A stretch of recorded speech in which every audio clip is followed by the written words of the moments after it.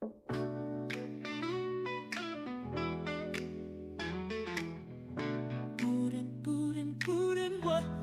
will happen today?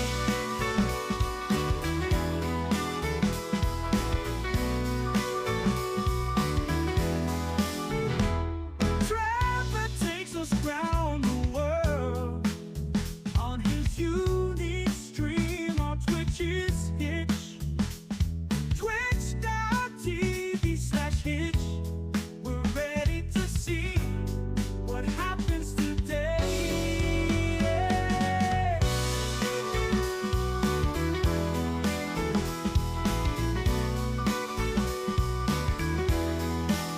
Trevor's always on adventure, watching it live.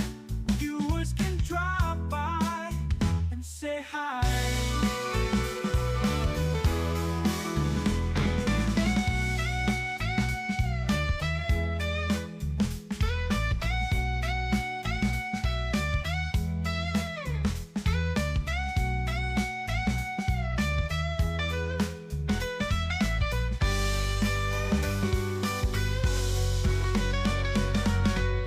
Trevor's always on adventure, watching it live.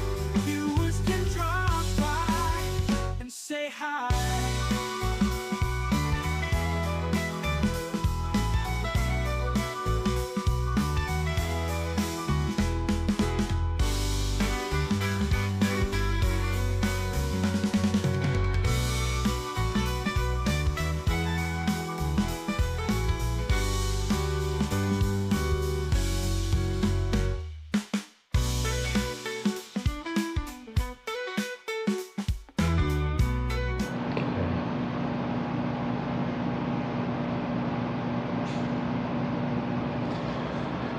Good morning, welcome to day 5 of Hitchhiking to TwitchCon San Diego 2024. I'm in somewhere in Louisiana. Not far enough. We're starting early. We're gonna see if we can catch some early morning traffic leaving from this junction, which has 2 truck stops. So let's get started. I'm partially packed up. Let's finish packing up, get out of here. Check out. This is a weird motel. I had to pay a $20 cash deposit. That was weird.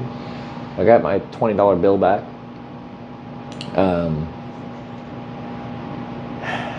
See, well, quick bite to eat and see if we can get out of here. So yeah, the sun doesn't even come up. Actually, what time does the sun come up? I forgot we changed time zones, so it's still dark. I gotta plug in a battery for you guys. I gotta keep everything 100% topped up because it's gonna get hot today and the phone doesn't like to charge when it's hot.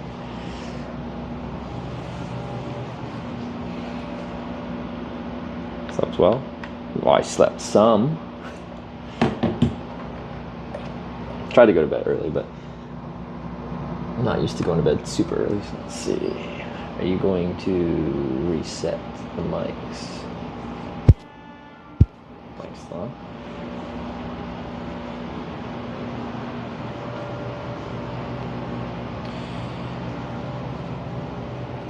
This later to charge the. We're in the cooler. 646 is sunrise. Okay.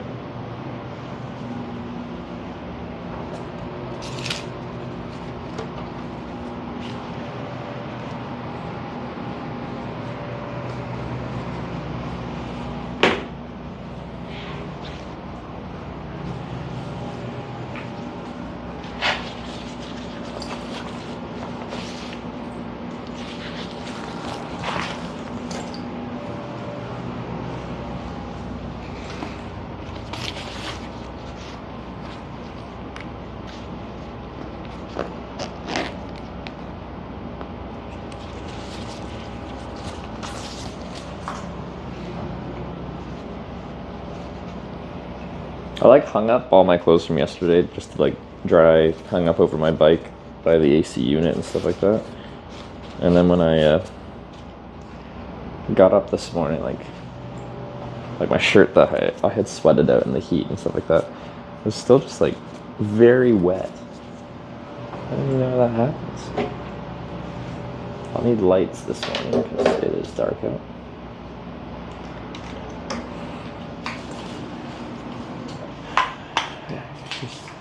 Boots, put you guys on the bike, and we're pretty much ready to go.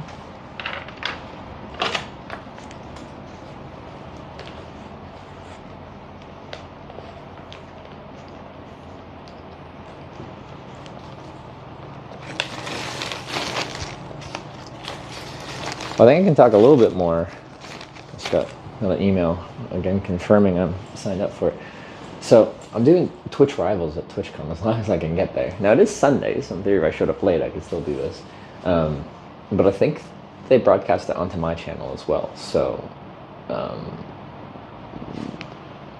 keep track of my channel because I'll probably be live at TwitchCon doing a competition. But pretty sure it involves gaming. So, well, you might be able to see how much of a gamer I am.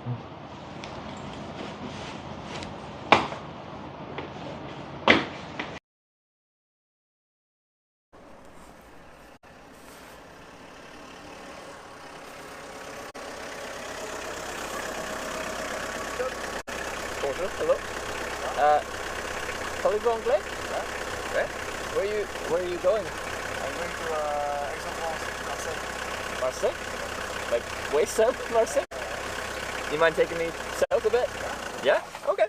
Cool.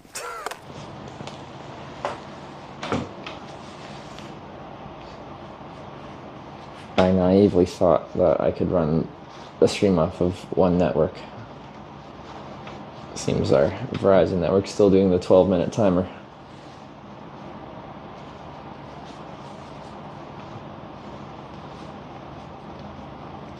If you know how to play video games? Not really. Not really. I don't even know if like it's a keyboard and mouse kind of game or if it's a controller kind of game. Like, just part of it's gaming, the other part of it's non-gaming, but yeah, still.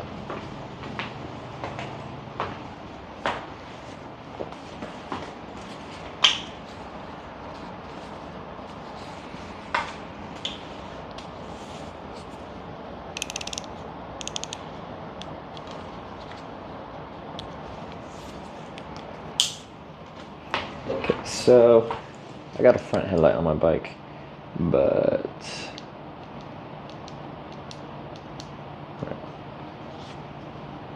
use a red light on the back of my head here. Like that. No, just press the power button. Oh, no. Okay. Power button, double tap. We'll put it flashing. Okay.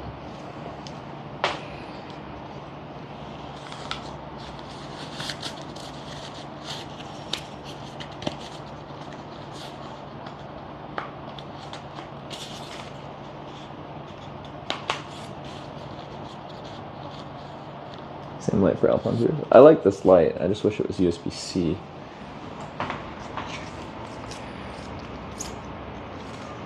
It's the only thing I still have that's micro. So I still have to bring a micro USB cable just for that.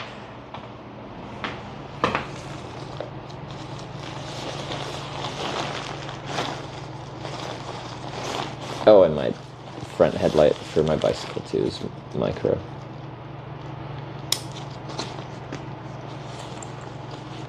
Sarah bought a headlight from Decathlon, just like an inexpensive one, and it's USB-C rechargeable, so what the heck? Why can't Black Diamond and Petzl and stuff put out a modern headlamp?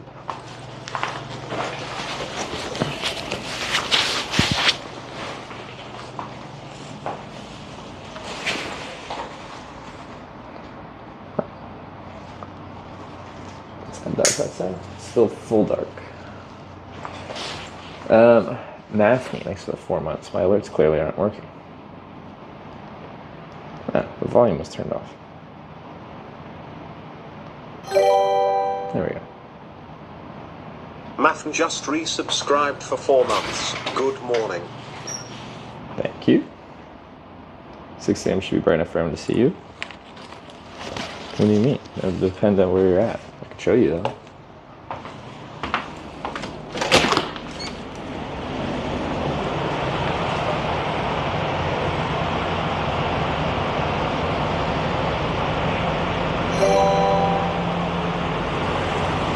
Philip just subscribed, thank you.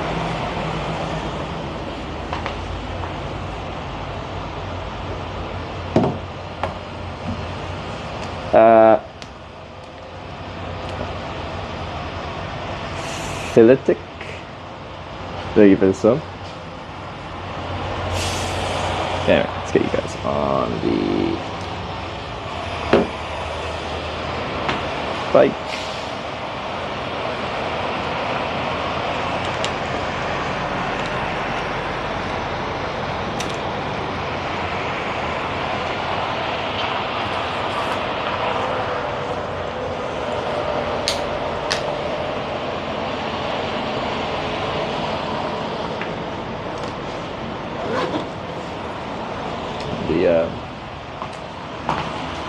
The hinge on the bike is probably still all kinds of stuck. It's really hard to fold and unfold the bike for the latter half of yesterday.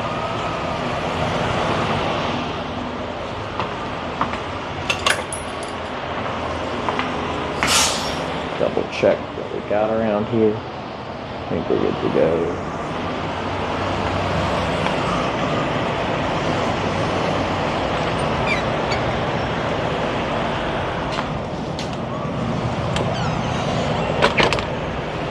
Put me on the second floor, so I gotta carry y'all down.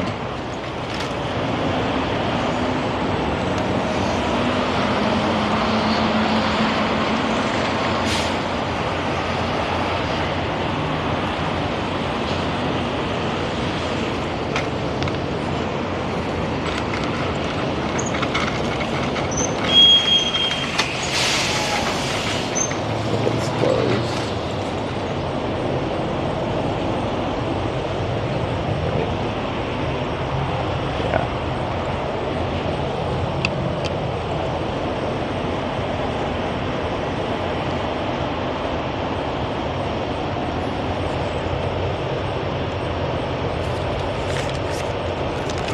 Morning. Just checking out.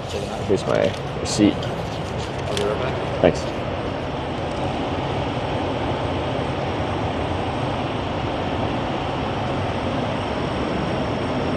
Is there fast food at this junction? There's like McDonald's and Wendy's on the other side of the highway, but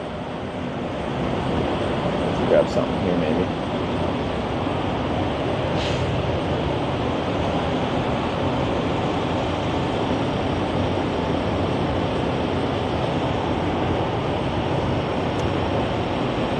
I don't think I've ever stayed somewhere like if they put a security deposit down and they just put it on your card. Thank you, sir. Thank you. You have a nice one.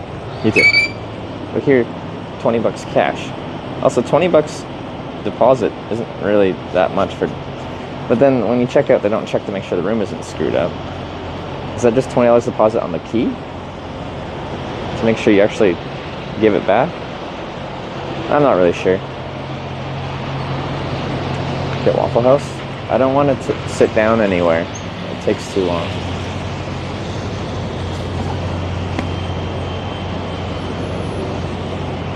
Okay, moment of truth. Let's see how tough this thing is. Extremely effed. Oh my god.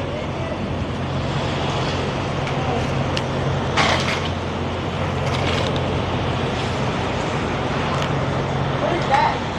Bicycle. A weird bicycle. Can we get in here or something? What's that? Got here? Last night. What time, bro? I didn't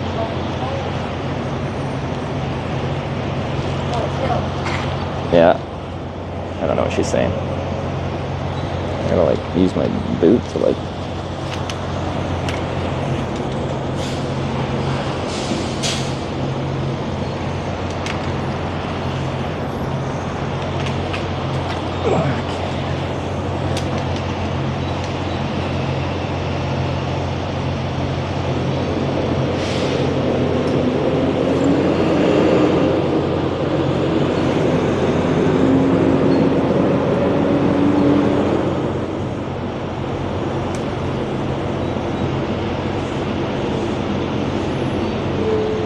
McDonald's a bit north.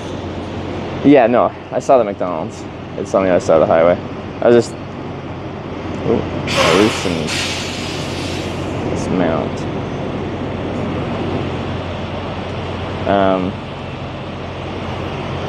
I guess I probably won't be hanging out at the truck stops hitchhiking. I'll still probably use the on-ramp. But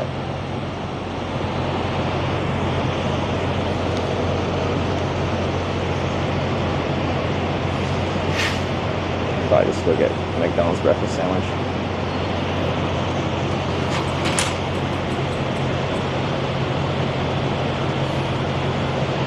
Woke up early.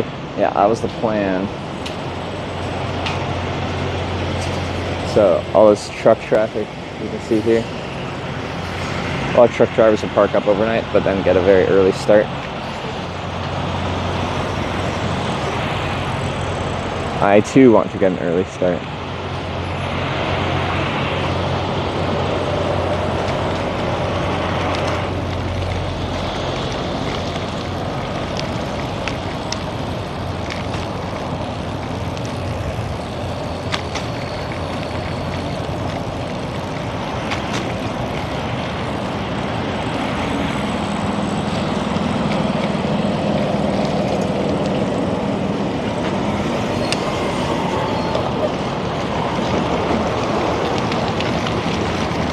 It's definitely not light. Like, I definitely would want my rear light on at this time of the day. So it is on.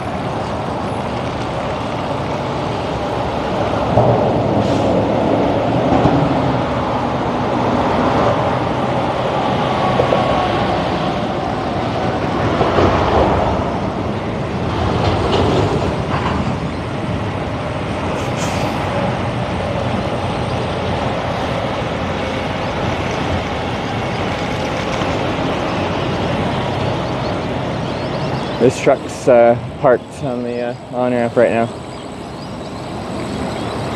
See, y'all can't say trucks can't park there. They certainly can't. Probably the parking lot's filled up and they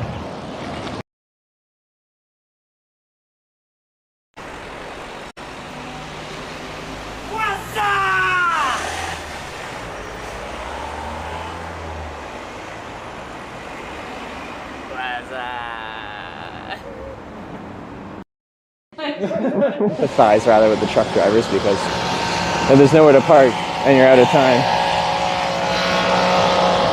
what are you supposed to do?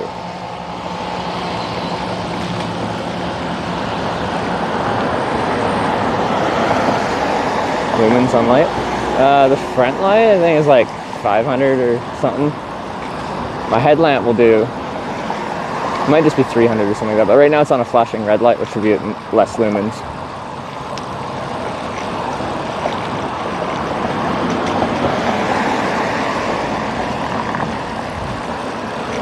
There's McDonald's.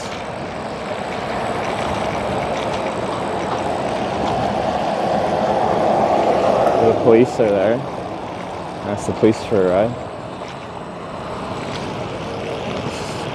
It's clear enough. We can get over into the turn lane.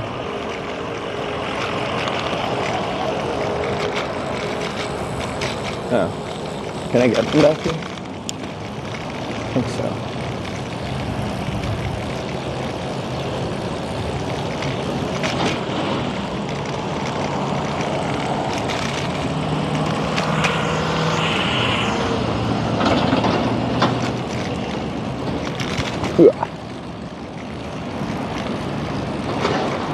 See, but now I don't want to like go in and out of buildings because the inside might be closed right now.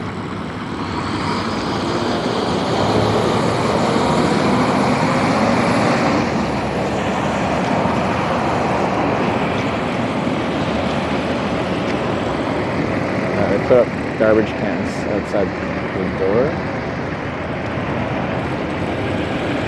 Dining room hours. Yeah, that's 6.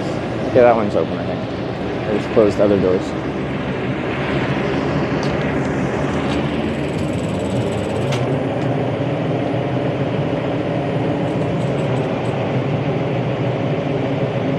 I thought I was gonna have to go through the drive-thru. Let me just test this door first before I fold up the bike. Yeah, we're good. Hey, that's a key card. That's where I was staying. What's that doing here?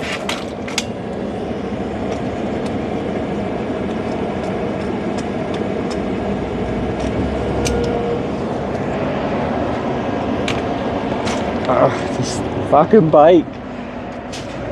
Why is this hinge so effed up? Oh, God.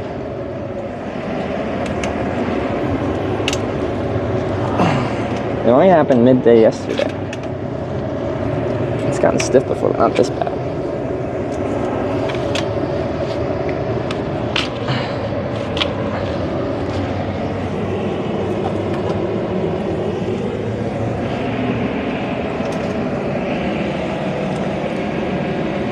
Brompton, yeah.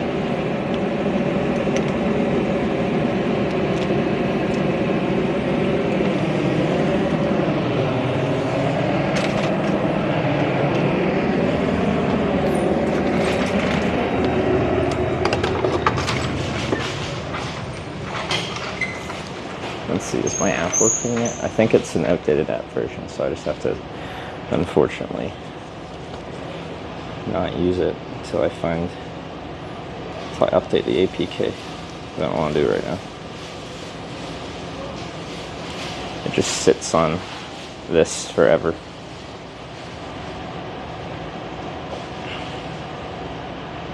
Are there convenient bikes? Pricey though? Yeah, I love it. It's just right now one of the folding points is super stuck.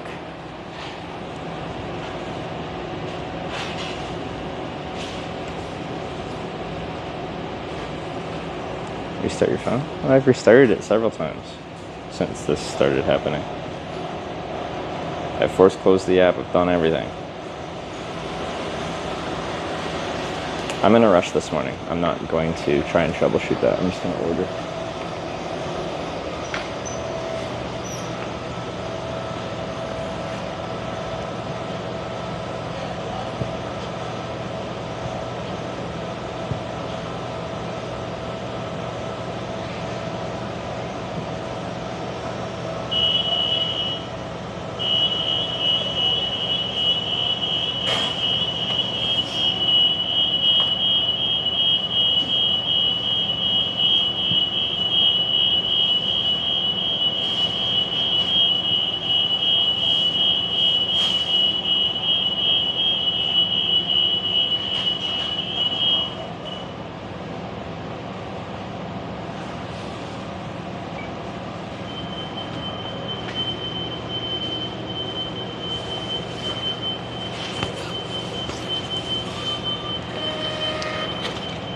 Oops.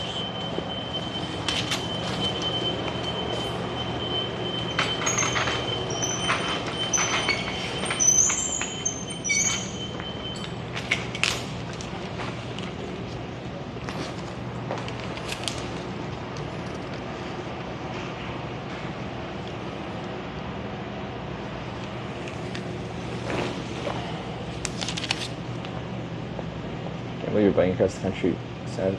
San Diego for TwitchCon. I'm hitchhiking. Opening a bar in San Diego on Friday. Hosted some other streamers that night. You guys stop by for free beer after the stream. Do I still get a free beer if I'm hitchhiking? Oh yeah, sorry, I'm flashing.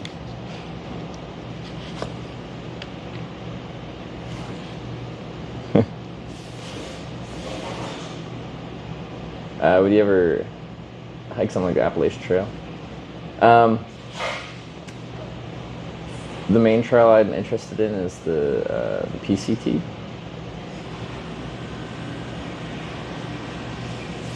Because I'm from the West Coast, so that's the trail that resonates with me for a long through hike from like Mexico to Canada. When I was younger, I was like much more intrigued by it, and I still am, but like once I started bike touring, I'm like, I really like riding a bike. It's fun, it's fast. If you want to do like a lot of distance in a day, it's a lot easier on a bike than it is on foot. Any details? Suggest, man. Sounds good. I appreciate it. Friday. I don't know. Thursday's a few things. I don't know what I'm signed up for Friday after the convention. Yeah. It's at least authentic U.S. traveling, fast food and interstate. It's very American. Yeah. Keeping a long backpack truck in the back pocket for some day when I have a life crisis. Yeah, I started hitchhiking as what I called my early life crisis. So traveling is a great way to spend whatever kind of state of life crisis you're in. Hey.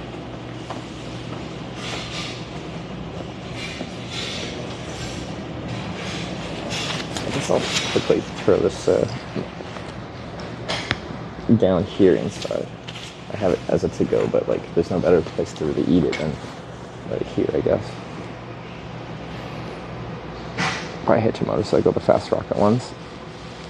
There's these like off-road kind of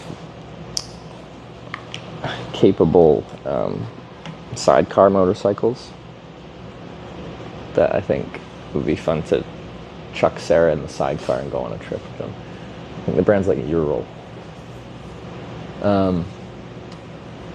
It's funny because like their big advertisement is like two-wheel drive, and then you think of like most vehicles, and two-wheel drive is like standard four-wheeled vehicle. Front two wheels are the drive wheels, but on a motorcycle, in this case, a sidecar. It's neat. You got ordered at the kiosk. I'm just taking cash right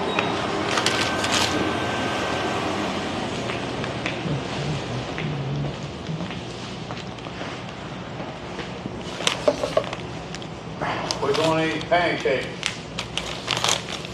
Good choice. Huh? Good choice. You said pancakes? Yeah. I said good choice.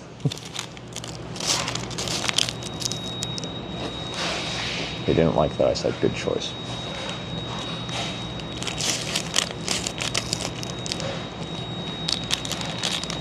I don't see it on. They're called hotcakes here. I don't know. Huh? They call them hotcakes here. Yeah, but it ain't on the menu. They're not? Oh. I don't see it. Look at that.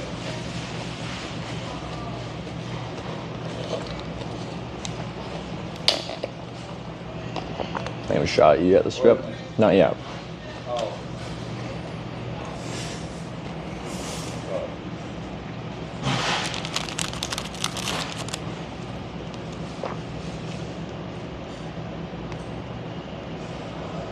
Oh.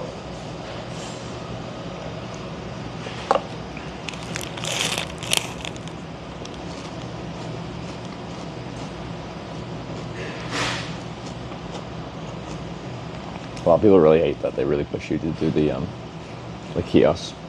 In fact, like, that was strange. Like, he went up to order at the till, and it looks like the till's open. And she came up, it's like, you gotta order at the kiosk.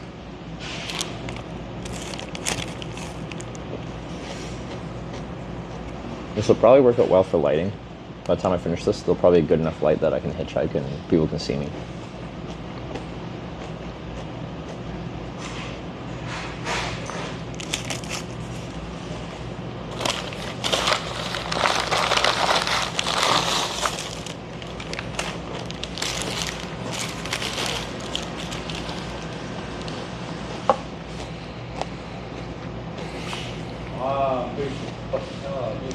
I hope it's hot.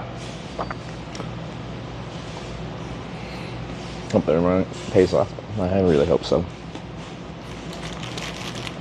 People should be able to see me a lot better because, like, the on-ramp is facing west and the sun was setting to the west yesterday, so I was very backlit and it's busy. How you get out?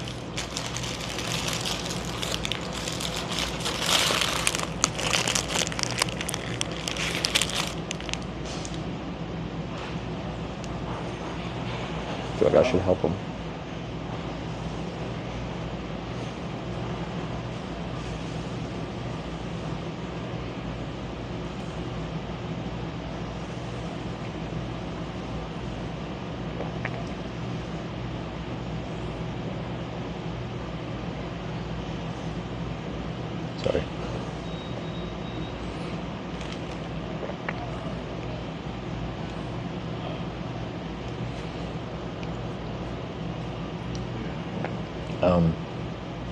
Hopefully by the time I'm getting out there, the people that parked up for the night are leaving from the on-ramp, because I need those shoulders.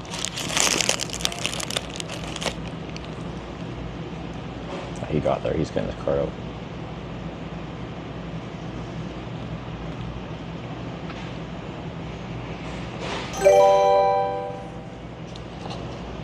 Desmond 813 just resubscribed for 2 months. Desmond, thanks for the 2 months. Appreciate it. Up early, yeah, I was up at just after 5 and started the stream right at 6. And now we're hopefully be hitchhiking. What time are we at? Next 15 minutes. Shoulders aren't free then, what? I don't know.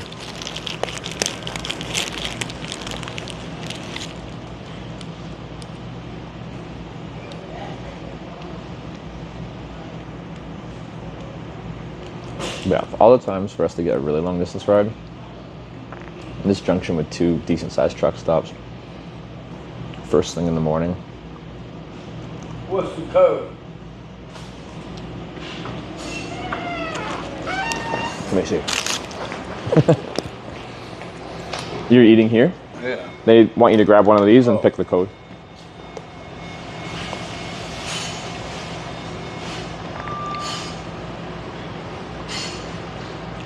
No, yeah, it's doing it there. Good? Yeah, I think you're good to go.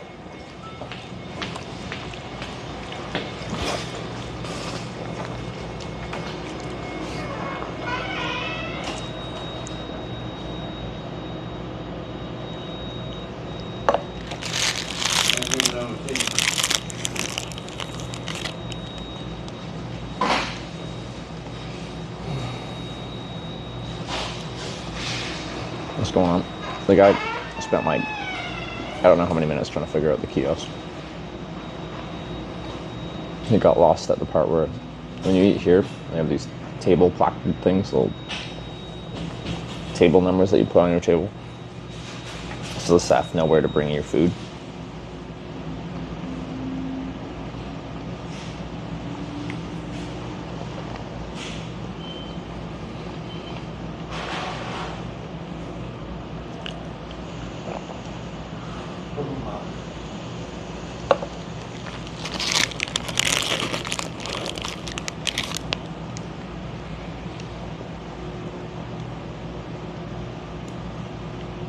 Just call your order for you to pick up. Well, no, like a lot of places that have the table number system, they will bring out your order. I've had table service at McDonald's many times. It feels strange. It's just like, I can pick up my order. It's McDonald's. My expectations are very low.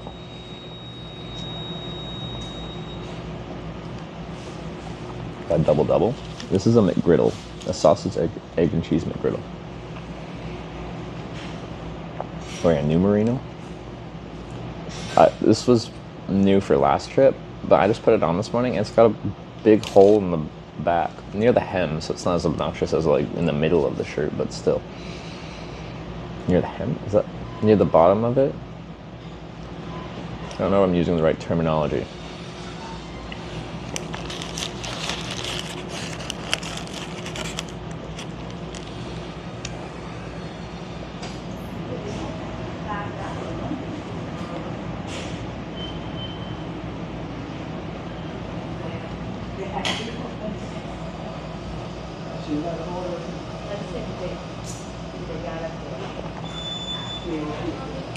Justifying the insanely inflated prices.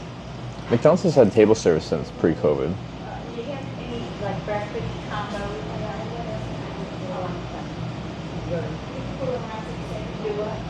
Wait, she's already here, what?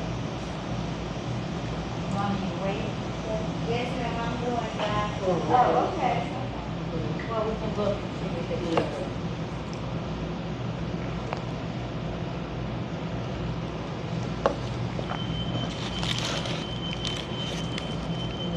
Sausage, egg, yeah, that's breakfast meal right there. Can't you like Wendy's? I do.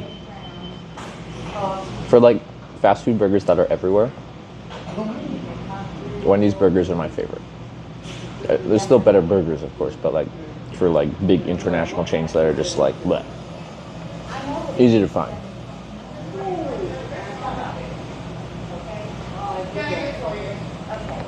But like, I like the value to quality composition of In-N-Out better, but that's kind of regional. McDonald's US compared to Canada? To me, to Canada, the same. EU, like, EU has some like different things that they have. But when I get like a burger in EU, to me, it's still the same. Well, I think Canada has like poutine, and I don't think other places have poutine. Like beer on the menu, that's true. It feels quite foreign. Like I remember landing in like Madrid, I think, for a trip, and I went to McDonald's and you just order a beer.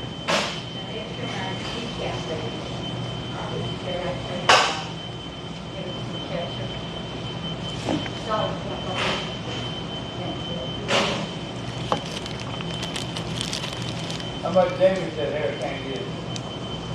How much damage that hurricane did? Did you know over here? And my building in Canada, we had no power. Japanese fast food is vastly different than America's. It is. They also don't do breakfast in Japan. Well, actually, McDonald's you can get the McDonald's breakfast there. Not McGriddle, but some kind of McMuffin. I forget what it was. All right. Well, you're in a high-rise building.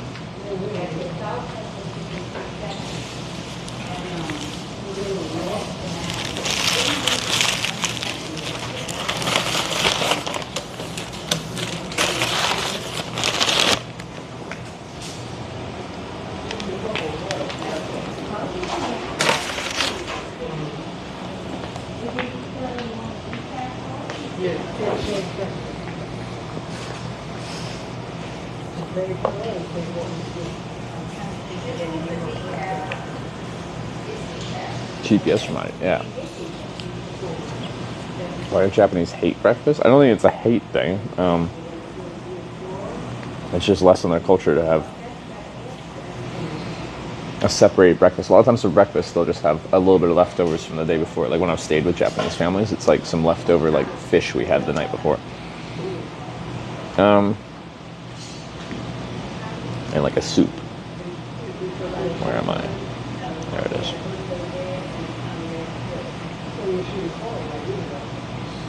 Natto, yeah.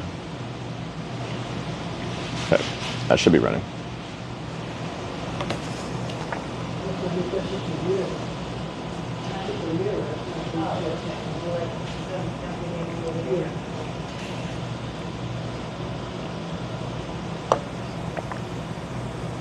It should work out quite good with lighting. It's getting a lot lighter out.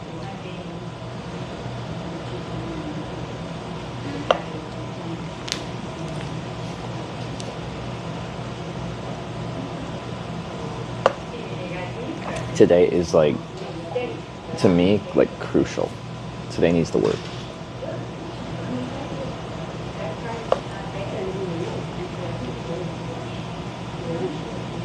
Don't sell banana milkshakes in many McDonald's. We love it in UK.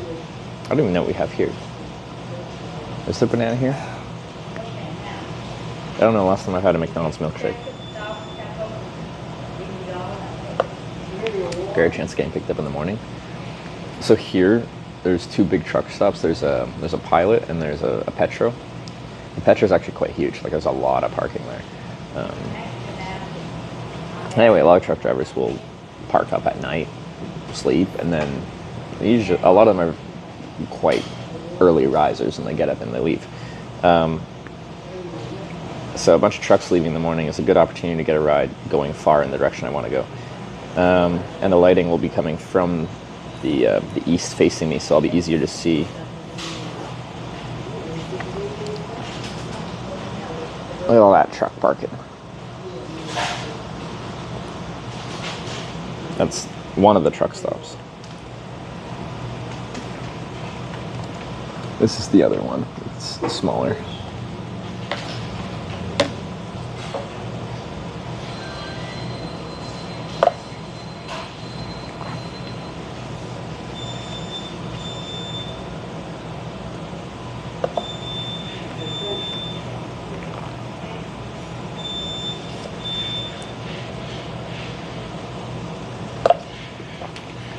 gonna be hot in Texas today. Yeah, today it says 32 Celsius, and then probably humidity will be cranking. I might get a little rain here mid-afternoon. First Big Fair weigh-in station? It does. As a scale.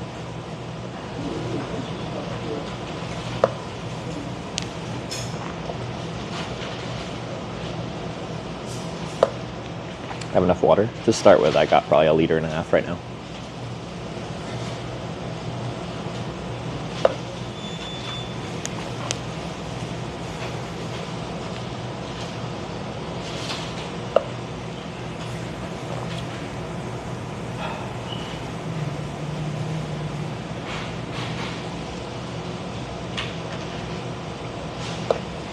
Finally cooling down in Arizona. I'm so happy. Well, I'm hopefully heading there soon, so I'm happy about that as well.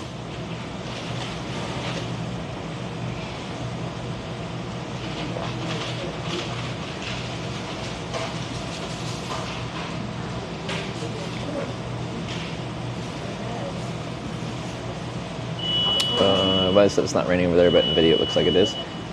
This is just like, it's really humid out there. It's temperature controlled in here, and that causes water to condense on the windows somehow. I don't know the exact physics of it, but physics? The right scientific principles. Pacific Coast, Austin. We're doing Houston and San Antonio? Is that it? Not Austin, I don't think.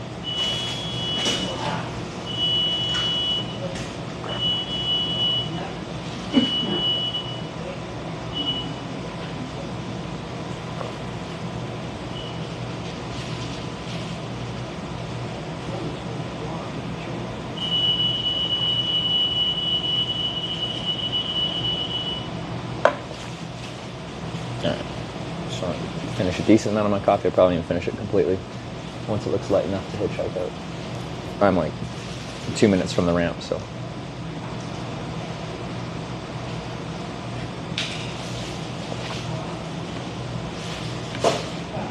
What do you get? It'll take you longer to do these costume trips. People more likely to pick up a younger person. Like, I don't think I give off like old person vibes yet. Maybe I do. That's a loud beep. But this year has been much slower than every other year of hitchhiking in the U.S.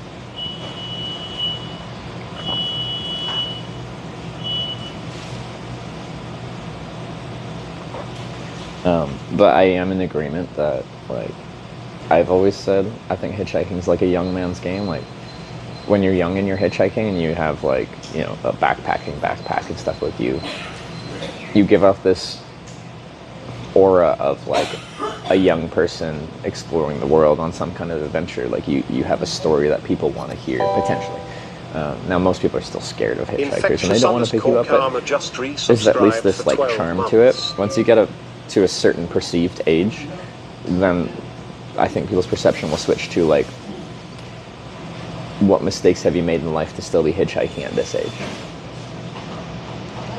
Infectious Karma, thanks for the 1 year reset. Thank you.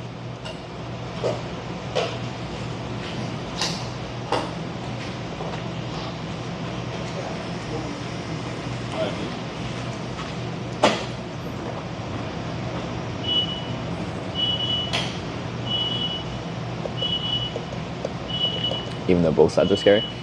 Yeah, like, a lot of people are, like, scared to pick up a hitchhiker, but, like, from a hitchhiking perspective, there's been more people that pick up hitchhikers, at least as far as I'm aware, documented cases of people picking up hitchhikers that are the bad person than the hitchhikers being the bad person.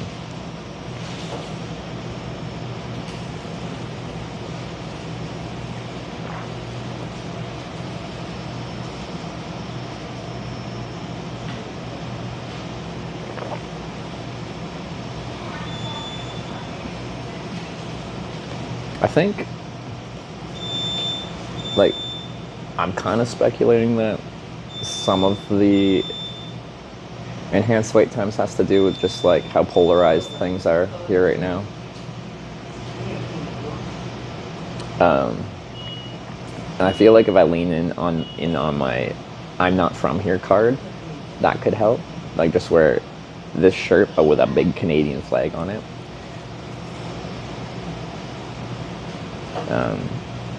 And then it's like you're outside of the problems here kind of impression.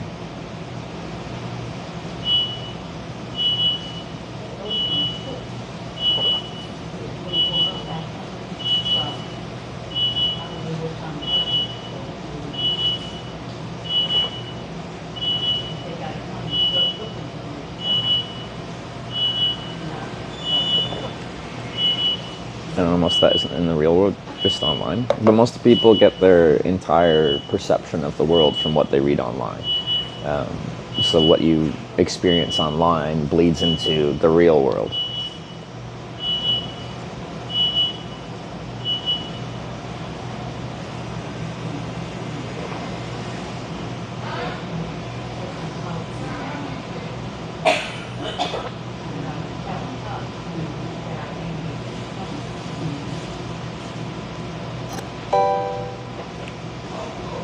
Paul Vode just subscribed with Twitch Prime. Paul VOD. Paul, thanks for the prime. Welcome to the Twitch Hikers. I'm even susceptible to like the whole like reading what you read like makes you feel a certain way. Between trips, like I'll keep more up with current events. I'm not sitting there watching the news or anything like that, but like I still will read through social media and stuff like that and what's going on. And like it's all shit. And like that gets to you. And everything you read is like, here's what's wrong with the world and what's wrong with people. Here's all the bad things that people are doing. It makes you feel like all people are bad. And I go on a trip and I get to meet some of the most lovely people in the world. People that pick up hitchhikers, like they're doing a kind thing for a stranger. I get to meet lovely people day in and day out, as long as I get rides. And that makes me feel good again.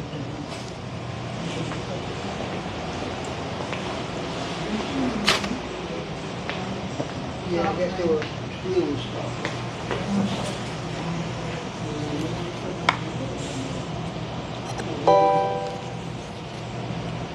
Rada cheered 500 bits.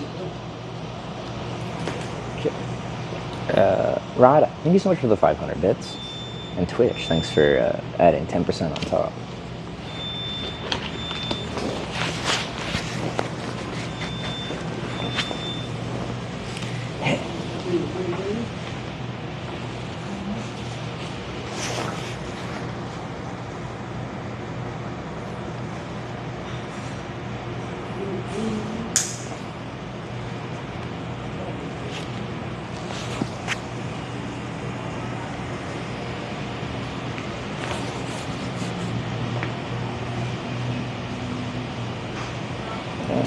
You guys can face this way while we get out of here.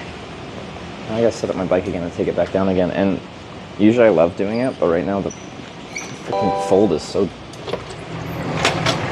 The Hobbits just subscribed with Twitch Prime. What's that? Ivan the Hobbit? Thanks for the sub.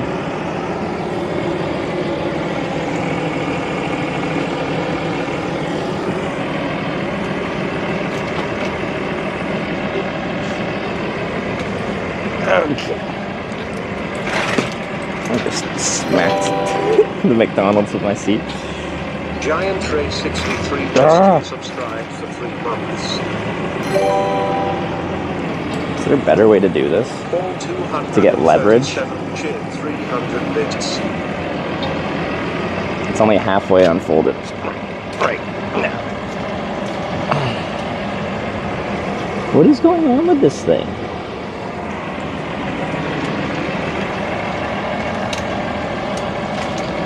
Oh, God.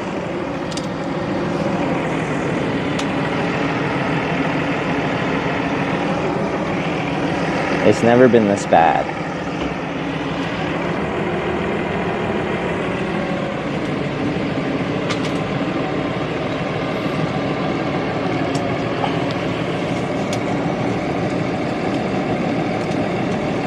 And just yesterday it was totally fine until just randomly it got super stiff again. But it's gone from like just normal when it was new, and then it got stiff at some point, but not this bad. And we were trying to figure out what the issue was. But then it just went away and it got nice again. And now it's stiff again, but worse than it's ever been.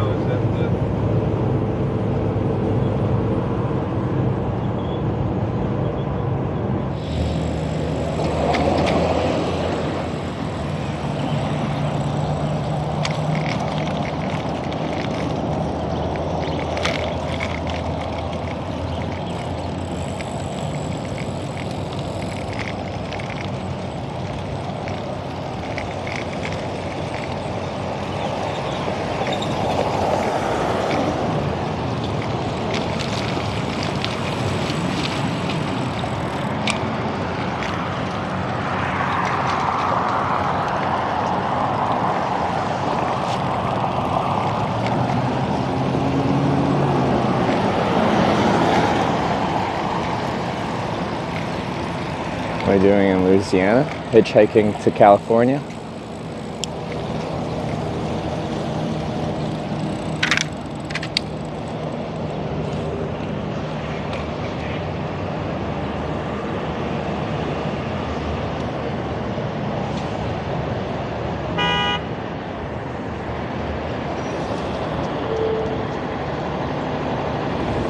Tattoo have you decided on? I'm not 100% sure. We were talking about doing the orange emote. Little Pepe with a corn on its head. It has to be corn themed.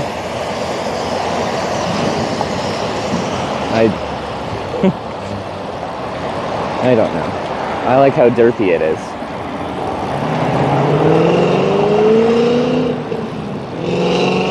Alright. See if all the commercial trucks are still parked on the ramp.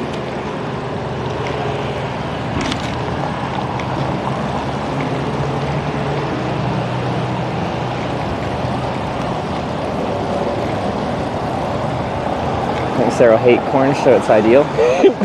Yeah, exactly.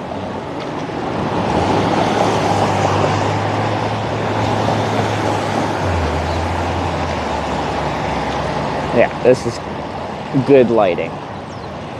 Everyone can see now.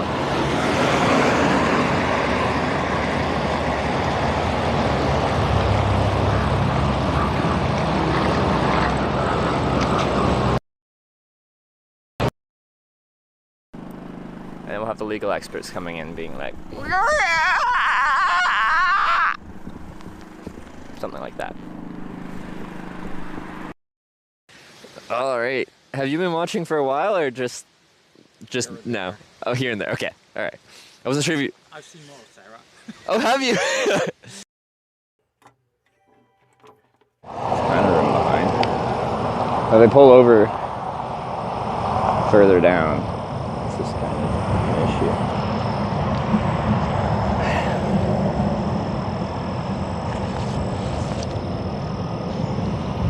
I've got to get my second network on. Because these SIM cards are shit.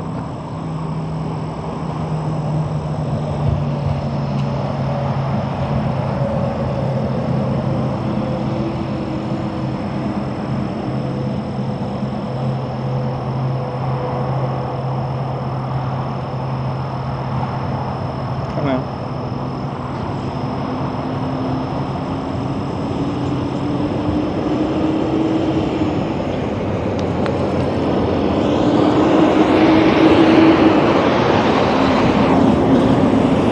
Traffic we need.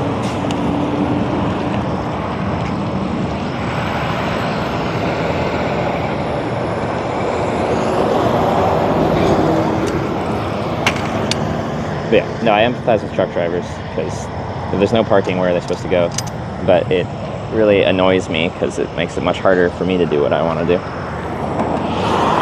Oh, fuck. Yeah. Freaking thing.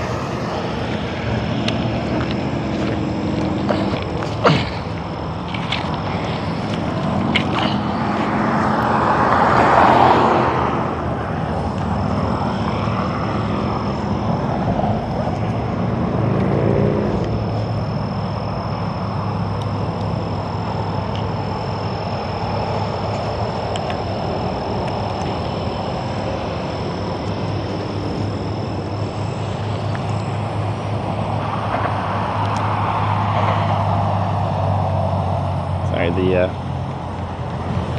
frame of this bike is screwed up.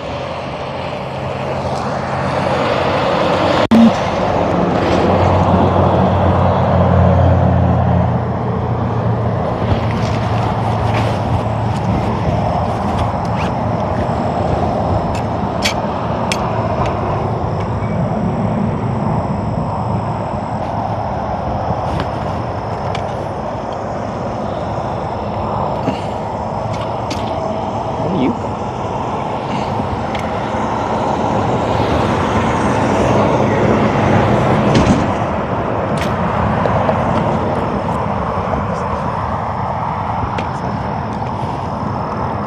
This thing's stuck in a weird spot, so I can't get this fixed to it. I guess that's not 100% required. It's much better when it does that. I'm having so many issues with this thing right now. With the fold and unfold. I can't get that. There's a little clip that has to spin into the right place for this to fold into itself properly, and it's not doing it.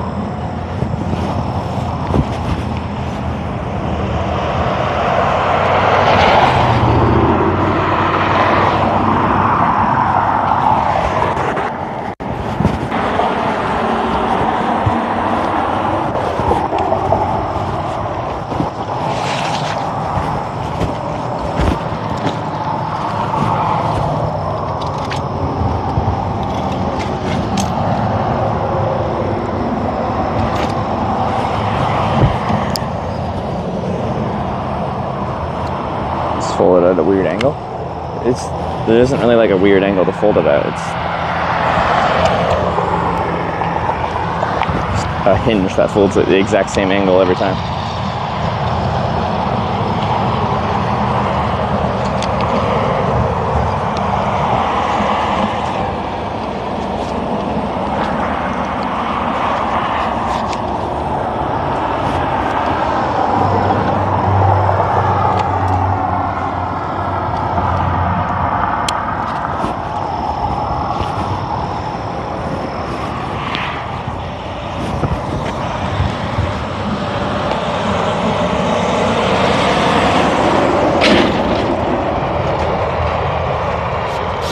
Need to get started. Let's go.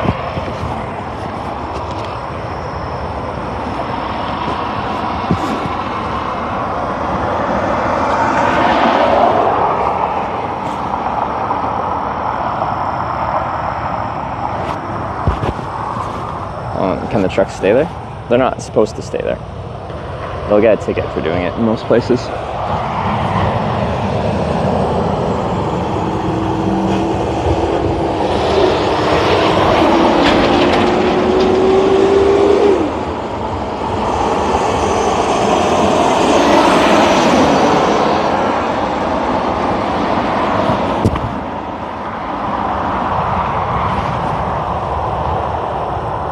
The point of that side road is for trucks to rest? No, it's not at all. Nearly every state has rules against doing that, and they'll have no parking signs lined up in the entire on-ramp.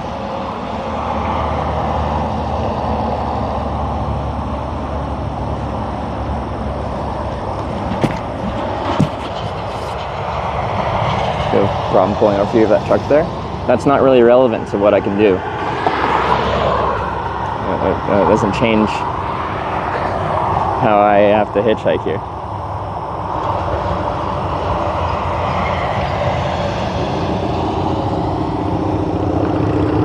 prefer that truck to not be there? Yes, I would, but it's there. I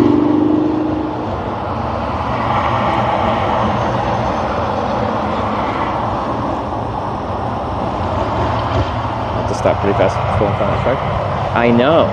That doesn't change the reality of the situation. Complaining doesn't do anything.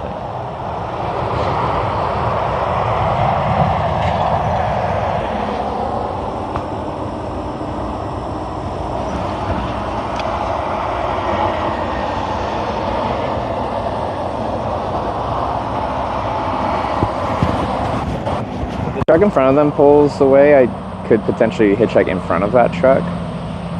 But there's two trucks parked there still. And going in front of the second truck would put me like essentially where they're merging with traffic.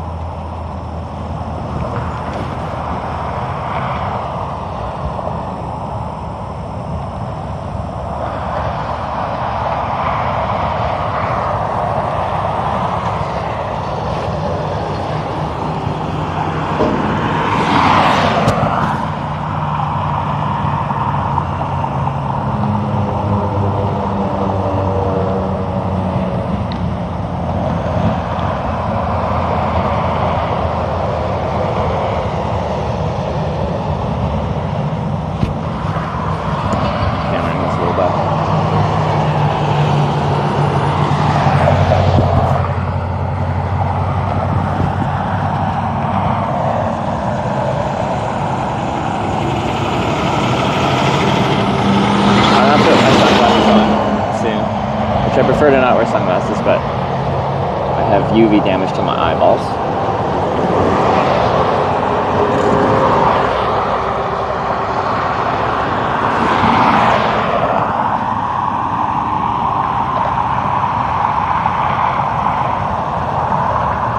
Any quick meal break?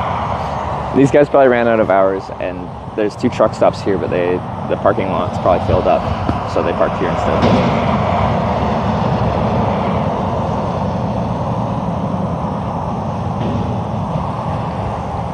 Which means whenever they stopped here, I think they have to take a 10-hour break at the end of their 11-hour day, which means they have to sit there until their 10-hour break is up.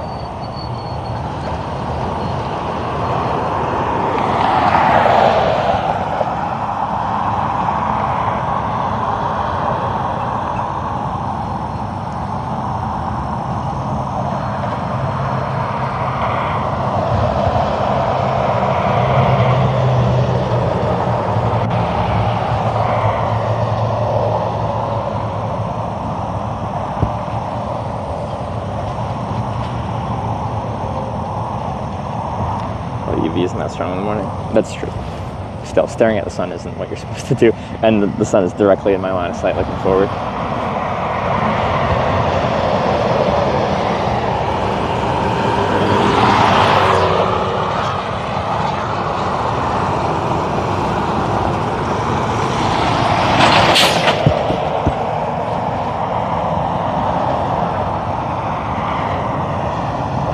With me all night. Trucker sleeping. If they're having a quick meal, they probably would have pulled into the truck stop. I would think.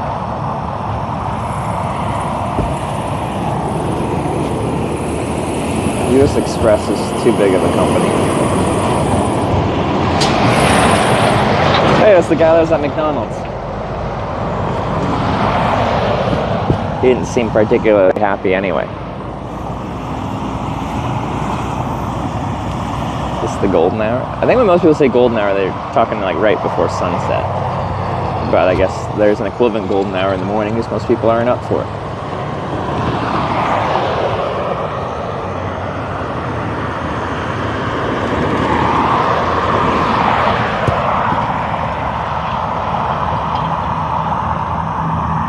Staff badge gone? It is gone. What happened? Oh yes, who's inspecting this truck? Oh yeah. He's up.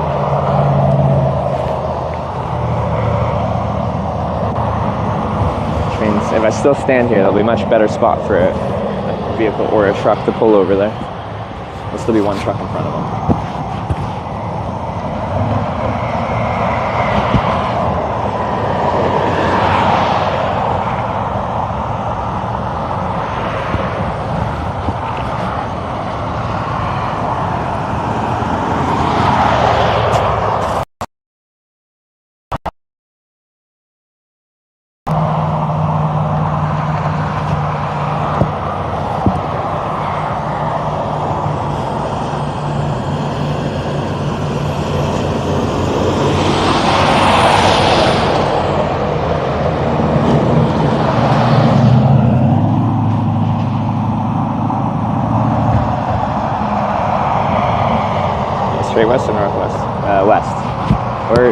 southeast US right now.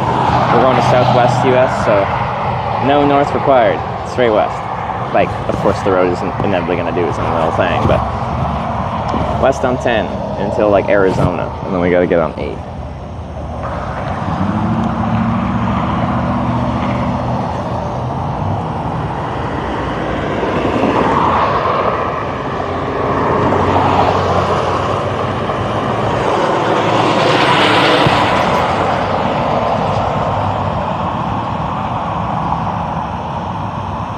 Ever hitch septic truck? No, I haven't.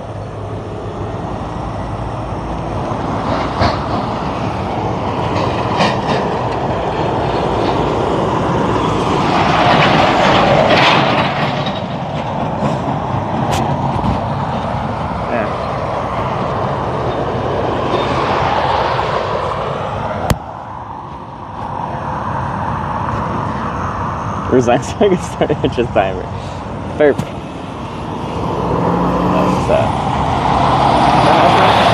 It is hazmat. Ooh, what's 1791 corrosive? Can someone look up a hazmat number? That's a different one.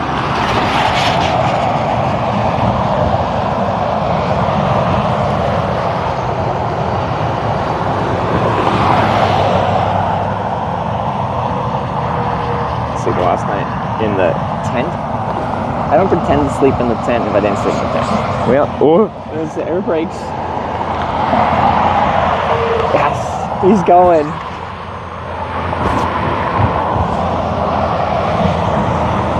I might move like just a couple yards down. So I have a few more seconds, or not, a fraction of a second more for people to think about it. But then, yeah, there's another truck right there. So I don't think you can even see them because my bag's in the way, but got lots more room.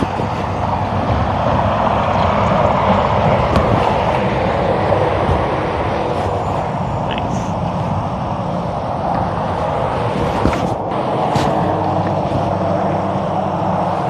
Just one more truck to go, and then we got it all to myself.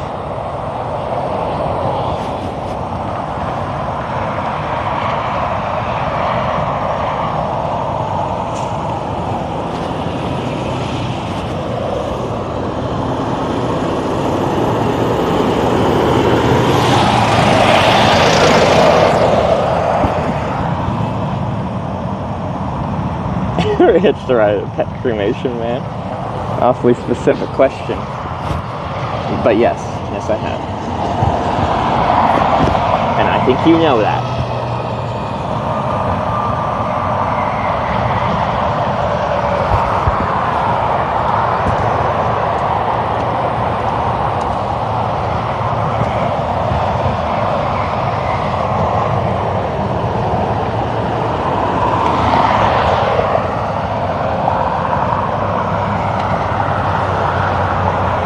We don't have a timer going, do we?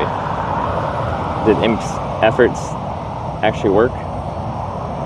Or did the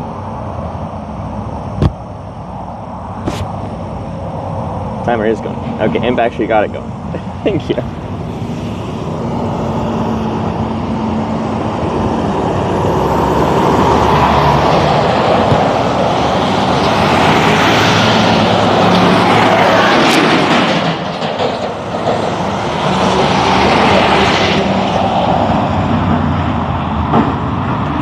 Continuing from yesterday though. That's true, we were here a good chunk yesterday.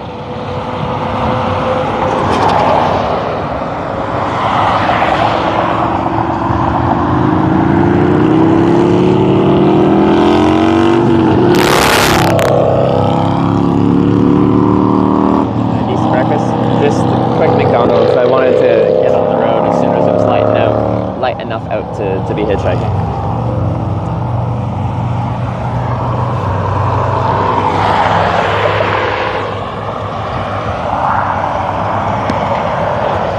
So loud. So yeah, when I was camping, not last night I was in the motel, but the night before I was camping, I was right next to the interstate.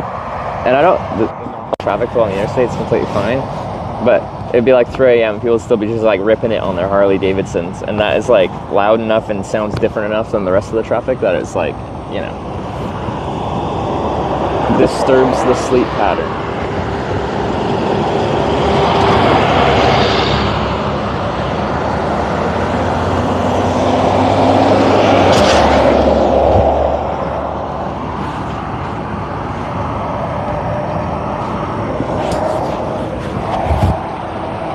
Tagger tip $25. Thank you.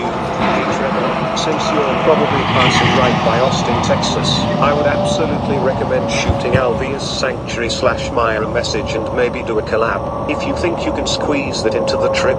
Staff at Alvius is also going to TwitchCon DTW. I don't think I go through Austin. That's not on 10, is it?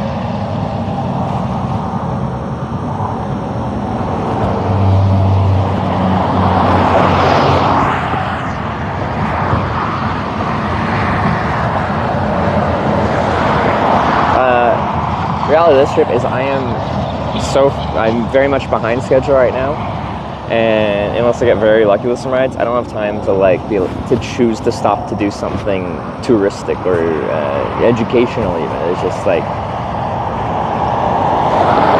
I have 1,800 miles to go in 6 days.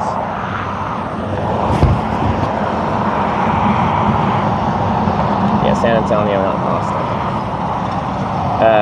Austin. Tazen. Thank you very much for the $25. I do appreciate it. But if we're going to TwitchCon, then I can see them at TwitchCon.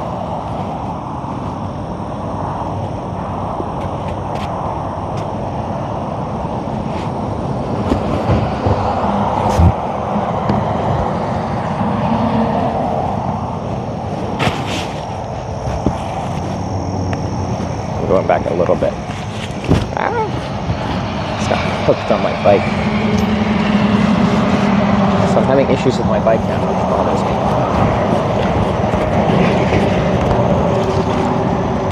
The whole convenient folding unfolding thing isn't conveniently folding and folding at the moment.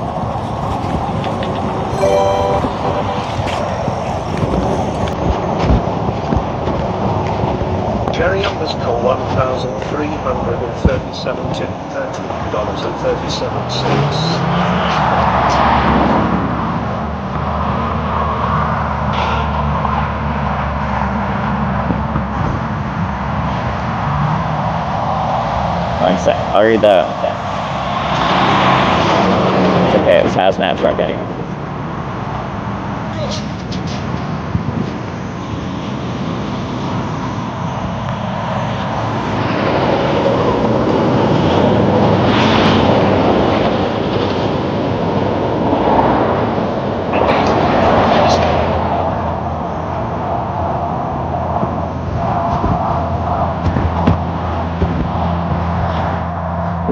This seems relevant. I'll pick you up close by. I can't take you right. This is hitchhiking. This is the hitchhiking thing. The deers come by to pick me up. It ain't that.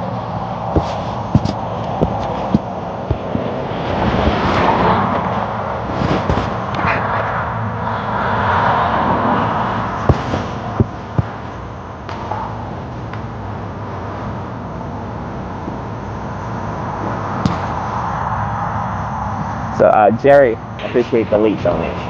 Thank you very much.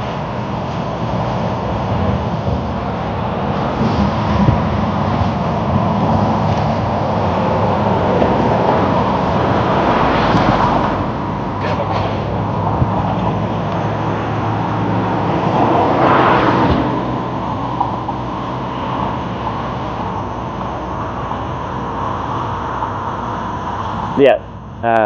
You won't chat it correct. Like, I invite anyone to come by and say hi. I have a beer book. People like to get their name in the beer book. It's a little memento. And then sometimes people bring me like a banana and a drink.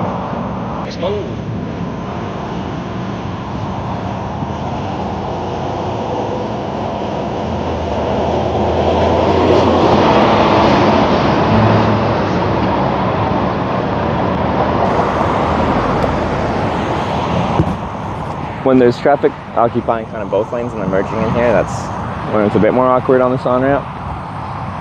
If that truck wasn't here, I'd go down a little bit further again.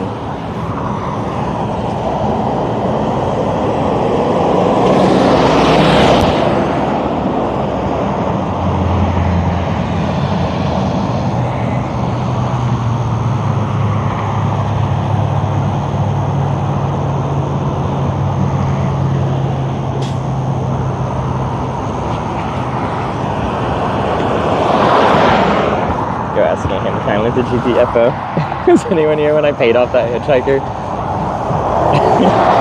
I was hitchhiking out of Corning, California. I'd already hitchhiked there for many, many hours, and this other guy came up and started hitchhiking like right next to me. And I'm like, now essentially we're hitchhiking together. It's two guys. I already can't for the life of me get a ride out of this freaking place. So I asked where he was trying to get to, and he said he took a bus there. And I'm like, you know, if there's a bus that goes to where you want to go, and he's like, yeah. And I'm like, you know how much it costs? And he's like, $40 or something like that. I'm like, here's $50. Go take the bus. In a really nice way.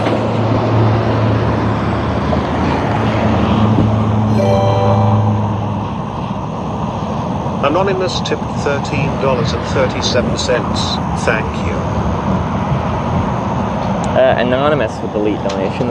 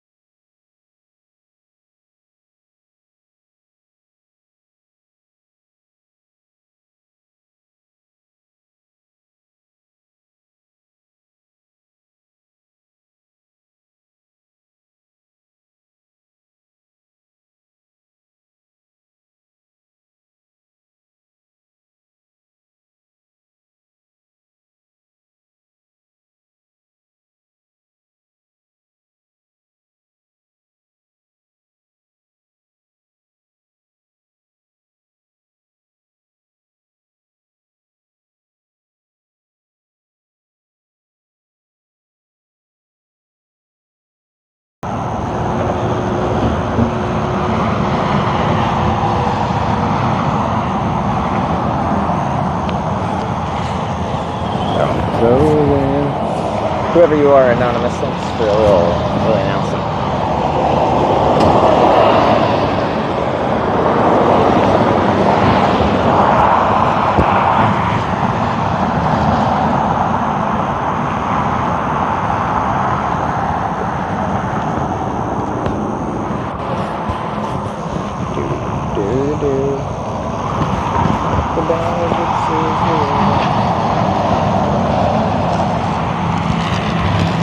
Eye contact nod get helpful in getting a ride. I can see the eye contact nod I don't get.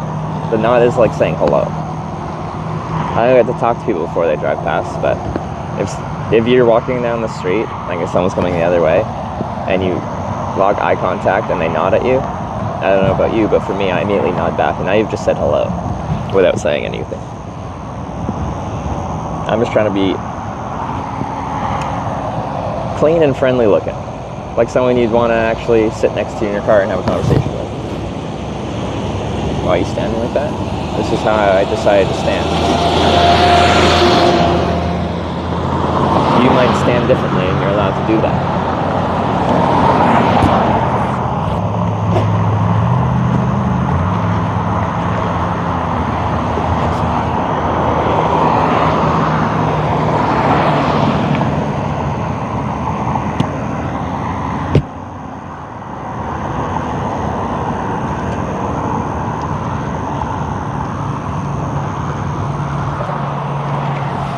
road again.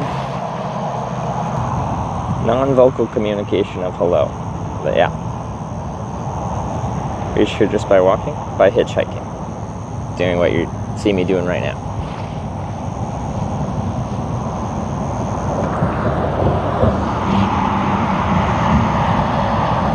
Where were we, like, just under 600 miles into the trip, 1,800 to go, and, like, what day is it? Day 5. And we got 10 days in total on this trip, so on day 10 we should be getting to San Diego. We're very behind schedule.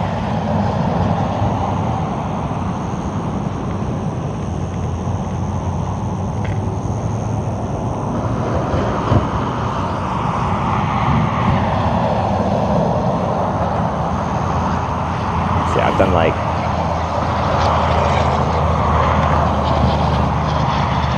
we don't make it.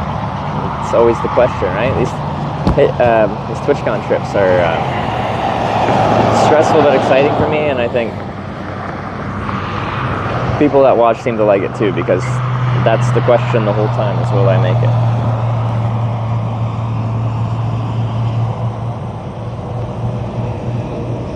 it? Hitchhiker from a small airport help? If I got really lucky, sure, but like that really lucky is holding a lot of weight there. Nice thing about being on an I-10 west ramp is everyone's going at least somewhere west. Now, there's a junction to I-55 north, not too far from here, but north and south. But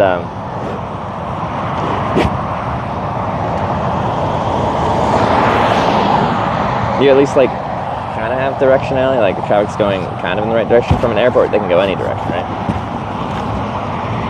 We know people aren't going east here, at least. Here's the last hitchhike trip. I finished it like a month ago.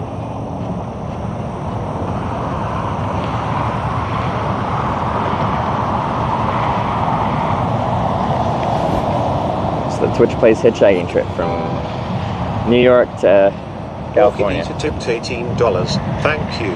The song before the last one almost sounded like this nonsense song. I think I saw that message in chat. I remember this is Italian, right? And it's meant to sound like a classic American song, because Italians at the time apparently were eating up any kind of Americana music.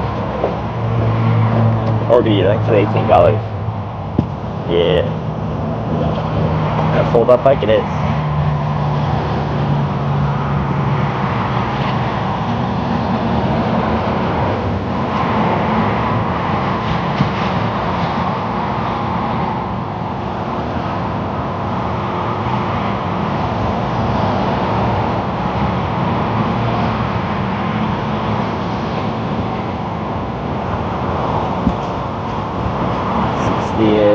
The sun is about. No, it's really pleasant out right now. It's gonna get hot though.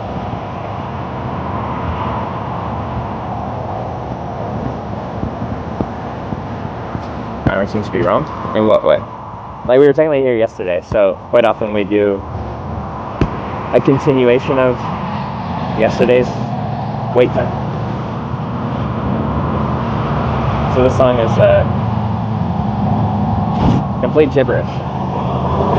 So it's supposed to sound like an American song.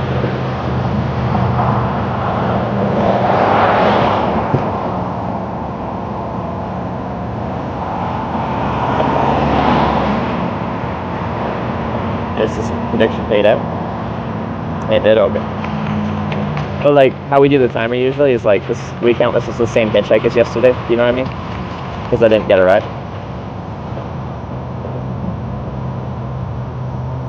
Average weight, mostly weight. My average depends on where we're hitchhiking, which country.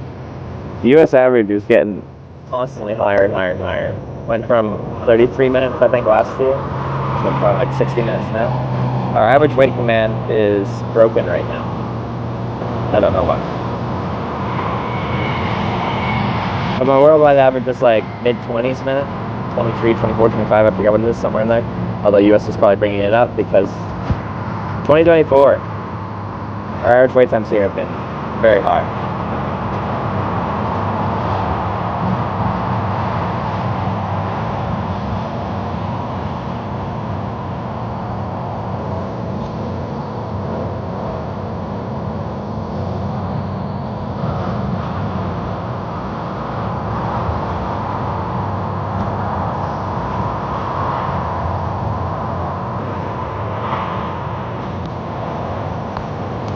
I feel like this would be a hard song to like try to perform if like all the gibberish is actually like a specific fake gibberish. Because like it's easier to remember words because words have meaning than just gibberish.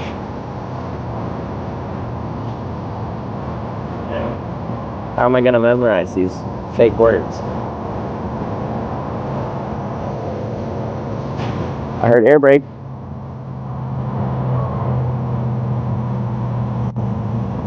We might have a free ramp soon.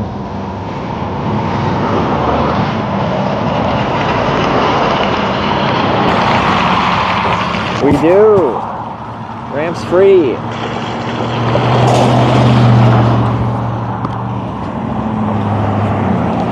Expraining my stream with 1,098 views. Hey!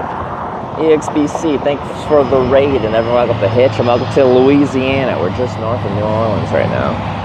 On our way west to TwitchCon. West to San Diego. We're 1,800 miles away, about 600 miles in, and way behind schedule. Raid from... They're in Sapporo? Yeah, cool. A little Hokkaido stream. Anonymous tip $15. Thank you. Anonymous, whoever you are, thanks for the $15. What were they doing in Sapporo? Anonymous tip $13. Thank you. I'm saying here's the Wait. song. No, I said... Wait, what? Oh, and Anonymous with the $13. I got confused. Same person did the song On the Road Again. Completely different song. Well, thank you. I might move a little bit backwards again. You just got here. So, channel's called Hitch. I do a lot of hitchhiking. I do bike touring as well. But I'm going to discuss some hitchhiking on this ramp here. When I walked up here to this ramp to start hitchhiking this morning, there's like 3 commercial trucks taking up the whole ramp. So when cars were here, there wasn't much room to pull over. Now they've all left, so I've got the whole ramp. So that means I can stand anywhere on the ramp I want. So I'm considering going down a little bit further, so people have enough time when they turn onto the ramp to think about whether or not they want to pull over for a few more seconds before they have to decide yes or no.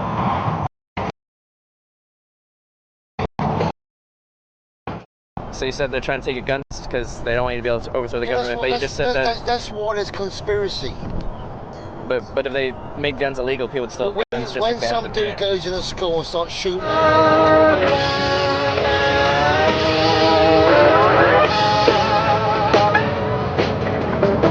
Get the second network online? Yeah, I did. It's just still shit, apparently. Sorry for swearing.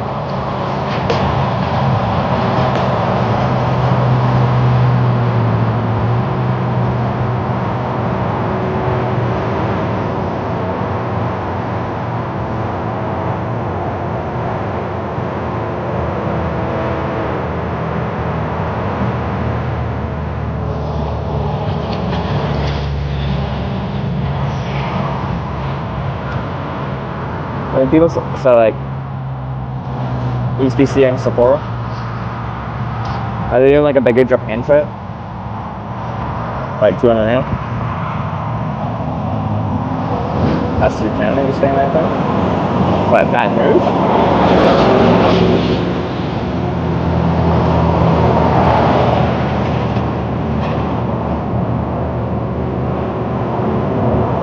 Are your boots comfortable? When you first buy them, these boots require some braking before they're comfortable. These are Red Wing Iron Ranger boots. But once you wear them enough, they break in and they're very comfortable. It's great, though when it works. Yeah, it's just... It's done every 12 minutes. One of my international sims would disconnect for like...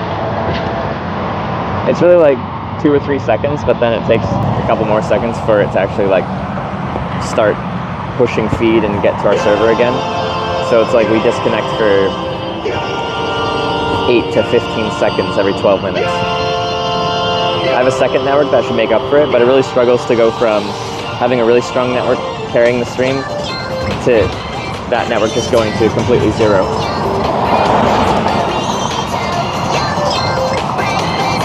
Why? breakfast burrito. You're hot and you're yummy. You fill up my tummy with hugs. Breakfast burrito. You're easy to eat when I'm driving a truck or a bus.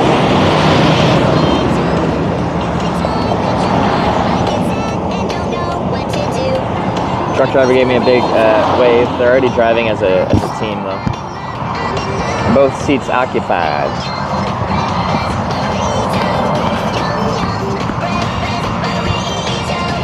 People talking to yourself get dissuaded by that. Like, there's no way for me to know for sure because I don't get to interview people that don't pick me up. But probably. If you pay attention, a lot of time when a car's at the critical moment getting close to, like, as they're passing me, I'll shut up for a second. And then after they pass, I continue talking. That's why.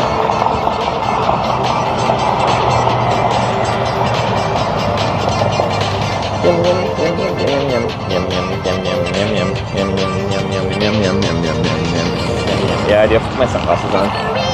Sun's getting higher and I already have UV damage to my eyeballs.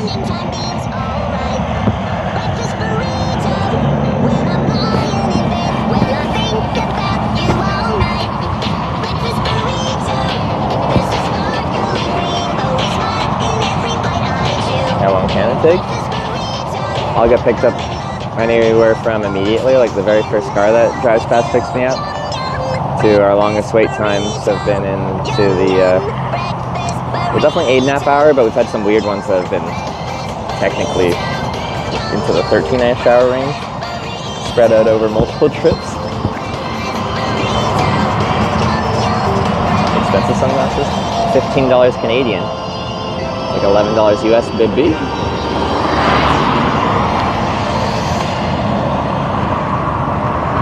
So TwitchCon in a week from now? It is.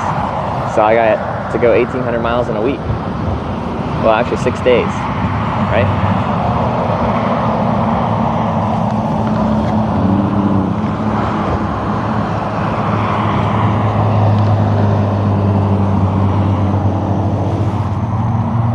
I gotta turn the brightness up, that's why I can't read it.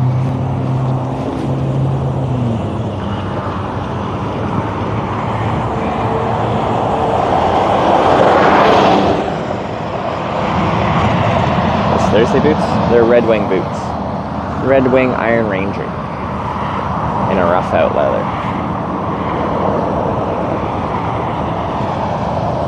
If anything, an Uber to a different spot? This is the best spot around. Ubering a couple exits before or after this would not help. The thing a lot of people misunderstand about hitchhiking is just because you're waiting a while doesn't mean you're doing anything wrong or you're in the wrong spot or anything. You just, like, someone has to decide to pull over for me.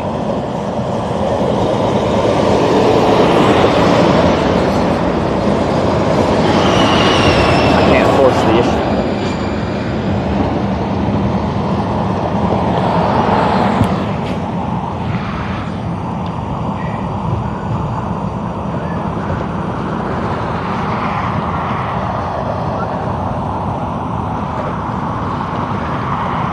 Doc Martens were a good brand. Yeah, my girlfriend loves Doc Martens and she wants me to get a pair. She likes the style of them. She wants me to get a pair of black boots. But everything I've read about the quality of them is pretty crap. They still have a made in England line of Doc Martens, which are probably at a decently higher quality level, but then they come at a higher price point too.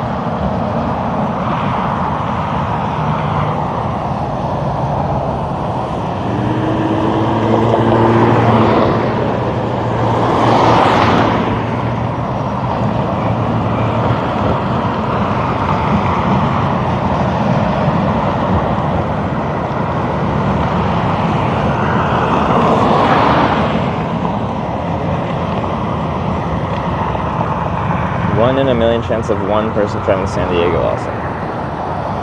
It's interesting random numbers you're throwing out.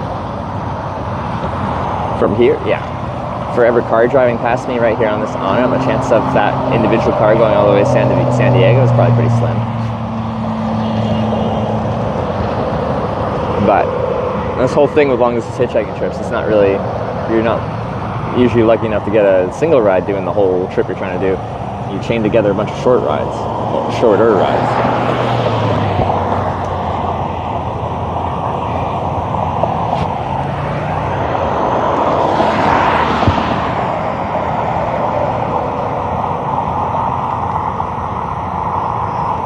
Miles needs a day, ideally.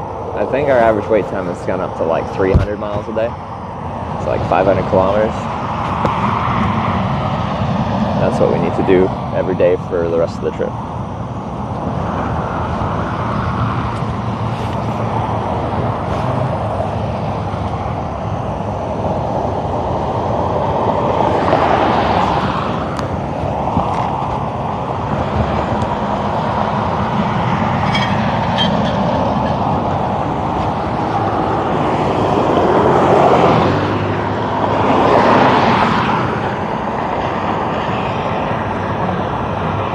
Subaru drivers most likely stop. See, I stereotype Subaru drivers as the type of people that are, you know, would be the type of people to pick up hitchhikers. You know, outdoorsy folk and stuff. But I feel like for the amount of Subarus I see, there's not that many in the south here, but in other places, they're a pretty high percentage of the population. It's rare that I get Subaru drivers to pull over. So they're not living up to their reputation, or at least the reputation I've given them personally myself.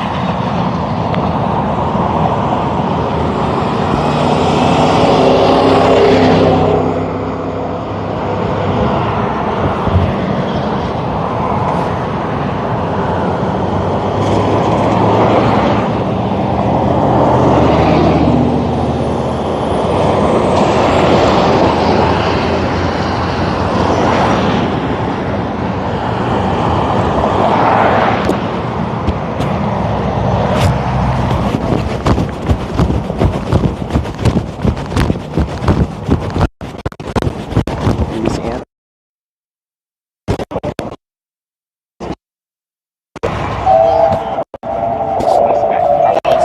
What's up? Like south on 55? 5 to 10 west. It's like 10 east. I'm trying to avoid going south and staying on 10. I don't. 10 to 55. 55 and 10. 5 and 10. I think because of the truck stop. One of them leaves west. So I think I'm the best. Thank you so much for stopping. Appreciate it. Have a great day.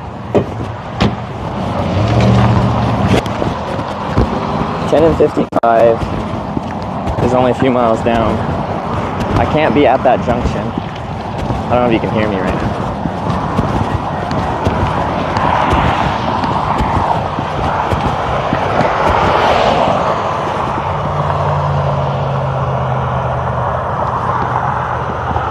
South on 55 to I-10. He's going to New Orleans, which I guess is I-10. But I'm trying to go like Baton Rouge, I-10.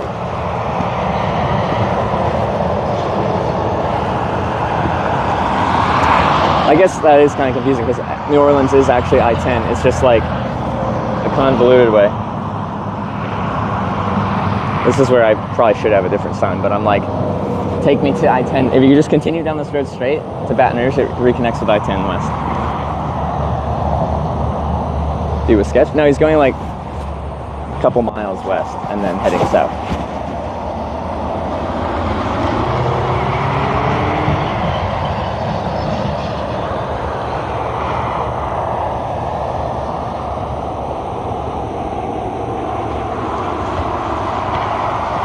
Don't go there? New Orleans? Like, I've been there before. It's a cool city. It's just out of the way, and I'm gonna get stuck there if I go there today. Is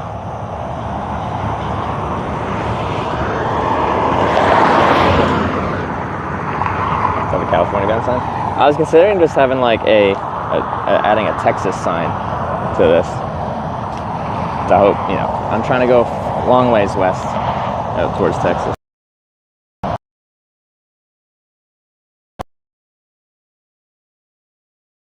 Confusing sign. I don't think it should be that confusing, but I think right now there would be more ideal signs, but I already made this one.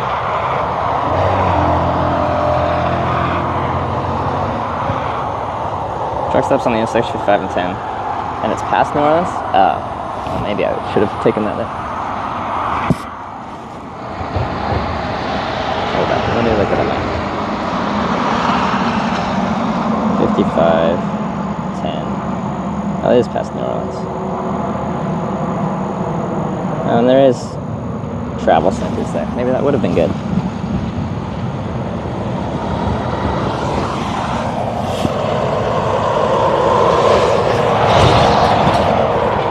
It's actually a junction where there is like an actual on-ramp and stuff like that.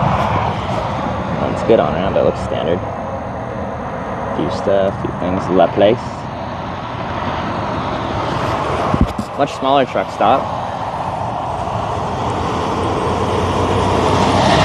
See, I'm thinking like just a junction between interstates, and quite often it's just a high-speed junction where I'm not even allowed to be a pedestrian, and that's where me not knowing the roads can be detrimental to my progress. And technically it would be like, instead of actually going much west, it'd be going south. It wouldn't really get me any closer to San Diego. Probably the distance from there is the same as the distance from here to San Diego, that is. Infectious Karma with the gifted sub, thank you.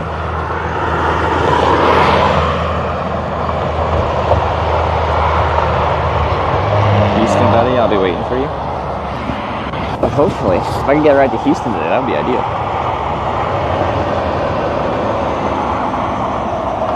Does this highway go through Houston? I-10 goes through Houston. You call releasing the catch?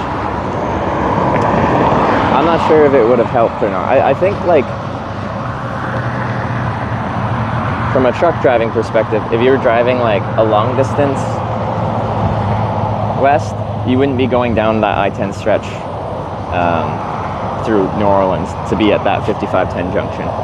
You would have stayed on 12 here, like coming across from like Florida, Alabama and all that. You'd take this bypass. Maybe a larger sign. The issue with a larger sign is, where do I put the larger sign when I'm not actively hitchhiking? This slides into the mesh on the back of my backpack, but any wider, like this way, and I can't put it away. Sometimes I'll tape together two signs this size.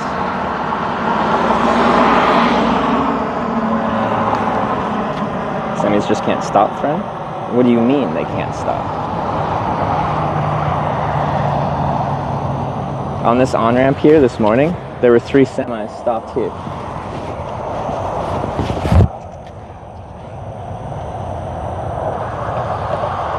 When you started showing how do you get big? 6.5 years ago. And how did I get big? I had one follower when I started, my mom, and then I suppose I put out interesting content that isn't really oversaturated.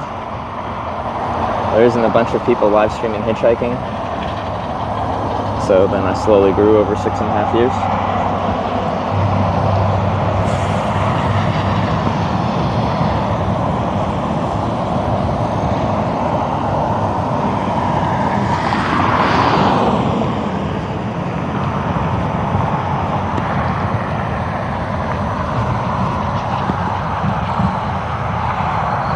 Car a long time to brake according to slow. So you're saying a semi-truck that is starting to accelerate from a near stop from an on-ramp would be incapable of stopping in the several hundred yards that is this on-ramp with a very wide shoulder?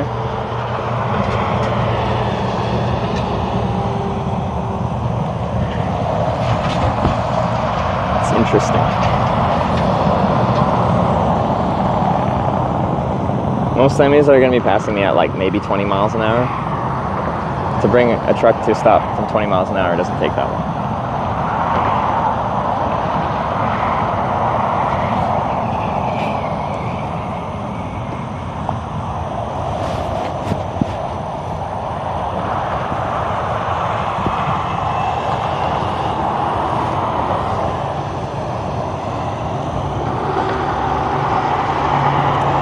Sleep last night. I didn't get my 8 hours or anything like that, but I got some reasonable sleep.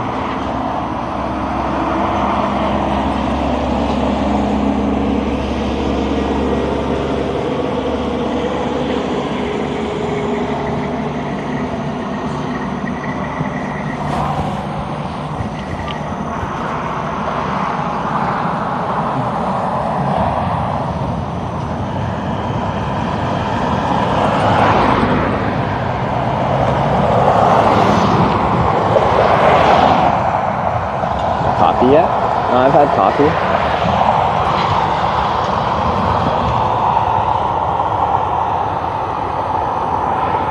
I just got a quick McDonald's breakfast so I could get it on the road fast. And it's culturally appropriate.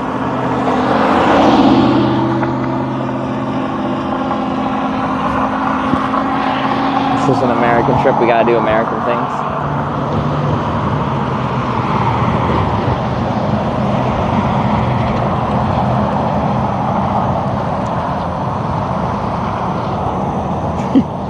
I feel like that's not the best naming scheme in visualization. So this trucking company, it has a picture of as like U.S. flag, the Canadian flag, and then underneath it, it has the name of the company, STI.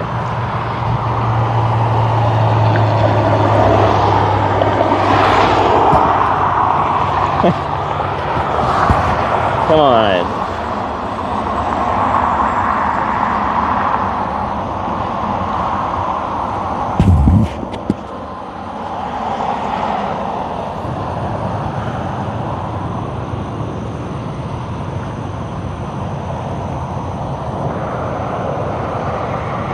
Wish we had McDonald's in Canada.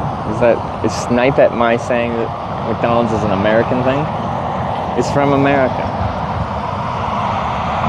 I feel like if you ask like people from, I don't know, places far away from North America here, they're like, name the first 10 things that come to mind when you think of America. A large percentage of them will say McDonald's.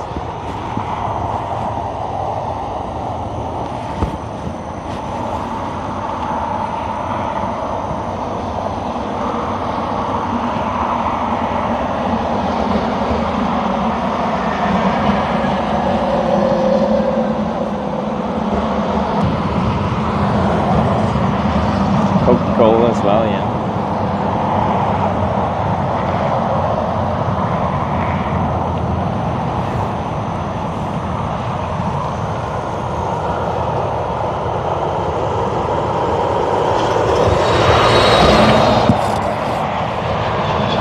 It's in your pocket, a wallet, some headphones, cable in here, another microphone.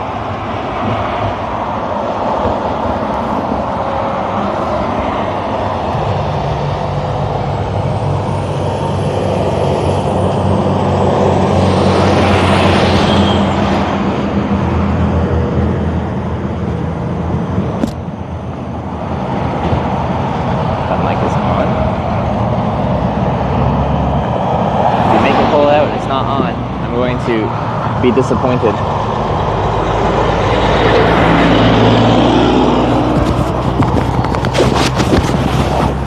It is on. I'm not disappointed.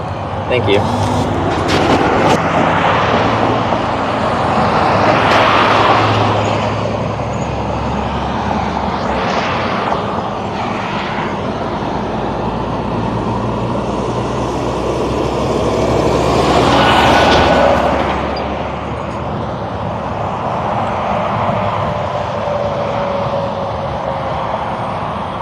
Breakfast burrito.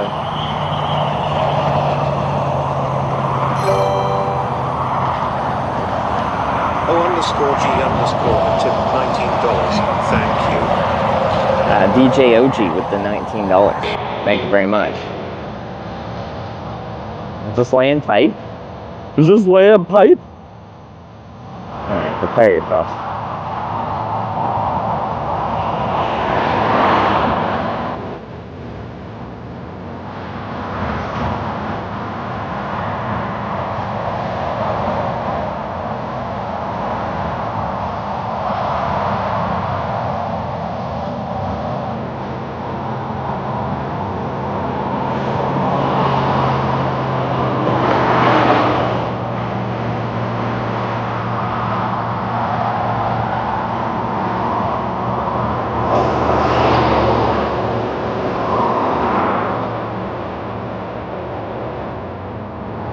Oh, I only know the chorus. I think it's funny.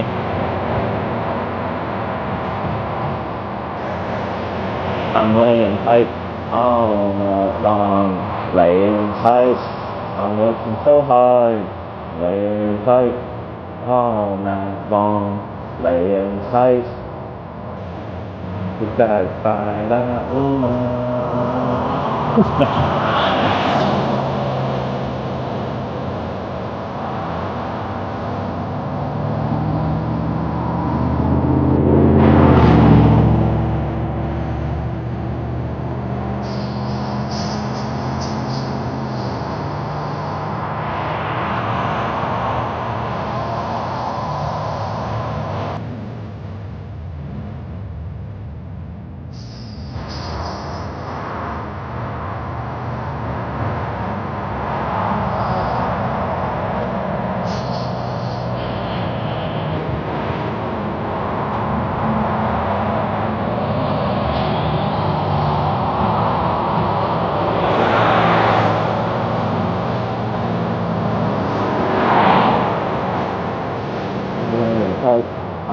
night long.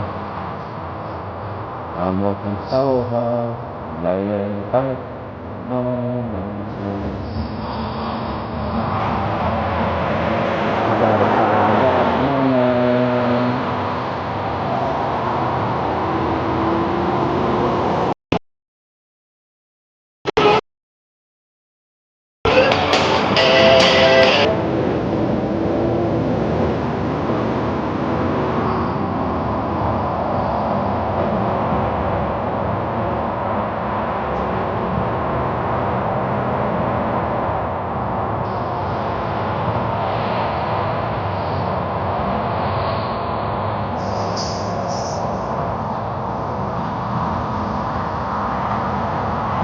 Where's Sarah? Home in Canada.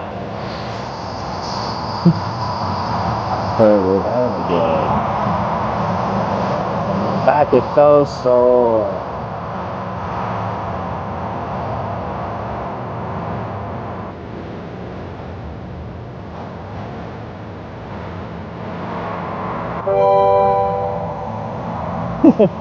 Chief just subscribed. Cliche. Prime.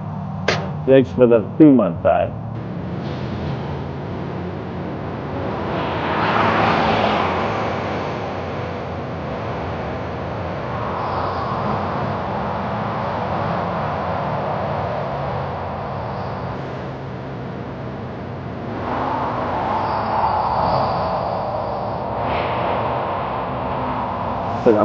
I'll have to eventually here. The UV's probably still pretty low right now.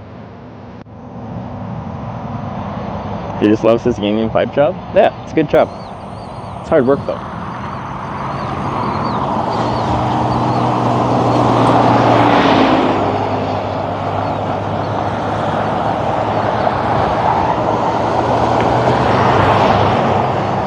Should have gone SPF 50. The difference between SPF 30 and SPF 50 is like SPF 30 is like blocks 97 point something percent of UVA, UVB rays. SPF 50 does like 98% Anonymous of tipped UVA, UVB rays. $12.85. Thank you. It's essentially negligible. For me, I really like Anonymous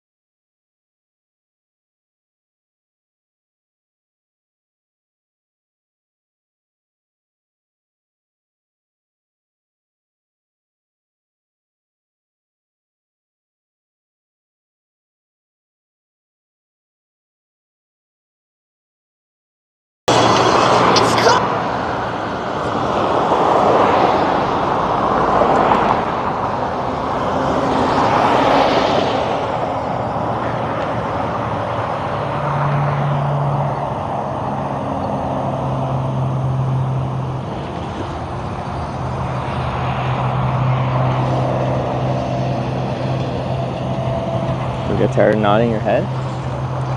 It's like how like Formula 1 race car drivers, they do like neck workouts and stuff like that to train for the G-forces that their necks will have to support. I do neck workouts to make sure I can nod all day. I train for this.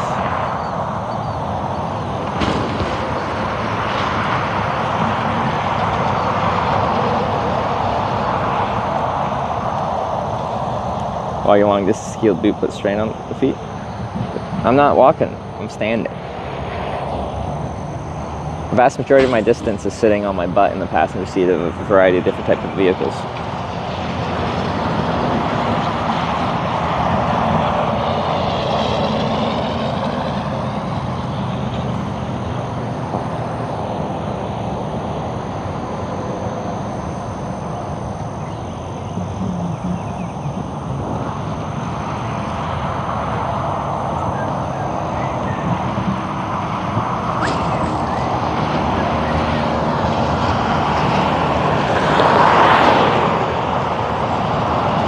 You ride your bike or against the rules? Well, why do you think I brought a bike? It's there to ride, but the bike is more to like logistically get around town. But I got like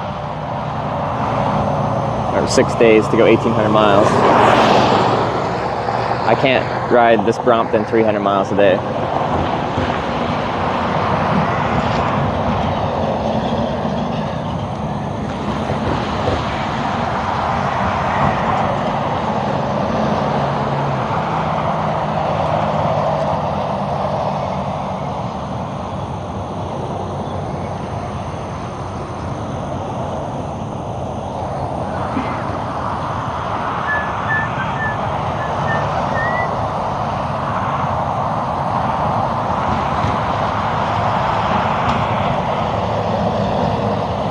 You even tried riding 300 miles a day? The most I've done in a day on my bike tour is like just over 200 kilometers, so whatever that is. Texas underscore 120 undefeated miles or 30 underscore miles. 09 cheered 100 bits. So much for getting up early to get the trucker traffic. How did you sleep last night? What do you mean so much to get up early? I got up at 5. It's still early. I don't want that negativity. I slept okay.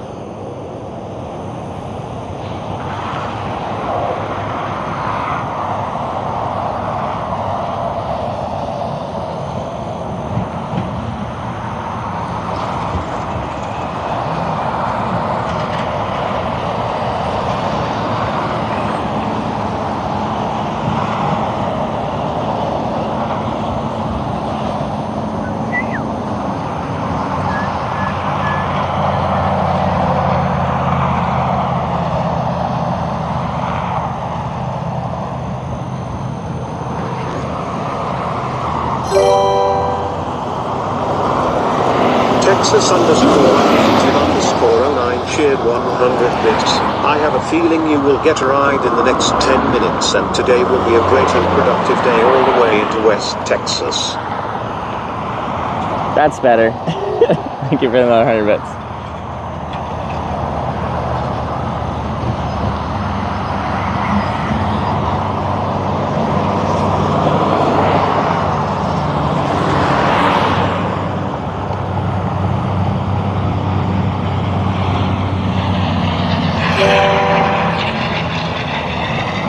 Gobbles 365 cheered 100 bits. I want what a Texas underscore undefeated underscore 09 is smoking Fuey high. Go Bills, thanks for the 100 bits.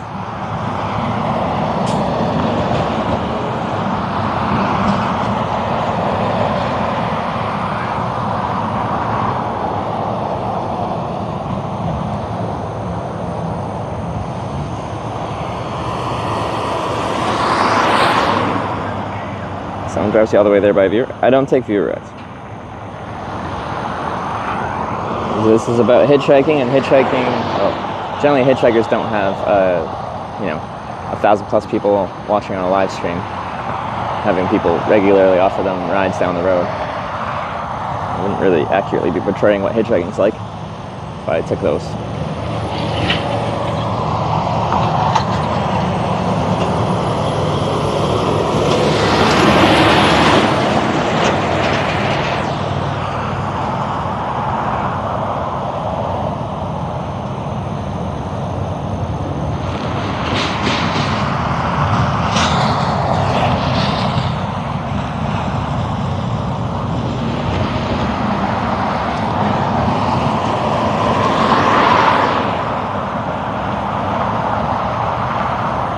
Are you a patient guy?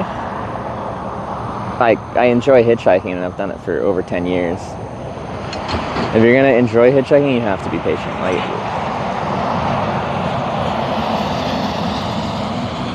I'll stand on the side of the road for hours and it means nothing. Like, I don't mind.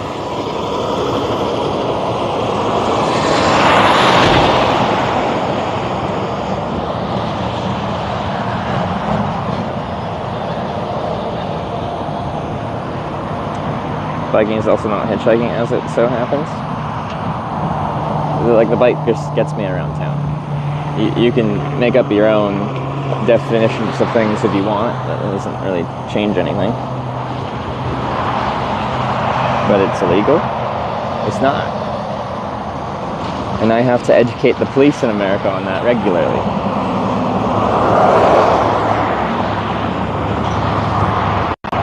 Well, except for Nevada, Idaho, Delaware, and New Jersey, where it actually is.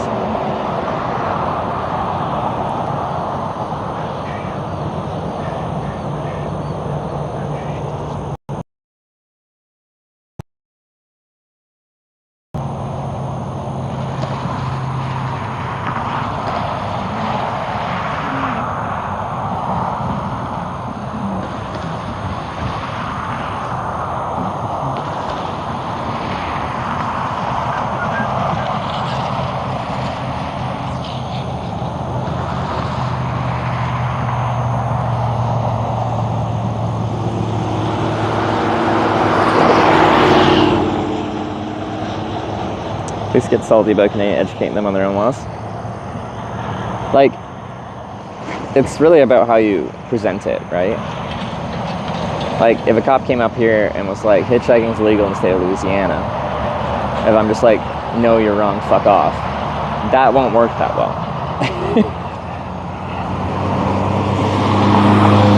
I try to pitch it as like a curiosity thing. And try to stay like super polite the whole time. Jack 7296 just subscribed with Twitch Prime.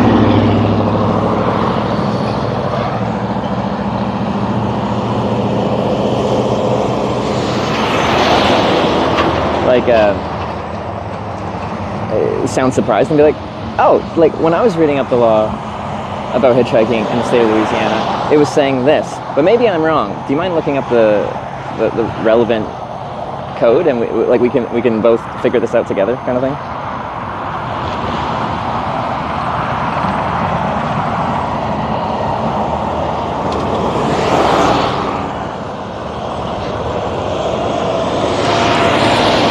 It's like, I'll try to pitch it like I want to make sure I'm doing everything above board and legally.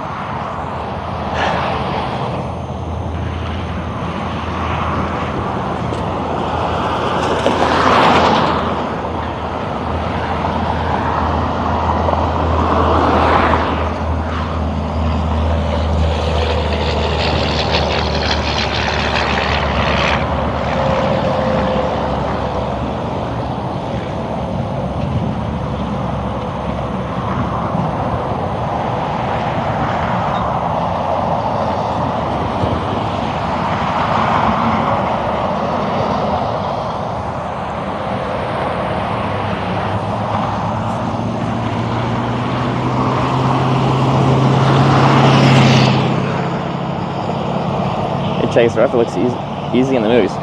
What movies have you seen that just showed like easy hitchhiking?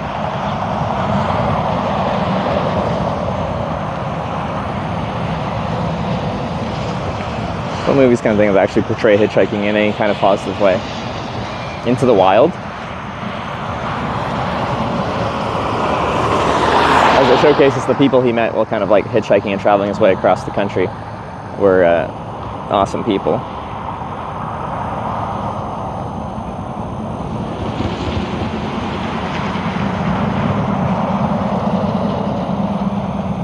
Easier Rider comes to mind. I've never seen it. I probably should then. That was the worst biography? Like, that's not what I was talking about. I think it portrays hitchhiking in a non-negative light, which I feel like is kind of rare for media to portray hitchhiking in a non-negative light.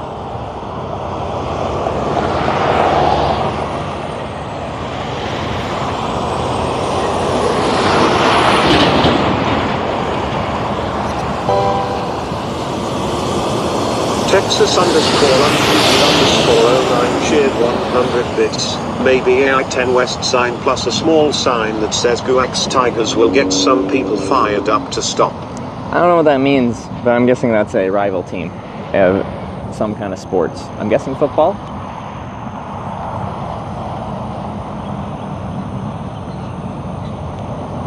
Does Sarah like they take rides from strangers? Well, when I met Sarah, I'd already hitchhiked for like, I don't know, whatever, 7 years.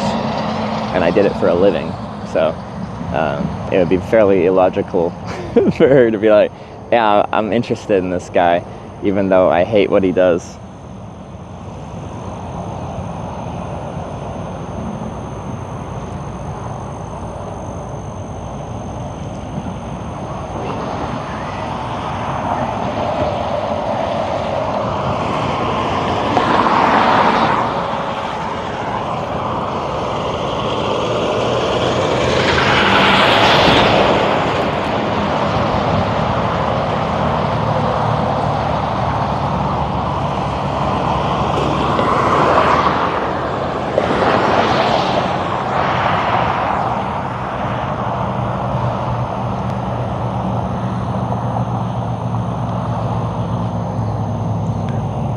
Podcast stuff should know. The Hitchhiking Podcast April. I'm gonna mention that. Oh, maybe I'll have to listen to that.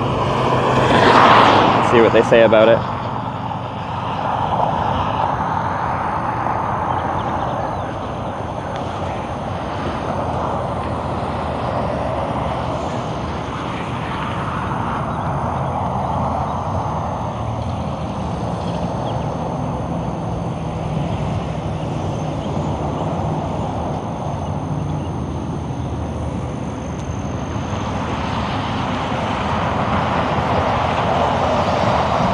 I feel like I've heard of that podcast.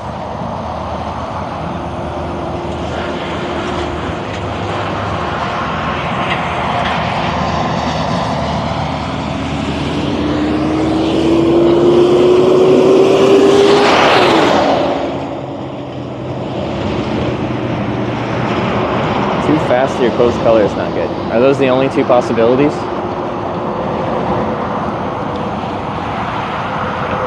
It's only two options. We haven't been picked up yet because they're driving too fast or the color of my clothes is not good. That's it. That's all we got.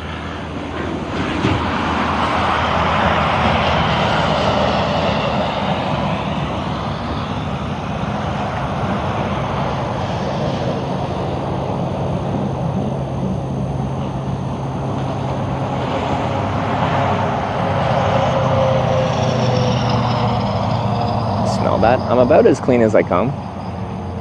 Just swap to a clean shirt too.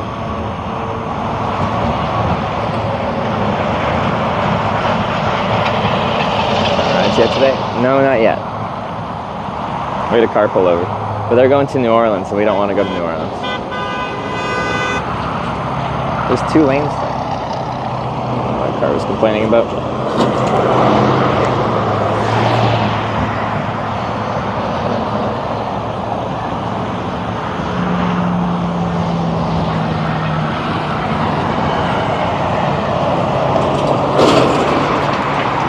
He was thinking about it.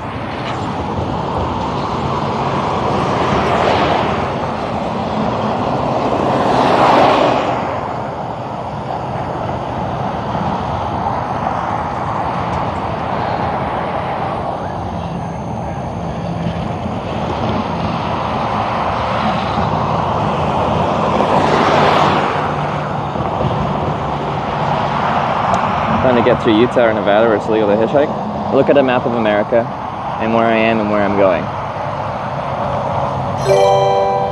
We're not going through Utah or Nevada.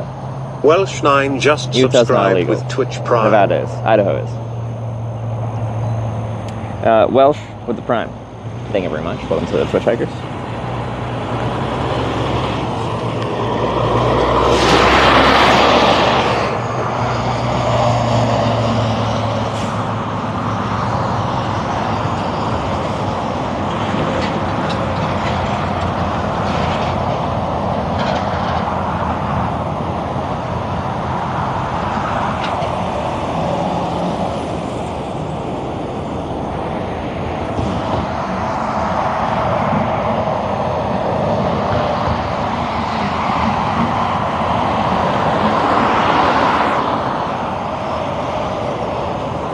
Eagles Clubs in Canada. The Eagles are in Canada. There's one in the greater Edmonton area, so I should go at some point. Honestly, waited for a ride 8.5 hours.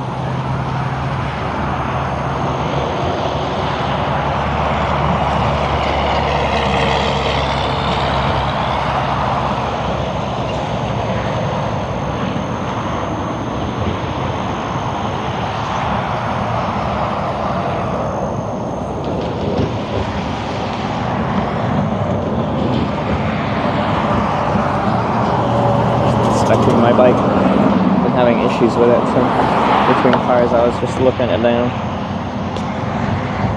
I don't know why.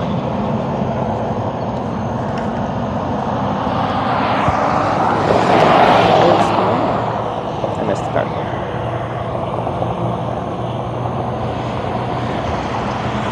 Legs painting from standing this for too long.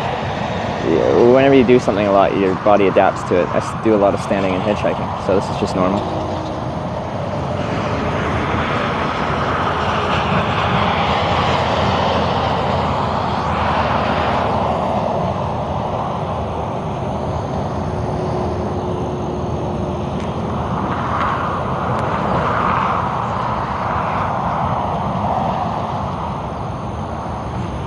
Time might have been continued from last night.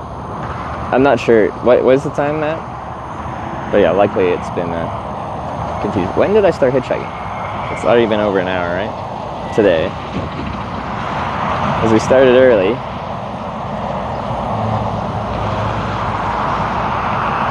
So wasn't I starting like actually hitchhiking like right at 7 or something?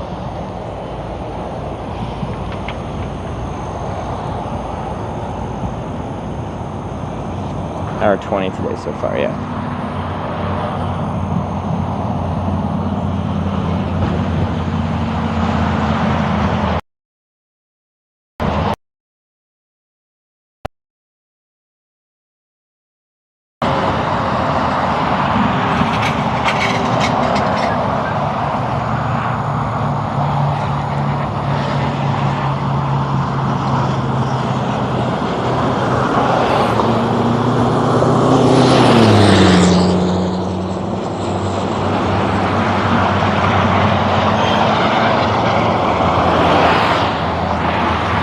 Celly booster on that truck.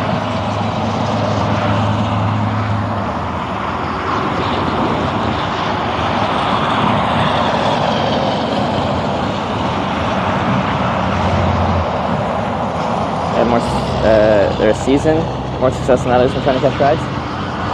I don't really think so. Like, the other thing is, one of the worst things for hitchhiking is snow, like active snow. There's snow on the road.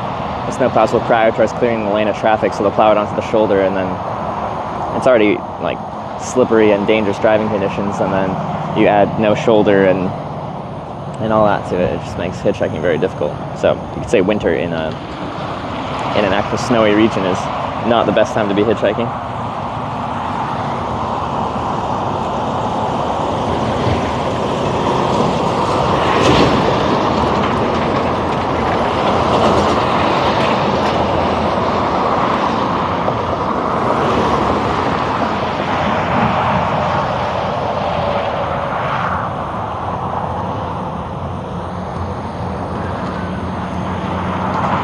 Orleans snuck into a public bus. It's not really hitchhiking, that's fare evasion, which is actually illegal. Like when I was younger, I might have done that before to get around towns as I was traveling, like when I was 19 and stuff. But I wouldn't call that a hitchhike ride.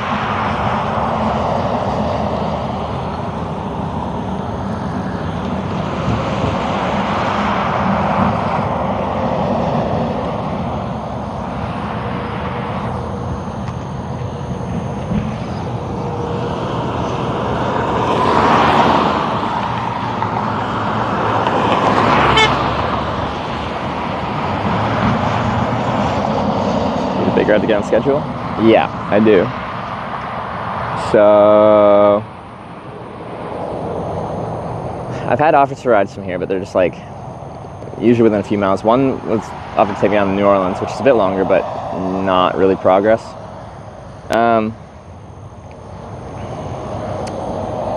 So I've turned down a few rides trying to get a longer ride. There's 2 big truck stops here. My hope is I could get a truck to pull over that's going a long way.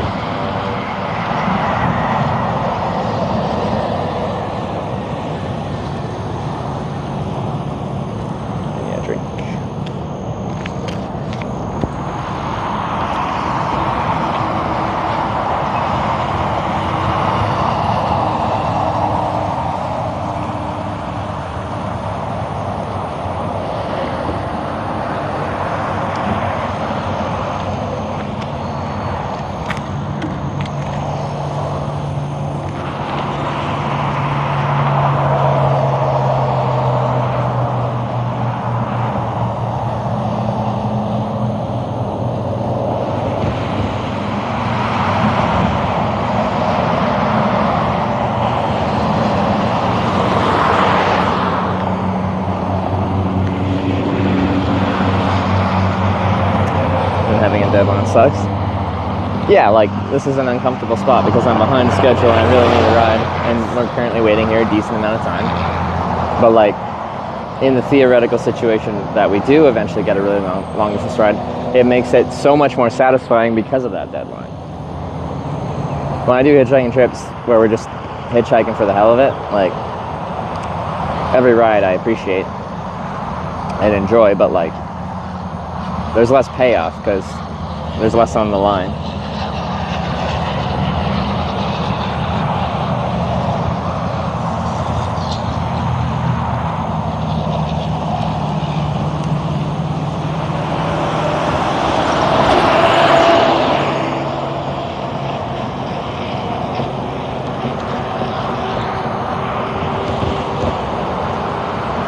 I'm trying to catch forever. I grew up. Wasn't legal back then.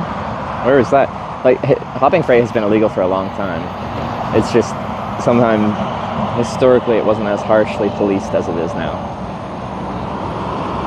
There's actually quite an interesting kind of history and modern era to it. So, there's a separate police from the police that you and I would know, like the train police. But in the hopping freight world, they call them bulls. And like, up to this day, they're known for if they catch you riding on a train illegally.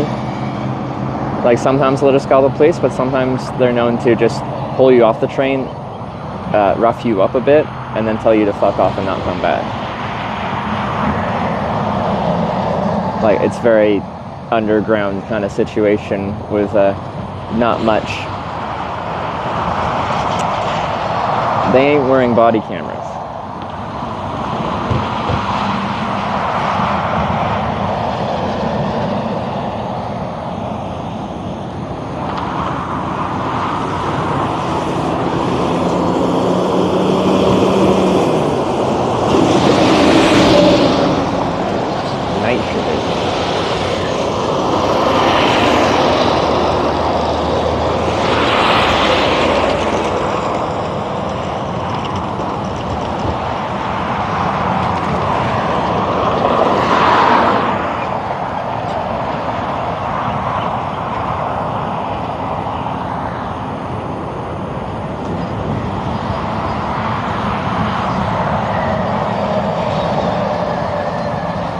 I'm surprised, like, there's lots of train hopping YouTube content, because it is like, I don't think there's anywhere where it is legal. And like filming and uploading yourself doing something objectively illegal, and like in the United States in certain places it's a felony. It just seems like a bad idea. I know a lot of them they can't have their channel monetized. So some of them have like Patreon and stuff like that.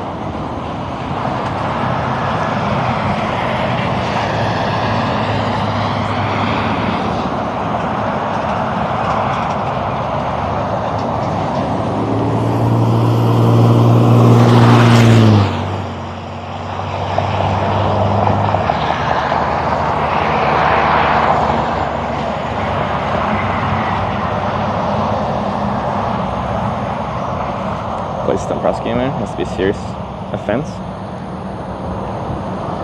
But it's just kind of like they have potentially like hours of evidence that they're uploading themselves of their crimes. Trig Online. Glad you enjoyed the stream.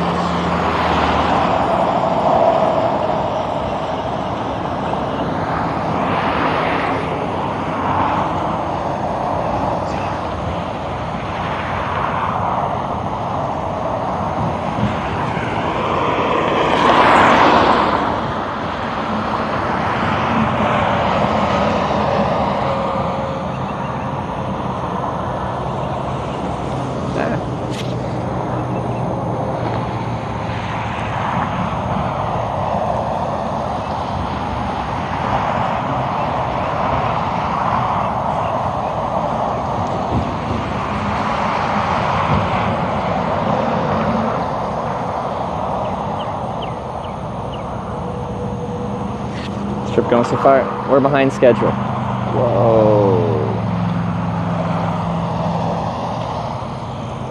Someone turned onto this on-ramp. You turned going backwards on the other lane of the on-ramp to get back out into the roundabout to then not come on the on-ramp.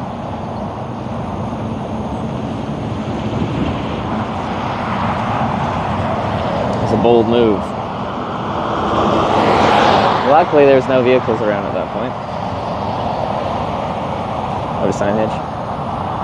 Yeah, I like the interstate shield signs. I like making them. Now, it's kind of strange because we're actually on Interstate 12 right now, but in like 40 miles west of here, it becomes I-10 west again.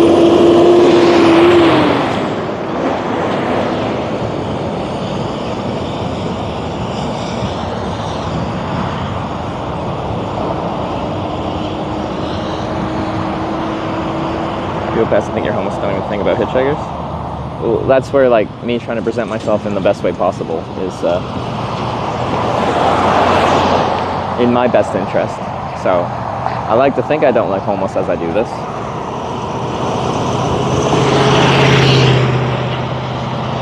And I'll get a lot of people that pick me up that have never picked up a hitchhiker before, because I don't look very threatening and I try to look clean.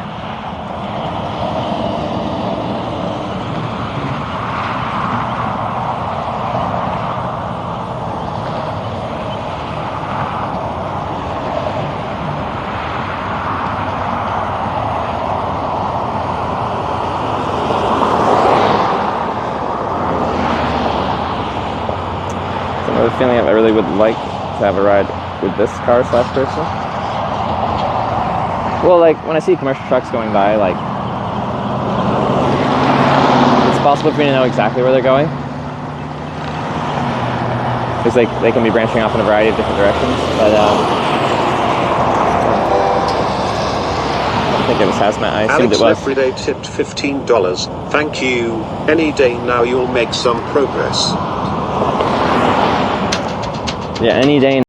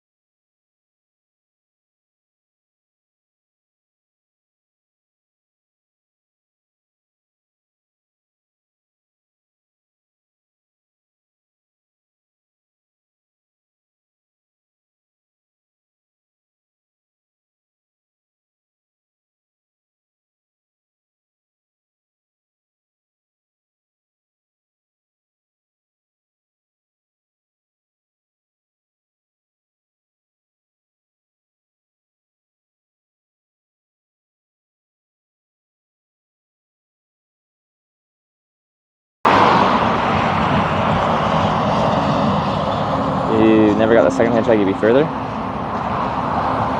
Would have missed out on the cool trucker. What second hike? Oh, when I was leaving Jacksonville? Yeah, my second ride took me somewhere that was very slow traffic. I was better off where I was before that. It's impossible to speculate, but like I got stuck at that location for a while, so it's likely I would have progressed quicker if I didn't take that second ride.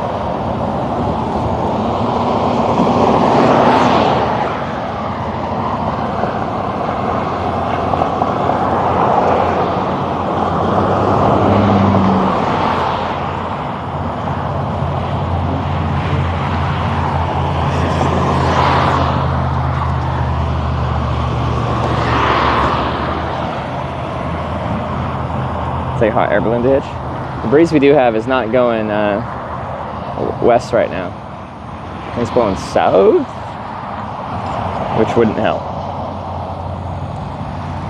The challenge with hot air balloons is you're reliant on the wind direction. You don't have too much control.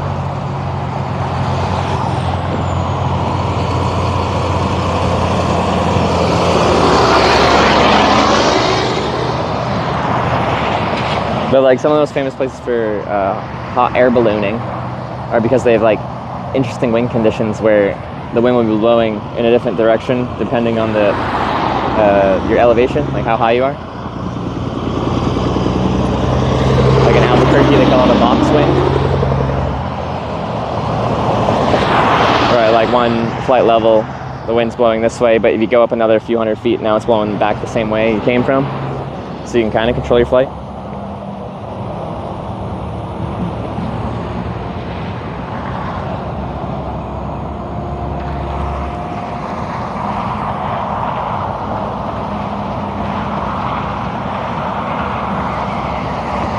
I found them annoying.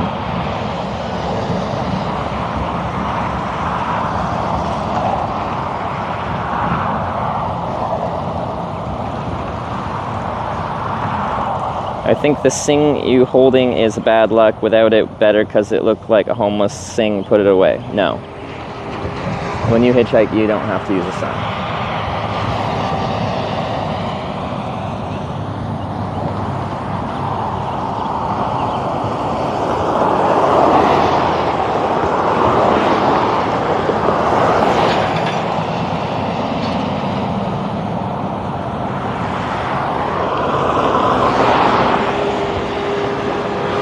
I know it's blowing another way though.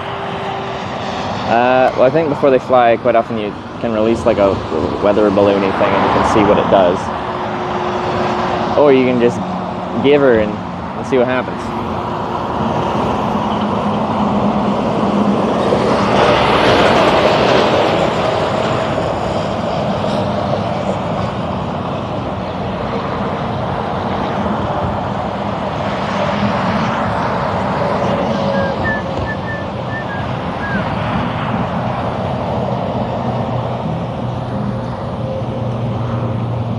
Ever been in a glider? I have not. I'd probably feel interesting because when I talk about hot air ballooning, the 2 times I've done it, I think it feels very cool to be up in a hot air balloon because when you're not blowing the burner is very loud. Baby Bear tipped $5. But when you don't have that on, Thank you. it's so Just silent. imagine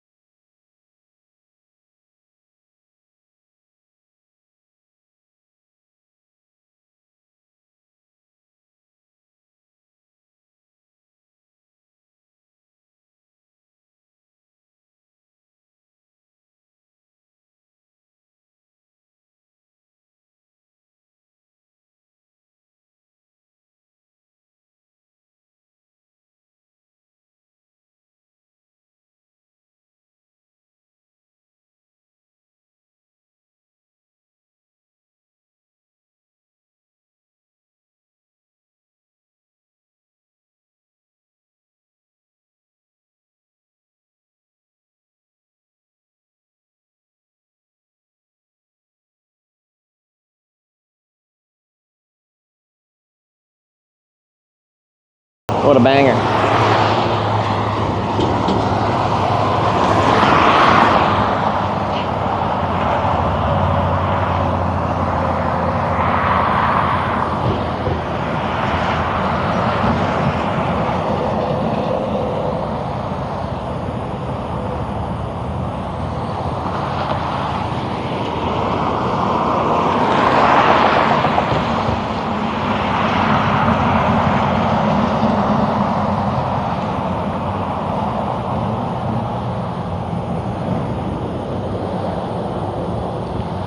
We got a long way to go, and there's not much time to get there.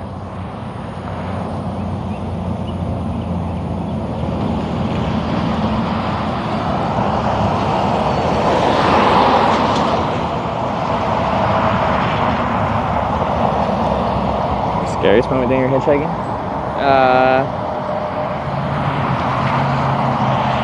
Like I didn't like getting shot at in Arkansas. Like it wasn't intentional, but the reality is they were shooting at a sign. I was directly behind the sign, and bullets make a very different sound when they're being shot right at you than when they're being shot away from you. So it was more camping based than hitchhiking based. Also, my mom was watching, and I got a very angry phone call from her later that evening. Kind of understandable.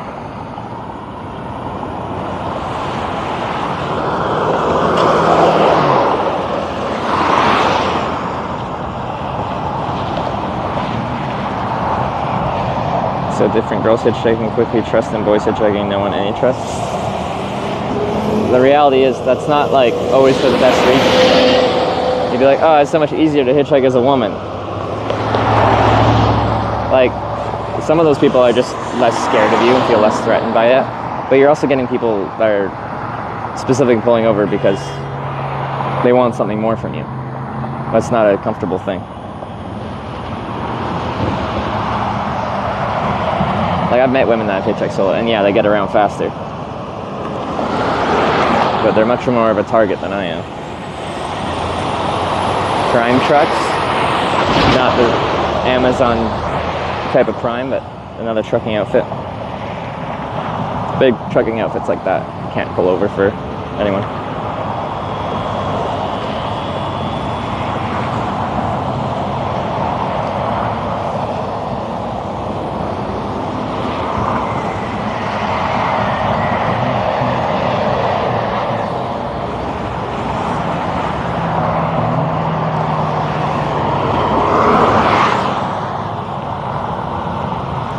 You got a long way to go, for sure time to get there.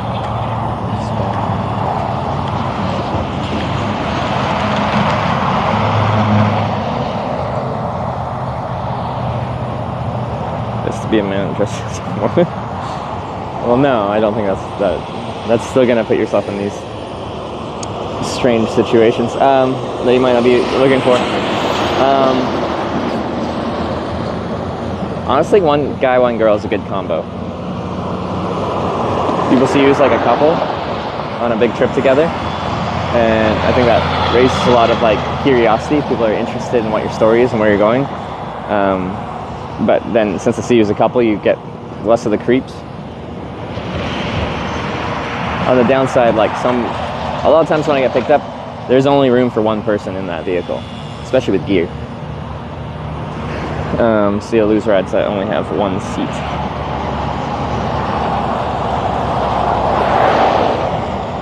You have a place to go, no time to stop? Like, I'm sure some people do, but that would be a gross generalization to say all people are like that. It is a Saturday as well. Ever do a trip with Sarah? We did a 3-month bike tour from Bordeaux, France to Oslo, Norway. I assume you mean a hitchhiking.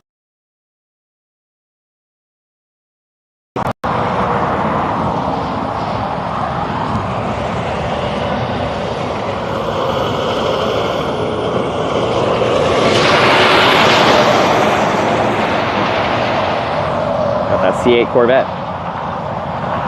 Maybe the viewer pick you up. When I started the stream, I would accept viewer rides, but it became common enough that I didn't have to do much actual hitchhiking. So I set the rule of no viewer rides because it's not hitchhiking, and the purpose of the stream is to show what it's like to hitchhike. A few exceptions are like, I'll accept rides like around a city. If I get dropped off in the middle of the city, people can drive me around the city, because the alternative to that is right now like ride my bike or historically walk really far or take public transport to the edge of the city. Because sometimes from the middle of the city to the edge of the city where you'd want to hitchhike is like 10 plus miles, and that takes a long time.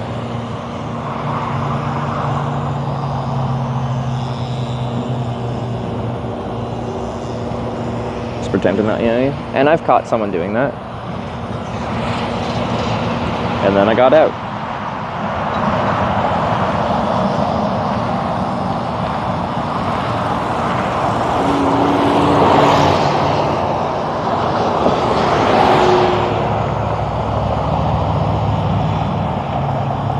Doesn't hitchhiking limit your timing to get to your final destination though?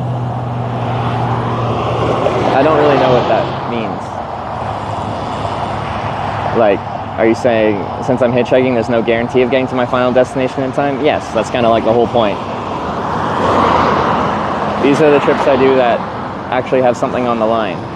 Like, I need to get a ride. I'll always get a ride eventually. But on this trip, like, I need to go fast.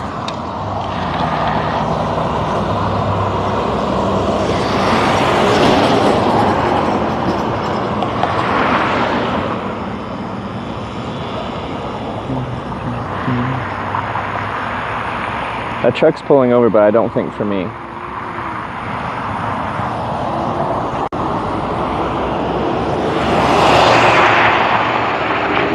What's that for me? They didn't immediately pull over.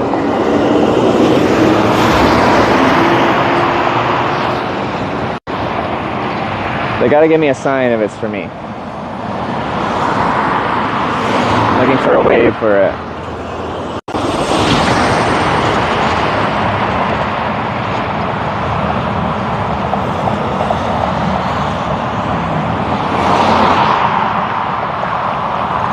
As they pulled over way down.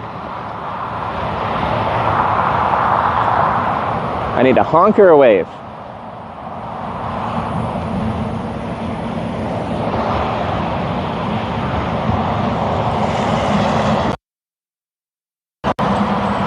I'm not getting a honk or a wave. I don't think it's for me, unfortunately.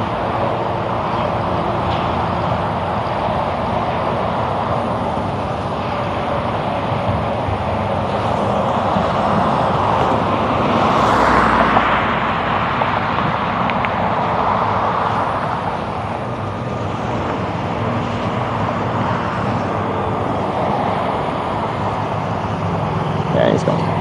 Not for me. We can't see? Well, I know that. You wouldn't be able to see them waving anyway from here.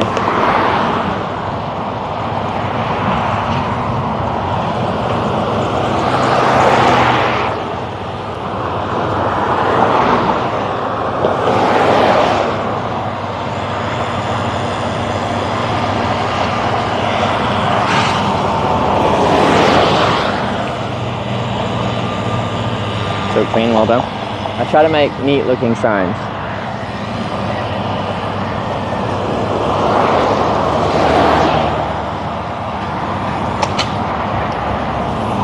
Some vehicle like drop some plastic and cars are running over it, and it's very loud every time they do. Ever hitchhiked into Mexico or Canada? I'm Canadian. Canada, yes. Mexico, no.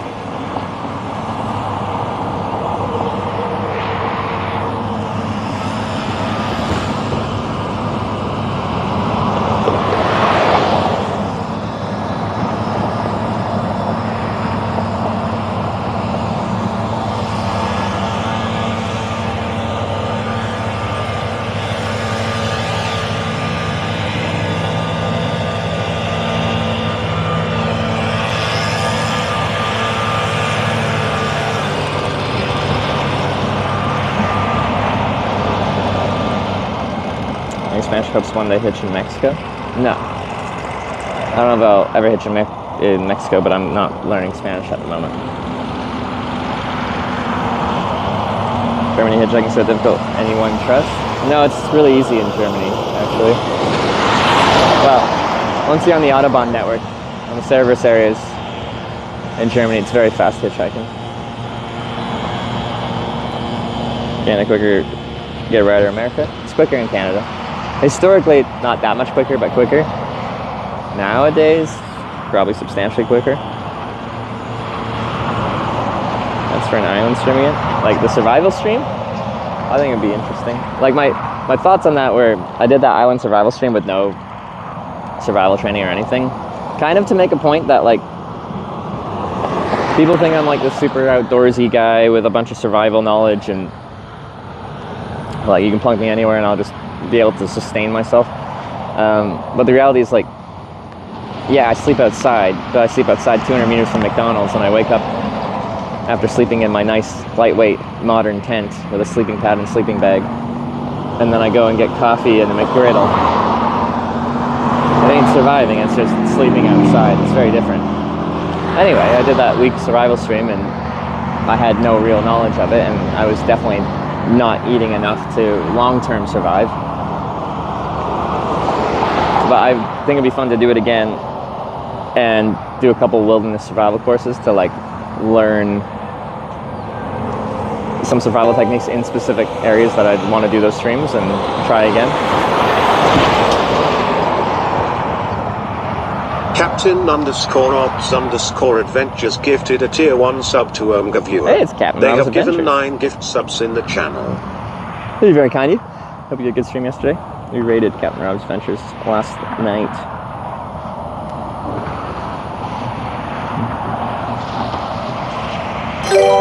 Survival streamers I watch? What streamers stream survival? Captain_Ops_Adventures gifted a tier 1 sub to Sturgy_Poop. People will like They have do given 10 gift like subs YouTube in the channels on channel. kind of like bushcraft stuff. I don't know much live streaming that is that. And Captain Rob's Adventure with another gift sub. Thank you.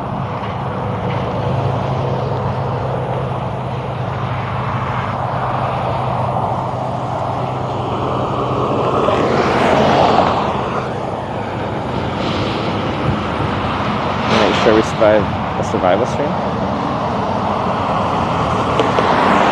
Well, in most things you do in life, you can't be 100% sure of anything. I'm So not this 100% team sure I'll get to just San Diego on time to resubscribed for 2 TwitchCon, but months. here we are still doing it. What do you mean, make sure? Celestial with the 2-month resub. Thank you.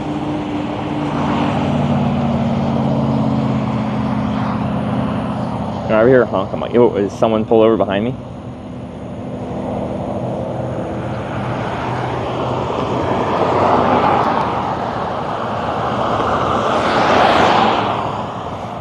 I think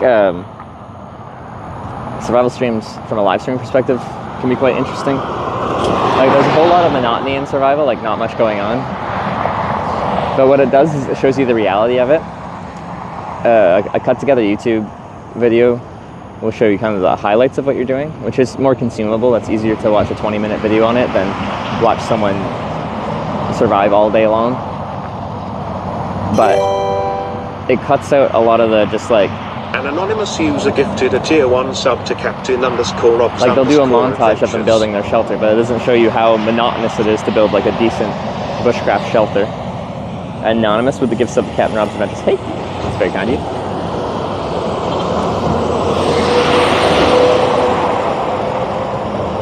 Or 7 survival stream.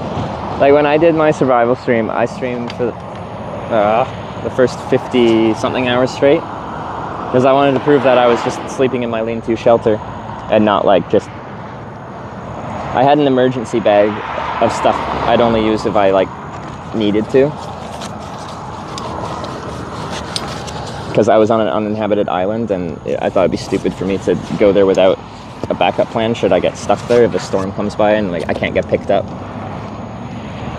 Because I got dropped off. Okay, this is all tangled up.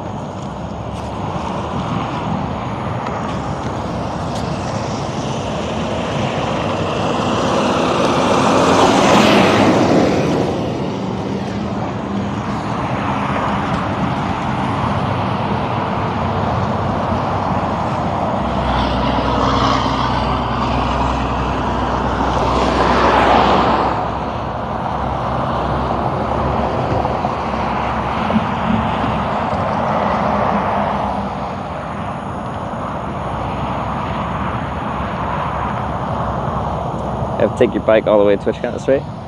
If you do the math, I got 1,800 miles and I got 6 days to do it. 1,800 divided by 6 is 300 miles a day. That's 500 kilometers a day. I'm not riding a Brompton 500 kilometers a day.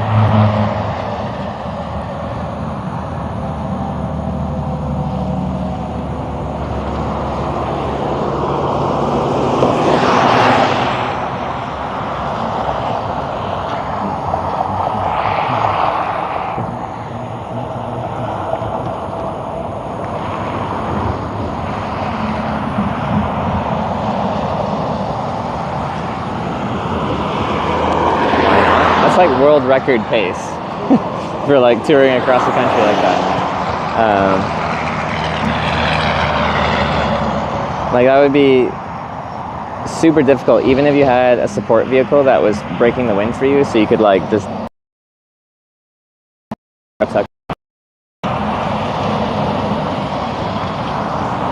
especially on a Brompton. It's not made for it.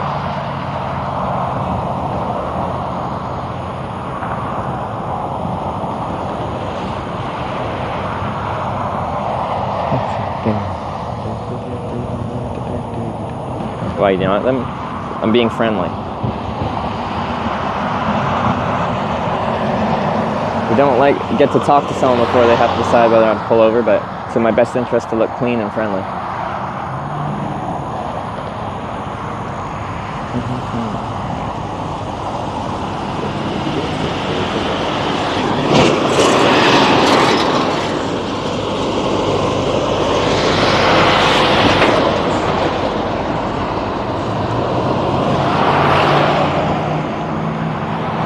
I just haven't put it on yet. It's in my bag.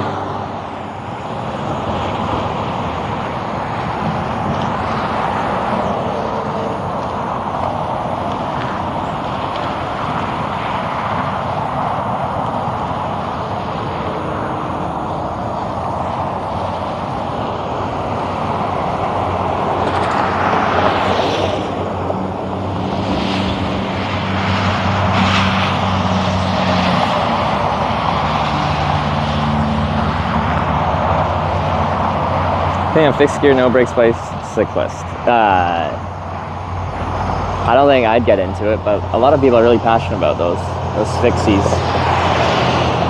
It's a lot more dangerous. But sometimes dangerous things are fun, so I got nothing against people that want to do it. It probably ain't for me.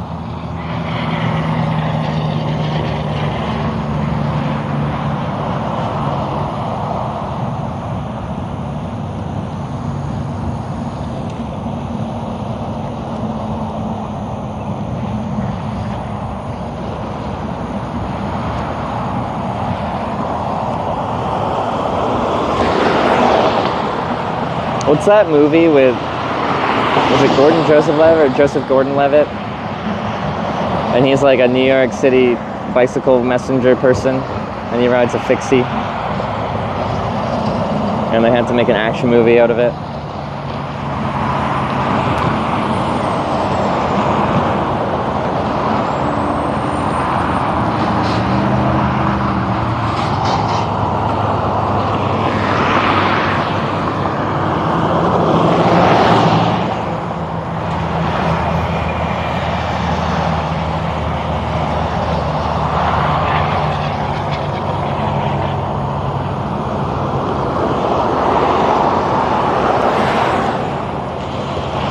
Premium Rush, that's the one. Yeah.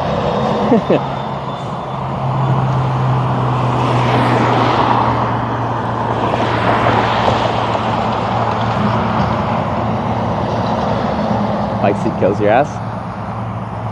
It might just be a seat that doesn't work for your anatomy. Like everyone's butt is a little different. Or you might just need more time on the saddle for your body to adapt to riding on any bike seat.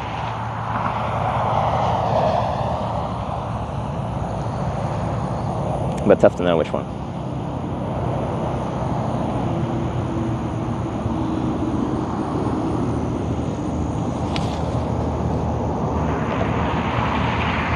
don't know when we make it this time. Like people say that every time, and I've hitchhiked to every TwitchCon since San Jose 2018. Except for Paris, but I rode a bike there, a tandem bike.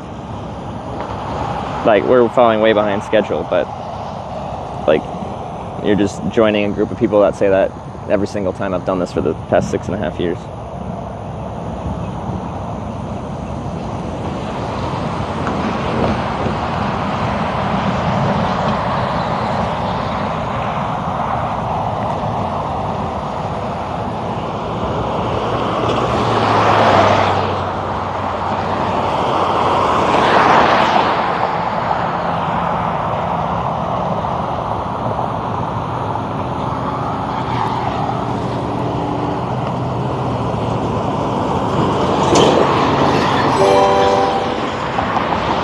Seems far. TwitchCon 6 days. Yes, but that's what people have said every time for the past 6 years. So like, it's not an original thought, but we've done it every year so far. Xanthos, thanks for the 14-month resub.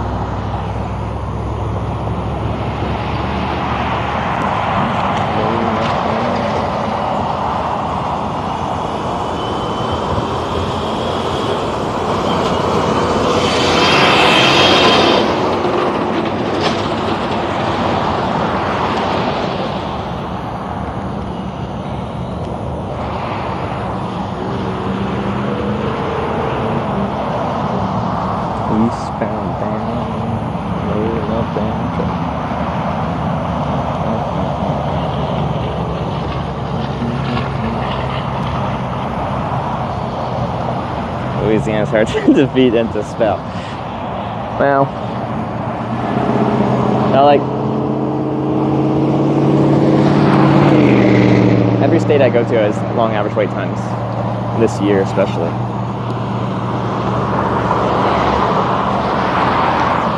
Louisiana isn't exclusive to that. Between Letty cheered 100 bits. Ugly googly ugly googly ugly googly ugly googly ugly googly ugly googly ugly googly ugly googly ugly googly ugly googly ugly.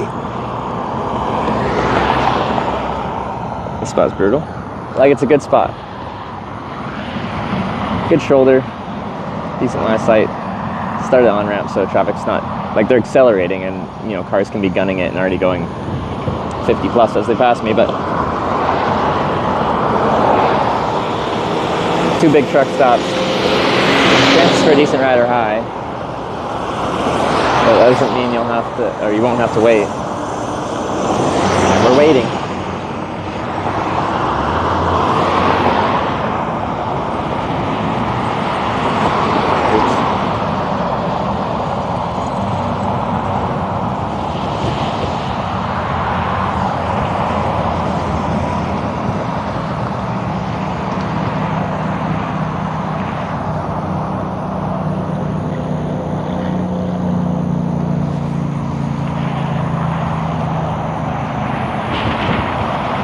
Sweat marks starting to show on my shirt.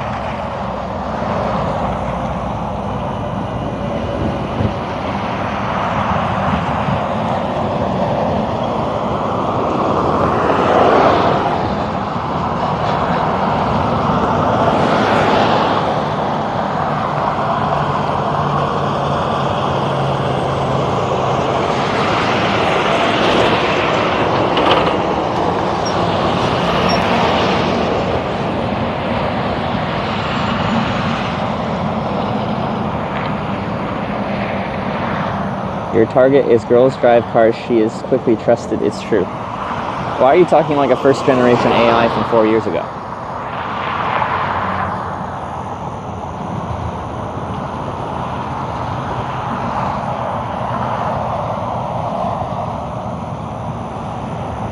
You need to update.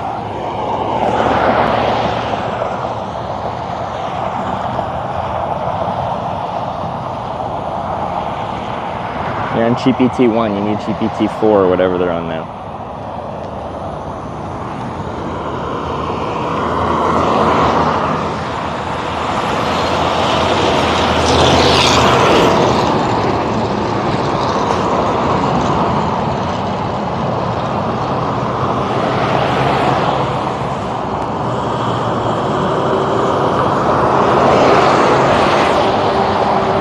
Only when cars come on both ways at the same time, so they're too wide. Have to merge here.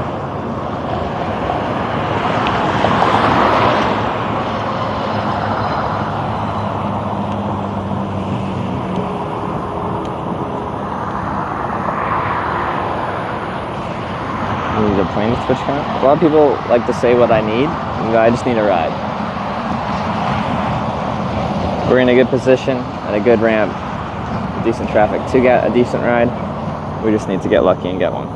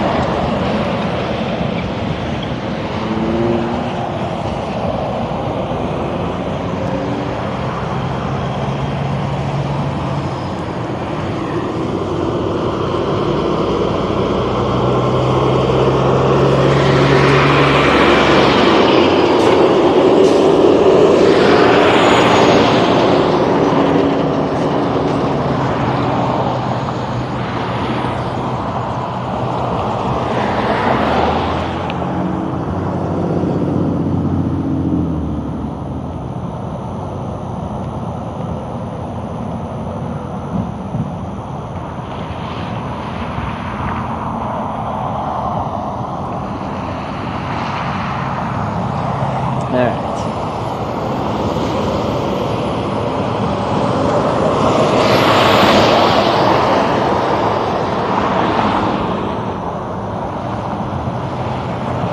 I'll need it eventually. The sun's still in front of me.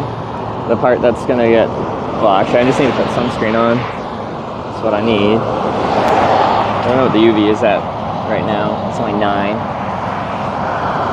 probably not that high yet, but it's gonna be picking up.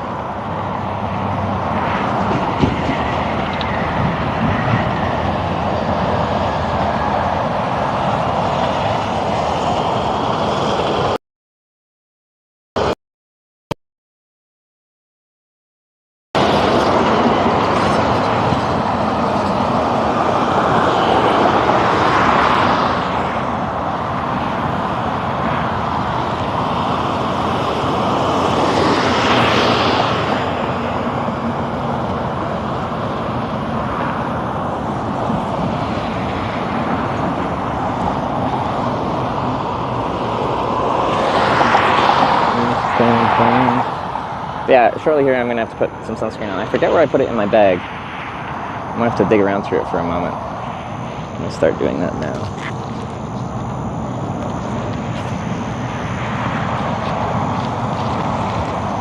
Because I'd rather not.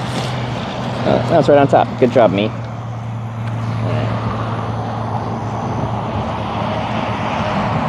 Right. Quick sunscreen break.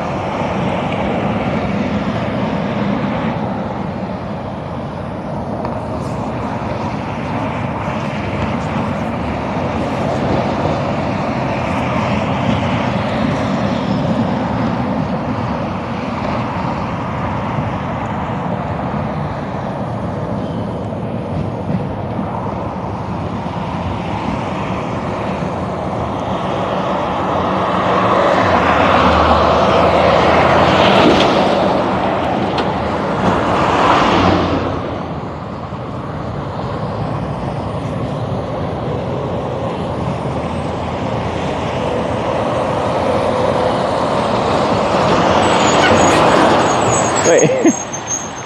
I think he might have actually.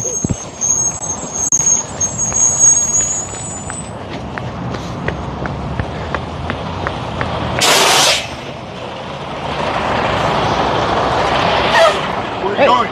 Oh, I'm trying to go to. I'm in California. I'm going west. Whereabouts are you heading to? It's El Paso. El Paso, Texas? Yeah. Is that on 10 or 40? It's on the 10. Yeah? Do you mind taking me at least part way? I can drop you off like maybe in San Antonio or something. Okay. I appreciate it a lot. And this might sound weird. So I make a live video documentary about what it's like to hitchhike. I don't have to point the camera at you ever, but I just have it on me pointing out from window. It's okay? All right. I really appreciate it, man. I'll grab my stuff. Just 1 minute. Guys.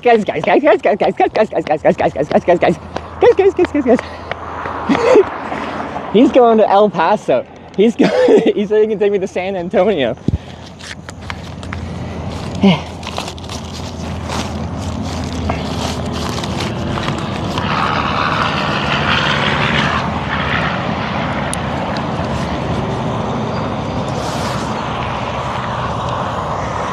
This is what we needed.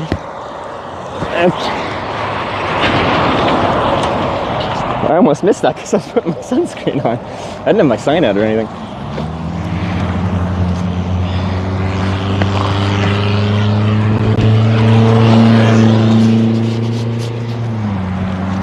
Okay.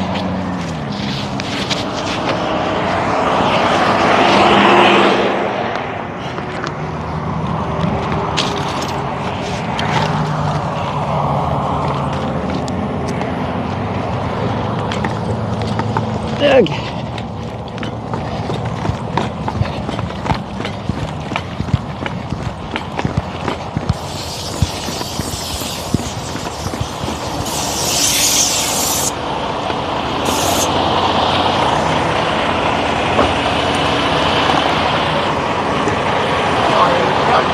All right, so That's locked, so no, you got a room right here. I got room here. All right. So, do you mind? I don't want to get anything dirty or anything. No, you're good. We're good. This is just like a bicycle. Yeah, a little bicycle. So then I don't have to walk with my backpack on for the 5 miles all the time. I really appreciate you stopping though. Oh, no problem. I was gonna stop and get some water. You want some water or anything? I got a little bit on me. I got a bottle of water right Oh, there. yeah. Well, that's Got very some kind fresh coffee. of. Yeah. Did you stop at the Petro there? Yeah. All right. I One more was thing. like, man, what's up with this guy? He's not like a normal like guy you should ride. No, I'm going to. Do you want me to take my shoes off or anything? No, Okay. you're good. I'm clean, but not that clean. It's a company truck. You know, some truck drivers, it's like their home, right? And then your house, a lot of people take their shoes off.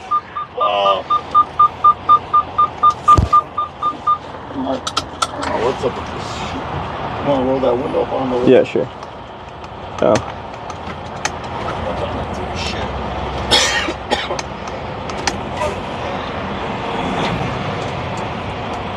Give her?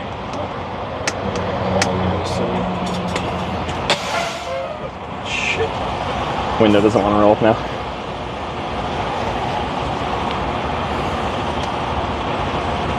I think it went all the way to the house.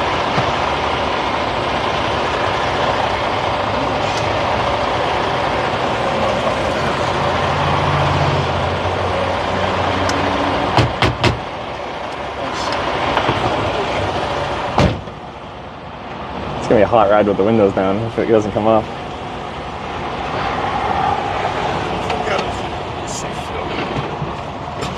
Give it a hard reset.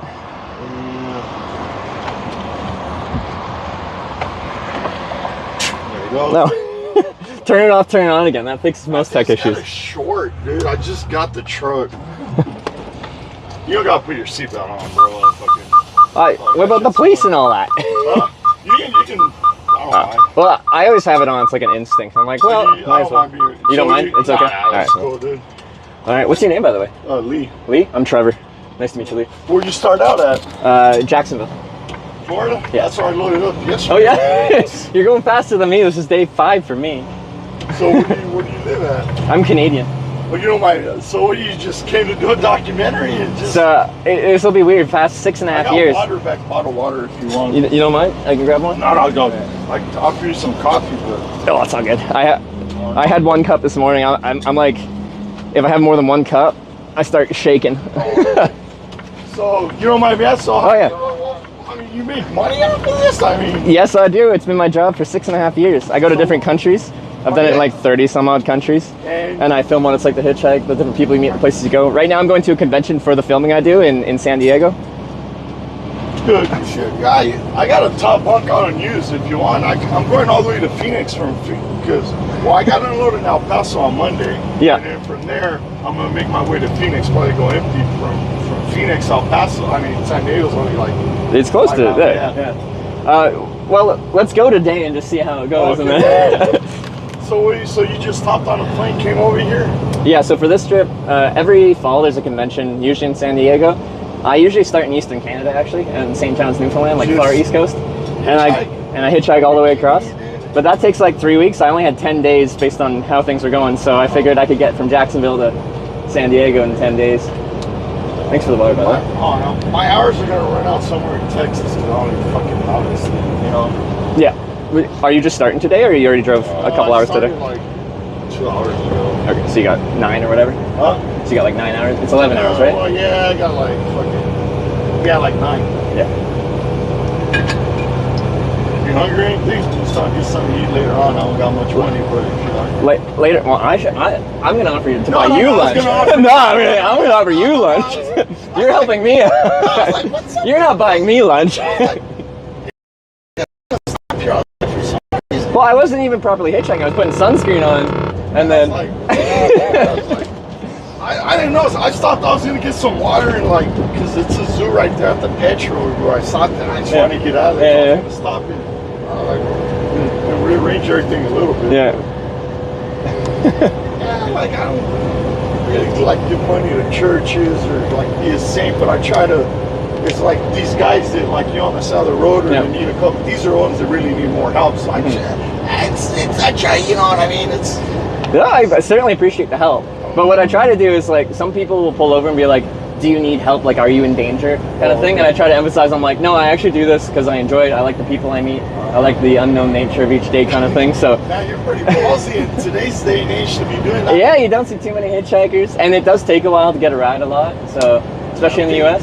People are not like what they used to be, like help out, or very few people actually stop there. Are you okay? Yeah. But compared to how people were like 10, 15 years ago. Because I started hitchhiking 10 years ago now. I'm 30. I started at 19. All right. What do you think? Have the people changed in this time period? How do you view? Are the people different, or are the? It's very interesting to me because in the 10 years I did it, I do it so much that we do like statistical analysis on average wait times and stuff. 10 years. How do you view it now? Is it? I thought for 9 years it was completely the same. But this year in particular, this is my 3rd trip in the U.S. this year, and my wait times are like 3 times as long as usual.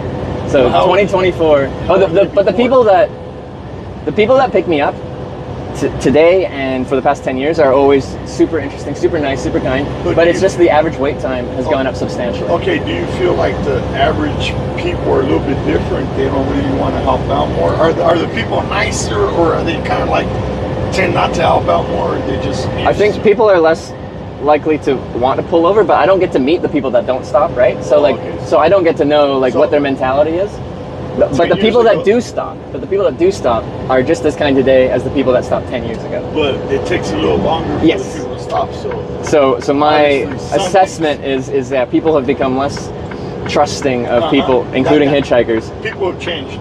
But it feels, especially this year, because I hitchhiked a ton. I took a couple years off for COVID and stuff, but I came back in 2022 and it felt exactly the same as feel like before. People have changed in the sense to where people, just me, myself, and I, before it's like, hey, people are more outgoing, more nice, more, they were just a different breed 10 years ago. Now everything's totally changed. I think a lot of people get their socialization online now, and you're much less likely to do it face-to-face in person kind of thing. I mean, what country are you? I'm from Romania. I was born there, so I'm a little bit different. Your personality and your character is always going to be the same no matter what. It's like. Oh, people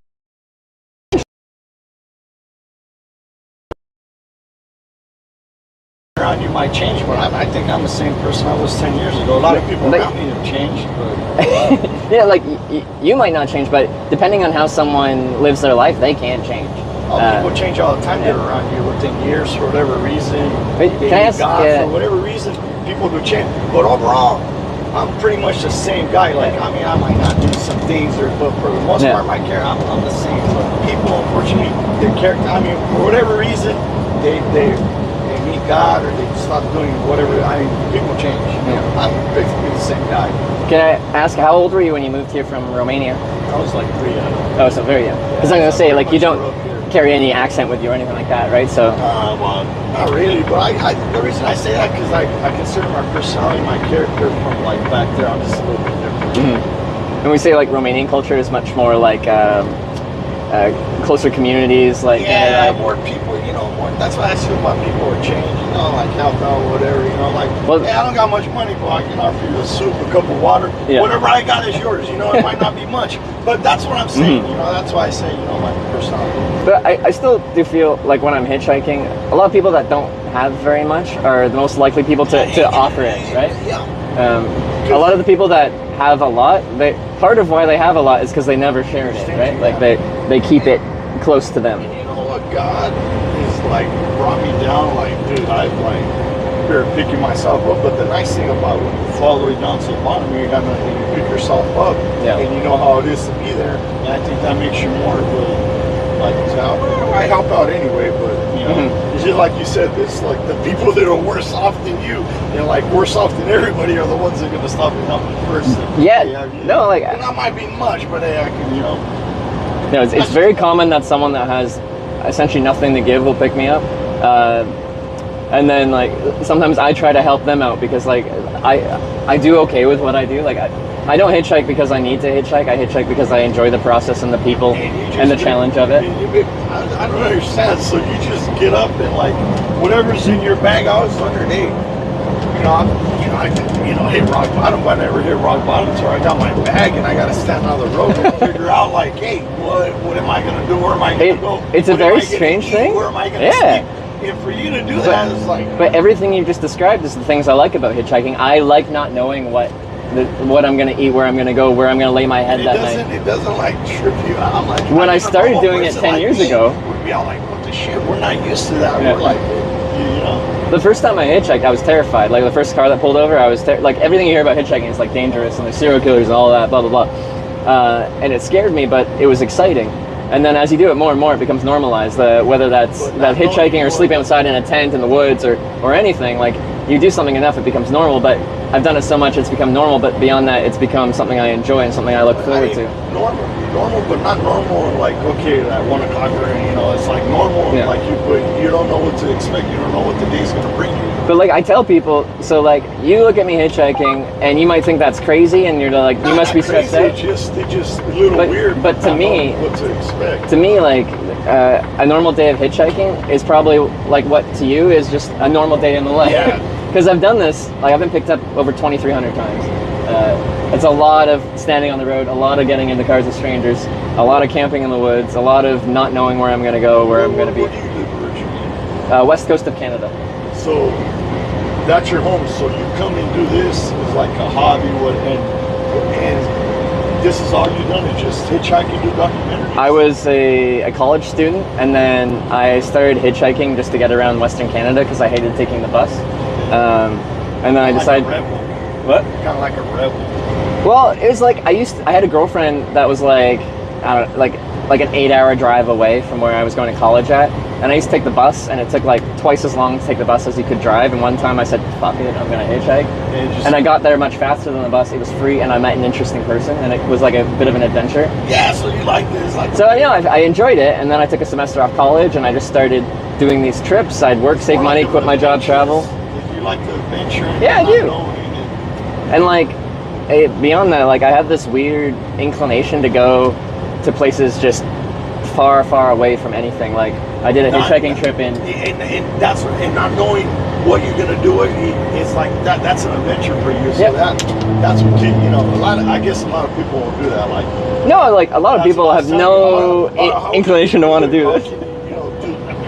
Just get up and But like, it would be a different answer if you asked me that question 9 years ago than it is now, because now it's so normal. When I first started, it was still fresh and new and scary, but exciting. There's a lot more like conflicting emotions, but now it's just like, I like it. It became a part of it. Yeah. So it's more like an adventure. It's like, Yeah.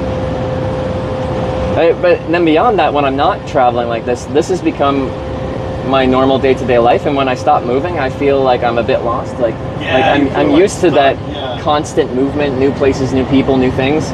And then when I go home to Canada, I'm like, well, now what? you get bored after a day. Yeah. Too. It's like, it's I'm happy to be there like the first 2 weeks, and then after 2 weeks, I'm just like, I need something. I guess you really like it, because if you really, I guess whatever you really enjoy and whatever you like doing, you miss. So. Yeah. No, like I only hitchhike because I enjoy it. I only started filming hitchhiking because I did it for 4 years and I liked it, and I thought broadcasting it like this would be an interesting way to show what it's like to hitchhike in an era where not many people do it anymore. It's like a documentation. Yeah. So what this is it's a live broadcast, so people watch as it happens, and people get to watch the entire process. So in total, it took me like, I think it was 3.5 hours to catch a ride from that exit. All right, so hold on. Yeah. So you flew in from Canada to Jacksonville. Yeah. Okay, start from there. Start if you don't This mind. trip? Yeah. Okay. Start from how you. Okay, so this is day 5, but day 1 I flew into Jacksonville. Okay. I flew in at like 11 a.m., but I'm kind of in a rush here because I only have so much time. Yeah. So I put my bike together, got my bag, and you don't get a ride, you start pedaling and start moving. Or... Well, so hitchhiking on interstates, most states, interstates are limited access highways. You can't walk or bike down the highway. Do it anyway. I deal with the police a lot as a hitchhiker. Like, And they really hassle you for that? They do. So my last trip, I hitchhiked from upstate New York to LA. I probably talked to about like 10 different cops in that time. 6 of them, I think it was 6, actually picked me up in the car and took me at least somewhere down the road. They're pretty cool. They usually pretty cool, but like you have to approach a police interaction in a specific way. If you get like antagonistic, if you start to like tell them they're wrong and stuff like that, because They don't like that. You can't. because quite often they come up and they're like, hitchhiking's illegal in the state of whatever state I'm in. But it's only illegal in very specific places, and I know the laws depending on where I'm at. But then you're put in a very awkward situation. You kind of have to tell a police officer they're wrong, but they don't like being told they're wrong. Yeah, especially when it comes to the law. Yeah, because they're supposed to know it. So it's like embarrassing to them. You're just like, you're wrong. And if I'm correct about it. You gotta be politically correct and kind of nice. Well, I dance around it. So like my strategy is more. You try to be cool about it. Yeah, I don't say they're wrong. I'm just like, when they're like, hitchhiking is illegal in the state of Ohio or something like that, I more dance around it like, that's interesting. When I was reading about the law in Ohio, I thought it said this. Can we pull up the law and see what it says? Because I don't want to do anything illegal. Like, I want to make sure I'm following the law. Can we look it up just to make sure? Yeah, no, like innocent, and I'm just like, oh, I totally didn't know. But I thought it was this. Can we like look it up and make sure? They approach you a different way. They Yeah. like feel bad like this, you know. Yeah, but it looks like I'm willing to, compromise, but I also have a head on my shoulders, and I kind of know what I'm doing. I'm not just bumming around. Yeah. And once they get talking to me, usually they warm up a bit and they stop being. Sometimes they approach you like chest out and like bravado kind of. But after a bit of communication, they usually kind of tone down a little bit, and I can usually blag a ride out somewhere down the road, even if it's just an exit or two. Most of the time I'm in the back seat of the car, and that's usually not very comfortable. They have like hard plastic seats, and it's same thing in Canada, or the police don't really hassle me in Canada, so I don't really ride in many police cars. Still, okay. So yeah, sometimes they let me ride in the front, and that's more comfortable. So where are you based out of? Phoenix, based out of Phoenix. Okay, you don't like it? I lived in Yuma for like 20 years, and I had like 2 kids, and they died one after another. So I'm sorry. Yeah, so I'm just kind of like lost, just kind of sitting in the truck, Yeah. trying to find my way again. I Yeah. guess, How long have you been driving for? 2008. Okay. My dad, I got out of prison. My dad taught me how to drive a truck. So you're gonna be a bum now. You're a convicted felon. You're gonna be a bum for the rest of what you're gonna do. Yeah. And I didn't want to drive. He took me right after I got out of prison, put me behind the wheel, and I didn't like it. I was like, this ain't for me. Yeah. But I guess I had no choice, so here I am. Yeah. 15 years later. Thankfully, you taught me what to do. Yeah. No high school diploma, convicted felon, this and that. I still make pretty good money, and then So- I've always had my own place, and then like right now, where I just kind of like walked away from everything. This is kind of like my home, so it's actually. But I never thought in 20 years I'd be fucking living in a truck. But it is what it is. Could be worse. Yeah, and like, do you mind life on the road? Because like, driving, constantly traveling, there's a bit of similarities between like the lifestyle of how I live and how a long haul truck driver kind of lives. I liked it after my kids died. I kind of like wandered off the reservation, and now I don't want to do it because I really don't give a shit about anything anymore. I'm just trying to figure out what I'm going to do. I guess when I figure out what I'm going to do, what, when, and where. I really like. It's not really about the money or whatever. It's just I just want to go lay low somewhere and chill, and that's it. Yeah. Don't really care about money or anything anymore. Just But like, from all this driving you've done, you've seen a lot of the country. Is there any places that stand out to you as somewhere that you might want to like reposition to? I like California, but too much bullshit going on over there. Yeah. Actually, right here is pretty nice. Louisiana. I'd probably go to Florida or California. But the way things are going, I like up there in like Montana, but I don't like the cold though. That's the only thing. That's true. A lot of the country will have some proper cold. I mean, it's nice up there, but during the winter, forget about it. Yeah. It's not more like a truck all the time. Yeah, yeah. No, yeah. So I'm from the far west coast of Canada. Do you know like Seattle climate, where it's like gray and rainy all the time? Yeah, I did. Well, I did Oregon. Yeah. Washington, like So 3 years. So I don't like that climate. that's what I grew up on, but it's like the one spot in Canada where you don't have the brutally cold winters.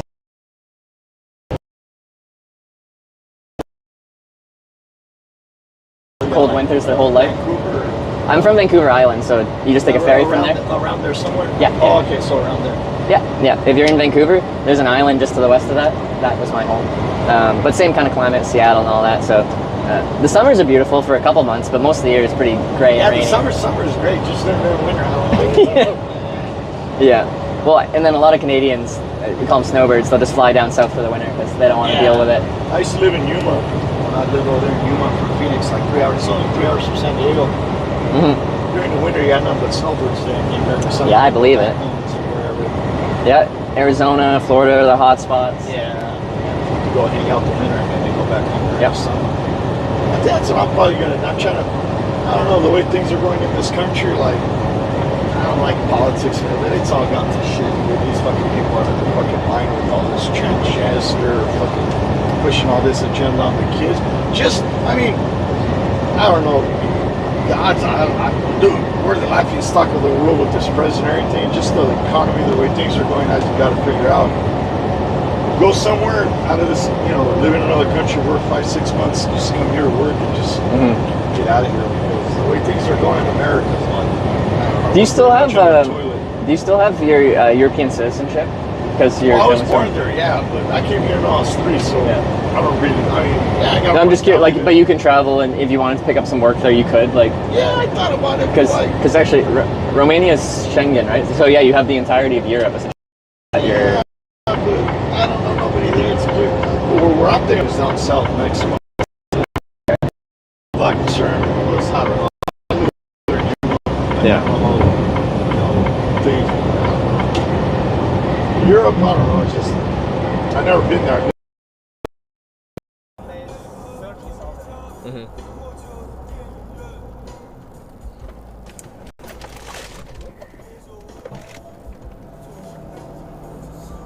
Oops.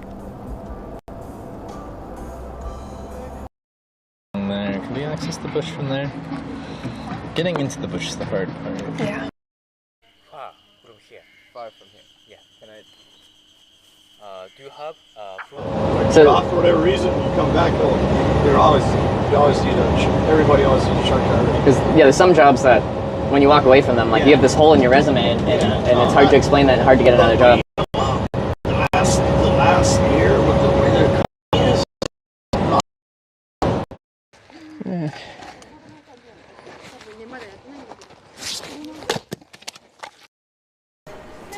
Hello.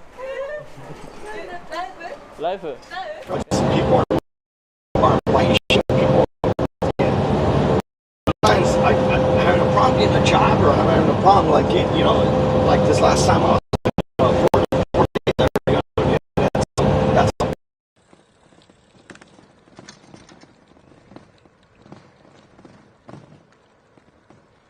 this way for 350 meters. Some kind of bullshit revolution. These fuckers out of their mind with all this control. See, I don't follow politics at all because it just is a whole bunch of drama. But like, I do think people are very polarized right now. And no, like right now, $100 bill ain't shit. Like, it don't matter to me. Yeah. I'm fucking. But when I have my kids and I have my family, thank God I was, had good, made money or whatever. Everything was good. But now, I'm seeing.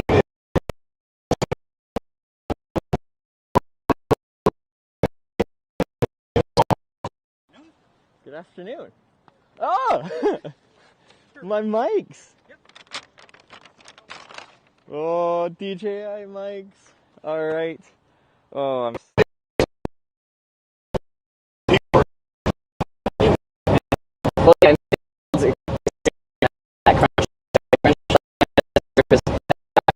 More expensive than it was.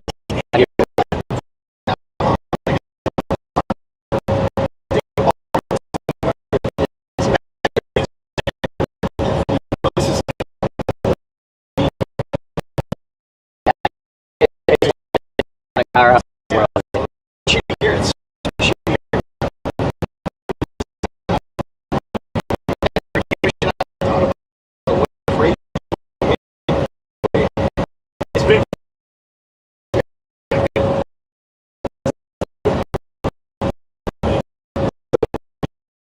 Wait. Oh, that's the finish line? So, Oh, we're biking. Okay.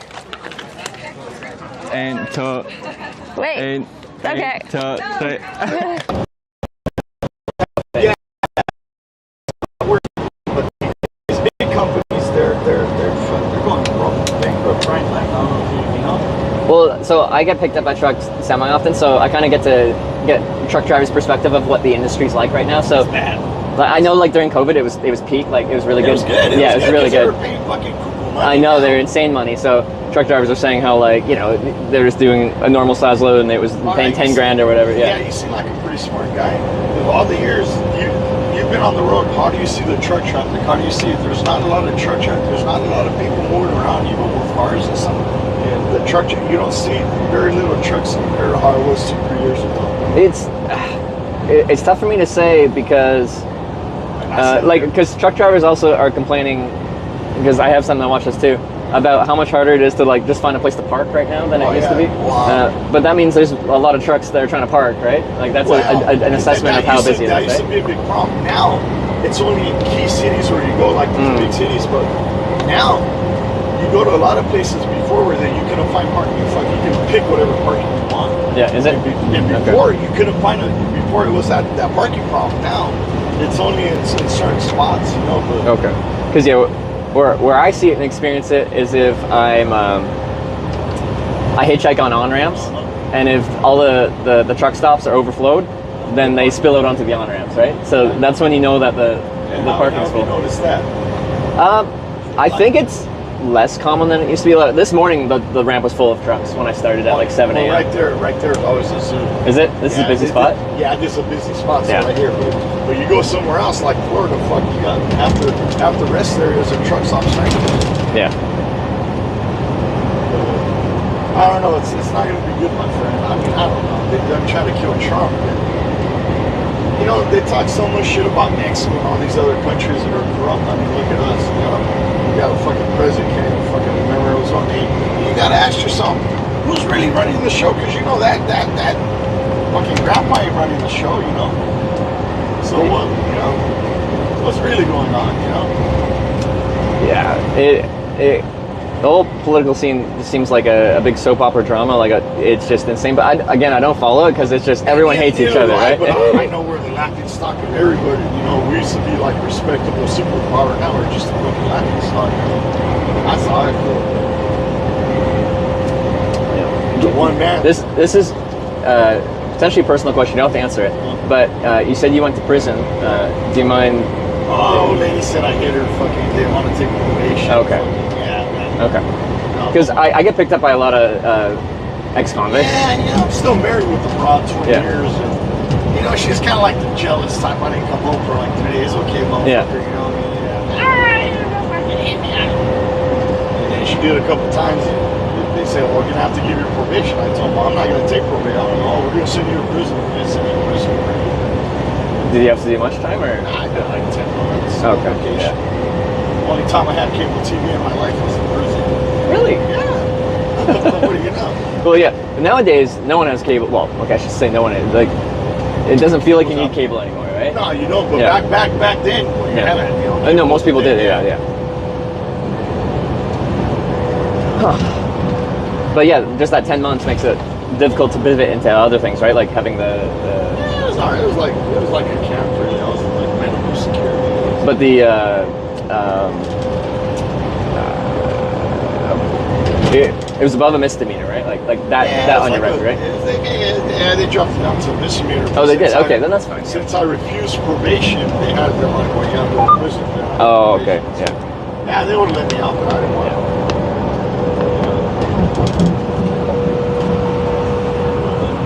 So, do you actually have Romanian citizenship, or you just Oh, yeah, probably I was could? born there, yeah. I'm figuring I got my birth certificate there somewhere. If I were to go back, yeah. What am I going to do there? I feel like if you save up money, like it'd be neat to.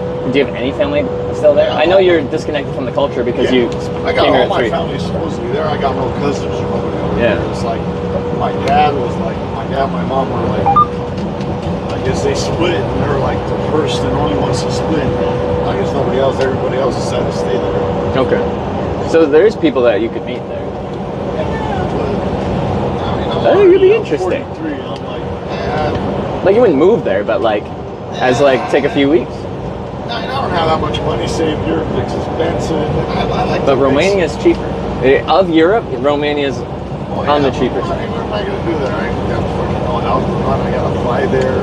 I had to take a suitcase full of clothes here. But you could say that about anywhere. I'm probably just going to give me a motorhome and go down south for Yeah. Christmas. You know? Okay, down in Mexico because you can drive.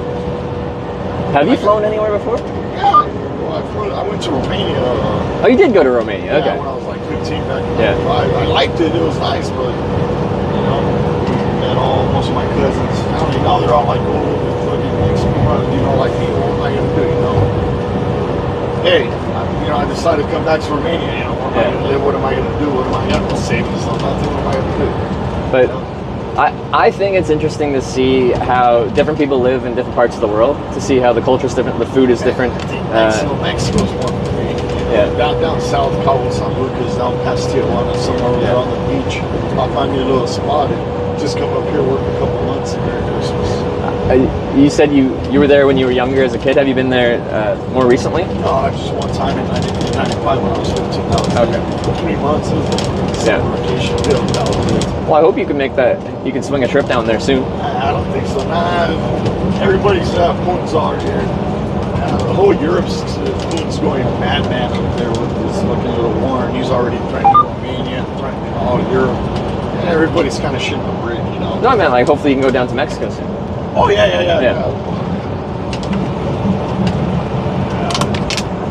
Because I haven't been to Mexico since I was a kid as well, probably around the same age you were, around 15 or something like that. No, I lived down there in Europe for 20 years. Me and my wife, we built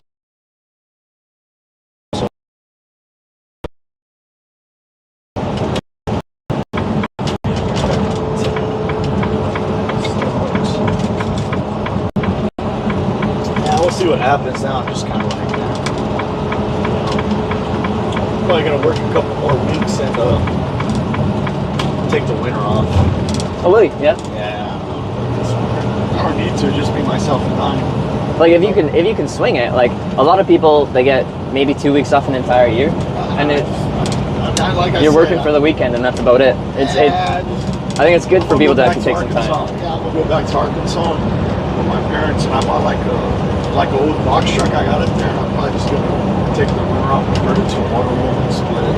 Okay. Like I said, it's just be myself and I. What I got, I'm gonna spend a lot of money. What I got enough for the winter. Yeah. Like when I had my family and my kids, yeah, I work all year. But fucking money doesn't motivate me anymore, you know. And then also like for me, when it's just me, I know how little I can live off of. Like I don't need a lot to be comfortable. Exactly, yeah. But once you have dependents, like even me now with a girlfriend, it's just like we have the dream of like being able to afford a house and stuff like that, maybe kids in the future. But that requires a lot today, like financially. So that's motivation to work more, work harder. How old are you, if you don't mind me asking? I just turned 30. I'm 43. I married my wife when I was 18, had my kids. Yeah. And you don't know how this fucking life,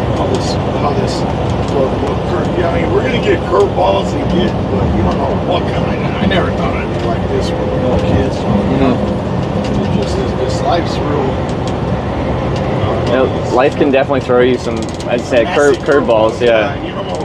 I mean, you plan it, but you don't know where you're gonna be tomorrow. Yeah. Tomorrow and the other too. But And so tough because people think they can control that, but like you can minimize. you control it to somewhat, you know.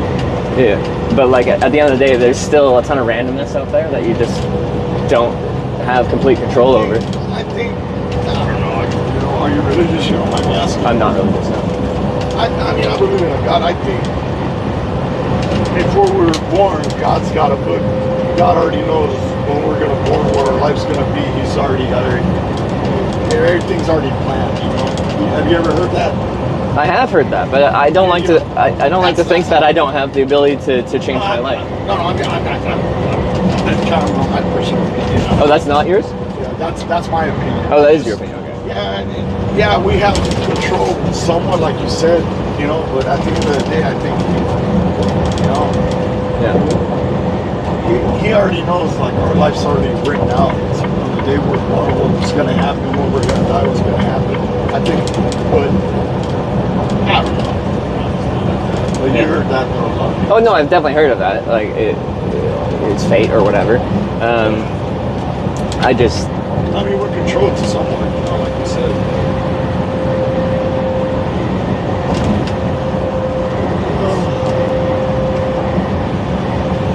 When you gotta be in San Diego? Hopefully next Thursday. So what are we at? Saturday. Yeah. So I got 6 days. What's like the worst, like, what's your, like, contingency plan? Like, take a plane if you don't make it, or you Probably, try to hitchhike? like, plan A is hitchhike there, plan B is, I don't know, but make it happen. Make it happen, yeah. So I've been doing this to this convention since 2018, hitchhiking across the country or the continent to get there. You just started a little late this year, huh? Later, but that meant the trip was shorter. So rather than going right from the far east coast of Canada, which has you going from northeast to southwest, it's just from southeast to southwest. So it's a much shorter trip. So everybody who gets there has to hitchhike. No. So Twitch is a platform. TwitchCon is the convention for Twitch TV. It's mostly known for video game broadcasting.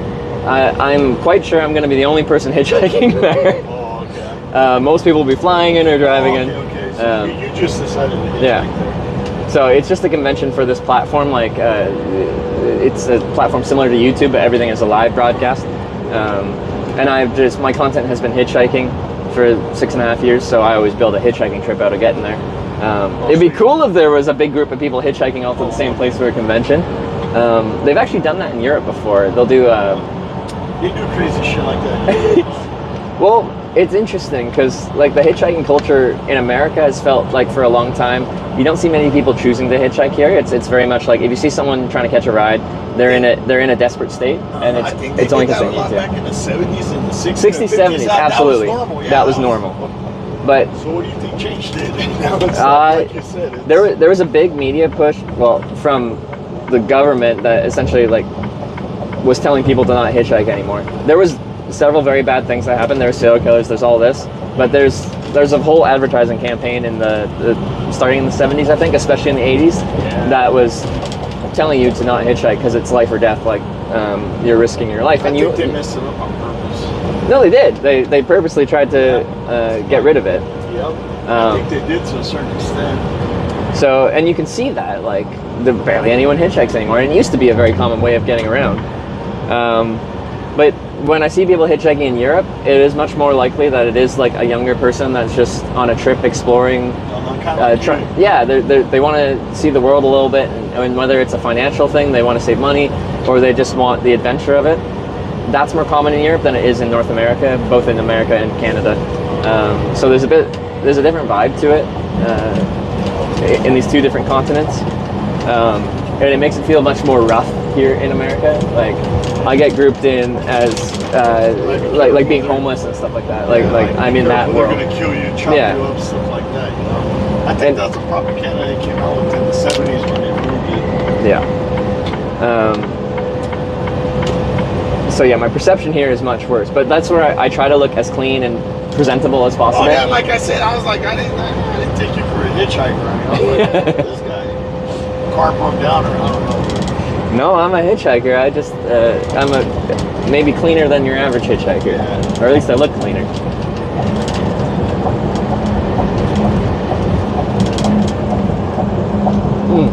So you've been all over the world, like? I'm at like 40 countries now. You've been in 40 countries. Which one is your favorite? It's tough. It'll probably be a few top ones, and it might surprise you, but actually, traveling in America is one of my favorite countries because of the diversity of the country itself, like the landscape. It's a very large country, but like, and each different part has a very different like vibe, but also different geography. Like it looks different, and I think it's a beautiful country. There's very few countries in the world that have as much diversity as the United States, and then beyond that. I hope you don't find this offensive, but Americans are weirder than everyone else in the world. Yeah. They have, and I don't mean it in a threatening way or in a bad way, but like they have bigger personalities, stronger thoughts, just like quirky opinions, more conspiracy theorists and stuff like that, and I find them very interesting to talk to. I kind of disagree with you on that one. I find it that people from other countries are more like what you said. I just get that from the hitchhiking, like sitting in the passenger seat. Because I find people elsewhere slightly more reserved. Like, not true. that's been my impression from 2,300 rides hitchhiking in 40 countries. Conspiracy type kind of guy, so that's why. You are, yeah. Yeah, I think down in Mexico people are a little bit more reserved. People, I think we're more high-paced, how do you call it? We're like we're like always go. Yeah, I think so. Yeah. More slow pace. I think that's why. Yeah, maybe that's it. It's quite the interchange. Yeah, roads here are bad. They are pretty bad here. Yeah, taxes for everything, and fucking they don't fix shit. You know, it goes right back into their pockets. You know. This is quite the bridge too. Jeez. I think we got like one more. We got one more when we get out of this. Is this Baton Rouge right here? No, Baton Rouge was back there. Where, Lafayette? Yeah. Lafayette. Time flies when you're chatting. Yeah, GPS type of shit, it just goes blank. Oh. Yeah, it's Lafayette. Because for a lot of this trip, like you just stay west on 10. There's not too much navigating to happen. No. It's more like if you 10 all the way to Phoenix. Yeah. Do you know like down this 10 like without GPS and you're just you want to plan your day and where to stop? You could do it without GPS. Yeah, I can do it pretty much anywhere I go. Okay. I've been doing it for like 15 years. That's true. That's a long time. Yeah, like I said, the next biggest cities we got is after Lafayette, we got Houston and San Antonio. Yeah. And then after that, we got shit to Phoenix, El Paso, Phoenix, and then. How far do you think you'll get today? Just past Houston, or a little further? Past Houston. Yeah. Yeah. So we're probably like I don't know. I think what do you call it? Comfort.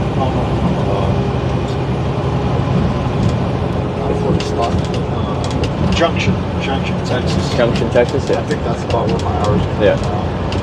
From there, it's like 400 miles to El Paso. Okay.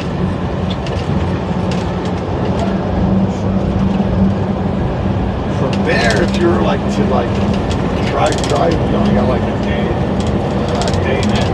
Yeah. Day and a half to San Diego. If you were to like keep driving. Yeah. Junction.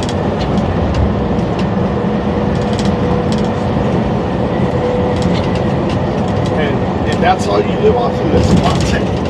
Exactly. It's a very strange way to make a living, but if I had a business card with you, it would say my name, Trevor Daniluk, and my title, professional hitchhiker. But actually, my actual profession is Content making. yeah, is a content creator or. I've seen a lot of people that actually live in their car, like on Facebook. They live Yep. in their cars and they live kind of like do what you do, but Yeah. travel. And they live off of content. They make content. Yeah. What is that?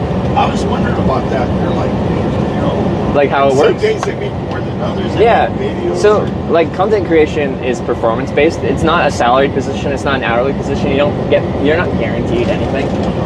You're paid based off of how your videos perform.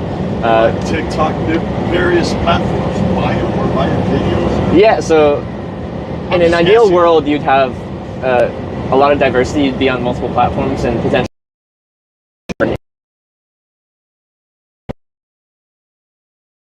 Depending on your videos do. Yeah, like I'm mostly on Twitch. That's where I make all my money. But if I was doing things better, I'd also be making money off of YouTube. I'd be making money off of Instagram. I'd be Take a making. guess at this. So if you were to make a movie, Yeah, or if you were to make a series, a television series, depending how good the various like ABC, NBC, they would buy your well, your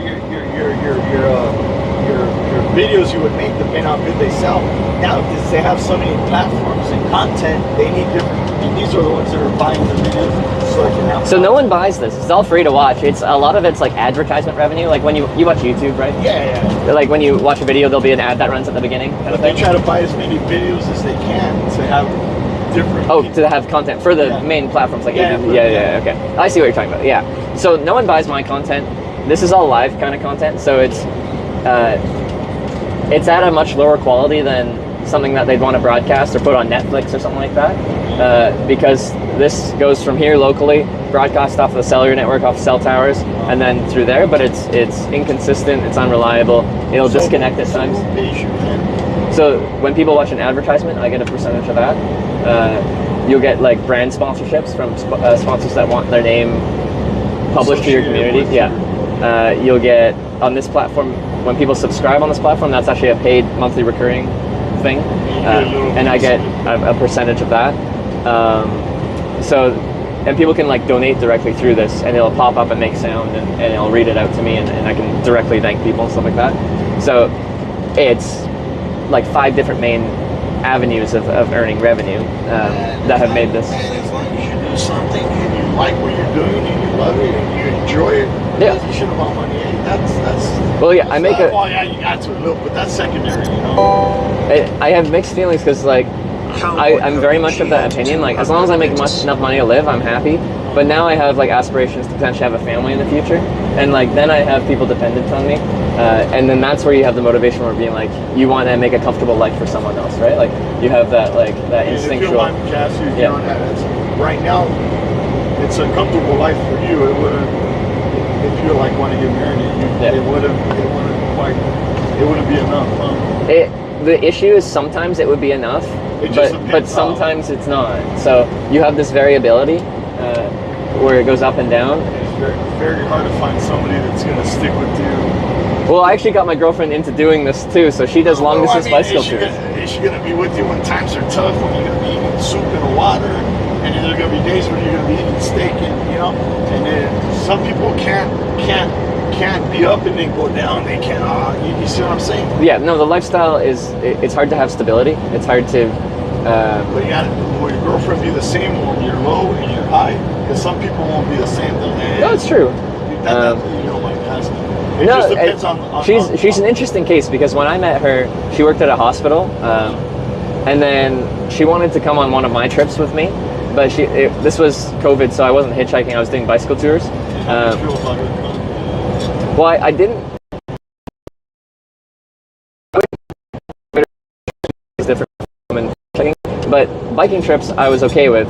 But she wasn't confident riding her own bicycle, so she, as a joke, told me to get a tandem bicycle, and got a 2-person bike and flew it to France, and we rode a bike from France to Norway for 3 months. How long did that take? You know, that would be some badass I would do. So you actually, during the summer? Yeah. So we left in June, I think, and we were there through till September, riding a bike. And it was a cool trip. And it's a really good test of your relationships, a tandem bike specifically, because you are literally attached at the hip essentially all day, and if they're not pulling their weight, you have to make up for that, right?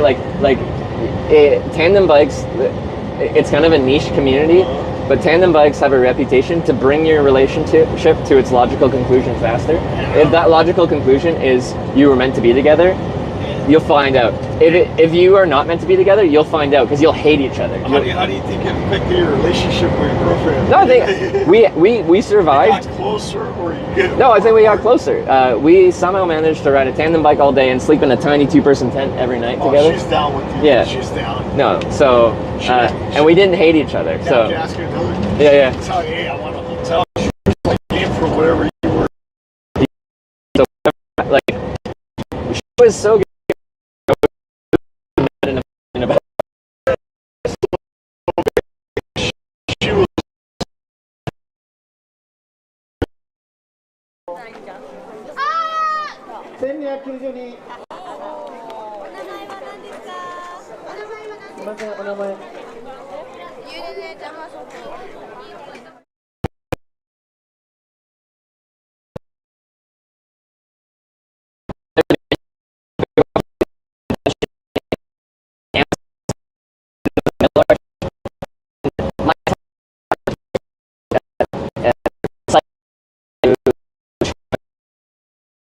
getting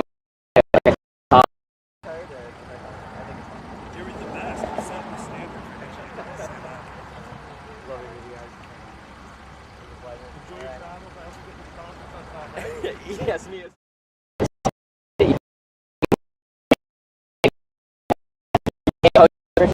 Ride.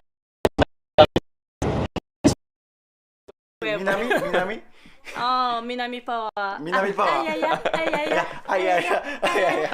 Good night. Good night, Good everyone. night. すごい。すごい。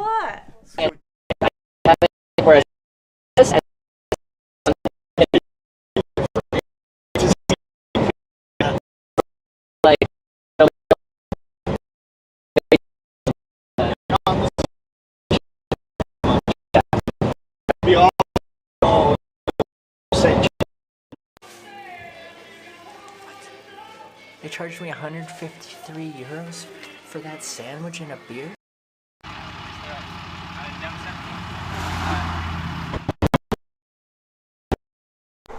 There's a car on fire.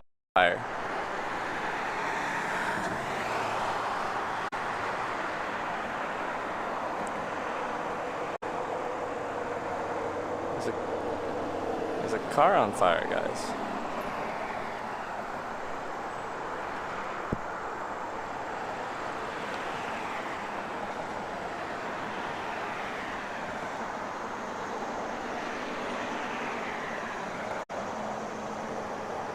When did that happen?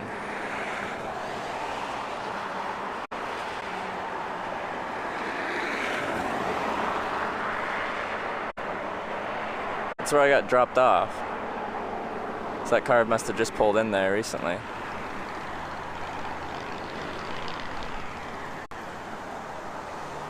Call for help. There's people that have already stopped there. I assume the police or the fire department. And I show people what it's like to travel different places. And, do you know what hitchhiking is? Autostop, or when you stand next to a road and you stick your thumb. Yeah. So that's what my whole channel is about. So today I hitchhiked from Trogu to here. Thumb and sign. Oh my god, very nice.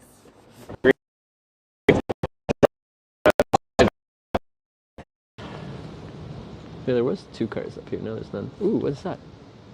Is that a coyote?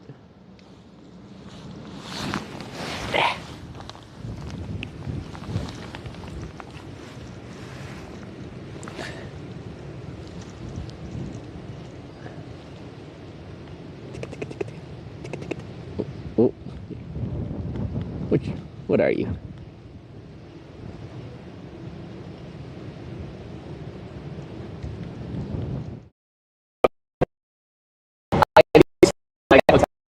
Like last night I got one there because I was I'm falling behind schedule on this trip, and I wanted to get up early and hopefully get a truck driver from one of the truck stops that was leaving early in the morning. And nobody. Well, I didn't get any early in the morning, but you did stops. But nobody else like trying to. So someone else pulled over, and they were going down to New Orleans, but I don't want to go down to New Orleans because that's not productive. It's a detour south.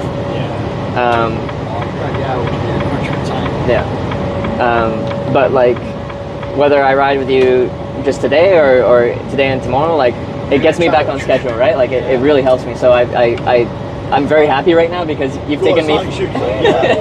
Be productive, like, okay, at the end of the day, at least I'll be like 1,000 miles closer to 700 miles. You've taken me from a not so good situation and you've got me back on schedule, kind of. So. Yeah, because either, I mean, I can take you, but either way from Houston or wherever we go in Texas, you'll get a straight shot. It's almost to San Diego or somewhere close by San Diego. Yeah. You get a straight shot. Even from Phoenix or to Cali. From Phoenix, you're, I don't know, like 6 hours away from San Diego. Yeah. Because it's much easier for me, from a hitchhiking perspective, to come into San Diego from the east on I-8 than it is to come in like into LA and then south from LA. Because hitchhiking out of LA is actually quite difficult. It's a sprawling city. It's hard to find a good spot to hitchhike to find traffic going south. So many homeless people in California, nobody will give you a ride. Nobody will stop to piss on you if you're on fire. Well, that's how you... I think it is true. Like the higher the homeless population in an area, the less likely people are to give you the time of day, right? So, I've seen the TikTok videos up there in LA where they have like all these homeless people living in motorhomes on the street. And one of the motorhomes on the corner caught on fire, and the fire truck with the lights passed by and just kept going down. And I guess, you know, one of those construction water trucks, I guess he felt bad, so he like went over there and turned on and put out the fire. And that's just, you know, what does that tell? The fire truck just passed by, like, they're homeless, whatever, you know, one less. That's how people are in California. They won't fucking help nobody. They see you with a sign or asking for hitchhiker, they won't fucking give you the time of day. Yeah. I think that's fucked up. It's tough because like, and some people that are like on the streets and stuff like that, like, or on drugs or something like that, like, you don't know their situation, but some people are not in a good state of mind and to the point where it can be dangerous. Like I hitchhike and I'll be hitchhiking on ramp, and quite often near the on ramp there'll be people camped out and stuff like that.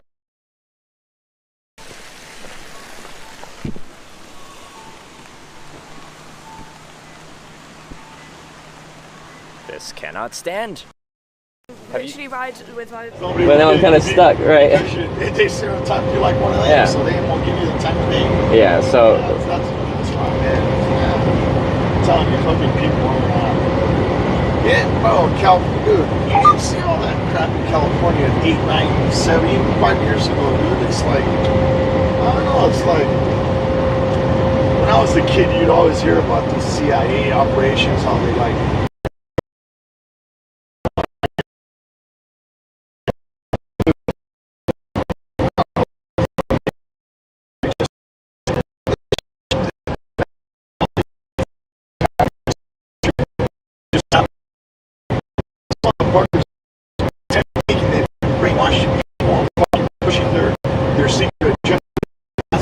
that's why this country's like this. That's what I think. This shit didn't just happen overnight. Well, same thing with the homeless people. They want that shit.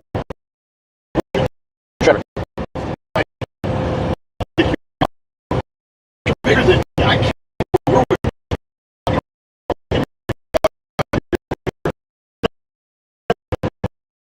Yeah. Dude, 30 years of making, I'm gonna send my people in there. Money corrupts everything. I'm gonna start fucking taking you apart little by little, corrupting people, fucking up your military. Like, just kind of like what's happening in this country. You know, our military. It feels like America's been sold off. The way all this shit is 20, 30 years of making from where? From our fucking enemies has picked us. Like, we're so fragile and fucked up in a lot of ways. Because of this, what I think is because of this shit, this 20, 30 years of making of our enemies taking us apart little by little, and now they're just going to come in and fucking mop us up. You see what I'm saying? That's what I feel that's what's happening. I think that makes sense. Like I don't. Because this shit didn't just happen overnight. The homeless situation. I think a lot of it stems from, like the basis of this is an opiate crisis. This isn't a COVID shit didn't help because they gave everybody free money and now they're still getting free money. But like, in the early 2000s, they started prescribing a lot of opiate drugs for minor pains, aches and pains, stuff like that. Opiate drugs are very addictive. I've been doing drugs since I was 15. I still function. Of course, I want. But some people go much harder. Like they go down a dark path with that. And like, if you no longer are able to get a prescription or afford your prescription drugs, then you go into. I smoke meth by an ounce at a time, and when it's time to fucking smoke, and when it's time to have fun, and when it's time to, hey, there's time and place for everything. I don't know. Of course, I'm not on the truck when I do that. But like a lot of the homeless people you see, they've gone down that path, and they don't have control over that anymore. Like their whole life is existing and finding the high because it's what they need. Shit, I like drugs and everything too, but then again, I like money and I like to have a life, and you kind of like gotta calibrate that a little bit. But not everyone does. Not everyone does. And like, you see what I'm saying? It's like you gotta, of course, yeah. But like you're able to manage it, but not everyone is. Like those people, if they stop taking drugs, they're going to go through a very harsh withdrawal, and like it does not feel good. Texas, a big state. Maybe we stop for a great state. Talking about riding a tandem bike, heading to TwitchCon. Let's get hyped. My drug buddies or my friends were the same way, and I think, but yeah, we all wander off the reservation and get, fucking whatever. But for the most part, 90% we're functioning fucking addicts and alcoholics or whatever. And just this newer generation, I feel is like all this CIA shit, all this shit that I heard about these CIA programs and all this shit when we were growing up. Like they try to brainwash you and try to, and I think that's all CIA shit that 20, 30 years in the making, years ago. I think that's. But like. To blame. It wouldn't be CIA stuff if it was external enemies that want to make America weaker, right? Like that would be foreign agents if that was the case, right? That goes back to what I was telling you about, 20, 30 years of where we are right now. It's happening over time. I don't know. It's just. But do you think it's CIA or do you think it's foreign influence? A little bit of both. Yeah. I don't know if there's only one lane here. I don't know if you heard back in the fucking 70s, Rick Ross, he was the CIA was importing fucking cocaine, getting the fucking LA cops to fucking sell and distribute cocaine. They were basically selling drugs to fund the fucking wars in Nicaragua and with fucking all. Oh yeah, the U.S. has a very interesting history with the war on drugs. It's it's pretty fucked up. Yeah. So I mean, you see what I'm saying? So you know about all that, right? Yeah, no, that stuff I do know about. They do that shit all the time, bro. Yeah. Like down in Mexico, what do you think? Because the CIA fucking controls all that shit, and they put people in power. I tell them, hey, you want to fucking sell drugs, or you fucking go make a fucking appointment with the DEA, the CIA. Tell them, hey, I want to work for you guys, sell drugs. They'll put you in fucking power somewhere. You'll be their little puppet. Do this, do that, fucking whatever. But the one in front, you got to take orders from. You got to do, And all that bullshit down to Mexico is, I think, like a couple motherfuckers said, hey, well, what the fuck? You guys can't come in here and fucking do it, They rebelled against them. That's why you got all that fuck fest going on over there in Mexico, But I don't know. It's the number one terrorist organization in this world is the CIA. I hate to say it like that. That's my thing. Yeah, U.S. does have a bad history with influencing foreign politics in a negative way and creating some problems that. That's just the way I feel,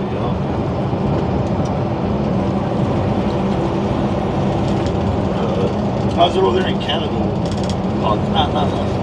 Like, I spend more of my life outside of Canada than in Canada. Like, Canada feels like my home, but like, I very much don't follow Canadian politics, which I probably should. Like, I'm a Canadian citizen. It's kind of like your. I mean, I never followed politics, but that's part of living in a democracy, right? Is I should participate, but I don't participate. Yeah, I'm gonna tell you, this may seem strange. A lot of people don't give a fuck about politics, but when you got $100 and $100 ain't shit in your pocket, you start to get curious real quick. why fucking 2 years ago, $20 would take you a longer way, and now you got $100 you can wipe your ass with. A lot of people will start getting like, hey, like wake up a little bit. I'm in a different situation because like I don't see the world from my local area in Canada. I see the world from like I earn an external income that's technically US-based income, but then I see the economic situation most of the year from other countries. So I see more of the economic situation from Europe and from Asia and from Pacific countries and from America than I do from Canada, and then I can kind of compare and contrast them rather than just look at my own situation in Canada. And the reality, like currently right now, is like the whole world has gone through a whole lot of hyperinflation. Whole COVID. So outside of Canada or America or anything like that, things are kind of difficult just because everything's gotten very expensive for your average person. Yeah, like I said, I never really gave a shit about politics, but when it starts hitting you in your wallet and you start feeling that at the register wherever you go, and a lot of people are feeling that, they kind of start wondering a little bit. And then you got all this other gender shit going on, pushing all these with the kids, and it's not good. It's, like, wait a minute, what's going on? Ain't gonna be a good show. So you picked me up, but have you ever picked up a hitchhiker in the past? Man, like, you really don't see them. I mean, like when I see somebody, I stop and I ask them, hey, Oh, so okay, you do. If they need any money or they need anything, or I give them a ride, something, or whatever, I'll stop and I'll ask them what's up. Sometimes they don't, like most of the time they don't need, they just want a couple bucks or a couple whatever. Rarely people hitchhike. No, you really don't see it too much.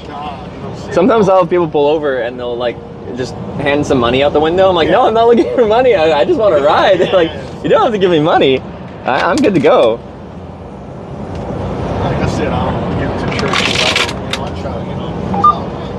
trying to help out wherever I can. Yeah. Where I think it would make the most difference. Yeah. No, like, I'm gonna say like 99% of people will never ever even consider picking up a hitchhiker.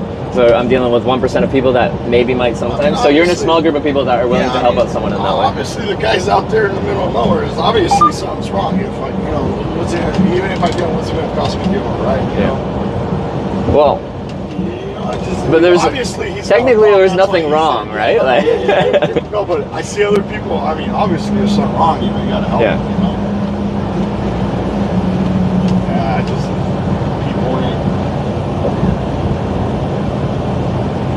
I bet you these places are full of Crocs. I bet. Well, like, have you seen many? Man, actually, I was over there in Florida when I came out of Jacksonville. Yeah. I passed a bridge like this, and there was like a river, and like in between there was like a little sand slot. Yeah. There was a big old gator just chilling. Oh, yeah. I wanted to stop and take a picture. Yeah. Because I've never seen one. Never seen one. That was the first one I've seen. He was just chilling right there in the middle, like fat, like he owned the joint, And I was like on a bridge. I wanted to stop and take a picture. And he was a good-looking one too. He was like a nice color too, like a yellow. And like not your like just green ugly gator. He like had like a little bit of yellow green. He was a good-looking gator. Yeah. Have you eaten gator before? No, I want to. It's interesting. I had it in Georgia. It's like chicken. Though. So yeah, no, it's interesting. That's how they cook it. So I think it was like gator tail I had or something like that. But like, like he tastes like chicken with a little bit of like. I don't know if I saw TV. They cook it bad. It just got a bad taste. It just depends on it. Yeah. However, I had it at a random pub in Georgia. It was actually. How was it even prepared? That's what I heard. It was solid. That's one thing I like. Now that I'm streaming and stuff like that, I have some income, so I can actually afford. I'm surprised that I latched onto it as hard as I did.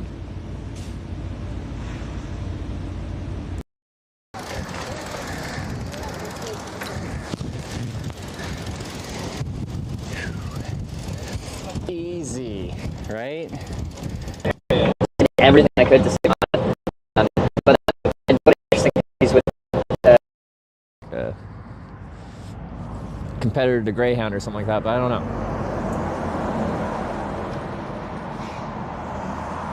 Couldn't use the wind to help us move.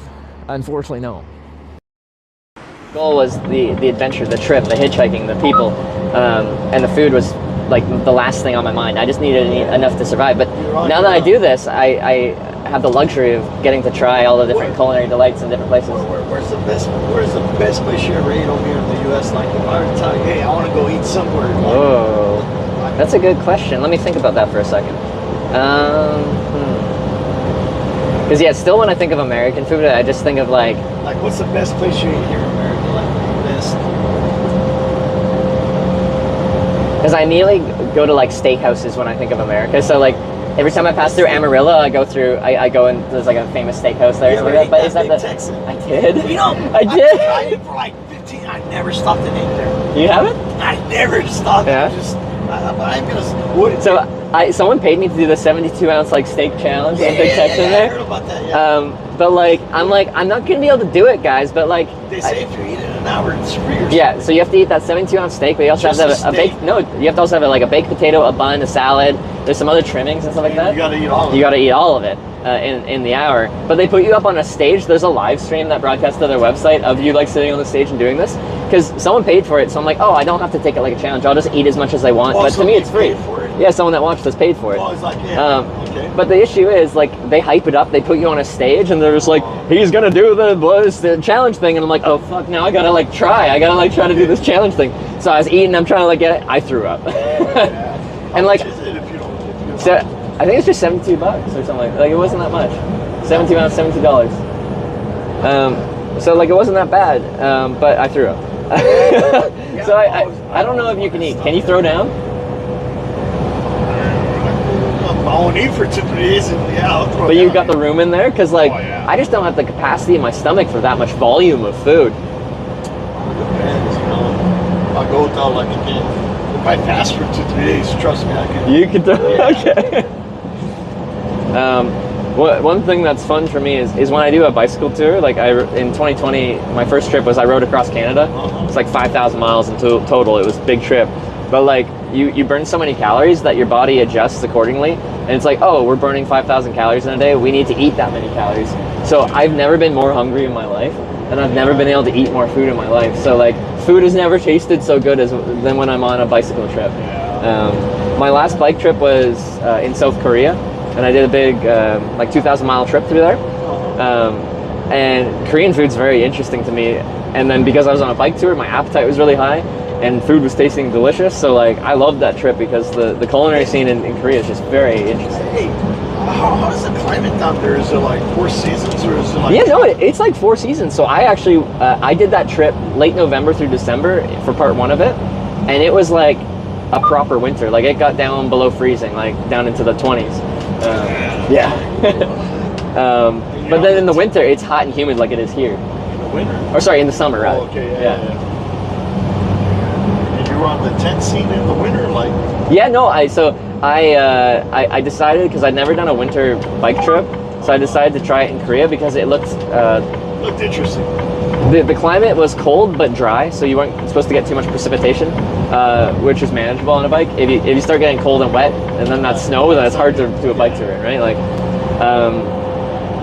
so I decided to do it in the winter there. But yeah, so average daytime high was like probably like high 30s. Overnight low was around like 32. Sometimes it'd go down as low as like close to 20 overnight. And I had good winter camping equipment, so that was fine. How was the people? Oh, super nice. And then I'm doing something when you're bike touring in Korea. I don't look Korean, obviously. So they see you as a foreigner doing something obscure. Do they come ask? Yeah, no, they come ask where are you from, and like they want to ask. Like a lot of time I have to talk through a translator because they don't speak English, especially in more rural parts. If you're in Seoul, you have the more city. Yeah, that's the capital. You have. You're more likely to run into people that can speak English, but in the small farming towns, they don't know English. Okay, so you're in those small. They don't get curious and like come up and try to communicate and ask you like. In the small places? Yeah. No, they do, but I need a translator. Oh, okay. Yeah. So and technology is a huge crutch. It helps a lot. So I can fairly cleanly have a full in-depth conversation through a translator. Like I'll speak in English, it'll translate, and speak it in Korean. They'll speak in Korean, it'll speak back to me in English. And I do that for hitchhiking too. Like I've hitchhiked in Japan 3 times, but I don't speak Japanese. Oh yeah, you did it with the app on the phone? Yeah, so I'm just like I'll just have a full conversation for however long just through a translator. That's fucking crazy. What's the food like in Korea? Like they eat a lot of noodles, huh? So there's like noodle dishes, but a lot of their food is meat and something. So they fried chicken became very popular there.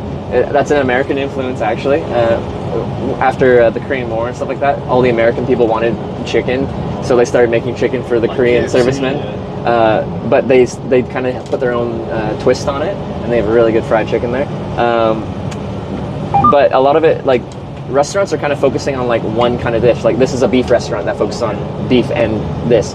But how they do it there is they have their main focus. Like let's say it's like pork belly or something like that. It looks like real thick cut bacon, and it's like Korean barbecue. You grill yourself, you grill it in front of you, and then they have like quite often like 10, 15 different side plates around, and all those side dishes are free. You just pay for the main meat dish, and then you cut up the meat pieces and you mix it with the different side pieces, and you put them in a little lettuce ball, and you just like down the hatch. I call it a parachute. You parachute the meat mixed with some sauces, some garlic, some of these little sides. How does their food taste compared to here? They say, this, our food's laced with all kind of chemicals and this and that. There's much less fast food. Oh. So I'm just looking at how much is blowing off this truck. Einstein. Bag punctured or something like that. I wonder what's in there.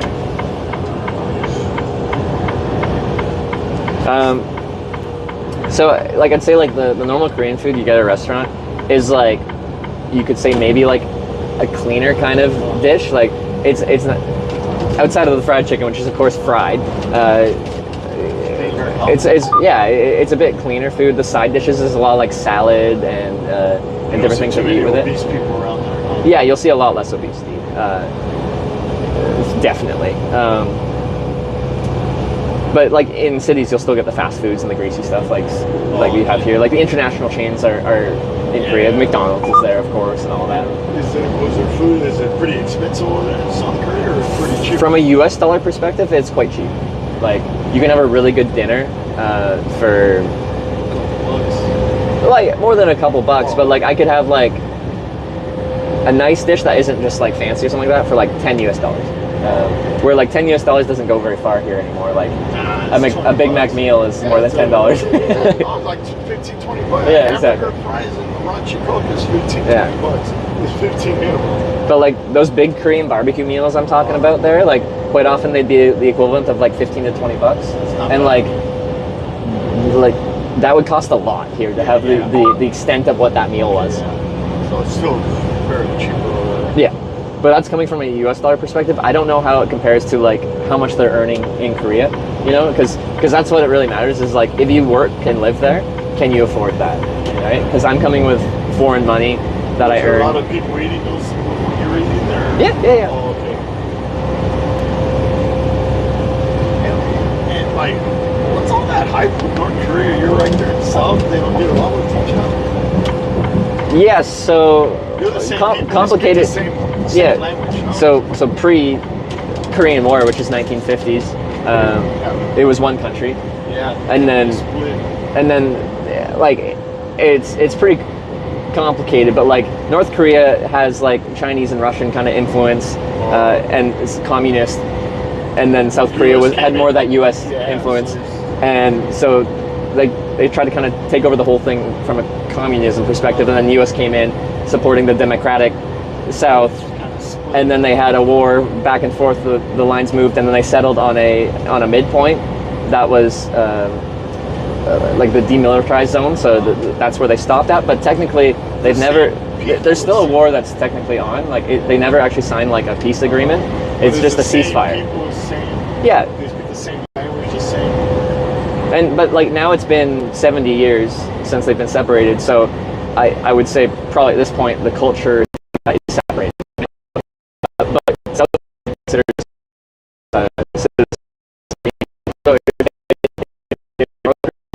escapes to South Korea. They accept they give them a like you are a South Korean citizen now. Yeah, but if they catch you trying to escape from North Korea, they'll kill you. Yes, they will, and your family. Yeah. So you take on a huge risk by doing that, but like people will pay to get smuggled into Korea or into China, and then hopefully be able to get to South Korea because the border is very. That's how it was in Romania back in the day. That's how my dad got snuck out of there. Yeah. I feel like I've heard about that with Romania. Now it's kind of like, I don't know, they went in there. Communism was good up to a certain extent. You had no crime, everybody had a job, everybody was respectable. Now it's just like a zoo over there. Well, respect, I'm not saying communism was good, but there was more law and order back then. Everybody had a job, everybody, respectable, crime, One of the issues with that is like, if everyone works together as a community to all for a greater cause, then that sounds great. But the reality is people want more, people will become more of that, and then the whole system breaks down because people will work around the system in place to get more, to have a more luxurious life, to be on top. So I think from what I talked to a lot of people, I'm actually just let the people have because they only could buy a certain food, certain clothes that weren't caught, chalk. We should have gave them a little bit more freedom, let them go here, let them go there, just a little bit, and I think they would have been all right. You should have imported more stuff. If the people would have had a little bit more options, not so much tightly control. I think it would have been all right. I think with most things, when it comes to there's most things, including political spectrum, whether that's far left into communism, far right into fascism, usually the extremes are extreme, and the reason they're extreme is it's too far. So where things probably should be is somewhere between the two, but then we all fight about where does it fit between those two extremes. No, I just think it's bad, I think it's a joke. I mean, from what I see on the news, when I go to my parents' house, they got I don't know, some channel or whatever, YouTube or whatever, and they watch they watch the news broadcast, and they just all kinds of shit. Well, no, but then the issue with that is, so I work in media, but what sells the best is drama and conflict. When I'm hitchhiking and things aren't going well and I'm stuck and things are really hard, that's when things are more busy and there's much more activity. But the same thing happens for news. But what that means is news is a for-profit thing. It isn't there is public news, but in general CNN and Fox and all that stuff. You never see all that funky shit happen 5, 10, 15 years ago. It was unheard of. No, but news broadcasters have realized how much more people will watch the news if they tell the entire world how shit everything is. Because no one wants to hear about a firefighter who caught a cat from a tree. That doesn't get your attention. A good story doesn't get people's attention. If something horrible happens and a bunch of people die or something like that, people are like, oh my god, that's horrible. I want to know more. Why did that happen? Who did it? What are they going to do about it? How are they going to make it not happen again? These are the questions that come up. A good story doesn't. A good story doesn't get people's attention, so they tell only bad stories. So if you get your news of the world from the news, which makes sense, of course they're going to tell you the news, it tells you everything is shit. Yeah. But everything isn't shit. and if you actually go out in the world and talk to people on a day-to-day basis, you'll see that the kindness is still there. The core of our humanity is still there. But the problem in my country is it's not, because my mom still talks with most of her relatives, and they pretty much confirm all that it's bad. It's bad. It's but what is bad? Everything, just the people. It's just bad. Because I'm in a position where I get to sit next to people from all walks of life all day long and learn about their life and their motivations and how they got to where they got to. Bad is, in the sense, the economy, the inflation, crime, just a lot of corruption, a lot of stuff that it's just hard life. Everything's expensive. There's a lot of stuff that happen. Yeah. Because like, A lot of stuff that you'll never hear about, you know. but you do hear about it because they force it down your throat kind of thing. And I asked my parents, is that like that shit ranger? Yeah, I talked to what's her name. Yeah, it's bad like that, you know. Scandals, all kinds of, you know. Certain way. Handles a lot. We didn't have 24-hour news networks until the past couple decades. I mean, scandals like in Romania, the scandals, you go to a hospital and you die, bro. Like, they have to, like, Supposed to be in the Bible Belt, and you know. Oh God! Underneath my car is going to be nice and clean. All over in different if countries. you want to die quicker, go to the hospital. If you want to live longer, just don't go to the hospital. You always hear about scandals like that. Yeah. Doctor that killed a bunch of patients. Well, they were already going to die anyway, so we injected them and just kind of helped them. You know, Yeah. scandals like that. Yeah, that's the biggest scandal. Hospitals and stuff. Patients dying. And that, like, you could probably figure that out through like investigating it, but like when someone goes to the hospital, that's because something's wrong, and sometimes that means that every other day there's always some kind of hospital scandal. Every other day, another 2 people died, or another person died, or the doctor's fault, the hospital's fault. I guess.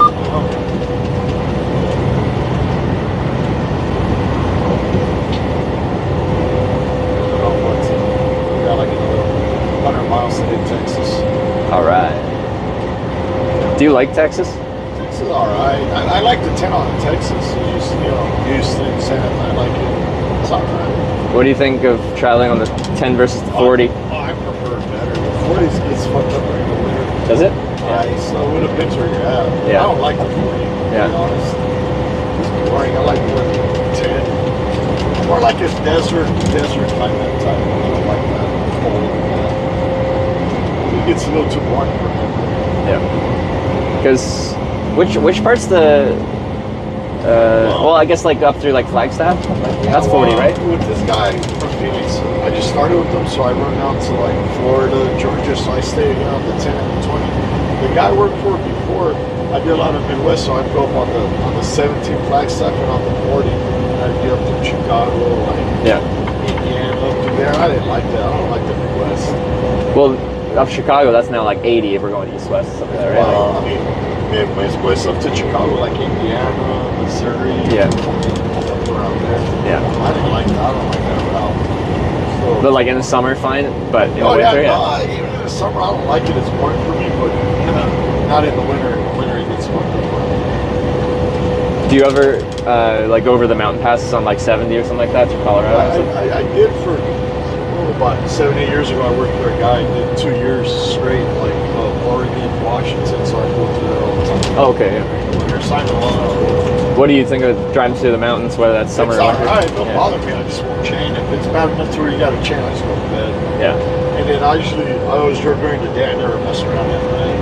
Yeah. You still see during the day ice or whatever, but it's sun up to sunset. I did that for 2 years and never had any problems like that. Had you ever like in your time driving through the mountains seen anyone use those runoff lanes?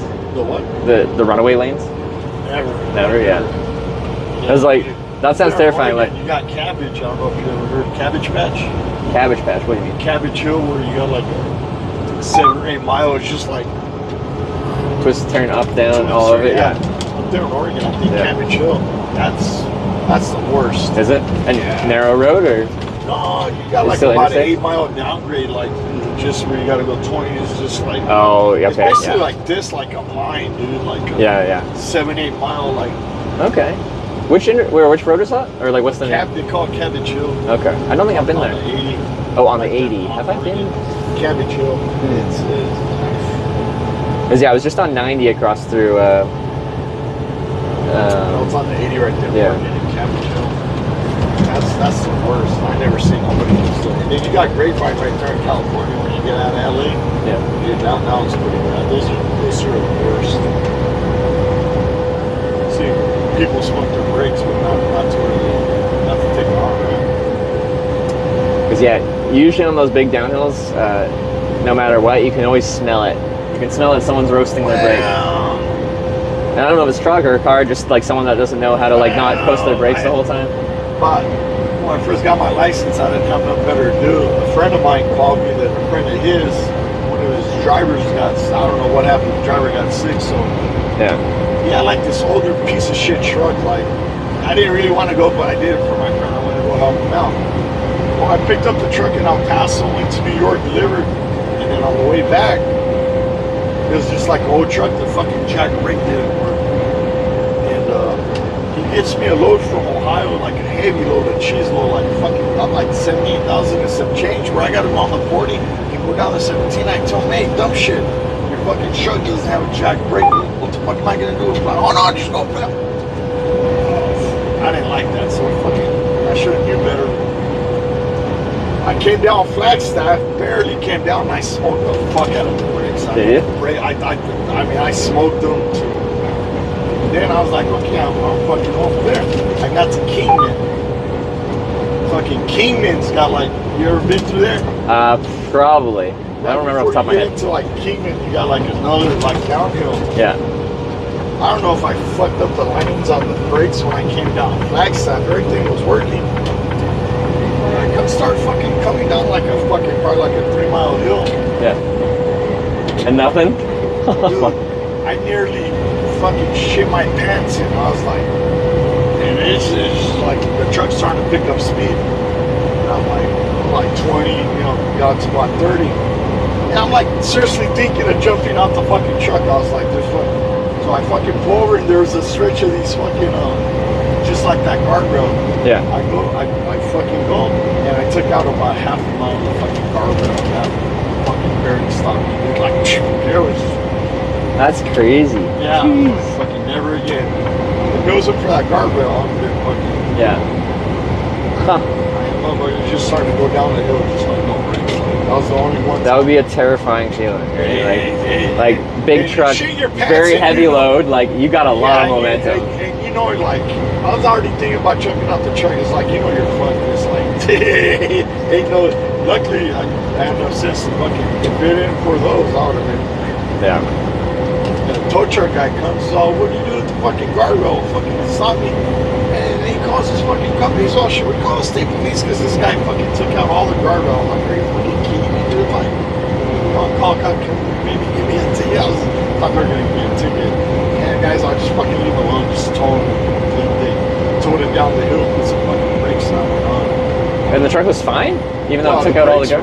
Oh yeah, I mean, I was going about 20, 25 miles an hour. But it's fucking happening.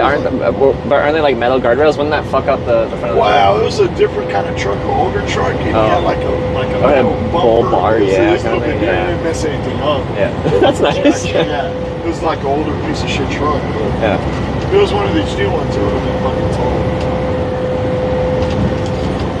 And that was like, you said early on when you just started? Yeah. Just to help out a friend. So if a friend asked you to do that now and you didn't have the jack brake or whatever? I asked him, hey, what kind of truck now? Because the truck's more than a couple years old. I don't fucking get into it. Yeah. It's not worth it. Yeah. Usually if they got these older, like right now, all these trucks are throwaways. The people that have drivers on the trucks, they got to switch them out every 2-3 years because it's either you pay a payment and have a new truck and not have problems. Because if you don't have a payment where you got older truck where you're always in the shop, so you're fucked either way. So you might as well just have a newer truck pay payment and that's it. So everything's changed. How old's this truck? I just bought it only like a couple years old. It's only got 209. Only got 295,000 miles. Yeah, for a truck, that's not much. Yeah. Not much. Got a truck ride 2 days ago, and like a 200-mile ride in a truck, and it was an 08 Volvo, and it had 2 million miles on it. Yeah. There you go. So it's you got older truck, but a lot of this guy with older on, like it has a fleet need a 7/8. They change their trucks every 3-4 years. You just deal with the minor oil change. You pay them off, then they're gonna these newer trucks, fucking throwaway trucks, all plastic, all garbage. You only get a couple years out of them, they start getting all kind of problems, expensive problems. You're fucked either way, so you might as well pay a payment and not have any problems every month, you know? So that guy was saying, like, he's convinced that the newer trucks are, like you said, are like throwaway trucks. But he was saying, like, this kind of 08 kind of period is just before they became the kind of throwaways. Wow. The 08 period is when they came in with that. It wasn't the dip, but like kind of filter for emissions. 07 and 08, they first came. Those were still, like, you could still get a truck and get almost 2. After that, I think 09, 010, after about 2010, they just went down the drain. Yeah. And these newer ones, like 2015, 16 and up, they're only good for about 400,000 or 500,000. Okay, yeah. Because he's saying like 2 million miles, original motor. And like he maintains it well, like he changes the oil frequently, he does his own basic maintenance, and he's like haven't had a problem with it. Yeah, all the trucks used to be like that, but I think 08, 07 is like the last time you catch a truck like that. I think in 2010 they're all 2009, 10 they're all throwaways. But those older trucks, you can't even take them to California, right? Because you need the My friend lives in California. He's got like a 05 truck that's deleted all, and he lives right there. Yeah. It's registered in California. I don't know. I heard. So going through the weigh stations, they wouldn't get you on that. What they call them is these trucks have a delete where they delete all the emissions. The CHP don't care. They don't give a rat's ass. It's some other carb organization that they set up shop sometime. I guess if those guys catch you, you're fucked. I've never seen it. Okay. They're like, go set up shop once a year or wherever. I don't know. Everybody and their mother that goes to California and has all that, they're all deleted, erase the emissions and everything. I didn't know that. That's interesting. Because pretty much every truck driver I've talked to hates driving to California, mostly because of the 55 limit. They just. I like going to California. I never stop at the scales. They don't come after you. Like random scale. Fuck. I never stopped at once. They don't fuck with you. Unless you're doing something stupid off the they go fucking pull you over or fuck with you. But Arizona's the ones you guys gotta watch out for. They don't fuck with you. They won't fuck with you in the scales, but they'll fuck with you on the road. Okay, yeah. If they see you got like an older truck or you smell like an older rock or fucking they got you fucking on the side of the road trying to crucify you like Jesus Christ. Yeah. Hey. Now with this electronic log, it's fucking, it's game over. You can't really, outlaw days are gone. Like, I've met some and like, I don't even want them to tell me the details because it sounds pretty illegal. But I think some people are they have 2 electronic logs and they. Wow. Here's the thing: you work with the Russians and some fucking Europeans. They give you a phone number. When you run out of hours, you call this phone number. All of a sudden, you got all the hours you need. That's all electronic. That's how they do it. So yeah, like the owner ops, the guys with the older trucks. If you got like a truck that's 2002 newer, you got to have an electronic logbook. But if it's older, if it's not it's older than 2000, isn't it? Yeah, then you can do paper. You can't because of the ECU. Yeah. So if you have like a 2100, you don't have to have an electronic logbook because you can't look it up to your truck because it's not wired. I was talking to this truck driver in a diner. Where was I? Upstate New York, and yeah, he was talking about how he had a 99 truck, and he's like, I don't want to ever upgrade because now I got to get electronic logs, and I like doing my paper logs.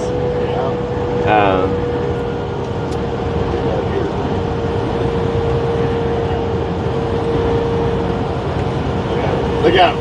Shame on you. That's it. He's not. Usually they try to tuck away a little bit. Yeah, he's a city cop truck. Yeah, he's nice to look at that. And I know some guy you can even have a new truck, but if you put a motor that's 90 or under 2,000, you can't hook up to the ECU. Yeah, like the old motor. But those are like for the owner ops. But even then, if they catch you, I mean, they got cameras everywhere. They look you up and say, hey, camera. It's not like before. Yeah. If they want, they'll get you. It's just a matter of how much they want. Do Do you think they'd actually go through the effort to like pull up cameras? If you really piss them off. Okay, yeah, that's fair enough. Yeah, if you piss the wrong person off, especially immigrant, they can access them. I mean, yeah. Yeah, it depends how. Well, I wonder if there's some automation to it, like it more scans your license plate and it can just like you can just pull it up and see when you've gone through different checkpoints. Yeah, I mean they got these cameras up for some. Obviously, they got them up to access it. If they need to find you, they'll find you. But it's not like pulling up video they're looking for. They're pulling up like a scanned license plate kind of thing, like an electronic scan. Yeah. Most places where they scan the plate, they scan your picture. Yeah. But if they scan your plate and they come out, well, your truck was over here yesterday. Well, yeah. It's tough to explain that when like you say you've been keeping like a legal book, but like how did you get from here to here if you weren't going 200 miles an hour? If they want to get you, they're gonna get you, bro. Yeah. Most of it, I mean, you've seen it. They got cameras everywhere. Yeah, they do. They got cameras where they got them up to. If they need to find you, they'll find you if you were here or you were there. Yeah. Would you push much further if you were allowed to, or is like 11 hours a day kind of like it's a good day? When I first started, honestly, God, we used to do 1,000 miles a day. When I first started, I was driving in 08, got my license. Shit, it was 1,000 miles a day. I would drive till about 12, 1 o'clock in the morning, till about 5, 6 o'clock every day. Yeah. You go from LA, Bakersfield, New York, and back in 7 days. And you had to do 3 trips back to back before you go home. Ouch, jeez. Those are hard days. It was like, hard. Yeah, no, like 27, 28, yeah. But then they started coming out this year. Then, you know, never got a logbook ticket in my life. Yeah. That was easy. It just depends how you talk to them, you know. It is really like how you talk to enforcement. They got a job to do. It's a cat and mouse game. Be respectful, fucking, you know. It's the same for me with customs. Like when I come to the United States, I'm doing really weird stuff. Like, so like I'll cross on my normal trips. I'll cross into like Maine, and I cross on foot. And then they're like, "Where are you going to?" I'm like, "I'm going to San Diego." And they're like, "Okay, you're on the opposite side of the country, and you have a backpack on. How are you getting to San Diego?" And I never lie, so I say I'm hitchhiking, and they hate that answer. Every other answer past that, I'm really good at talking to them and like telling my story. But that first answer saying I'm hitchhiking to San Diego, exactly, because most people that are hitchhiking, they have no money, they have no means to support themselves. They did something to run away or something. But like, so I'm a Canadian coming into their country, and they think I have no money, and so since I have no money, I'm hitchhiking. But beyond that, I might be seeking employment illegally. And if I'm not seeking employment illegally, how am I going to support myself? How am I going to pay for food? How am I going to...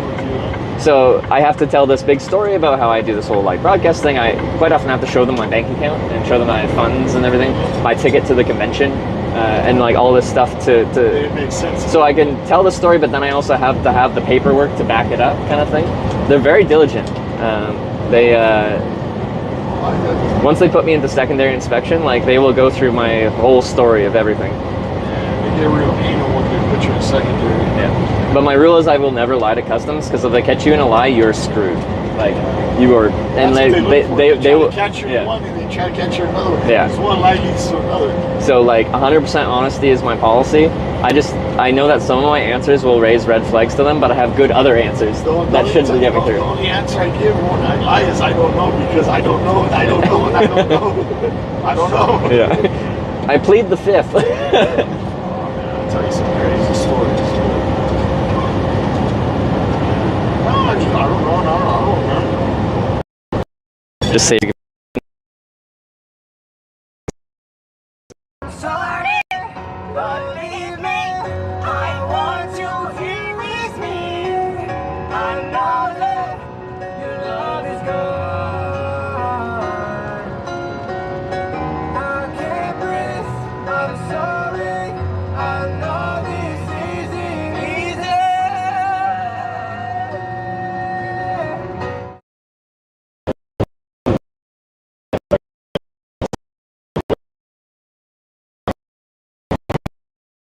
Ooh, I'm gonna put this in my guitar while I play, so I feel nice and bougie. Get it? Look it. I feel like a fancy stripper now, Dad.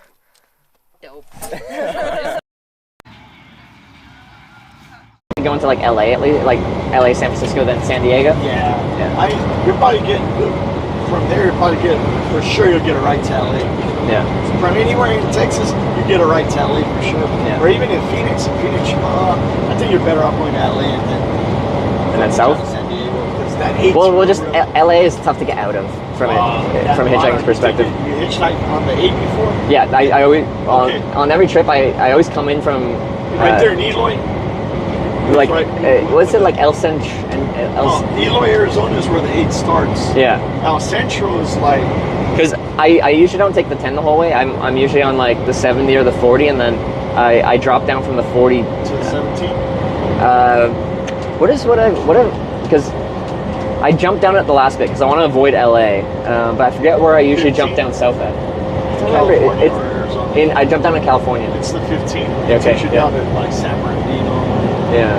15. But it's on the east side of the mountains, so it's before we cross. Barstow. Maybe.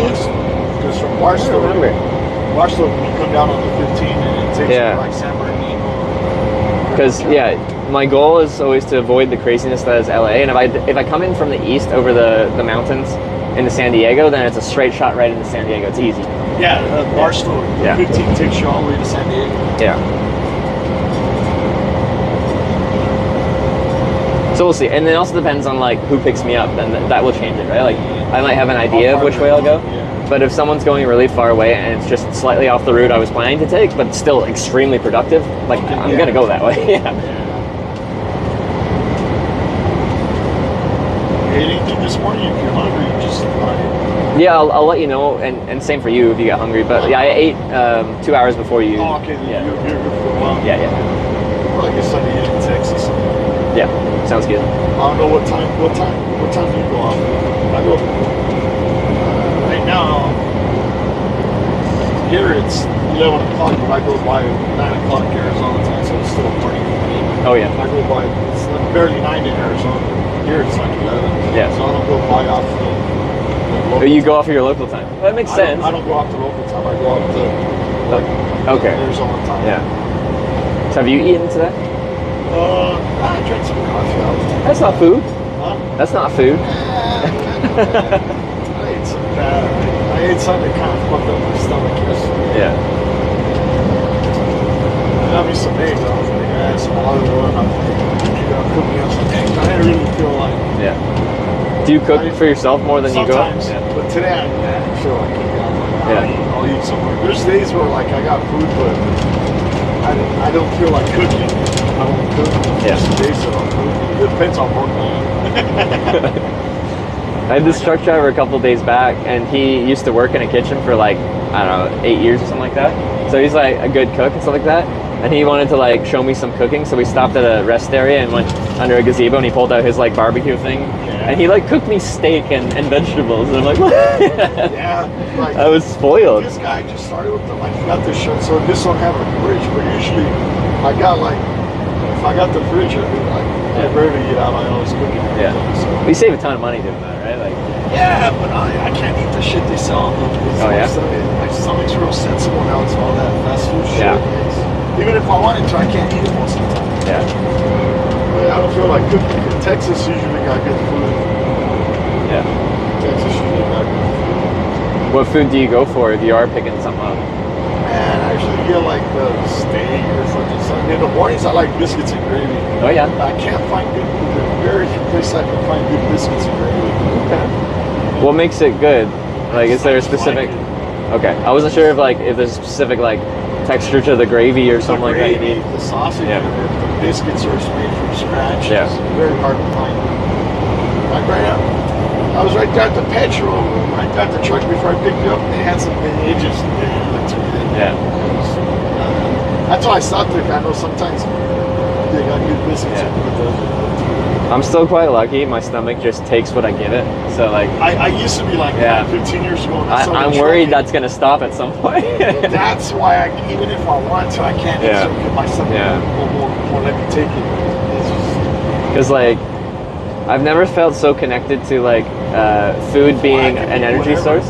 Like on my bike trips, like I feel a direct correlation to like I'll start to feel slow and sluggish and tired, and then if I eat, then you feel your energy levels coming up. Just because I need that energy to actually pedal. Depends what you're eating. Yeah.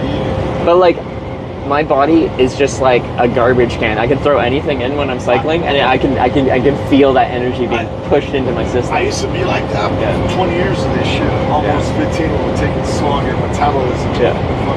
Like my go-to thing while cycling is I'll have a big breakfast, and then I'll just snack. I have a little snack bag. I just snack on like gummy candies until my next main meal, and then when I first start to get hungry, I just down a liter of chocolate milk, because that's near 1,000 calories right there, and you know, I don't have to chew it. It's just in that down the hatch, and then that can keep me going for another 2-3 hours. Then I stop for like a decent meal, and then I have another liter of chocolate milk between then and dinner.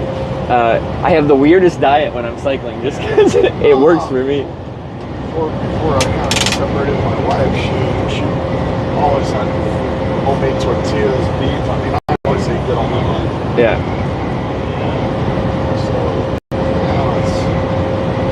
I got like a bunch of ramen, just a couple of noodles.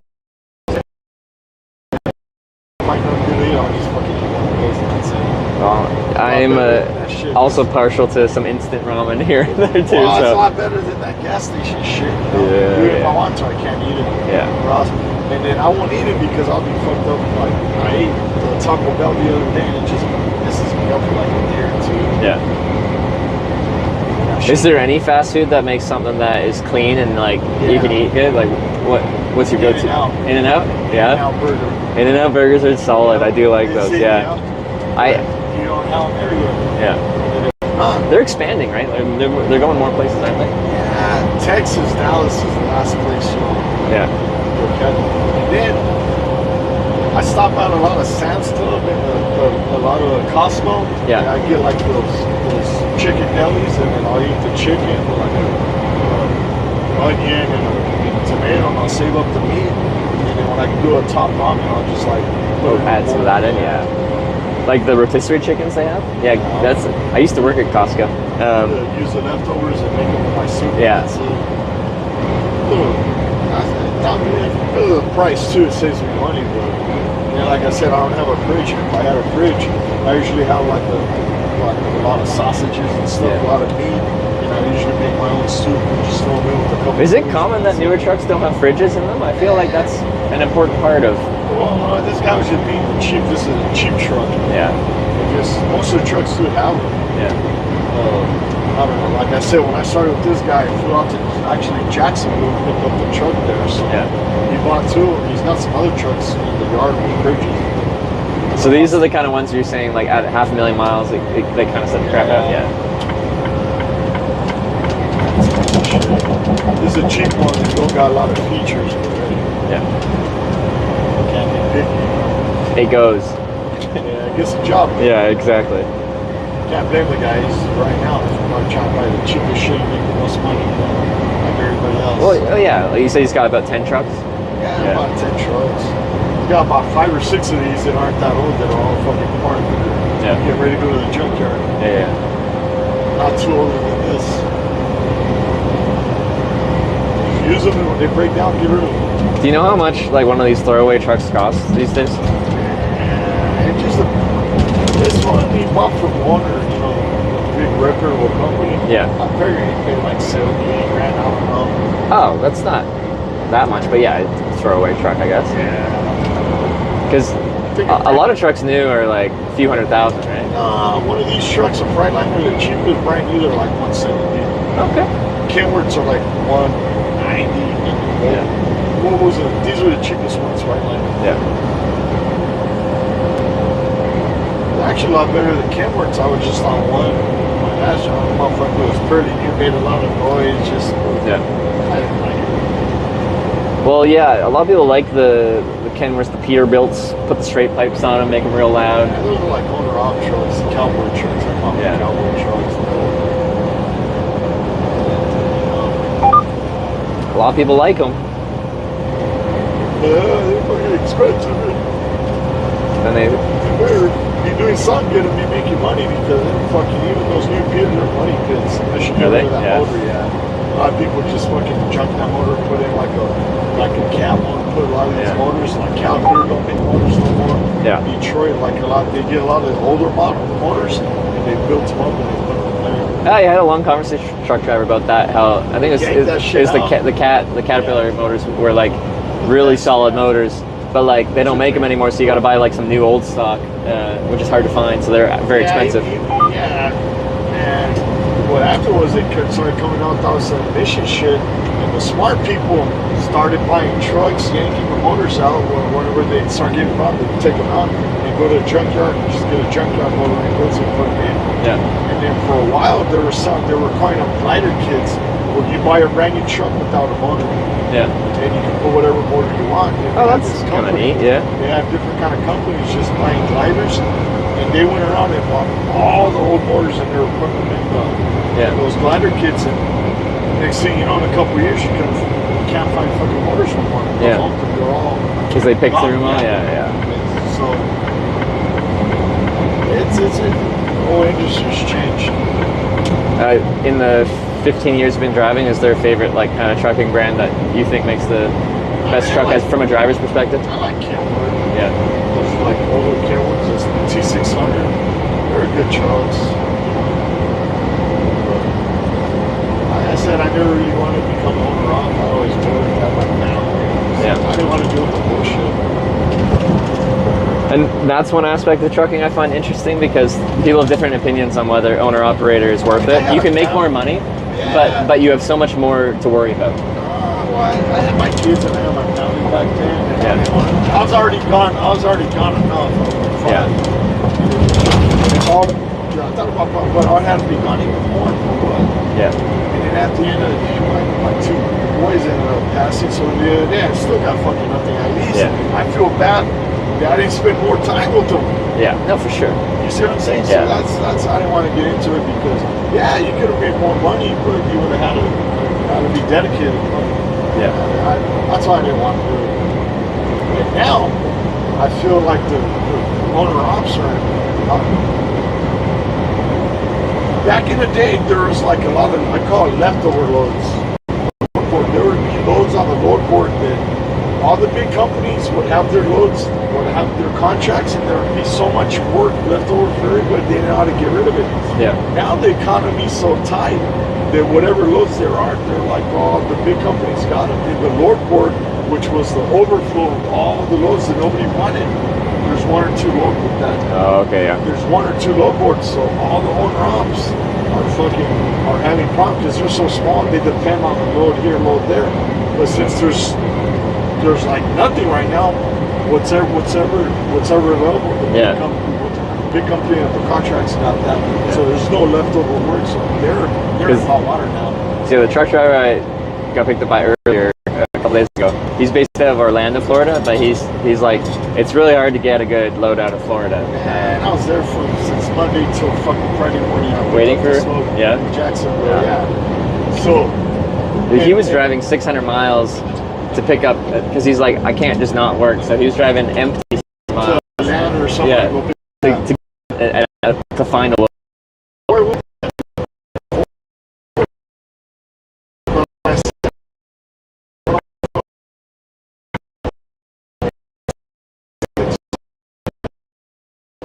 Well, I've been there before. Have you? You've hitchhiked around a bit? Oh man.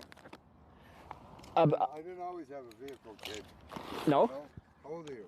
I am 29. You're a young kid. I'm more than half your age. Yeah. Ah, je ne parle pas français. Désolé.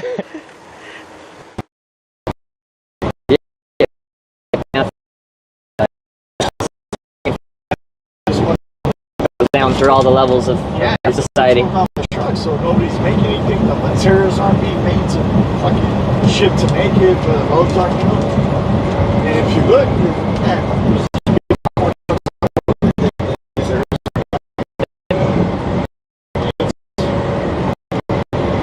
all this politics with China, this and that. The truck driver tells me, this tax, it was like, 30% less containers coming in this month, 28. He tells me fewer loads, fewer loads.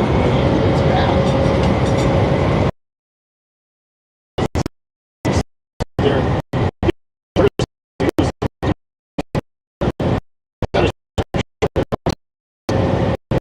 Painted, so whenever he catches a good load, he goes, and then, but not a lot of people like this guy with paint. He's got to pay the truck paint. He's got to pay me. He got to, you know. Like he'd still have to pay insurance, I guess, would be his big thing, right? Because but the other guy that just waits for a good load when it pops up, he just pays insurance. Just insurance, yeah. I think he's got his house paid for. So it's like, so he, doesn't have those debts hanging over his head. Yeah, but he's still feeling the crunch though because. You know, he does a trip a month or a trip every 2 months or a trip every whatever, you know. He might go 2 months without doing a trip. He's all, what am I going to do for nothing? I'd rather stay home for nothing. Yeah. So he's actually feeling it too. A lot of people are going into their savings right now. Yeah. Shit, they got saved up for a rainy day, and usually the winter's always bad. Right now is when you got to hustle during the summer up to the winter months in trucking, and then in the winter, it's always slow, so a lot of people came back during the winter. But right now, there's no work when it should be busy. What about the slow season? It's going to be even worse. Why does it get slower in the winter? Out of curiosity, do you know? I don't know. The rates go down. Because I'm like, winter, I think like Christmas season, I think like consumerism is at peak. Yeah, but believe it or not, it's always been, the rates are always lower. Interesting. It's always been like that, so a lot of people... I wonder why that is. Yeah. During the summer's always been high. Yeah. During the winter, the rates have always been fucking cheap. So a lot of people the only people who work during the winter are companies and people that, you know, everybody else that has their truck money saved, they don't worry. Yeah. Like me, I'm not going to work this winter for deal with the snow bullshit. It depends what route you do, but I'm not going to deal with the snow. And do you think you'll take the whole thing off, or you'll like pick up odd jobs, kind of? I'm gonna go find sure I do with my parents. Whatever money I got saved, like you, I know what I don't spend a lot of money. Yeah. I got that box truck I bought, so I'm just gonna start converting it into a motorhome. Yeah. I buy my parents groceries, whatever. You know, they don't ask me for anything, but I do grocery shopping, and that's it.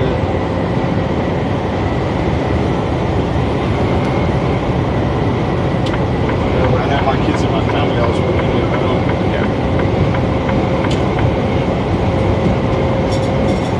Honestly, I like working during the winter, especially if I had like a snow route. I like the snow. You like driving in the snow? Yeah, it's fun.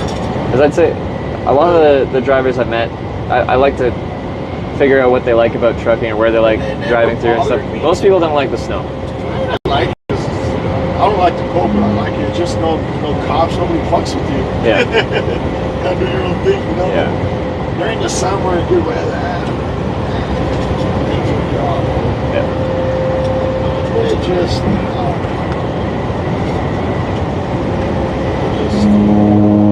strokes and different folks, I guess. But this winter, I say, fucking election time is gonna be real fucking interesting. What's gonna happen in this country?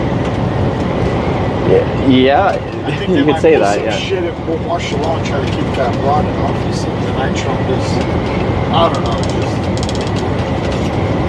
We'll see what happens. Time will tell.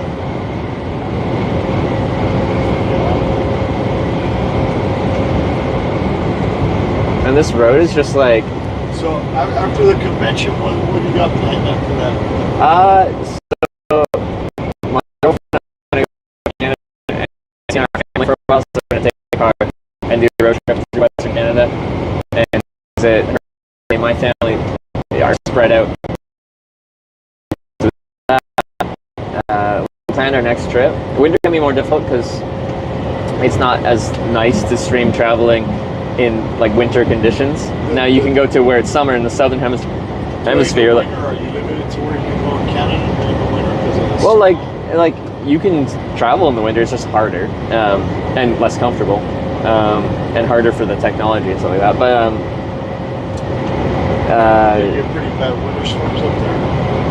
Where I live now, yes, because I live in Edmonton. It's east side of the Rocky Mountains, so it's proper cold. Like -40 is on the table. Yeah. So you get dramatic weather. Yeah, proper winter. But yeah, I'm not sure I haven't spent too much time in Southeast Asia, so I'm considering their dry season, like the most pleasant time to be there is December through February. South Asian is really good. Like Thailand, Vietnam. You've never been there? I've been to Vietnam, I've been to Malaysia and Singapore. What do you think about Vietnam? What do you think of what? Vietnam. Oh, I thought Vietnam was a very interesting place. When I landed in Vietnam and I stepped out of the airport, it felt like I was in a different world, because like what we see right now, like this road where people theoretically follow rules of the road and there's a system and a speed limit and lanes, they just do whatever the heck they want and they just go. A green light means go, a yellow light means go, a red light means go. You got that vibe right off the plane. As soon as you step out of the airport and you see the traffic, it's just like a bunch of mopeds, small vehicles, and it's just mayhem and everyone's honking. And like part of the rules of the road is like if you're a bigger vehicle, you kind of have authority, because a moped is like gonna get effed up if you hit them, right? So mopeds keep out of the way of buses because it's in their life best interest to not screw with a bus, right? Right? You are the more leeway you got. And then like just walking across the street is like you don't wait at a crosswalk and wait for the red light and go. You just go whether it's clear or not, because the vehicles just go around you. You just have to be predictable. Oh, shit. Like when you look like you're gonna walk and like don't stop. Like everyone will see what the pace you're walking at and just go around you. How long were you there? Just a few weeks in Vietnam. What do you do there? Just vacation or just? Well, that was before I started broadcasting. So I was doing this. Scoping the place out. No, I just wanted to explore. So the basis of that trip, this was back in 2017. I used to do this thing called credit card churning, and I get credit cards just to get the sign-up bonus, and then I'd cancel it, and then I'd get 6 months later to get the sign-up bonus, and I ended up with all these airline miles. Okay, work the system a little bit. Yeah, so I gamed the system, and then what I did is I wanted to build a trip where I went around the world and I'd hitchhike across the country, and then I'd fly in like business or first class to the next country, and then I'd hitchhike, and then I'd fly business or first class to the next country. Because I like contrast. I like seeing, I like things being rough, and then I also like seeing things in their luxurious form. I think it's fun to see both sides of life. So on that trip, I found a first class flight from Boston to Hong Kong. It's on an airline, Cathay Pacific. They have a famous first class cabin that's like known to be really nice. With their airline. Yeah. So I used 70,000 Alaska Airlines mileage plan miles to get that first class flight. And you got on all your... And then that got me to Southeast Asia. I kind of hopped around to a few places there, including Vietnam. I also had a 1 week Marriott voucher to a category 1 through 5 Marriott hotel. And there's this brand new resort in... you worked there pretty good. I gamed the system like crazy. So the new Marriott had a low category ranking, so it was cheap with points. So I got a week stay at this brand new resort in Vietnam with points, for free. But I really gamed the system because when I went there, I had a girlfriend at the time, and I pitched it to her. I'm like, so I got this really nice resort in Vietnam, all paid for and stuff like that. Flights to Vietnam right now for you are it's like $700 Canadian round trips, like $500 US, $550 or something like that. If you just buy a round trip flight there, I can put you up in a nice resort and stuff like that for a week, and we can have a vacation together. And she bid on it. So we got there, and we got to Ho Chi Minh City, one of the bigger cities where she flew into. I heard about this, like where they had the war. Yeah. Okay. So we stayed a few days there, just in cheaper accommodation. Ho Chi Minh City pretty big? Oh, pretty big, very busy.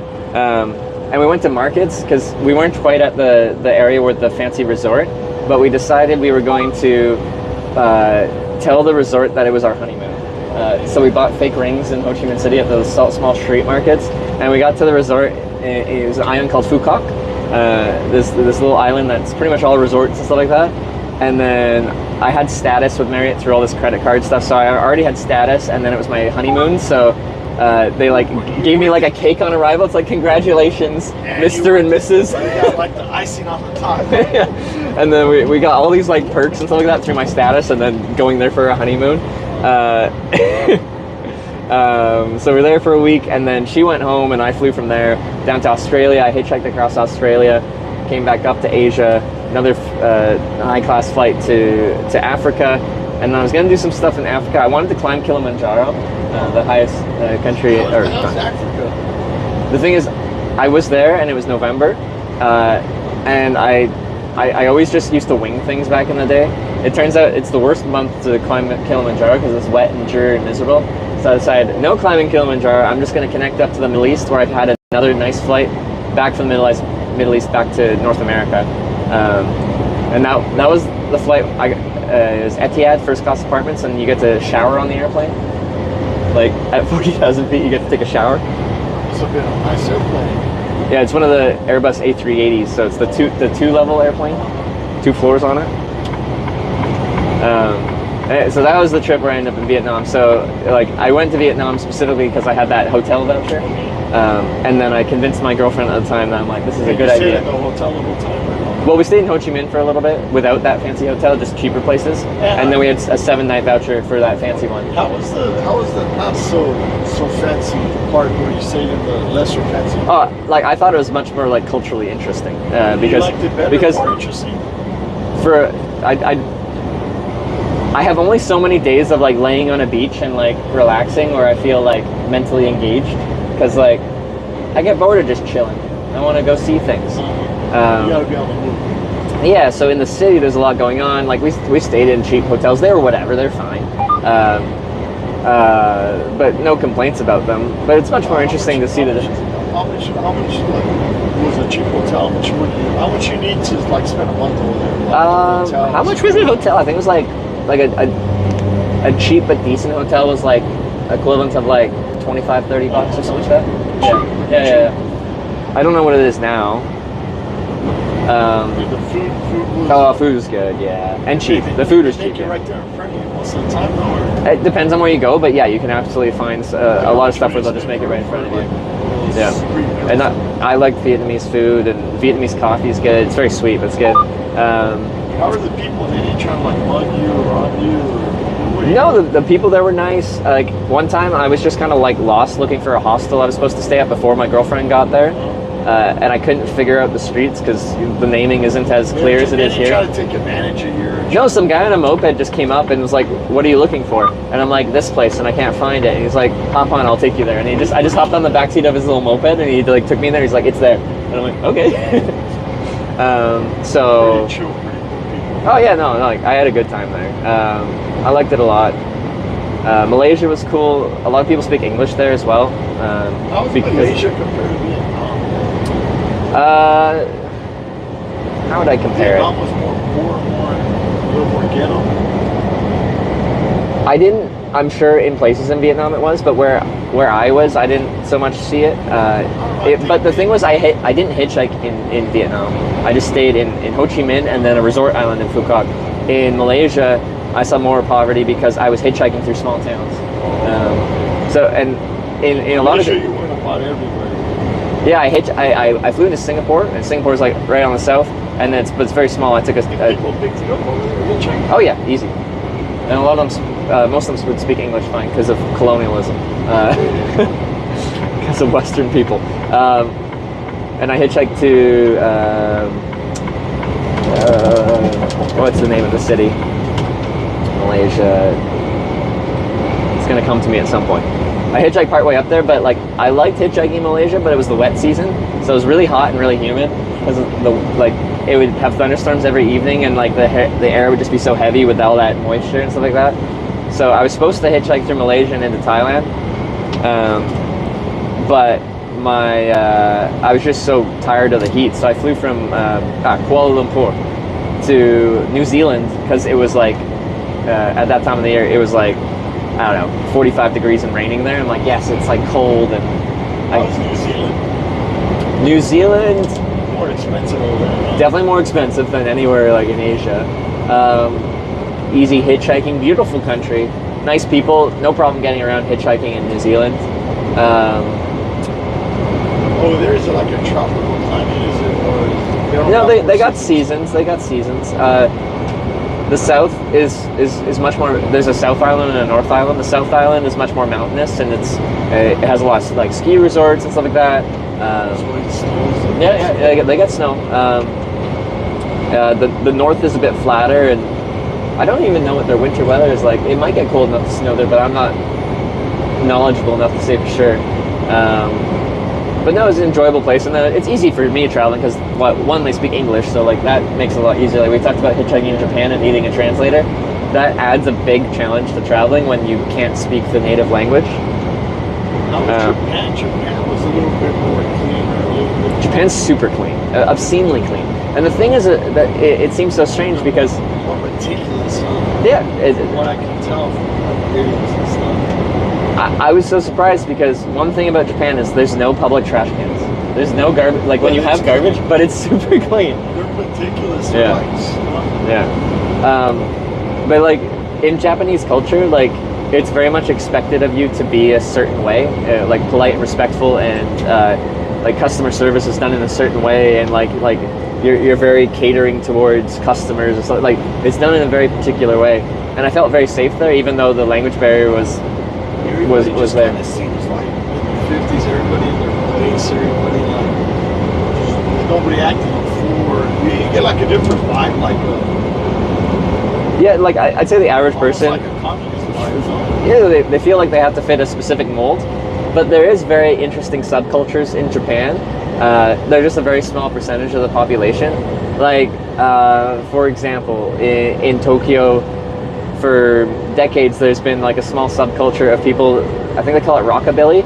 It's people that really like the kind of like 50s greaser kind of culture in the United States. So they'll dress up in leather jackets and like greased hair and stuff like that. And they'll like go out and they'll be like dancing like 50s kind of swing and stuff like that. Like, very small population. oh yeah, but it's a specifically defined subculture within Japan of people very interested in certain parts of worldwide culture. And they have different ones like that, which are just like very specific subcultures in Japan. But yes, it's a very small percentage. But Japanese people can be quite interested in other cultures and how they live their life. Would you say it's more expensive in Japan than compared to Vietnam? More expensive compared to Vietnam, yes, but less expensive compared to like doing a Europe trip or something like that. But like if you're in Tokyo, it can be quite expensive. If you go to rural Japan, it's quite cheap, especially from a US dollar perspective. Lately the yen, their currency, has been a bit weak, so it's made it actually quite reasonable as a tourist to go to Japan. China, I have not been to China. China would be something interesting. Yeah, I'd be interested to go at some point. I think China's came up, they got a good soup. I mean, I don't know, I just think they were the underdog for a long time, and now they're like on top. Well, yeah, their manufacturing brought them into a worldwide kind of focus. I see some of their cities, I mean, just nice, I think they're way more on top than us. Well, they're building a lot more. They're developing. They're expanding, and sometimes they expand too far. You'll see like they plan a city to have this many people, but then people don't go there, and they have these huge apartment towers that just sit unoccupied. Yeah. Yeah, I see that. Yeah. That's a little tripped out, huh? And like I haven't been there, so I can only speculate so much on it. But yeah. But like I think it's very interesting to travel to all these places and like compare what you've heard and what you've seen on TV and stuff like that to what you see in reality when you actually put your feet on the ground there and start to explore the country on your own. What would be a place you would never go back like? Never gonna go back. I don't think there's been any countries I would refuse to ever go back, but like one of the countries I enjoyed the least traveling through was I hitchhiked across Russia in 2015. You were to Russia? Yeah. Like straight across, 6,000 miles across. The people were like ridiculous. No, the people were nice. Like the language barrier was huge, and I had 23 days of hitchhiking across. How long were you in Russia? 23 days to get across. Yeah. What do you think of the whole? What was that? What do you think of the whole Russia? So like, what made it one of my least favorite countries I went through is because I had 6,000 miles to cross with a language barrier where I only met 2 people in the entire time in Russia that could speak English, and they were both doctors. So not a lot of people can speak. No, and it makes sense. Like they're Russian and they'd speak Russian and also. Communists are hard at work, fucking China. Well, they're not communists anymore, historically, yeah. But like, and because they're a historical enemy of the West, like they didn't teach English in school, right? So only if someone got like a Western education did they learn English. Very few people can speak English. Yeah. But I think the younger generations, it's becoming more of a common thing. But hitchhiking there was easy. It's in their culture to pick people up. Like historically, like say Soviet days, apparently from talking to people, like a lot of people didn't have cars, so if someone was flagging down a car and needed a ride, like you help someone get to the next town kind of thing. So I had no issues going there through there. They found it very interesting that a Canadian decided to hitchhike across Russia. So like I learned enough to kind of get by, well, to say what I was doing. So someone would pull over and they'd say something in Russian, and I assume they're saying, where are you going? And I'm like, yeah, do автостопом до Vladivostok. Vladivostok's the other side of the country. So like, Vladivostok! It's very far away. They all talk like that, like in the movies with that deep accent. No, I just, that very specific, they'd say Vladivostok in a very surprised, loud voice, because, especially when I started, like, it's many, many days of travel away. So when you tell someone, it's like when if I was in Key West, Florida, and I told them I was going to Seattle, but further than that. It's a long way away. So Russia was, how was the food? How was the... Cheap, which I loved, because at that point I had very little money, so I could actually go out to eat at these roadside little restaurants. How much would a meal cost you? I could get like a meat and potatoes kind of meal, and how much did it cost me? A lot like, of meat there, a lot of meat and soups, huh? Yeah, so like I didn't know many like meal names in English, so like I would order like borscht or stuff like that, which is like, I think soup, Ukrainian, but soup, cabbage soup, stew. Make something like that. Blini was like pancakes, so you could actually get like pancakes there and stuff, which I'd eat for breakfast. But I did still have a translator, so I could translate the menu and stuff like that, but I'd quite often for dinner just kind of try and get some kind of meat and potatoes. I don't even know what it was, but it was like $4 for me. So like Canadian, like $3 US. For like meat and potatoes, something to drink. Yeah, very cheap for me. And that'll change. Again, I'm coming from a foreign currency, and the Russian ruble goes like this because when you start wars and shit, like your economy goes crazy. So it was fairly cheap at the time. Yeah, yeah. How would you rate your food? Pretty good. So, because when I was in like Western Europe, I ate such crap. Like I would eat like bread and yogurt and muesli, and like just the worst food. I used to dumpster dive back then too. When I got to Russia, it was the best I ate on that trip because it was so cheap. I could actually eat out and have a hot meal. Right? Yeah. Eat proper meat. So I ate better in Russia than anywhere else because of how cheap it was, because the currency was really weak then. They just had annexed Crimea, and the currency was like in the gutter, so it was cheap to be there. Yeah. But and then I probably wouldn't do it again. Like I do think it was a little bit on the dumb side to do it, but like what? What did they go? You see, what they got going on over there for the viewers? Oh, like an accident or something, or? Oh, we got a big truck. Are they just broken down? He did something stupid. Oh no, they came on. Oh no, the tread is crunched. Oh yeah, he did. This fucking tread took a shit. Like it's too heavy. Oh, it was just the weight-based thing? Yeah. Oh, okay. Trailer. Interesting. So he's probably easy hitchhiking, and I ate well, but yeah, I also learned like it's pretty corrupt. Like it's pretty corrupt. So like the whole like to get my Russian visa, they had really strict rules about getting a tourist visa as a Canadian. So one of the rules was you had to apply for your Russian tourist visa within 3 months on when you planned on arriving. So you couldn't apply a year in advance. But I was in Europe for a few months before I was going to Russia, so I couldn't apply before I left on the trip in Canada because I tried to, and they're like, no, it's too. So you just showed up there. Well, no, like this is a whole process. So like they had that rule. So I went to Europe, and I'm like, okay, I'll apply for my Russian visa in Europe. But when I was in Europe, they have another rule where you're supposed to apply from a country where you have at least temporary residency in. But the only country I have any residency in is Canada. So technically I wasn't allowed to apply from any country other than from within Canada. So I'm like, well, I can't even apply for my Russian visa. But I like did some Googling, and I found a Russian travel agency in Munich that was close to the Russian consulate there in Germany, because I was just traveling through that at the time. And I decided to just go to that Russian travel agency and be like, I'm Canadian, I want to go to Russia, but I don't, like they're making it really difficult for me to get it. And they without any asking more questions, they're like, yeah, we can get it for you. It'll cost 200 euros and take a week, but we can get you. Like, no questions asked, just essentially bribe. They're like pay enough money and all the rules go away. Yeah. And then once I was in Russia, like a lot of towns along the main road going east-west across Russia would have like a police checkpoint, and there'd just be a police officer there with a fluorescent baton, and he'd just point at vehicles, and then they'd pull you into secondary inspection. You slip them money, and then they just wave you along because they're gonna find something wrong with your car or your registration or something. They think you got money, or they think they can milk you for something, though. And yeah, so like when people put some money into the paperwork, they put like the equivalent of like $10 in there. So it's not that much.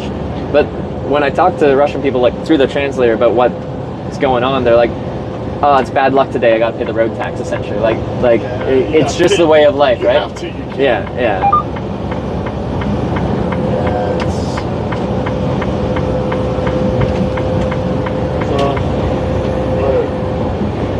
And how long you went? 6,000 miles. Hitchhiked 6,000 miles in Russia. Yeah. So from like Eastern Europe, from Latvia, I crossed into Russia, and then Vladivostok's on the far east coast. And where do you sleep at? I camped most nights. In Moscow, actually Moscow was interesting because when I did pay for accommodation, I'd never get a hotel. I'd get hostels, like where you it's like shared accommodation in bunk beds, because it's cheap. And share a room with somebody yeah. else? So in Europe, it's very common. Like young people will do like a Europe trip, and they'll stay in youth hostels, they're called.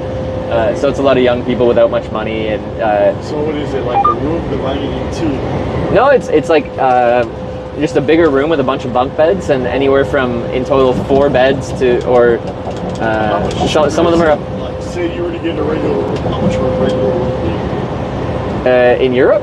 Yeah. So how much would a regular room be versus So, like an actual hotel room in most places is going to be like probably at least like 70 to 100 euros or something like that. Okay, and if you do the hostel, they've gone up at, like when I was doing it, they'd start at like 8 euros, and then they go up to like 30 for the nicer ones. So it'd be less than half. Yeah. So well worth. Okay. Big difference. Because it's one of your biggest expenses while traveling is accommodation. So if you can cut that down substantially, you can do a lot better.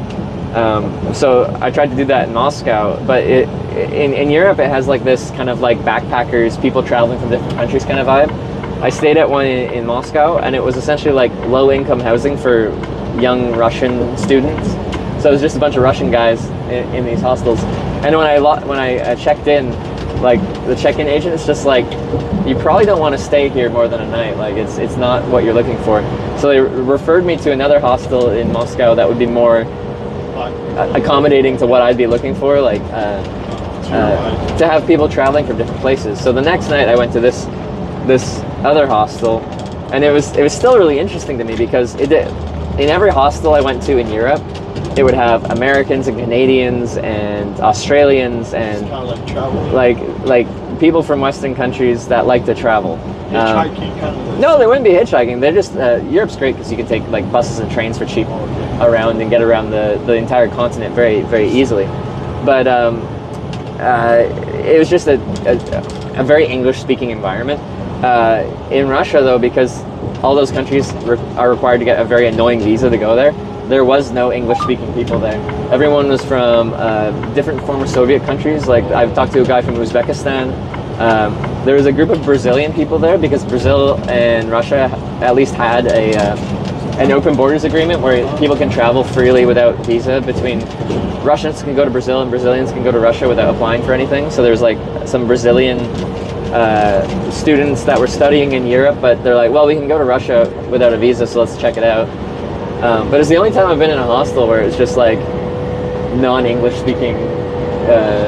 Mix of everywhere else. Yeah, mix of everywhere else but Western countries.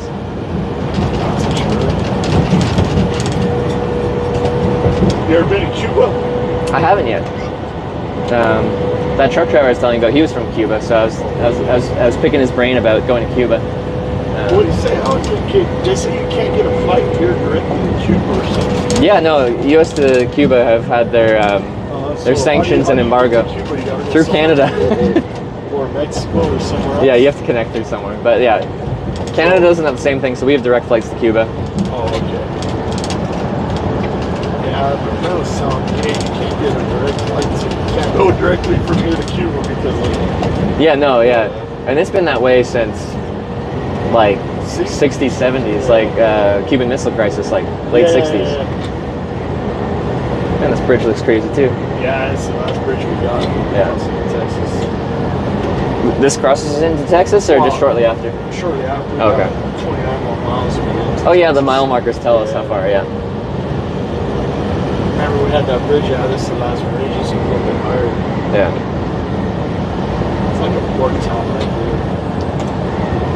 Of any of the countries I've kind of been talking about, is there any you would actually want to go to in the future? I was actually thinking about that these last couple of days. I was actually thinking about like, hey, just get up and go somewhere kind of like where you're Yeah, yeah, yeah.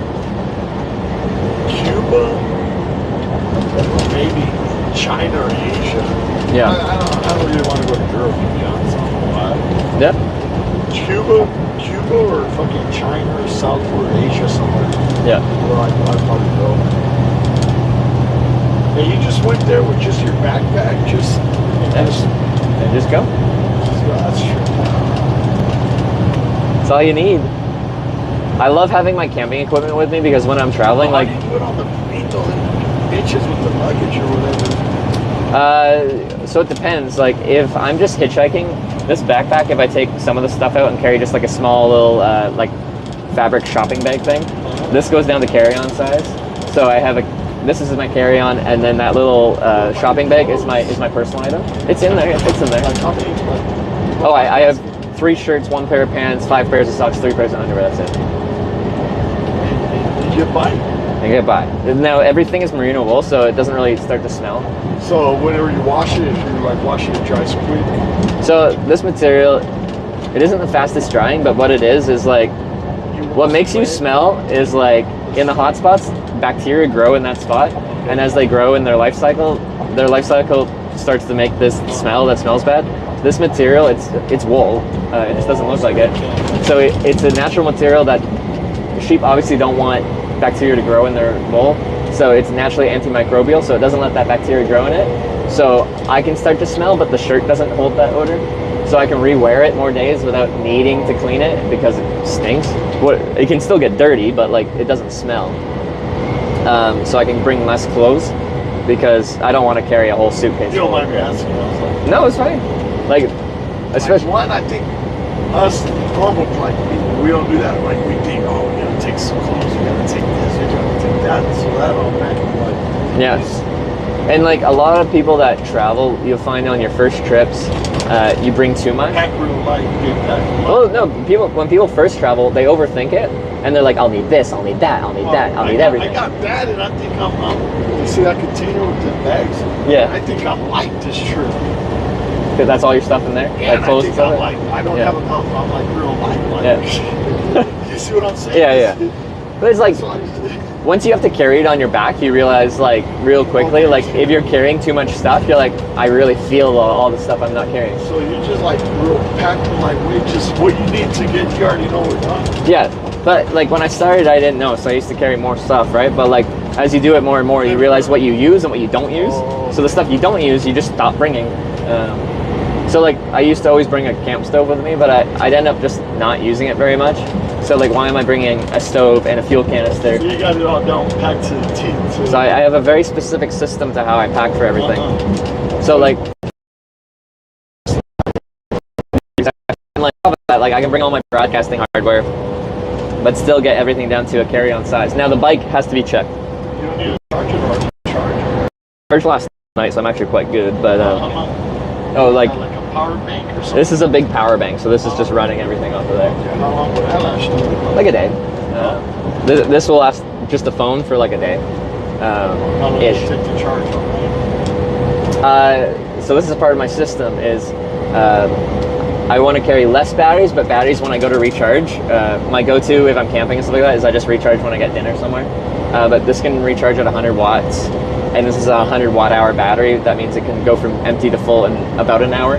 It's a little bit more than that because the battery does some protection, so it doesn't charge at 100 watts for the whole time. But cheaper batteries will only charge at like 10, 20 watts. which means at 10 watts, this would take 10 hours to charge. So that's slow. But I have a good battery that'll recharge in an hour, hour and a half. So yeah, if I go out for dinner and I get like a dinner and a drink. Oh, in 1 hour you'll be good. I'm good. Yeah. I got another day off of just dinner. Okay. So that's how you do it. Yeah. You got your system down pat. No, you do anything enough, like you're gonna find a system, what works, what doesn't work. That's all I'm trying to pick your brain. Yeah, it's always like when you're starting something new, you don't know what works and what doesn't work, so you have to try a bunch of things and find what works, but doesn't help you. So I've just done this so much that I have a system, and it doesn't mean that's the only way to do it. It's just the way that works for me. Yeah. But that, like someone else hitchhiking and doing this might want to do something completely different, and that's fine. There's, for most things in life, there's no one right specific way to do it. It's just all personal preference. I've seen hitchhikers like with a big giant backpack and also carrying like a big Tupperware like that, and it's just like that seems really uncomfortable. But if they have stuff really valuable to them that they want to have on them, like I would do something like if you would have your own car or motorhome or something. Is if you're just hiking, hitchhiking light is just a necessity. So I switched my mentality a few years ago because my bag kept getting bigger and bigger because of broadcasting hardware that I was bringing. I had like proper cameras and all this stuff, but my bag got up to like 70 pounds, which is heavy to lug around. And that was when I was in Malaysia and I was saying how hot it was. And I hated wearing the backpack. I hated walking. I didn't want to go anywhere. So after that trip, I decided ditch all the gear, go super minimalist, lightweight. Try on there. Yeah. And once I was lightweight, I got my base weight down, including all my batteries, down to like 20, 25 pounds or something like that. And then I don't mind walking. I'm happy to be outside walking, do whatever. They didn't hassle you. So this is all you came with on the airplane. Yep. They didn't hassle you. No hassle, yeah. And then this bike folds up really small, so they don't even know it's a bike. So I just. Was that all carry-on or did it go on the plane? So all the stuff in this backpack was carry-on, and then the bike itself I put in just a cardboard box. So you got it down pat. Yeah. Now, on my other bike tours, I have a full-size bicycle, and flying with that's a bit more of a pain in the butt. Almost every airline will take a bicycle. They have a specific rule and fee associated with that. And most airlines, it's actually not that much. Like, say you fly American Airlines, it's the same price as a normal check bag, and it's like $40-something US, which is not bad. But like, to take the bicycle, yeah. So it's actually fine. But other airlines, like Swiss Air, they charge up to like 300 Swiss francs, so like 300 euros, so like $350 US to put the bike. Right? So when I'm flying with a proper bike, I'll look up flights, but then I'll also look up the specific airline's rules about taking a bicycle, because you can get screwed over by flying on the wrong airline. Yeah.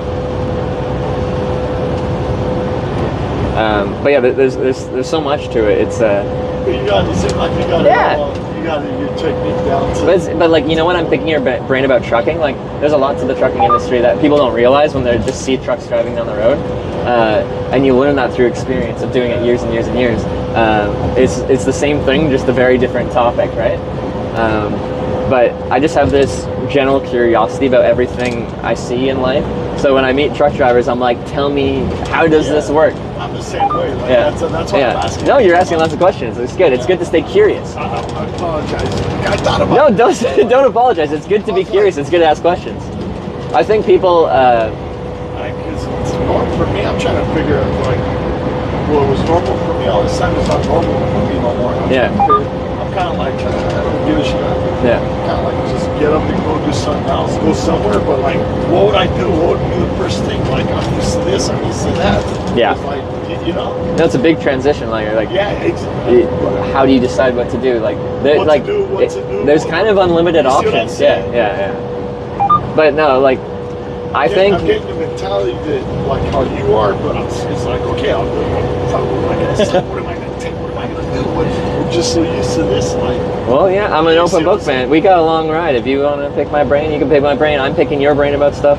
But what I was gonna say is, like, when you meet kids, you know, they have that constant curiosity. They're like, what's this? Why is that? Why? Like, when people get older, they lose that curiosity. They stop asking questions. They get set in their ways, and then everything is the same. Because they don't want to learn more, they don't want to figure out more, they don't want to see how things work like this. They just know what works for them, and then they never change. But I think it's good to stay curious. It's good to constantly want to learn about different people, different cultures, different ways of doing things. In this case, like different types of traveling, different careers, different paths in life. So out of your normal year, how much time would you be on the road doing this? Probably like normal year, I'd say like 8 months maybe. You're only at your place right there in Canada, maybe a couple months out the year.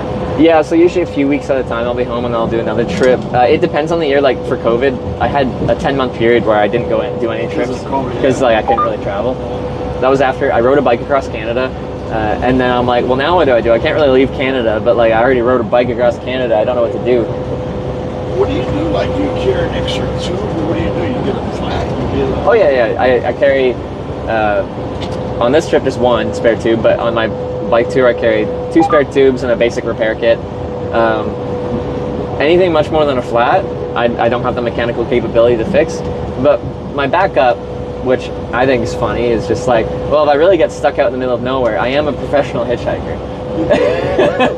So like, this bike is easy, but my full-size bike like would take a little bit more to get a ride. But I feel like let's say you're driving down the highway and you see a person with a fully loaded touring bike and a bunch of bags, like trying to hitchhike with a bike like laying down on its side kind of thing. Someone with a pickup truck is gonna pull over eventually and be like you're clearly like caught out. Like you never like really been on the like out of everywhere you've been. Where's like big? Probably the U.S. is where you're out in the middle of nowhere, like in the middle of. You ever get stranded out in the middle of nowhere? Stranded, not so much, but like I purposely go to faraway places. Like I did a winter hitchhiking trip to the Arctic Circle of Canada because I wanted to hitchhike on ice roads. I like the ice road trips. Yeah, like so I got picked up near Dawson City, Yukon, by a guy in a commercial truck hauling groceries up to Inuvik, and like we have to cross ice roads to get up there. How was that? It is cool, but like so this is like late February, and like you did a documentary on that. No, this is before I ever filmed anything. Oh, I just wanted to do it. You're just out having an adventure. The one thing I had for extra safety is I carried a satellite transponder, and like if I get into a bad situation, I can turn it onto SOS mode, and it pings an SOS off satellite, and then to search and rescue, and then they can come rescue you.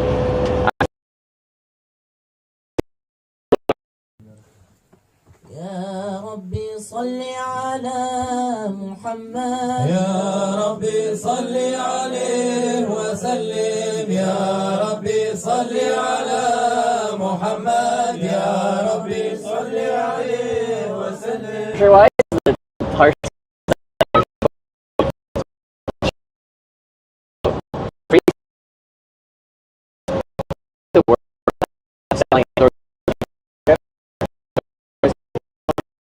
Andrew's going to bed.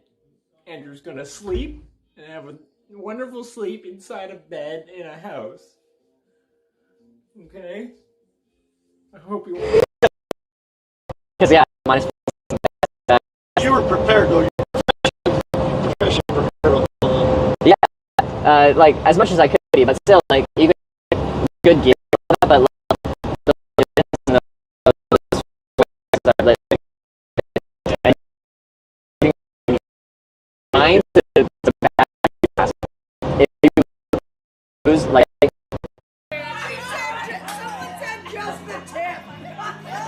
That's all I had. Just gonna drive through it. What are you gonna do? What's he gonna do? Oh, he's gonna get off his bike, move the fence. Give you a ride, you'd die. Took you all the way up. Yeah. But yeah, he took me. It's like 450 miles up the Dempster Highway to Inuvik, and then we drove kind of all day. It's a pretty slow road because it's not paved. It's all just how fast would you be able to go? Not too fast. Most time, because yeah, it was snow covered and then gravel underneath. At most, yeah, probably. It was pretty slow going. And then you go through some mountain ranges and stuff like that too, so it's slow. You didn't ask him, did he make pretty decent money? Did I ask him about the finances? I don't think I did. I was wondering about that ice road shit, you know. Yeah. We'll do that during the winter. Gotta make some kind of money. Like, I think they do pretty good. Like, most jobs up north, they pay you like a lot more because most people don't want to live and work up there because there's nothing up there, right? Like, you don't have that work-life balance.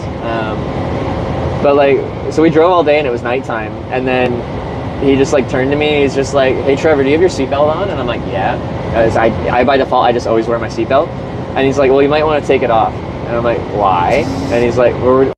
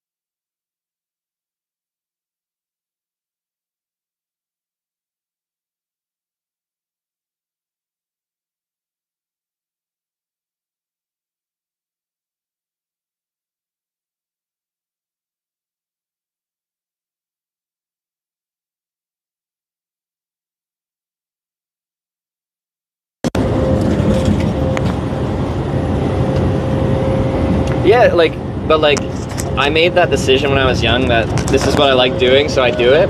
But like, I've done all this at the sacrifice of some other life experiences that some people might have. Like I don't see friends and family very often. And then like, say you're in a friend group, and well, truck driving might be similar. Like, you go on trips for like months at a time and stuff like that, and then you come back.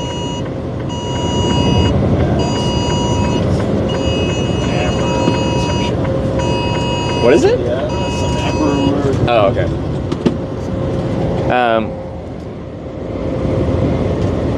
And you come back to a friend group that, like, for me, it could be like 5 months later, and like they've kind of done all this different stuff and have this like this close thing going on, and I'm completely separate from it. Then, like being away from the people close to you makes it feel like you're not a part of that group anymore.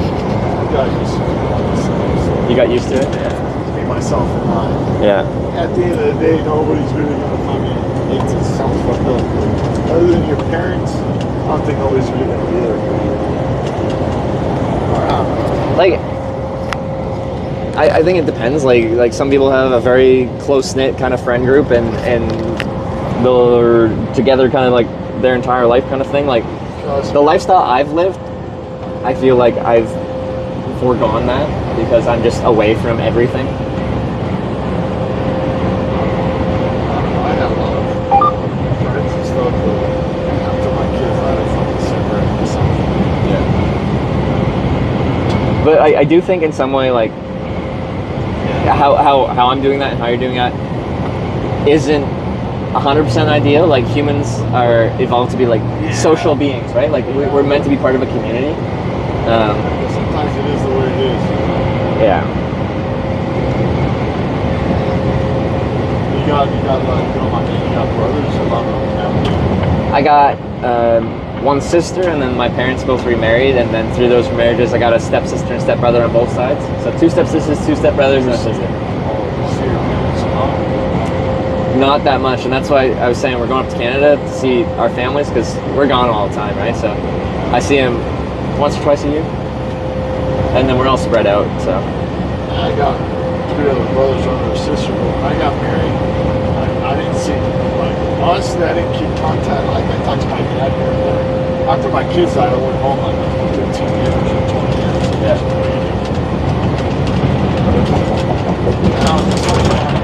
Now I'm to a point like where I gotta figure it out. So this whole truck driving shit, this whole roadways, I gotta figure out another way. It's not really about money, just about helping me pass my time. yeah. Well, I hope you do some of those trips you were talking about maybe doing. It's interesting to just put yourself into a new situation that is potentially scary, but like interesting. It's like okay, well, what do I do with it? That's what I was asking you. It's like, I take the day off, fuck, what I do about taking a go about that, that kind of like sets us back. Yeah. I think a lot of people get kind of like stuck in a rut where you're like, it's easy to continue doing exactly what I'm doing, but they don't feel happy in what they're doing. Yeah, I'm not. And doing a trip like that can kind of just like break you out of the monotony. Yeah, like I said, I'm only gonna work. My dad's gonna come out to California. The last place where I was working at, I bought me like an old fire truck.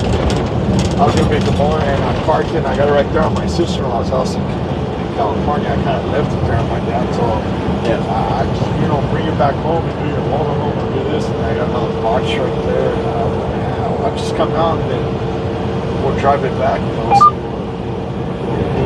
Yeah. I think when I get off the truck this winter, I don't think I'll get back on. You don't think you're gonna get out on? Do you find the aspect like intimidating, or you're like, you can handle yourself, you can figure it out? Just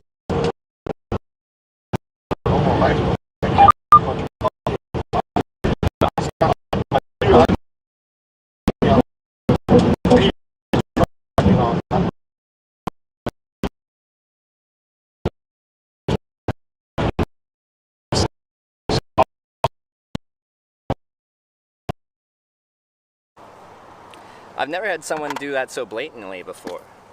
I've told people, people always ask, like, oh, people, want to do sexual things with you. And they'll, like, you can tell they're kind of leading that way, and you just kind of lead it the other way. He's just like, no, straight up, just like, I was wondering if you'd like me to suck your dick. Kudos for being straightforward about that. Kudos. And he was very polite about that.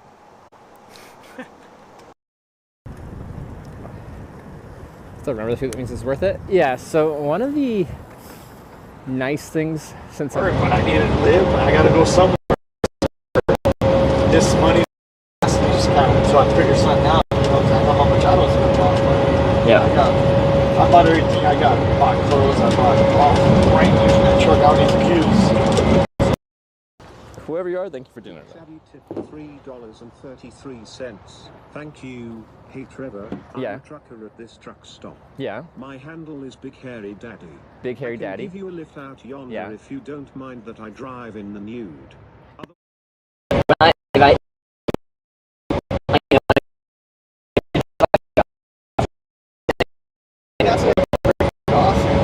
Then she just go somewhere else, and like you said, I'm not gonna be trucking my bars. Yeah. I just want to go somewhere where I can, be comfortable and like it, like the environment, and I'll go from there. Yeah.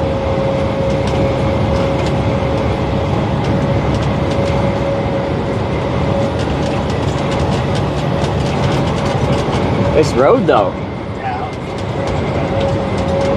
Are the roads in Texas better? Because we're about to cross, right? Until we get out of Houston, yeah. They're doing a whole bunch of construction right there before and after Houston. Oh, okay, yeah. The stop, I don't know what I'll need. I was gonna stop at a Walmart and get something from Daily or get something to snack on. Do you have anything in mind? Yeah, no, I'm good to eat, so I don't know what I'm gonna get, but yeah, I'll get something. You ever stopped at Walmart and got like something? Well, I've definitely been at Walmart, but I've never gotten something from the deli, I don't think. Like a sandwich or like what? No, I think I like some fried chickens. Oh, that deli, okay. Well, what do you feel like eating? No. I gotta take a break anyway. Yeah, like a 30 minute. Yeah. Yeah, wherever you want to stop, I'll find something. Like I said, like I eat everything and anything, right? So.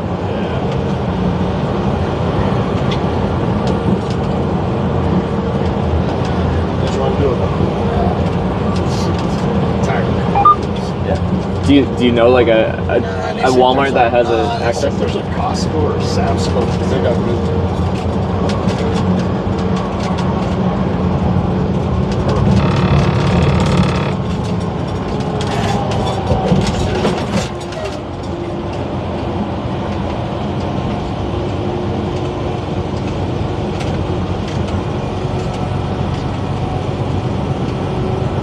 Not so much me, these guys start bouncing around, fucking come over. Yeah. Fucking. Well, there you go. Welcome to Texas.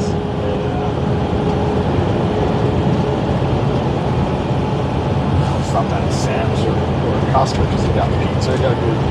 Yeah. Try to switch it up. Do you do the $1.50 hot dog drink combo? You already know. Well, I worked at Costco. I should know. I can't eat the shit for the honestly, I really eat that, so the truck stop shit.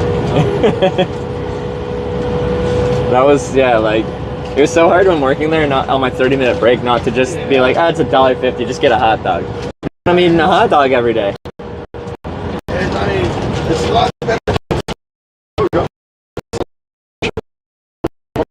Yeah.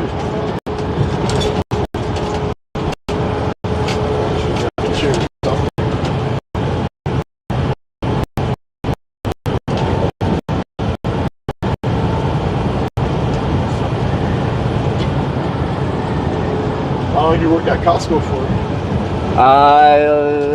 2 or 3 years. Well, last year high school, and then my 2 years of college. Yeah, in Canada. Yeah. I was like, is it the same or a little bit different? Or is it I don't think I've been to a U.S. Costco. I'm guessing it's pretty similar though.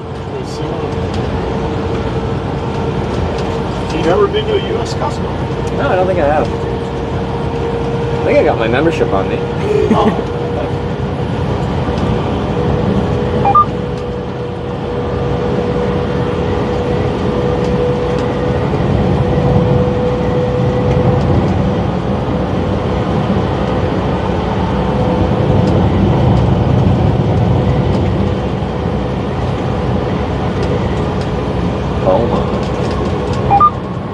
It's French.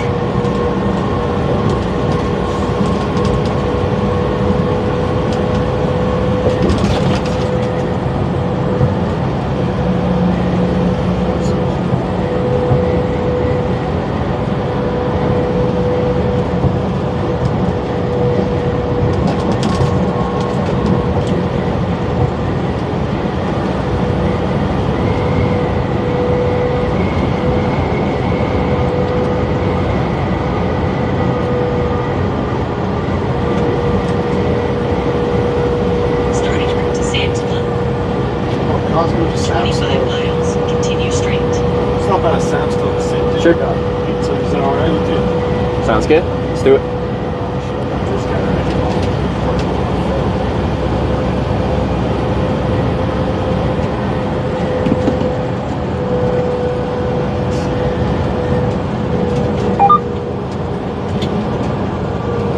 Yeah, I'm gonna make it. My hours I'm gonna run out like.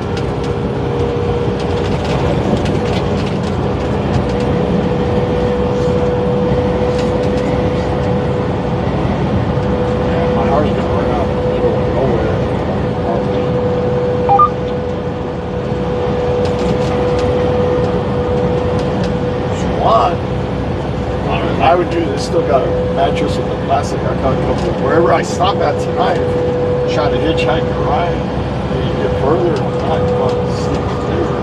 Okay. Huh? Yeah. Well, yeah. I was behind schedule, and you're bringing me on schedule, so I'll ride with you the day for sure. Huh? I'll ride with you the whole day for sure, and then tonight when I sleep on. Yeah. I had some clean blankets. Thing up top, the mattress is brand new with this. Okay. Like I said, tomorrow I'll be in El Paso. Yeah. El Paso to San Diego. I think you should be able to get a ride from El Paso. Should be, yeah. Or if you just wanted to keep going after my hours run out. That's what I'm at. Yeah, I'm not sure what I'll do yet, but yeah, I'll ride with you until your hours run out and then see where we're at. at. Like I said, if you could, you're more than welcome to sleep up there. I appreciate it. That's very kind. Yeah. You can go on. Yeah. Not. The worst case scenario, you can sleep up there and ride with me to El Paso. Okay. Tomorrow. Yeah, sounds good. I gotta stop and then from there, I'm pretty sure you're gonna. I gotta unload Monday morning. Okay. Yeah. So I'll probably be in El Paso tomorrow afternoon, sometime in the afternoon, and then I have a big old truck stop. I'm pretty sure you'll be able to try to keep it down. Yeah. El Paso, I don't know where I'm going, probably Phoenix, but that's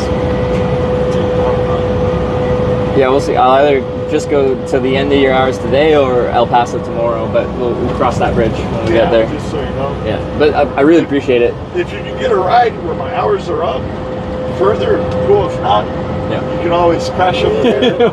That's cool. Yeah. I think tomorrow from El Paso, I think my hour's gonna run out in the middle of nowhere, bro. Really? Yeah. And then El Paso's a good decent. You ever been to El Paso? I've never stopped there. It's a pretty big city, dude. Yeah. We'll go on a trip, like I said, we'll chill there. I'm pretty sure you'll find a straight shot to Yes. San Diego. Okay. So from El Paso. From El Paso, you're only gonna be 12 hours away from San Diego. Is it really? Okay. Yeah, we're getting there. To Phoenix, it's like 6-7 hours, and then from Phoenix, it's another 6 hours. Okay, so that's long, but if you get a straight shot from El Paso to San Diego, maybe it's 10 hours. Yeah. There's a lot of trucks that at least go close to El Paso. The biggest challenge now is like, yeah, the trucks go there, but a lot of people drive for companies and aren't allowed to pick anyone up. Oh, neither am I. But like, most people won't.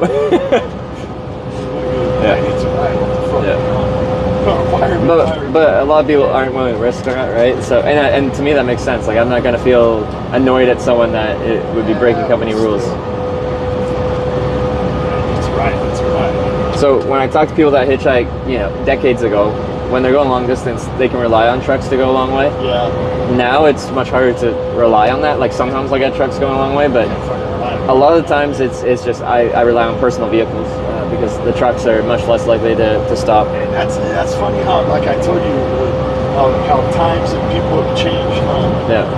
But a lot of that is just the regulation in the trucking industry, and it's the companies. Regulate my fucking my personality. But like, if especially the big outfits, they have like inside cameras, outside cameras. Like outside camera, they can hear me. But that's if there's an accident. Well, yeah, that's all the time. But some of them have ones where they can monitor. I won't. No, like I wouldn't want to do that. That's bullshit. I mean, I don't mind, fucking you can look outside. Yeah. Because I'm pretty sure if like a FedEx truck pulled over, they'd somehow find out and they'd fire them. Oh, I think FedEx got that fucking camera facing. Yeah, no, exactly, yeah. I don't mind. So, I put the camera all day long facing outside because it protects me. Inside, that's a little bit, that's not your business. I think that's a step too far. Because like we talked about how a truck is like put up in like your home. That's crossing the line. Yeah, it's like having a camera going all the time in your house, in your bedroom, like where you live.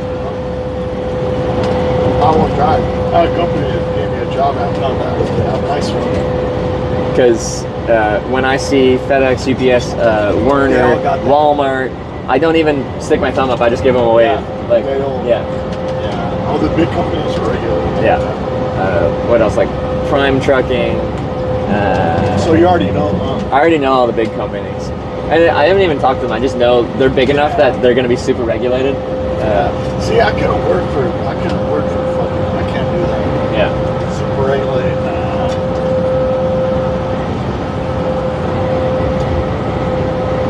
last guy I worked with, he didn't have a camera in the truck whatsoever, but he told me don't pick nobody up. If I catch you and you had somebody in the truck and you didn't tell me, for whatever reason I find out, I'm gonna have to fire you. Yeah. I picked up a couple guys getting a ride, but as you get in that, I mean, that prick was so scared of getting sued or some shit. I'm like, dude, fucking, you know, it was like I can't stand people like that. Yeah. He was a fucking chump. That's all I worked for a while. And I fucking took all of it. But that's a lot of the trucking industry now. Is companies are very liability adverse. Like they don't want the risk of a stranger, or if there's an accident, then I'm not insured. And yeah. Dude, something happens. God forbid something happens. But I'm not, you know. Like I said, I'm the same guy with, you know, it's like, fuck it. Honestly, if the guy needs a ride, he needs a ride. There's some kind of problem, there's some kind of, he needs help, you know? Yeah.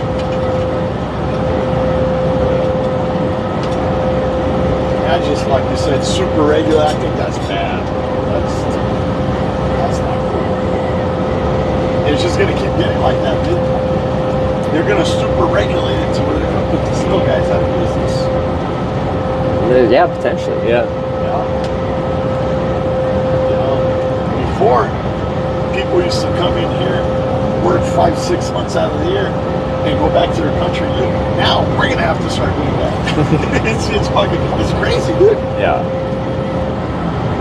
Fucking, you know how much it is to rent a house in California? Fucking LA, it's like fucking $2,500, $3,000 in the fucking ghetto, dude. Where you call 911, it's gonna take them 3 days to get there.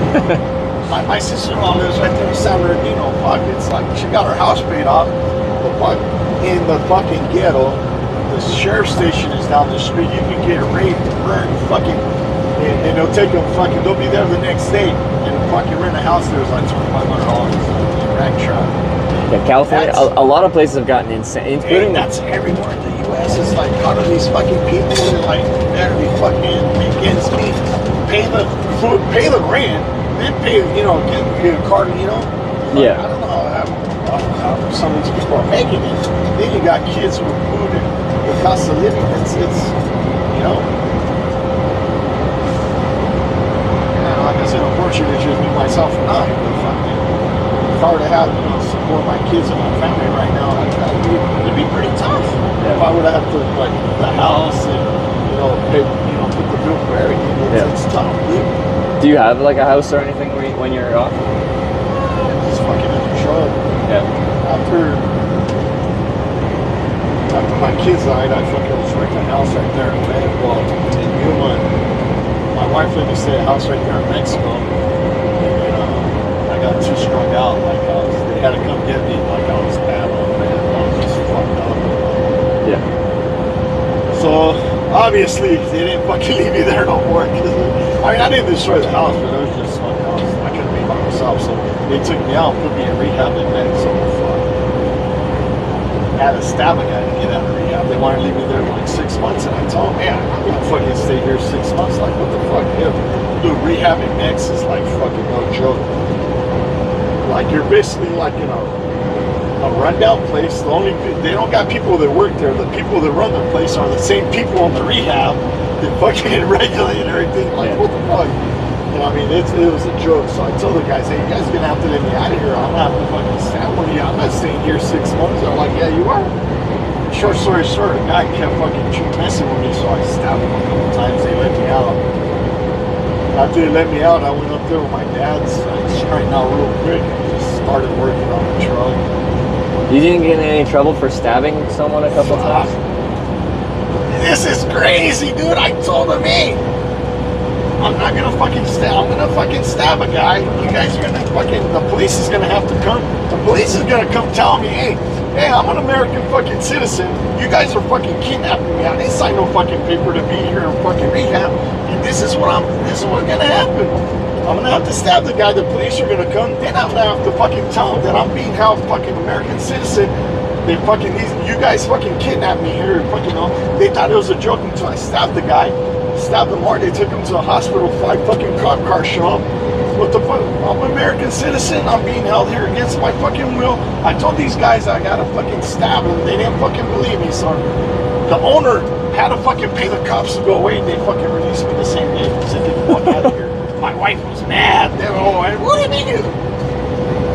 Got out of rehab. That is crazy. Yeah, I'm telling you, dude. What a way to get out of rehab. Man, the guy had to pay the cops so they fucking, they fucking let me out. Yeah. And you would win the never have I ever game. and then I told the guys, hey, you think I'm fucking dumb? But watch. And then, you guys really pissed me off. I'm gonna fucking go to the fucking news and fucking, I just want to get the fuck out. I ain't got time to sue you guys, so I just fucking left. That's how crazy fucking it is. That's a crazy story, man. So my wife was mad, fucking, so I got out and got on a truck, started working, and me and my wife, we talked. She's over there in Phoenix. I just kind of stay in the truck. And like I said, I'm done with the truck. My wife kind of doesn't want to come back with me. I'm a little bit unstable. So fucking do a motorhome deal this winter and fucking show my dad. Fucking see what happens. Okay. Where was that again? Mexico. Right there in Yuma. Oh, in Yuma. Okay. Yeah, across the border. Yeah. So, and their rehab is like, they come fucking pick your ass up and fucking lock your ass in there, and you stay there till whoever puts you in rehab lets you out. Yeah. They want to keep you there 5 years, you're gonna stay there 5 years. It's fucking crazy. Rat trap conditions, fucking it all. I told him I'd rather be in prison in Mexico over here. I was joking, but did your father like retire there, or when did they move to Yuma? When did they move? No, I lived in Yuma for 20 years. Yeah. My wife was from there. I built a house right there in Mexico, across the border. Yeah. So my kid died. I never lived there, so when my kid died, I went over there in Mexico. It was only lasted about 2 weeks, so they put me in rehab. That's how bad it was. Oh, yeah. Okay. I mean, I was all right. I don't know, I guess. About like fucking had like 3 ounces all smoked out. My kid just died when he wanted, everybody was telling him, hey, this guy is fucking not a good idea to leave this guy in Mexico by himself. He's over here getting high as a kite. They're gonna kill him or whatever. I was all right. And then it was your dad that got you into trucking right after that, right? Oh no, I've been in trucking 15 years. Just when my kid died, I got off the truck and took some time off. Oh, I see. Yeah. Yeah, and then fucking they put me in rehab, and obviously they fucking couldn't keep me there. They thought they were gonna keep me there, but that's not as I look. Oh, he stabbed the guy, but you took extreme measures. Hey, I'm gonna fucking have to stab some guy, get the fucking police to come here, and then I'm gonna tell them you guys fucking kidnapped me, and then what the fuck you gonna do? You ain't gonna do that, okay? And so they're fucking, he had to pay like $2,500, so he was fucking mad. Adios. The cops even fucking escorted me out. So he gave me a right to lie. He said, you gotta get the fuck out of here. Don't go back. Yeah. That guy's fucking pissed, Fair, yeah. I can see that. They're pretty cool, So, went back home, got back on the truck, and got straight down. I was like, okay. Didn't have nowhere to stay, and I was like, well, I fucking stay with my parents. And, after 20 years, when I'm used to having my own house, my own everything. Yeah. So I just get on the truck driving, and I haven't really took any time off. That's how I'm not gonna work this winter. I have a bit of money saved. But your costs are low, right? Huh? But your costs are low. You don't have a mortgage at home. You don't have all that stuff. Just cell phone bill. Yeah. And whatever I eat. Yeah.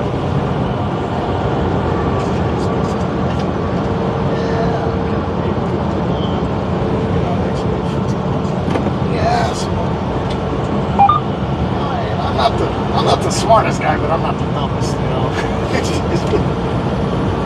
But it's nice to not be burdened by debt, right? Like to have a mortgage, a car payment, and all that Honestly, stuff. bro, when I had my kid, I had everything.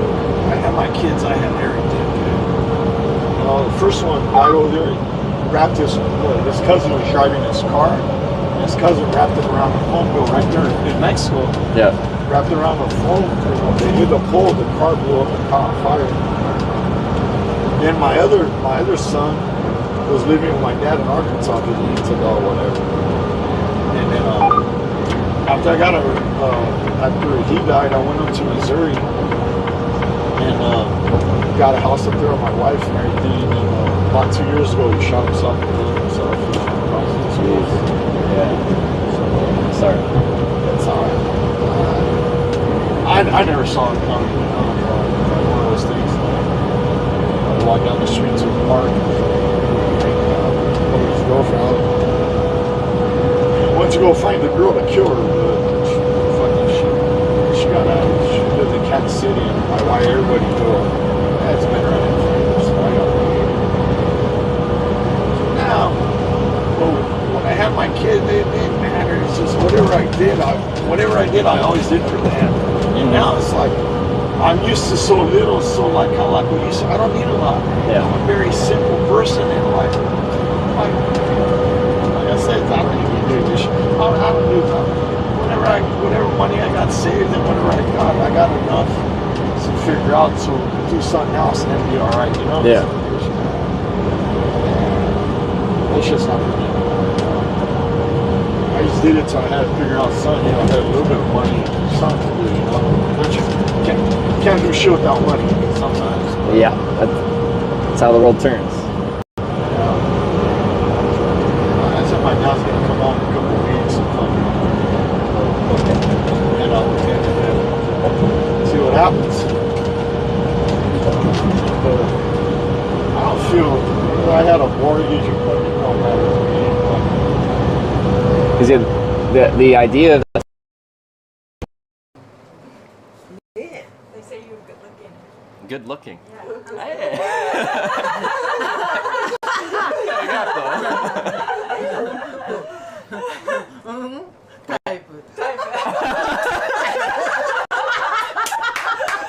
The same like we did in Chicago.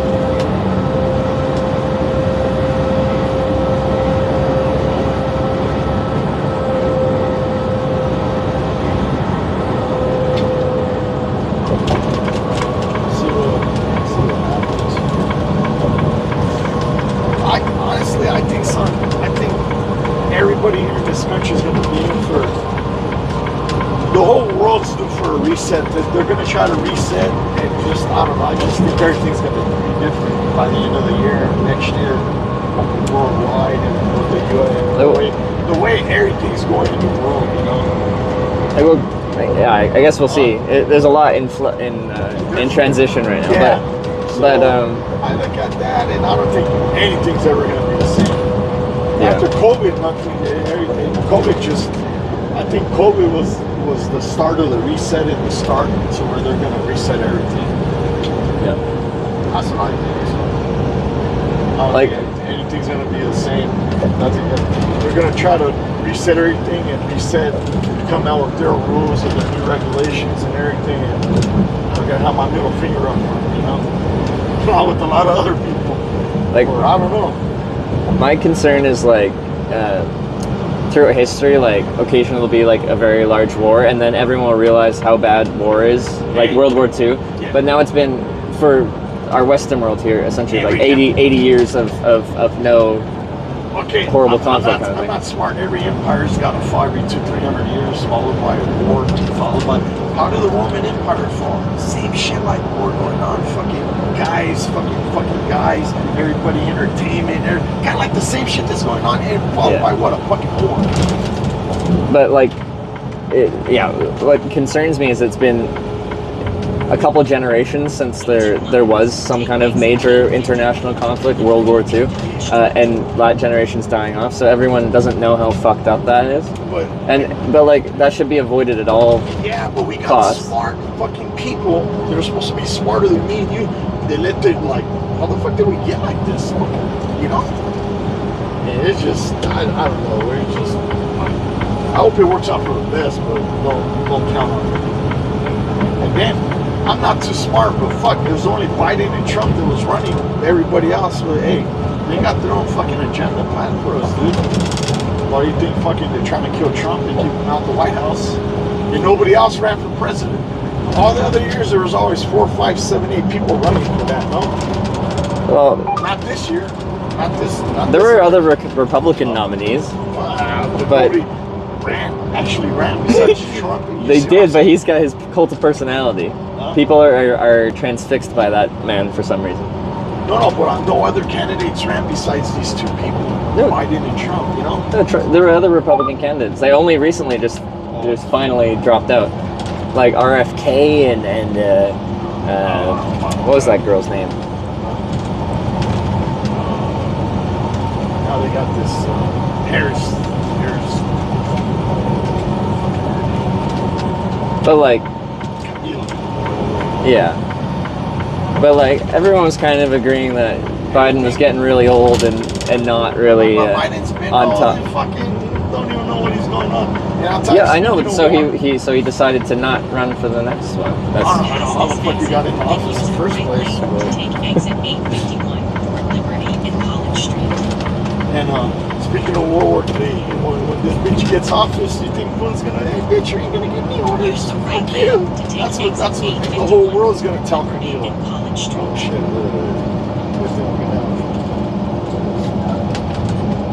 Is this our exit? Yeah, that's our exit anyway.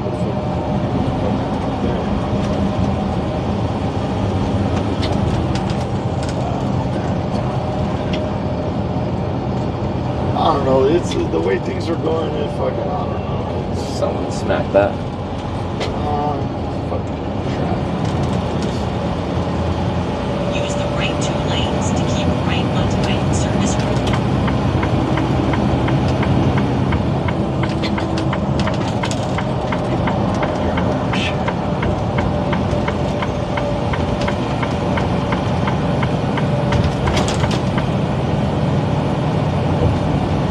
So it's Sam's Club we're going to? Yeah. I gotta take my shit to truck stops on. Right and take the first left onto College Street.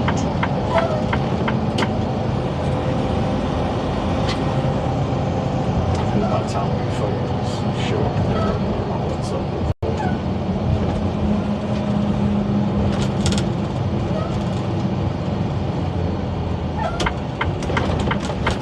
At the light, use the middle lane to turn left onto College Street.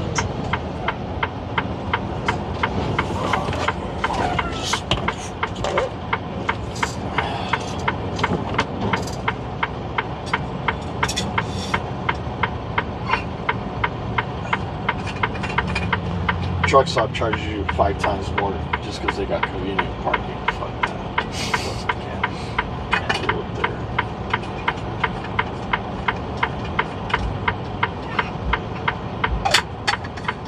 Same shit as Costco. Yeah, no, I've heard of Sam's Club. I've just never been to it. Same shit, different name.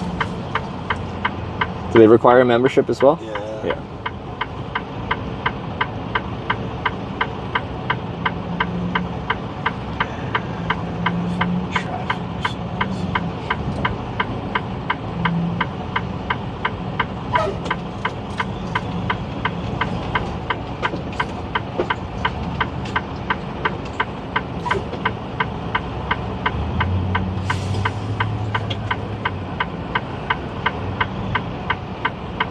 Everybody got out at this exit.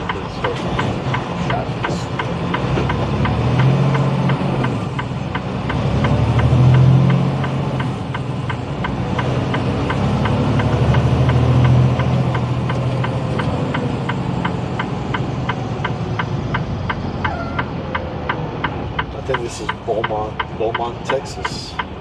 Yeah, Beaumont. Which sounds French to me. Texas doesn't seem like... Because like on the Gulf Coast, like Louisiana has that French influence. Yeah, I was gonna tell you that. Yeah. All this Gulf Coast is like the French came in here a long time ago. Which, as a Canadian, we're supposed to be bilingual English-French. And then I don't know, but I noticed from like TikTok videos, a lot of their foods and there's a lot of blonde guys with accents that kind of have a French. Where?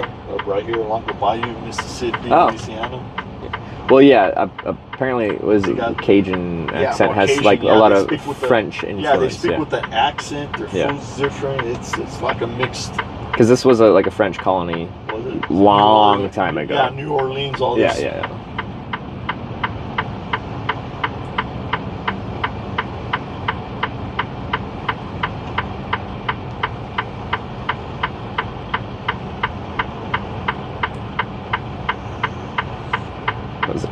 Creole? How do you say that? Oh, people are telling me the name of it. It's like Creole. Yeah.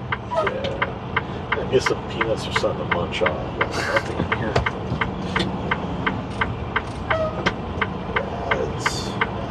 This whole golf course is, I mean, the coast right here is like French.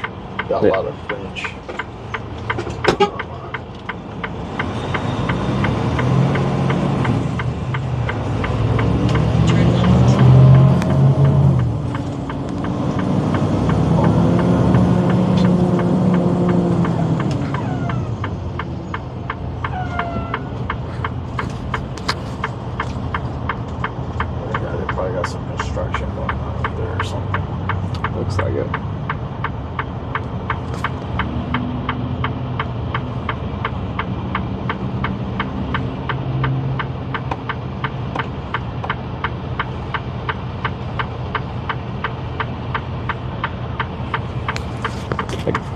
Guys, wasn't the Louisiana Purchase like a giant chunk of America now? I'm just asking that because America like bought a bunch of land from the French. I think it's called the Louisiana Purchase, but it was kind of the Gulf Coast, but then it like widened up crazy huge through like the middle of the country. Was it the Lewis and Clark thing? Honestly, I don't know the whole Lewis and Clark situation. Oh, this used to be Mexico, to be honest. Texas used to be Mexico. Well, it's part of Texas, yeah. But the Gulf, we're still kind of by the Gulf here. I think this was probably still part of that French, because it was a place called Beaumont, like that. Yeah. That's where I'm like, this sounds French. Yeah. It is. And then New Orleans, they got like a lot of the French Quarter down there or something. From what I've never been there, but. Cajun. I don't know why they call it Cajun. Is that like mixed French American? Or? I don't know the etymology. I like Cajun version. Cajun is pretty good. They eat a lot of seafood. You're big on seafood? I am. I like seafood from Mex.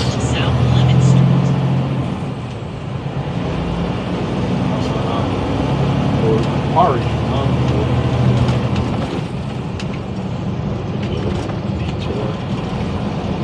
I try to look up Costco.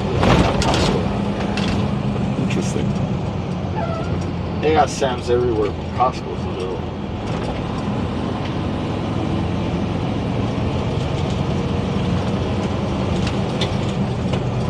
Turn right onto South 11th Street.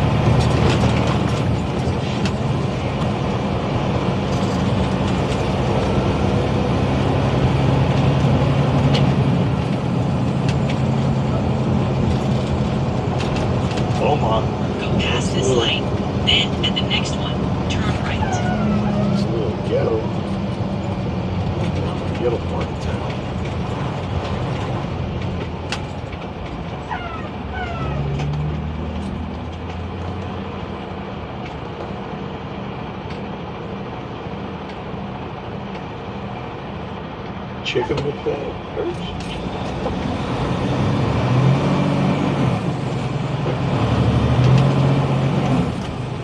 At the light, turn right onto Corley Avenue. Chicken buffet. Chicken buffet. A chicken buffet? Yeah.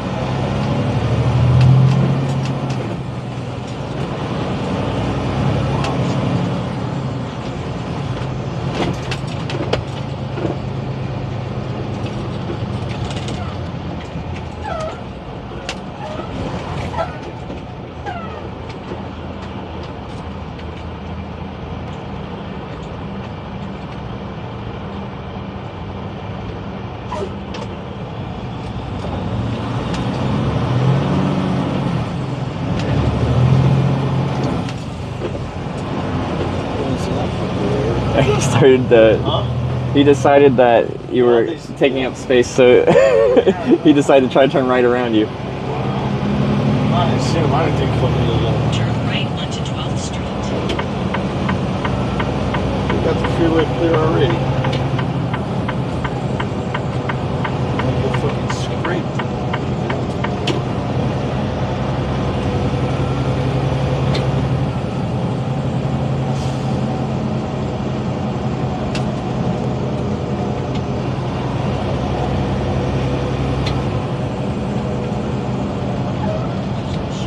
At the light, turn right onto Iton Access Road South.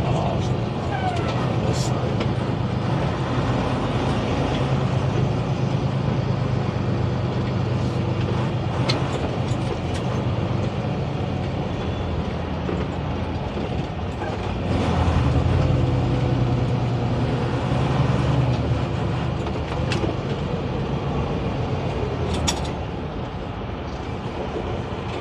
I hate this one. They got this one-way fucking. I guess that's what it is on this side.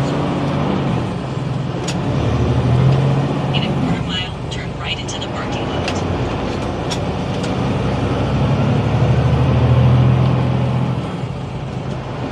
You got a car back home or?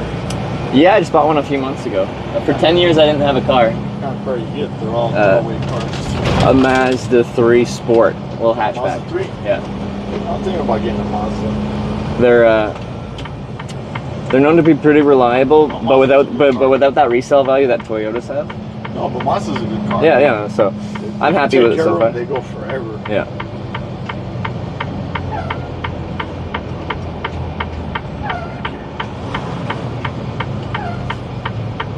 Turn right into the parking lot.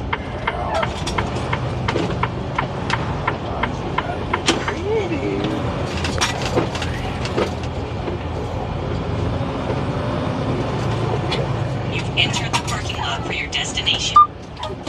Arrived.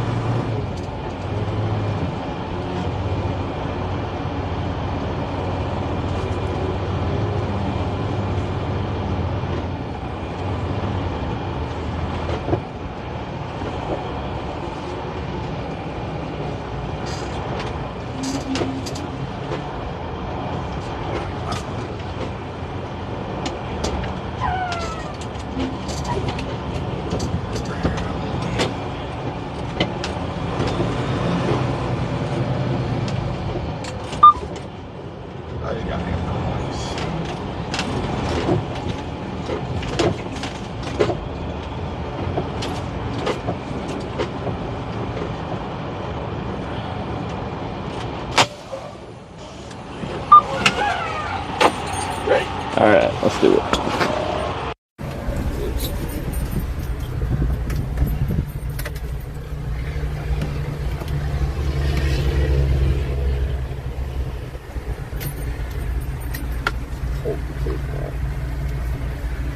Might mess with the mic.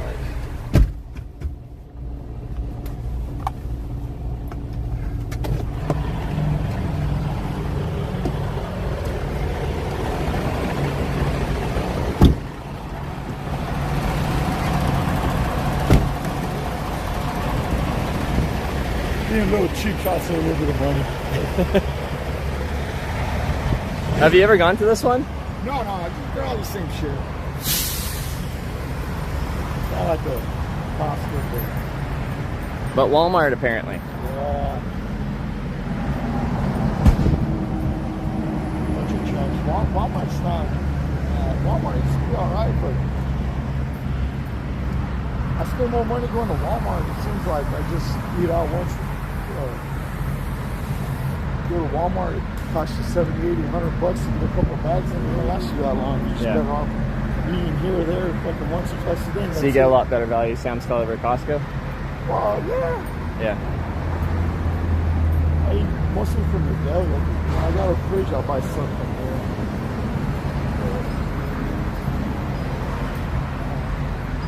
Walmart's not so cheap no more. It used to be cheap, but it's not cheap.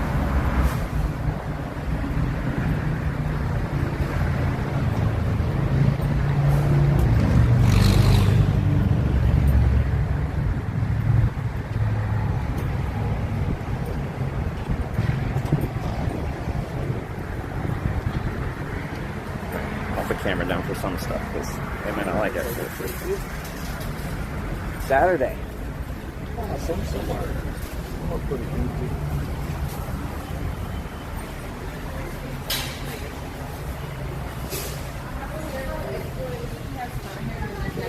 But they're about to exit.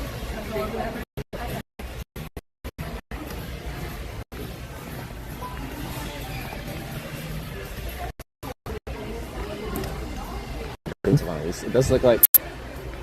Yeah, it's like Costco. Yeah, it's same shit. And they got the TVs right by the door. Yeah, this is Costco. Are you just going to the cafe? Yeah. Yeah. Now we'll walk around and get some peanuts or something. Trying to munch on whatever you want. Same shit, huh? About, yeah. Just blue instead of red. Yeah.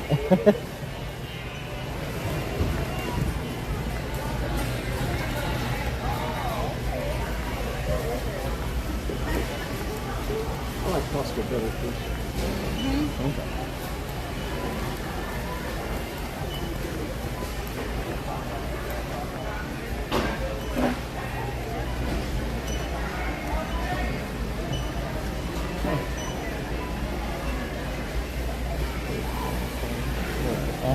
I'm just eyeing it up because, you know, I know Costco pretty well. I've spent a lot of time in Costco because I worked there. Same thing, dude. Well, no, it is very close to the same.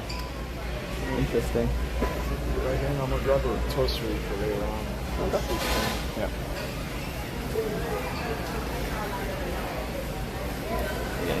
So, like hot dogs, pizza, usual suspects? Yeah, I got you. You don't have to get me. My treat I don't get to, you know. Not a day I can pick up somebody in bullshit. Good way to pass the time too. Yeah. What do you usually do when you're driving for like hours and hours? Listen to radio, like radio? Yeah. Wait a minute, you want 7? Talk to a couple people on that. If they don't call me, I don't bother them. When they call me, then I know they're bored or whatever. A couple of them.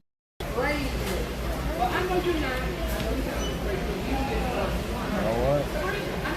I forgot to fucking click on my fucking time. Oh, for the 30-minute. Yeah. I can, oh, just let me get it. Do you need your card? No. No, you don't have to. Just tell me what you want. You can click out, and then I'll. Here. In case you do. The membership card?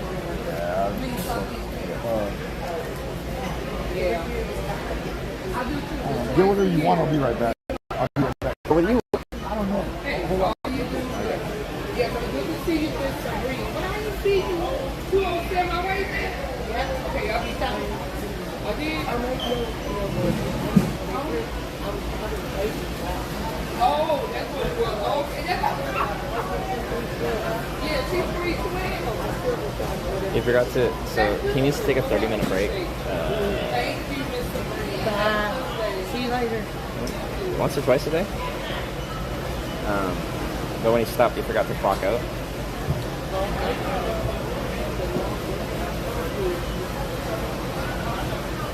So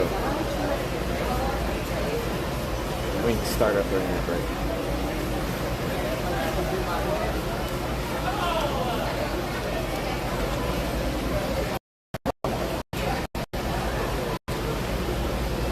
Pizza, hot dog.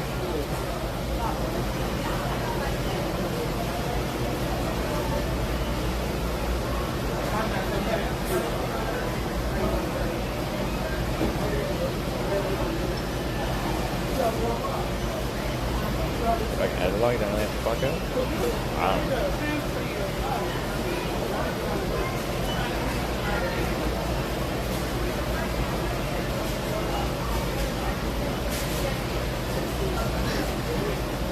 Taking off the shirt now. It would be illogical.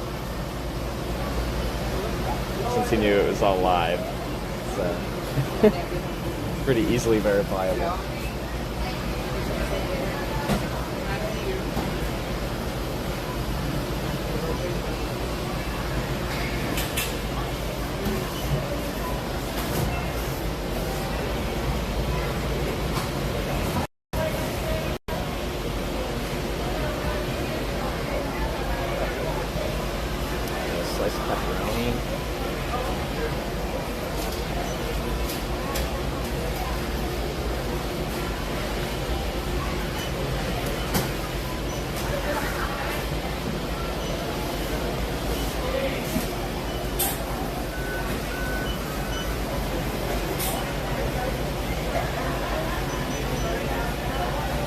He's not here, so I'm gonna wait in line for him to get back. I'm just gonna like let people in front of me in, I guess. So we'll have to wait in line again. So he's running to his truck and then coming back and getting food.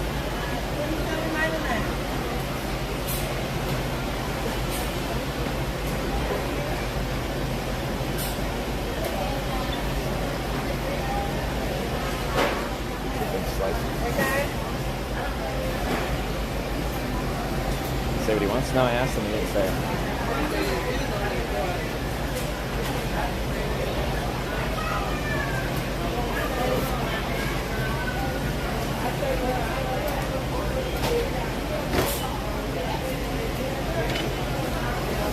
Get back and get his membership? I don't know. I didn't get that far. Maybe he can go to like the member services desk if they really care. They didn't seem to really check the other day.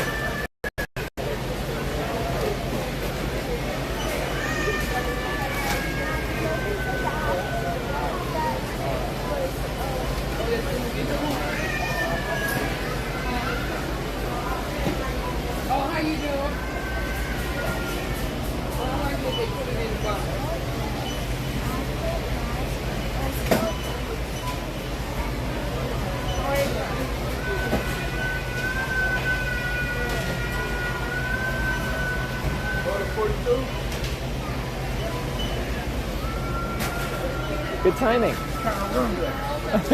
Jump out the truck and... Did you? Yeah, because it eats up my... If I don't go off duty, it doesn't really show anything. It eats up my driving time. Ah, okay. I hate when I do that. Yeah. Yeah, I ran there and Did you break your ankle? Yeah, when I got out the truck, there was a hole right there in the grass. Oh, shit. I hate when I do that shit, but the worst part is when you take your time, half hour, an hour, and you get back to the truck and realize you didn't. Because you're there for the break and then you have to like add on to it. You got to take the break and you just killed an hour of your driving time. You get whatever you want. What do you get? Give it a pizza pretzel. Pizza pretzel. Cool. Can I help you? Yeah, you guys got the pizza pretzel? Yeah, it's gonna be about 10 minutes. Let me get two of them. Can I get a pizza pretzel, please? Two of them? Yeah. We got a hot dog, pizza slice. Could I get a slice of pepperoni, please? With the drink? Yes, please. 45? You guys got the creamy? Yeah. And they just get one plain pretzel. What kind of pretzel? Just a plain one. With no salt, no butter? They get butter and salt. Anything else? And a drink. Who's your sauce? 904. Anything else? No, I'm that's gonna fine. stop and get some. You don't have 4 cents? Fortunately, no. I'll pay with the card. On time. Oh, well, I can't pay with the card now. I got 4 cents. Thank you. One slice. They're like a quarter of a pizza. $91 a time, and they'll get your pizza crust. Yeah. I'm gonna get you a regular pepperoni. And large that. Yeah. And your sauce.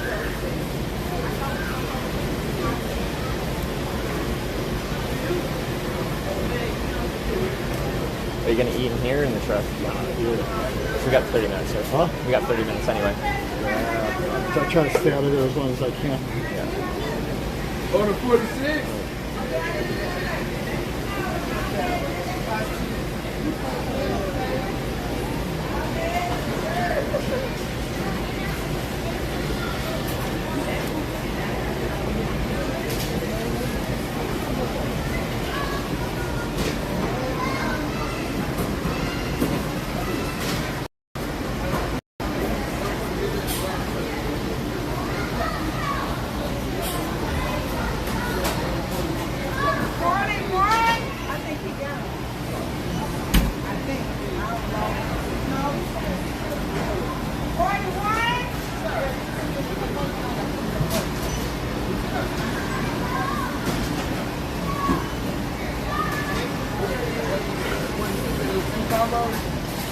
I'm waiting on one more pizza crust.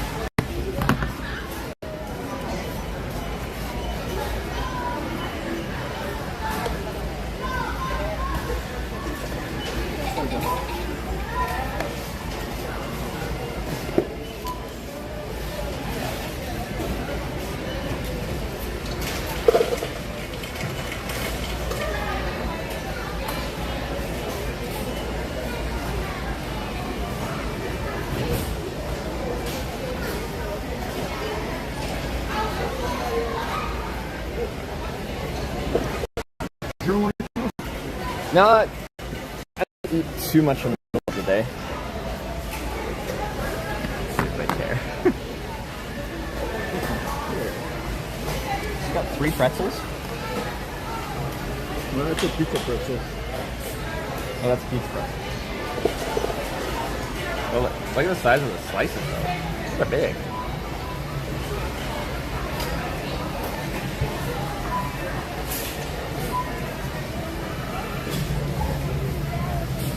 Super greasy though. It's like a pool of it. See the grease running in there? I take my break and I figure it's kind of even. Yeah.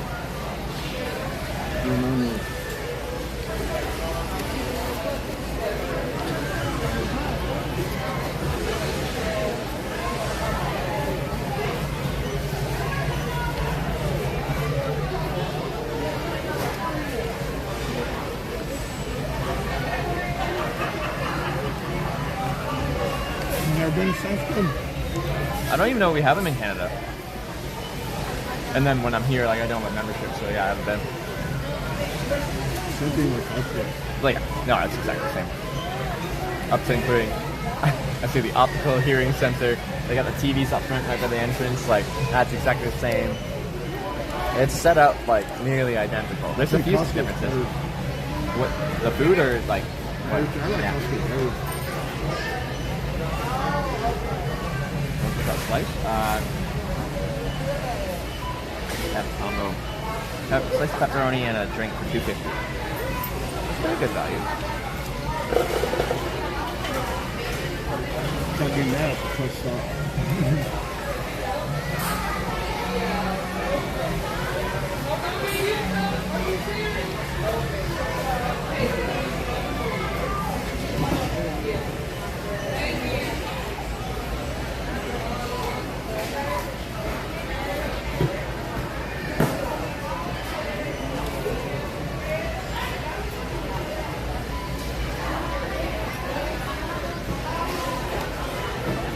Thank you very much for lunch. I appreciate it. Very kind of you. No, no. I've never been to Sam's Club. You're giving me a new experience, all right? We'll go walk around I'm a all little about bit. new things. I go grab a chicken fillet. We'll Okay. go walk around a little bit.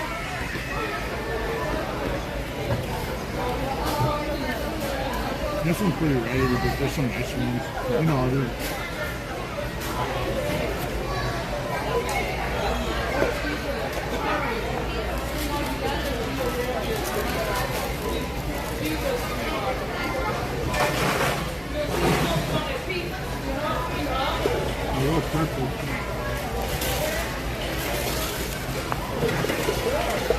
But yeah, soft pretzels, butter and salt. It's hard to beat. Those things are good. You want one? Sure. What's gonna happen? I'll break off a piece. Yeah, bring it on. Are they only $1? Yeah. That was a good deal too. Thank you.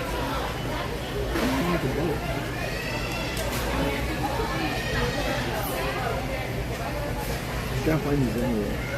Because yeah, for a long time they're hard to find. The only time I get a soft pretzel, a specific movie theater we go to when we travel, like the mall or a movie, yeah. we'd have them. And every time we'd travel and end up going to a movie, I'd always get a soft pretzel. It's a good. They don't have them at Costco. No, yeah, in Canada they don't, so I assume that they don't Yeah, either. yeah.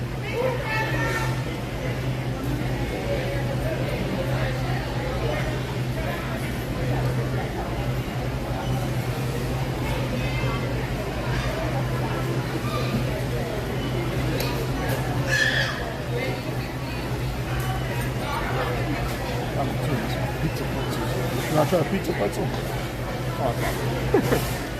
They look good though. Very cheesy.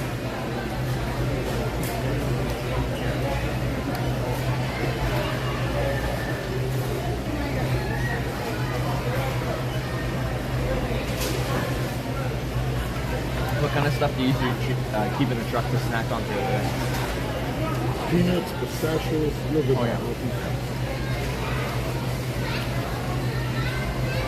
Alright, let's stop anyway.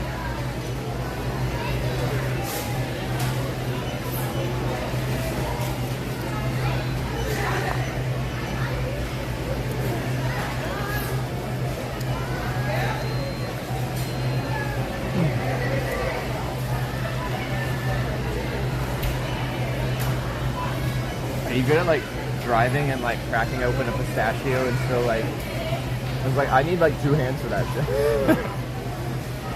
I don't know where I'm driving, but Oh. Or just like some people. I kick back and watch a movie. Some people also do like the sunflower seeds where they like put it in their mouth, chew it, spit it out, and eat the seed. I can't do that. Make so much of a mess. But you can do that like where you just pop it in, spit it out. You can just spit it into a cup or whatever. Some people have like great skill, and I'm like, I don't know how you do it. Years and years of making it good.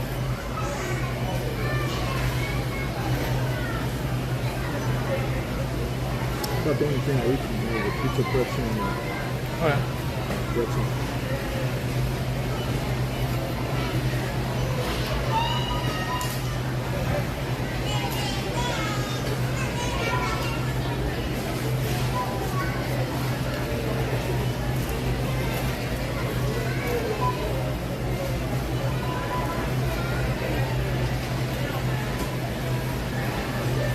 Yeah, some of the stuff, it's impressive how cheap it is, because like I said, how everything's quite expensive now.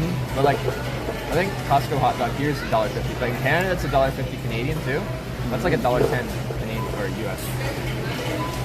Did they lose money on certain things? Just to Probably a lot. people, Yeah. I think they don't make much profit on this shit. Probably break even, But yeah, it gets people in the store, right? Uh-huh. And then we're gonna go shopping.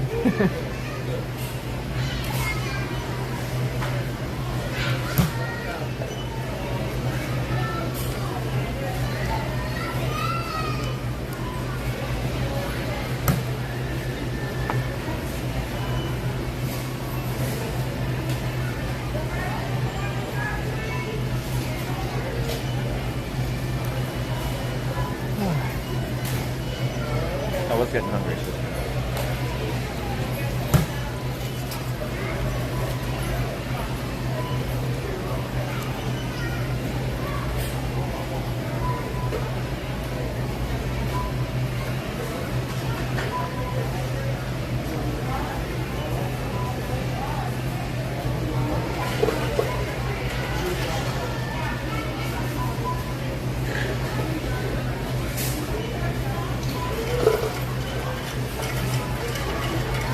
Okay. So, No? I was gonna say, they don't check your membership at the door? Don't do something. Because I realized when you give me your membership and you're leaving, I'm like... No, but you do need it when you check out. Oh, okay. Some they check it right there at the door center. In Costco in Canada, they just added where you have to scan your membership card at the door. So it's like... Yeah, some people, some places will check it from...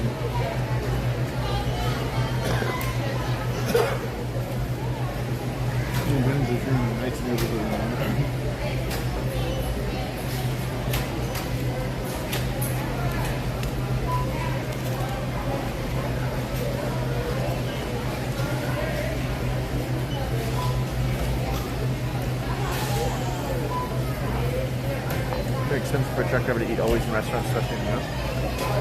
He doesn't eat out very much, and this is eating out, but like this is very economical. Like this pizza and drink combo, $2.50. And this is a big slice of pizza. Those pizza pretzels, $1.98. The salt pretzels, $1. Even if I wanted to, I can't eat the church stuff. Yeah.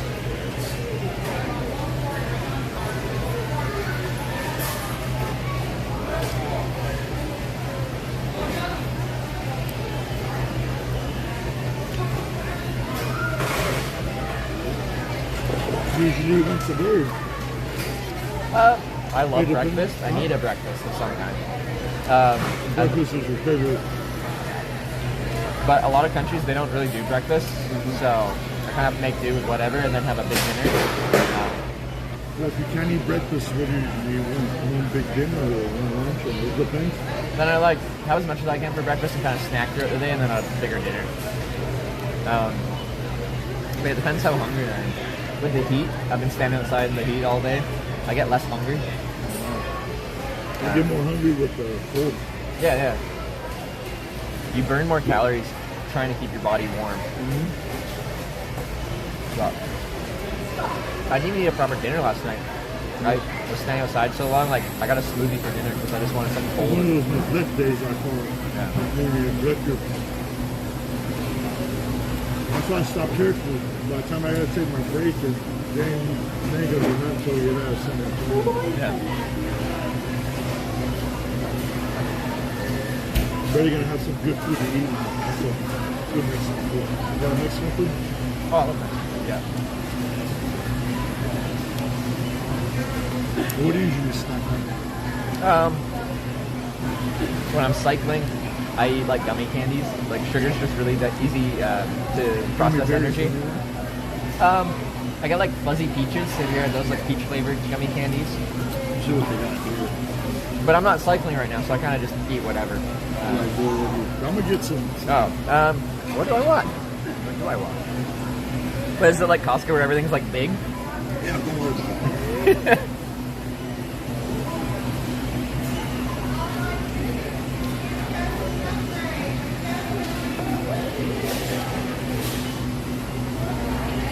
Probably where I'm gonna stop for the night. Fine Jag got free showers, so I have some extra soap. You wanna take a shower? But tonight, I'm gonna try. Probably gonna sleep at Comfort where I live at Flying J. So. Flying J Comfort? In Comfort, Texas. Okay. I think that's where. That's got in the middle of nowhere, right? Yeah. If not, if I got more hours to make it a little bit further, I just usually stop, take a shower, and then go to where my hours run out. That way, I gotta wear. I try to take a shower once a day. Do you fuel up enough at one of those truck stops you have free showers and all that? Yeah, the guy I work with only fuels. He's got some kind of deal with money getting tired. So I got like 8 showers. Man. Every time I fill up, I get a shower, but I got so many of them. I always got like 8 or 9 showers once or twice a day. Usually, but before I go to bed, I hate waking up in the morning. Because if you have to pay for those showers, they're like $10 to $20. They're pretty expensive. They're like $20 now. I know, yeah. Now the fuckers even charge for parking in some places. I know. It's I was talking to the last guy how all the places are charging now, and they say it's like secured, so you have to like get a ticket and a gate. But yeah. Like I fuel once a day with those guys. This guy, he's got 20 trucks that only put fuel from these guys, and you guys got the audacity to charge us parking. Like, I talk about fucking don't kill them. Yeah. And especially if you're fueling up, right? Like, and you ask them, you don't know, I'm not gonna pay for you. You can pay for parking. You know? Sometimes we got after we unload. I go there to take a shower, and sometimes, you know, I go there because that's where you feel from. And now you're saying that you're feeling I gotta pay for it. That's how they are. Because I was talking to the other truck driver. He said that morning he parked somewhere that I think you're supposed to pay, but he just didn't. And they knocked on his door at 7 a.m. and he's like, okay, I'm leaving. And didn't pay. They did that on me in Albuquerque. They woke me up at 1 o'clock in the morning. And the security guy goes, I'm like, look at the fucking meter. Oh no, when you call Tony, I told him, hey, here's what I'm gonna do. I'm gonna move, but on my way out, I'm gonna make sure I run your ass over. I'm gonna run you over and squish you.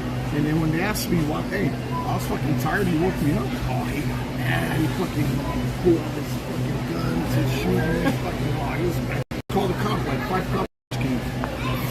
Oh yeah, sir. If I pull out of the parking lot, he's waking me up at 1 o'clock in the morning, and I can't see him. And I run him over. It's gonna be his fault. Oh, they got me mad. Now he got mad again.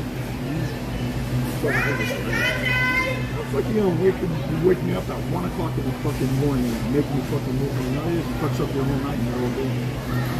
And my company fuels from these guys. Like, I don't care.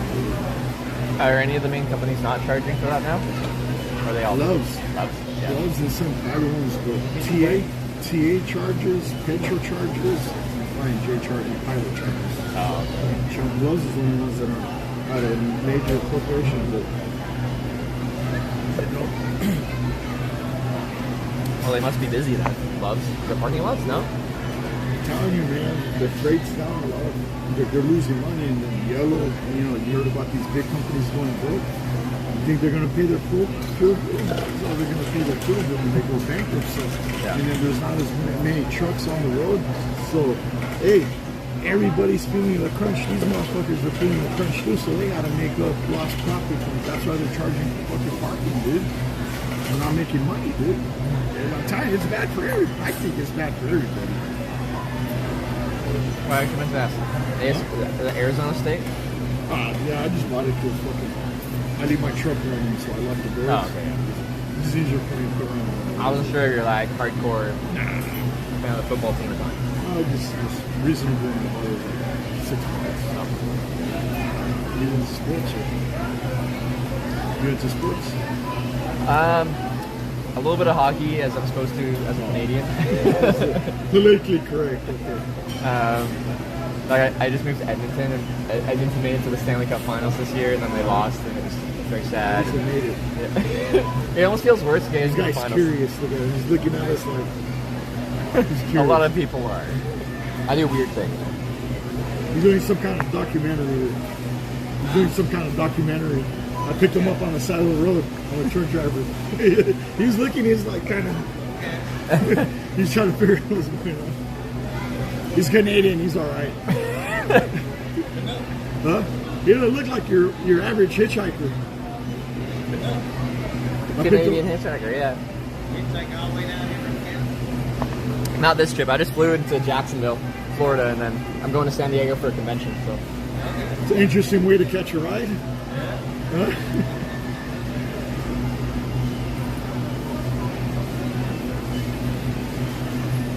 I'm good to shop whenever, as long as we can bring the.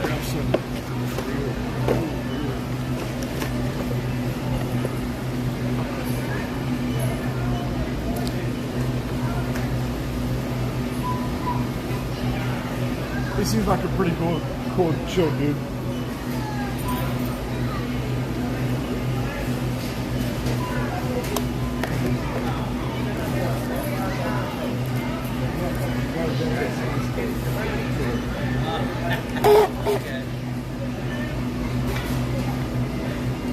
Okay.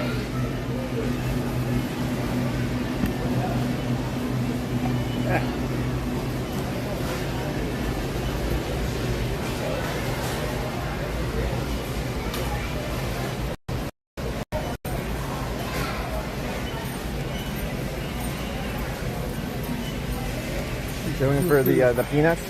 Yeah, no, I'm not. Feel free to do whatever you want to munch on. Alright. I'm just going to give you a tour around, so do a walk around, so.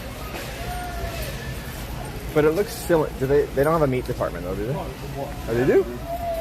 I'm going to give you, since we're still here, oh yeah, right here, look. Oh, right in front of me, okay. Yeah. Usually that's in the back at Costco. Yeah.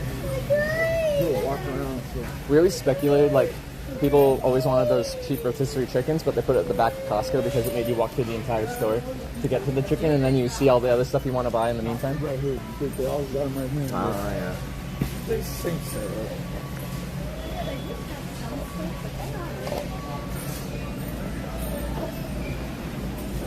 I got a refrigerator stock up on whatever.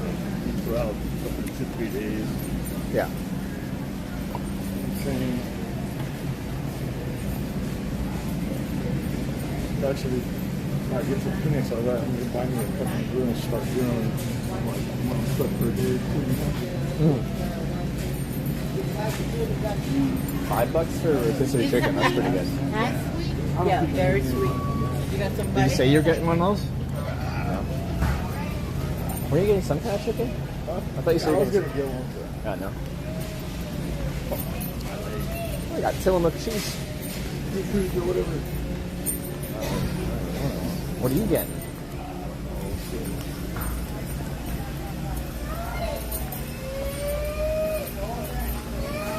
Kind of fucked up my whole day.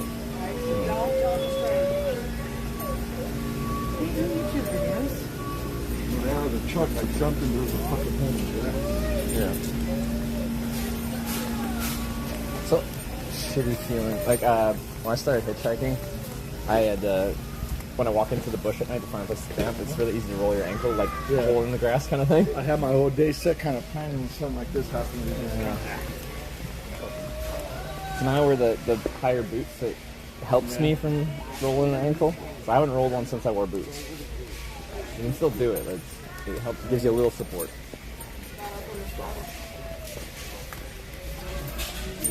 Basically the same thing. This one's a little smaller.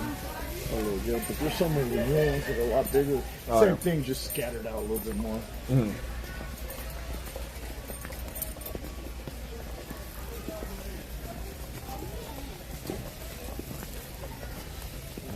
This shit for years and years and years.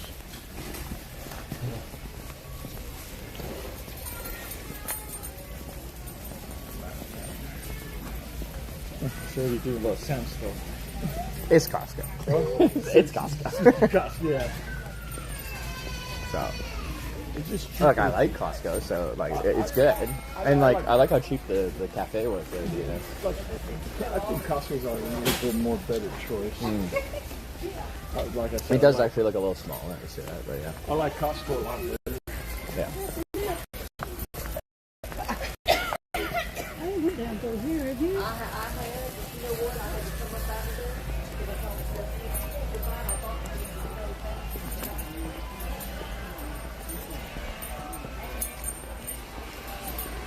They copied Costco. Look at the layout. I know it's a very similar layout. Sure.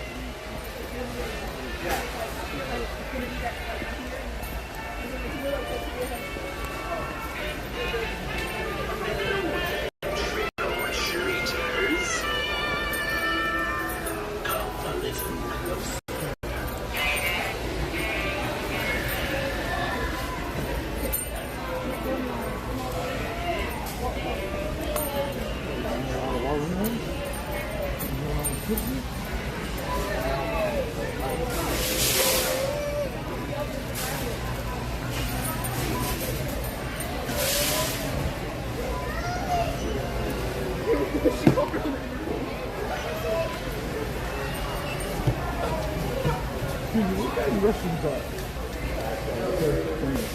want to get $10 off the mask because you're going to college today.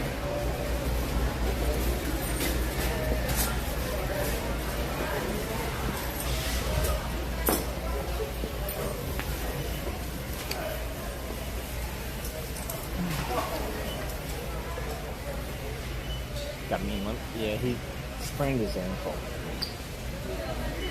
when he ran to the truck and he jumped out of the truck. There's a hole in the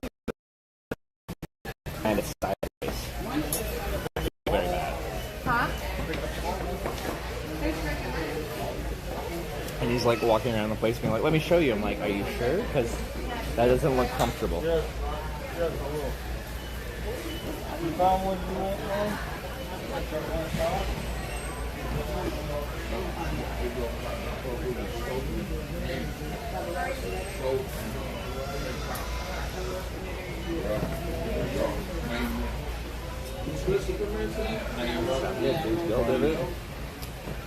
He's trying to shut it off, but it looks painful.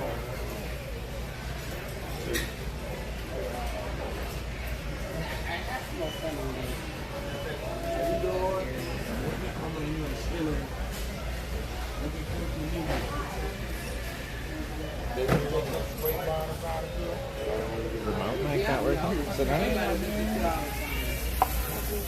didn't even know what a polish was. So I had to do the whole thing. that's not. Yeah, they come to this closet for everything. So we got you can stay out and you don't really. Sorry.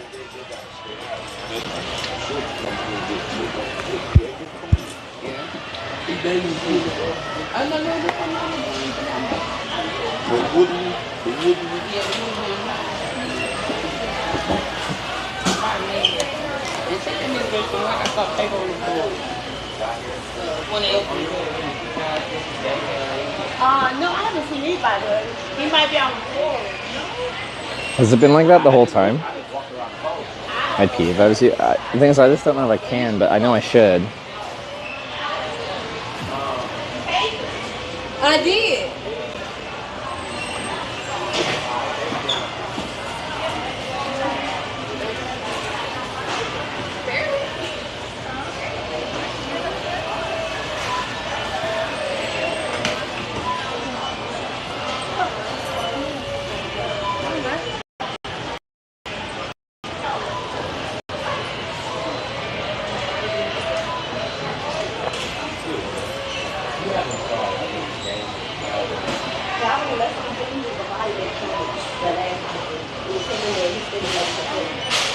Doing percent of the distance wise? Like, how far am I going with them? So we're going to, I think he said Grobley will run out of hours in Comfort, Texas. I don't know how far that'll be. But that'll probably get us to, like, for driving time. He had already driven 2 hours, so he had 9 hours. 9 hours of driving, averaging like 60. Well, with this, all that brings up. Let's say 9 times 60, whatever that is. 500 something miles. So, potentially close to double what we need today. He has offered to take me to El Paso tomorrow. Oh,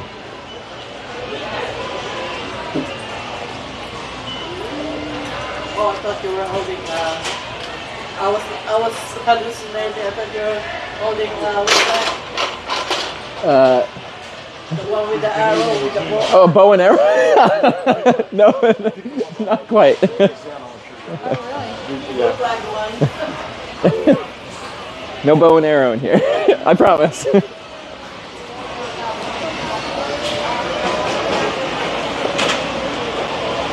all looking at you. I've been looking at you trying to figure it out, and then I tell them, hey, you just waiting and you're doing it. That's what I was Well, no, that lady thought I was holding a bow and arrow, so yeah, I think they were looking at that interaction. Just, not a bow and arrow, just a hitchhiker. Just a hitchhiker. Are you getting a snack or no? Huh? Are you getting a snack or no? Oh. No. Do you want it? No, I'm okay. No, I see them. That's why I kind of throw it out there. I mean, Okay. Because they look at you trying to figure out what you're doing. They see you with the camera. And yeah. You just kind of sit there and rest. The same guy with the, like they were eating the pizza, you know? Mm-hmm.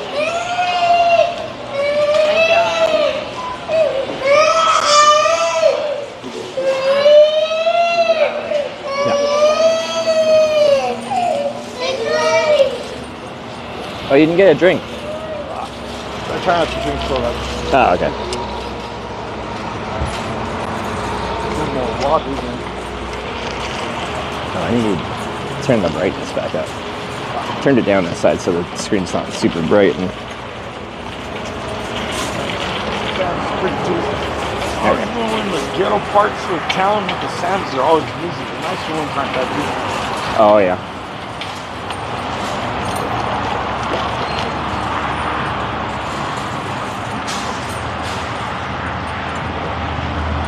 think we got like an hour and a half to Houston, I think, or 2 hours.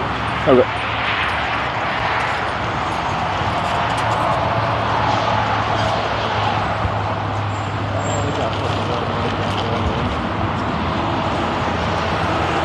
Do you ever struggle to find parking for your truck at places like this? Sometimes. Yeah. Some are bigger than others, but I just improvise, hide in a corner for, I don't know, whatever. Try to park out the way like that. Yeah, no, that seems like a good spot. But like, Yeah. because a few of the truck drivers I have, like, they look up ahead of time where they can get into and where they can't get into. Like when they find a... Don't block to make sure people can get around you. Yeah. Don't block you. You know, there's some that ain't got brains for shit. All of us look bad. I knew it was fucking down to one lane. Man, you're gonna pay, there ain't gonna be fucking nobody working there. Just got a fucking sign to close one lane just for the hell of it. Jackasses, all of that shit, construction. But there was an on-ramp there, right? Yeah, I hate Texas, but you got like one way. Oh, yeah. Oh, this is one way? Yeah. Oh, yeah, the side roads. Yeah, okay, I remember that. Yeah. The frontage roads. Is that what do they call them? When you get off of the off-ramp in Texas, the people on the side gotta yield to you. It's fucking reverse. I don't know why. So I think you're running, man. Alright, thanks, man.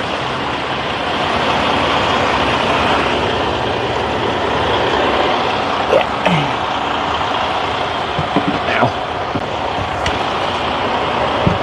This is better, yeah. 36. Skip for a little bit. And I come back and I don't get my fucking half hours. Was that half hour? Yeah, 36 minutes. Man, if I tell you this fucking crazy story about this, you ain't gonna believe me. The last guy I worked for, About what?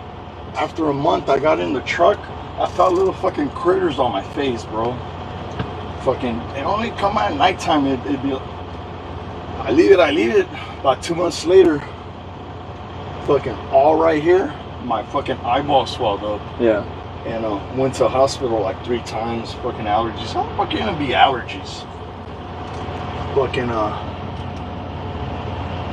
my eyeball swelled up, and went back to the truck. Doctor said it was allergies. I got a knife, and I fucking it scraped a bunch of blood, green nasty shit came out, and then I made an opening, and it looked like larva, like something got under my skin and laid eggs. Yeah. And then I fucking I scraped it until it like it opened up and everything, and then took some antibiotics, and then all around here was just so swollen, bro. And it got so bad, I went back to hospital because it was getting swollen. Fucking allergies on whatever, fucking. And then, like I said, I opened it up, and then I shaved my eyebrows, and when I shaved my eyebrows, it seemed like a bunch of little fucking critters fucking started running around everywhere. So I shaved my eyebrows for about 2 months, and I kept getting cut. And every time I would shave, I'd get cut, and like fucking like liquid or some nasty shit would come out from under here. Yeah.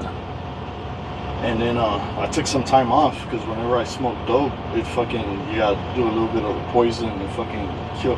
So I smoked dope for about 2 weeks, and dude, all right here on the top of my forehead, I would smoke dope, and you would see like I shave my head, and it like all this shit was like popping out of my fucking forehead.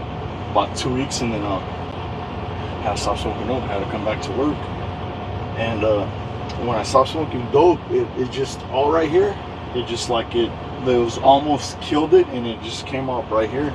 And you see, I was like dead skin. It's some kind of, from that truck I got parasites that I guess is some kind of, from doing it's some kind of parasites that fucking eat off the dead skin. Yeah.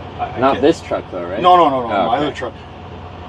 So, and I told the guy, hey, fucking, ever since I got in your truck, I fucking found, and then I left like a month, and it just kept getting worse until it got so bad, it all right here was all swollen with all that got under my skin, and I barely, it's like the last of it. Yeah. It's all from a guy, and I got it from, and I told this guy, hey, if you don't got brand new mattresses, I ain't, no.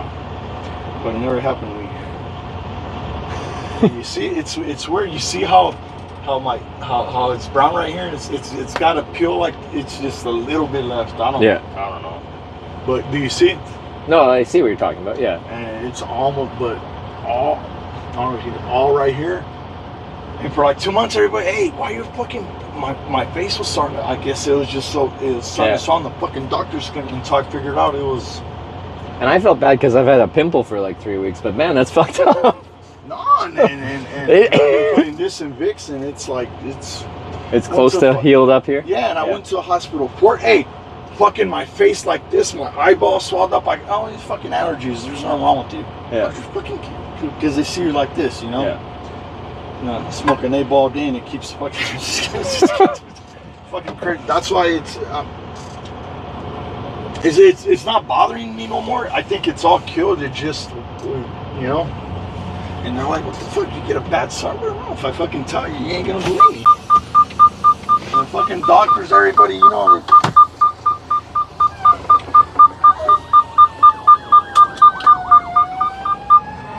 I had my friend in here for 2 weeks when my eyeball swelled up. Yeah. I had to pick up my friend from Missouri because he helped me drive. And it's not contagious, I guess.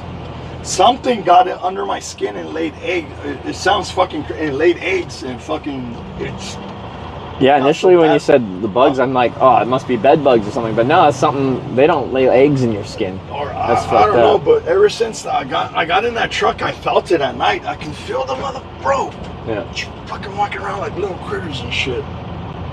And it got so bad to where my fucking eyeball swelled open. It was bad, dude. Yeah. Fucking doctor fucking sent me home. I went to a drug and like I said, I got a knife and I scraped that shit off. But it had until fucking my eyeball open. And ever since then, I figured it was something that I've been treating myself, you know? Fucking crazy. I don't know what this world's coming to.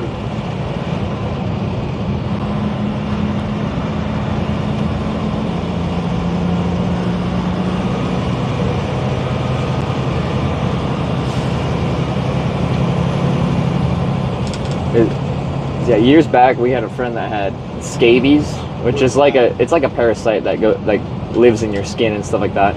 And like we had that friend over, and that friend passed it to us and stuff like that. And we had to take some like medication to get rid of it, but we were just constantly itchy all the time. We didn't have like the this is not itchy. It's dead. It's just what I guess I put to kill whatever that dead skin is. Or whatever. Yeah. But it was.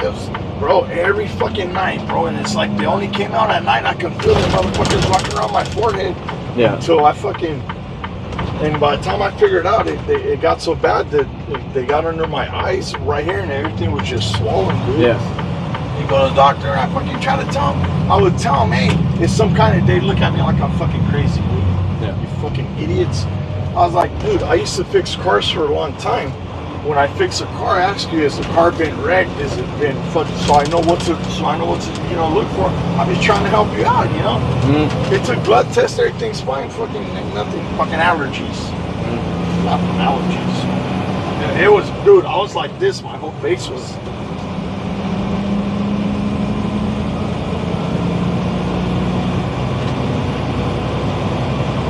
And then those antibiotics helped me for a little bit, and I got pissed off and fucking took 2 weeks off and just started, you know, smoking dope, and it just fucking and the bad thing is I had to come back to work, and this is all that got left. Yeah. Out of all my fucking face, and that dope fucking nearly killed everything. I mean, it sounds bad, but well, it does. The whole situation sounds bad. That sounds real shitty, man. You know, I knew I needed medication. I knew I needed something to fucking help me, put something inside of me, and nobody would give me anything because they think I'm out of my mind. So fucking I put my own chemicals in there, you know? Yeah. It sounds kind of weird, but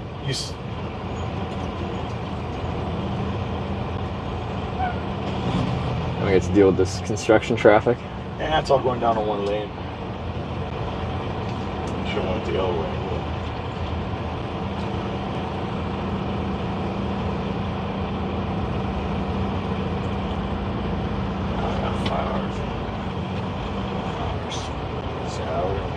Side of San Antonio. So that place, Comfort, you're talking about, or not quite there? Yeah, Comfort. It's past San Antonio. Okay. Right now, the only big cities here in Texas are Dallas, fucking Fort Worth, Houston, which are, and then San Antonio, and then El Paso's not too big. Yeah.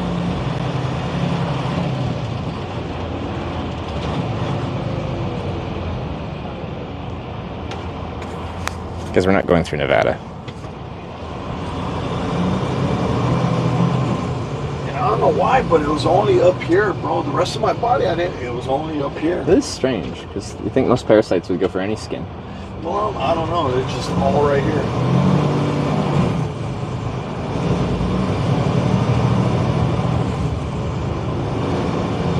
And then I had like all right here, it was all brown. And so I figured out it was dead skin. I would take it off and it would grow back. And now I'm putting that in some antibacterial. Yeah. But it's rough, I'm telling you. Nothing's what it is anymore.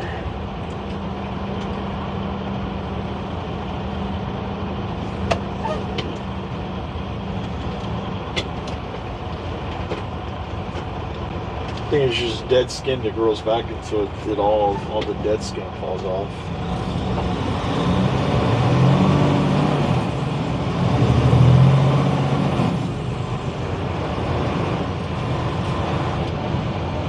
Went to the hospital like 4 times and I tell them my face and I'm like, hey, there's fucking critters that are running around. Fucking they all thought I was crazy.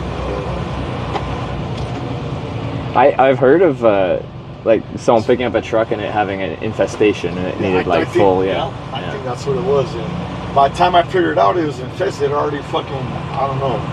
Because that's why when I picked this, it was picked it up from the dealer, had brand new mattresses and all plastic up. I won't drive another truck with the used mattress. Like not after this.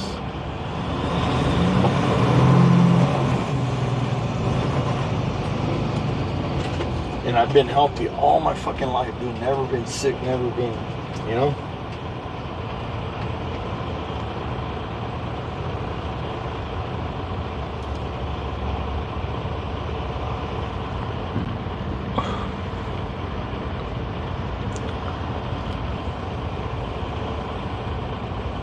Lovely traffic. This is what you're talking about when you're talking about Texas. You're like, there's a lot of construction going on on the interstate. I-10, yeah. From here To until we get Houston? out of fucking, until we get out of Houston. Yeah. It's gonna be like this where they got a lane closed and then watch there ain't nobody even fucking there, dude, doing anything, you know? That's the kicker about it, bro. Like, Yeah, especially on the weekend, they're probably doing nothing. So once you got the cop right there, you got the sign right there, and you ain't gonna have fucking nobody over there.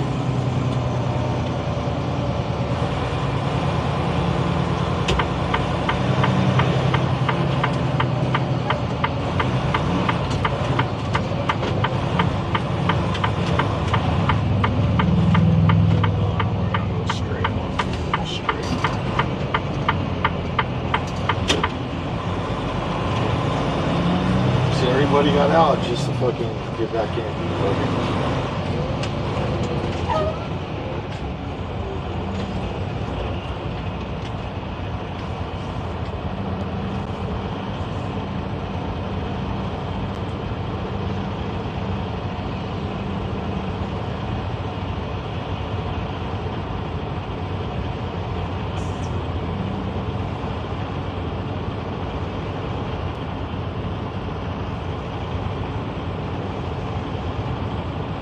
What was that skis? What was it? Was it real bad? ours, we just had really itchy. It's like on our forearms.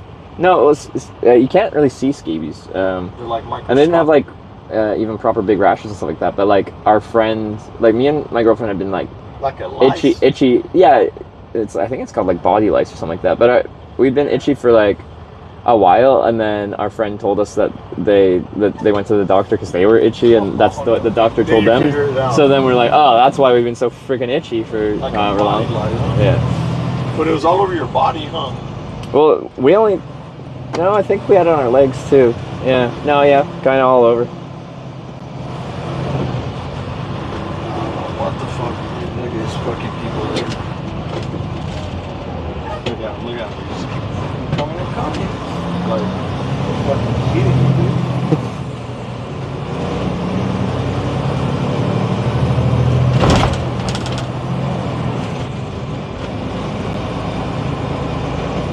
When they get fucking scraped, oh, truck's full, truck's full. Such a hurry.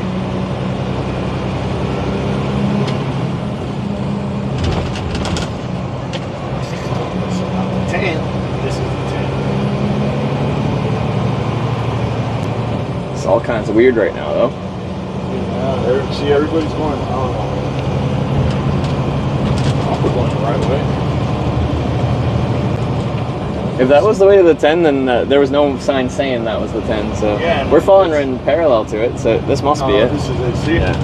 I bet you everybody else is thinking this is 10. There we go. There we go, that was like, I didn't see no sign.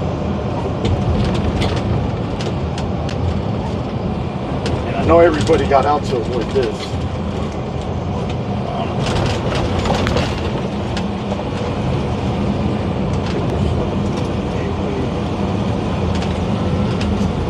There's nobody back there working or anything. Well, if the road's torn up, then you can't really reopen it, but sometimes you see a beautiful, pristine road and it's just closed for construction that's not happening. Yeah. So you gotta close all the time.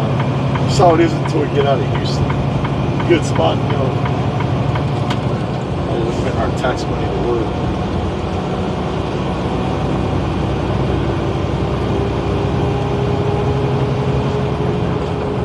But you never like, when I went to Romania for 3 months after like during the summer, after about a week or two, I started breaking out. They said that's normal when you like get a climate change or something. You never got, you know what I'm talking about? I got like some rashes or whatever, and they said it was only for like a couple of days. No, I haven't gotten that. I'm sure it's common, but I haven't had it personally. Like, the only thing I get is just, you know, if you go somewhere and there's a bunch of biting insects, then, like when I got to Florida, I got lit up by mosquitoes one night, and I've been, itchy ever since. But Florida's known for that. Never been to India, though. No, I haven't. They say don't ever eat right there in India. It's just a real dirty place. Well, I was talking to this guy yesterday, and he's traveled to 46 countries, he said, and his favorite country was India just because of the, well, he liked the culture and the food, but he said it's like a country of great contrast. You can have the most beautiful smell you've ever smelled in the world in one spot, and then you turn around and it's the most disgusting smell in the other, and it's just like a country of extremes, I guess. And in that way, it's interesting. They worship the rats and they eat with rats. They like count the rats in there. Well, I don't know if TikTok's the best source for it. They're like chewing with the rats. They say like the rat. Well, India still has a lot of poverty, but it's developed a lot, even the past like 10 years. So a significant percentage of the population, I don't think, had like electricity until fairly recently. Things that we take for granted that, of course, we've had for generations. They're big. There's a lot of people over there. Over 1 billion, yeah.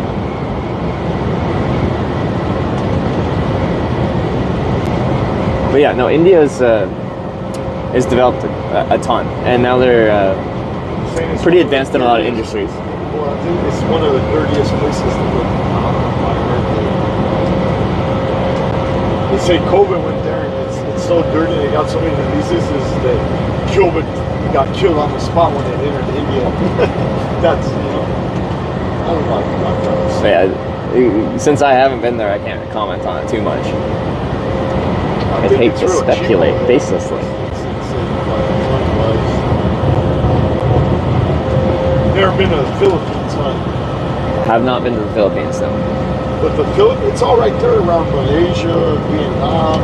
Like in the general vicinity, yeah. Flying around that area, like, you usually don't have to fly more than a couple hours to get to another Southeast Asian country.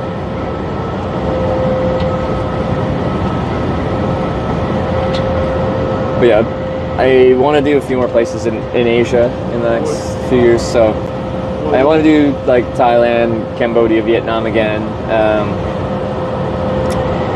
Because pretty much for Asia, like the #1 country people go to is quite often Thailand, and I've never been there, which is strange because I travel a lot. So when I see the videos, they got like a lot of it. Thailand's a big city with skyscrapers. Oh yeah, like Bangkok's huge. And then yeah, they've got several huge cities there. I don't know what the population is, but it's a pretty populous country.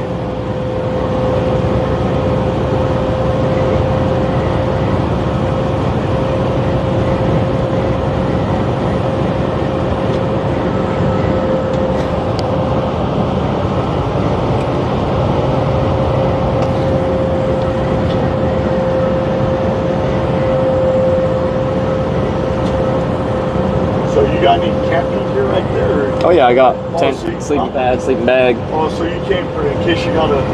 Well, yeah, I camp a lot. On a normal trip, I camp most nights. This trip's been like 50-50, so it's been a bit of a mix-up. Like, you always come prepared with the tent and everything, huh? Yeah, to me, like, having my camping gear gives me peace of mind if I get caught out somewhere and there's nothing there, like... No, it's real small. It's a one-person tent. It's small, it's camouflage, Is it for like extreme cold or? No, most tents don't actually provide much insulation. They provide protection from the elements. What keeps you warm is your sleeping bag, and then your sleeping pad is actually really important to stay warm because it insulates you from the ground. A lot of people, when I used to sell outdoor gear, people would tell me they'd always be cold when they're camping, and quite often they just have an inflatable sleeping pad, but it had no insulation, and like the cold ground would cool the air underneath you, and then the hot air you're warming up underneath you would like circulate, and you'd always have this constant cold air circulating underneath you. So so like if people bring like a home sleeping pad like you would to put guests on in your house, they're not insulated, so if you're outside and it's cold, you're gonna be cold.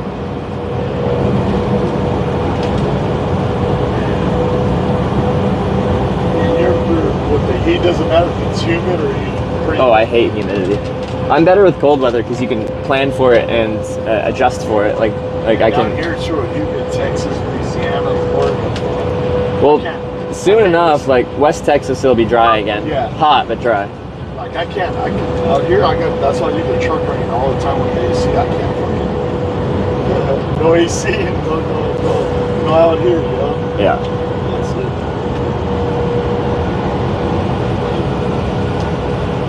At night I could deal with that pretty good, or you adapt, huh?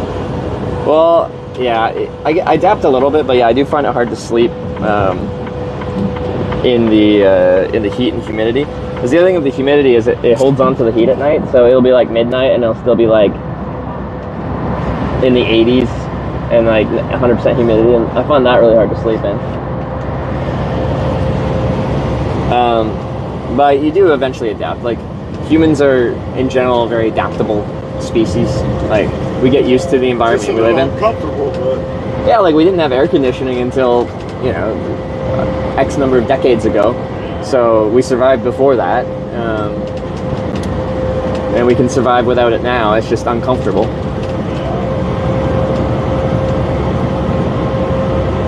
But I heard that, like, no one wanted to live in like Florida and stuff like that for the longest time because it's a swamp and it's humid. Yeah. And then once they invented air conditioning, then people were like, oh no, it's nice. As long as you have air conditioning when you want to be inside. Even right there, my parents live in Arkansas. It's humid as hell. Yeah, it is there, yeah. Here in Texas, until you get to about West Texas, it's terrible down here too. Yeah. Houston's pretty terrible. All through is terrible. Yeah, last time I was in Houston, it was really humid.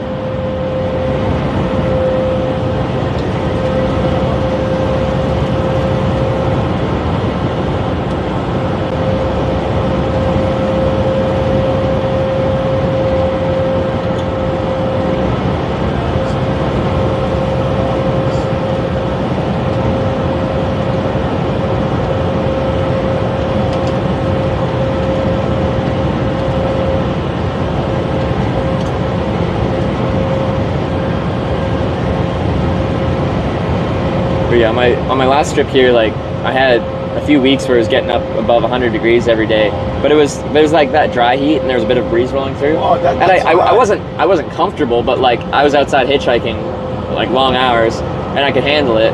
But if it was anywhere close to that here and humid, I couldn't do it. Like it destroys me.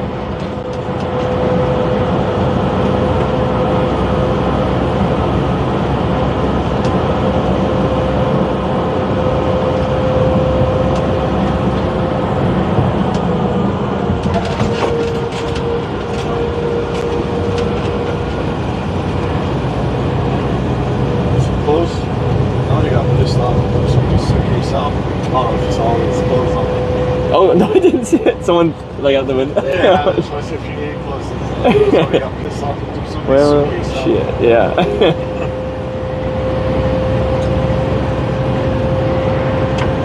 Houston's nice. I like going to Houston. Like the city itself or driving through it? Driving through it. Yeah. I worked for a guy way back years ago when we were going out to California, and I knew a couple of truck stops right there in Houston. They got, they got fucking some places where they got Chinese, the signs that are, the street signs. Yeah. In Chinese. Yeah. Some parts of it, I didn't know that. Probably Chinatown, I'm guessing. Yeah, a lot of cities have that. Like where I lived in Victoria in Canada, we had a Chinatown, and the signs would be in they'd be in English and in Chinese too on the bottom. Yeah, both. Yeah. Which is fair enough. I don't know. In Houston, only some parts. Yeah.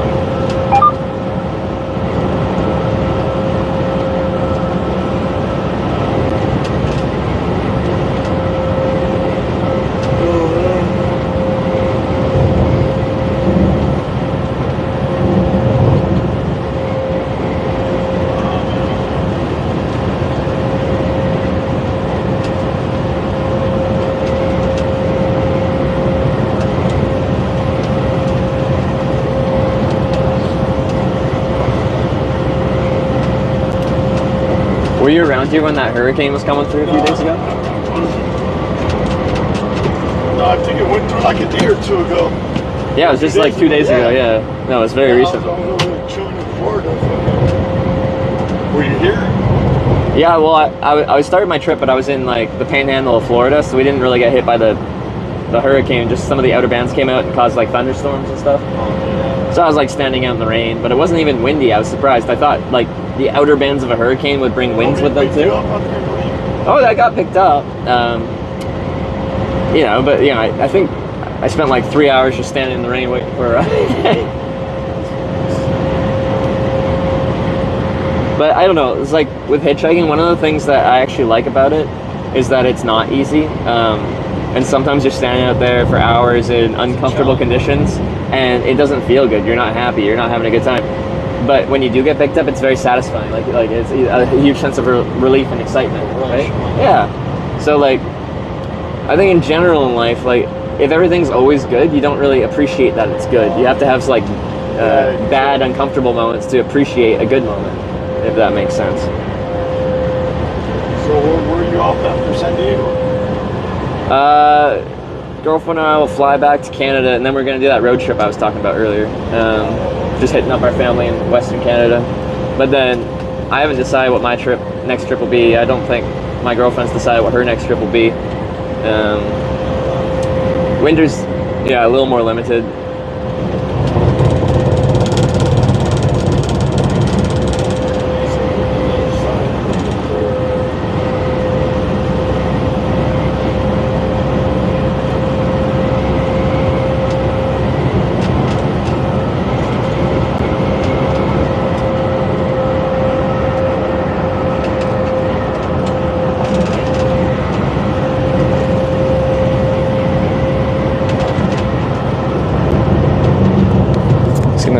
Play with the power for a sec. Mic might change.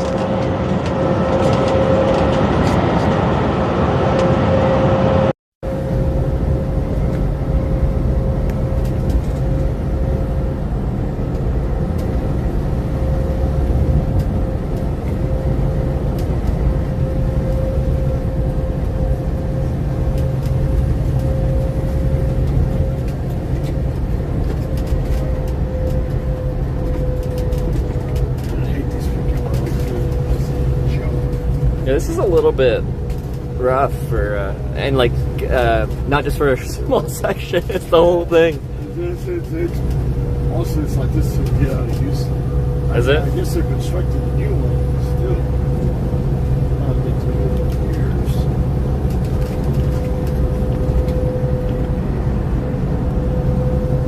They say Texas is supposed to be the fucking richest state in the U.S.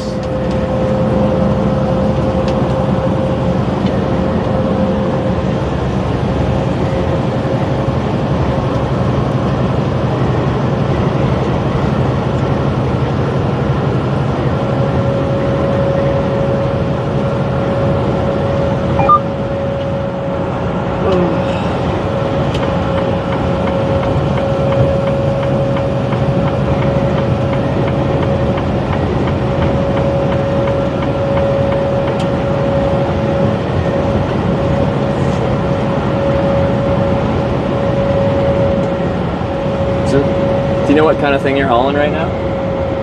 Some kind of animal shit. I don't know what it is. Too heavy. All the way to the roof. Yeah. Not an animal thing or whatever. Or some healthcare distribution joint. Yeah. It's not too heavy.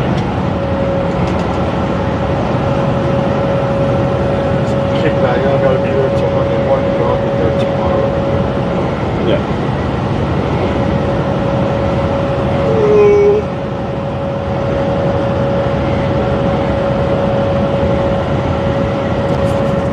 Just want to restart a few things. The phone's drawing more power than it should. It'll die.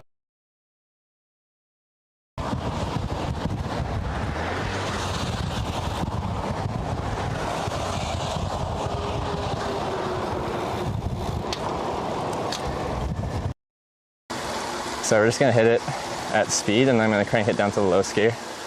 We'll see how much our momentum carries us. Well, I don't know this much speed, because it could have a harsh edge. Sarah, no! Fuck! You kept pedaling! We were gonna hit the momentum and then... I wasn't ready for your change. I told you what we were gonna do! I've never seen anything that can be explained. I've never heard anything that could have no explanation.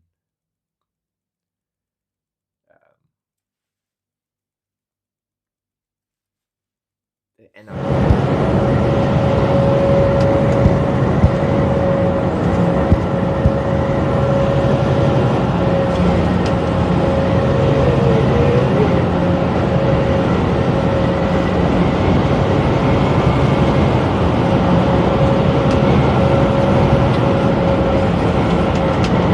Usually if I'm by myself, like right now when I stop, I just take about an hour and a half. Yeah. Now, but I'll just go finish up early today. And then you just post up, watch some stuff? Usually like, since I got you, I cut the nap and just do my 11 hours and then just park where I park. Okay. Usually I try to chill and kick back. Seems like if I make it a job, then go I get real, feel like anything. I think I'm on vacation, you know, pushing around.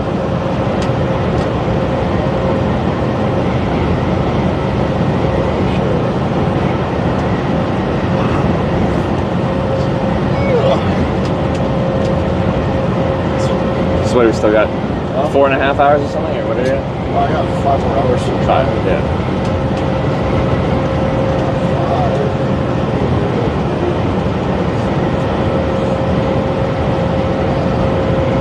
Past that of San Antonio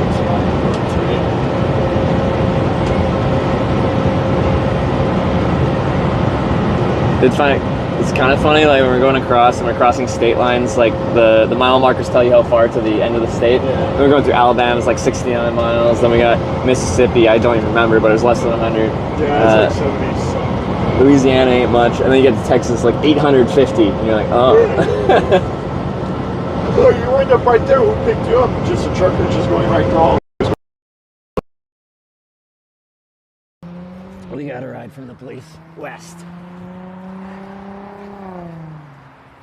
Alrighty. Anything I should do with this? What? Yeah, I'll buckle you. Oh, this is you. I get where the hurricane went through, and they're roofers. Oh, they gave you So they gave me a ride to Slidell, and I got a ride. Yeah, and I got a ride from there to where you got me, and then yeah. New Orleans?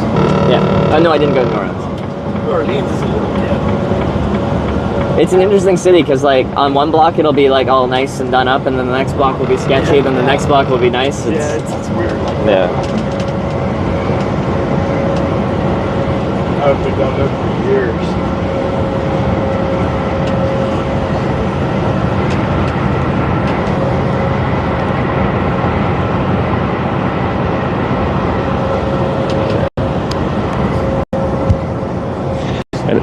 I don't know what's going on with the charging. I'm going to try not running the USB hub to test something.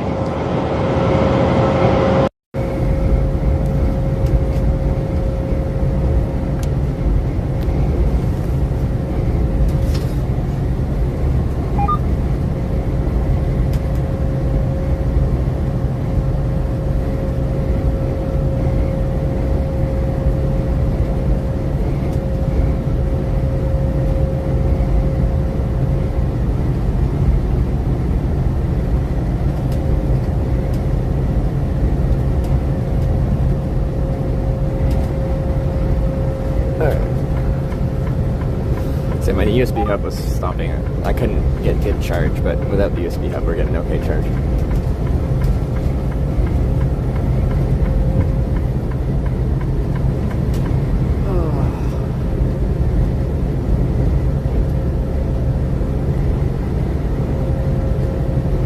So most of the truckers you hitch ride with,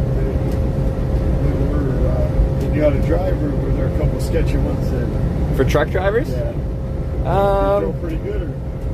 No, most of them have been pretty solid drivers. Like I had, well, like one got a little road ragey and like, I don't know what was happening, but some car like was annoyed with them and like passed them and wouldn't like slow down, and then they just like pulled the horn and then just laid onto it for like 2 minutes straight with the in front of them.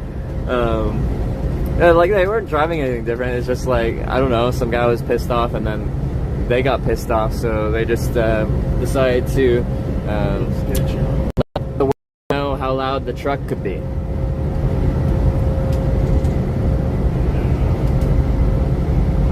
don't know, it just seems like a lot of drivers, not what it used to be years ago. It seems like a lot of people, I don't know, everybody decided to become a truck driver. Well, I think for a while there was like a shortage, so there's a big push to train more and stuff, but we're off the external mic is why it sounds different.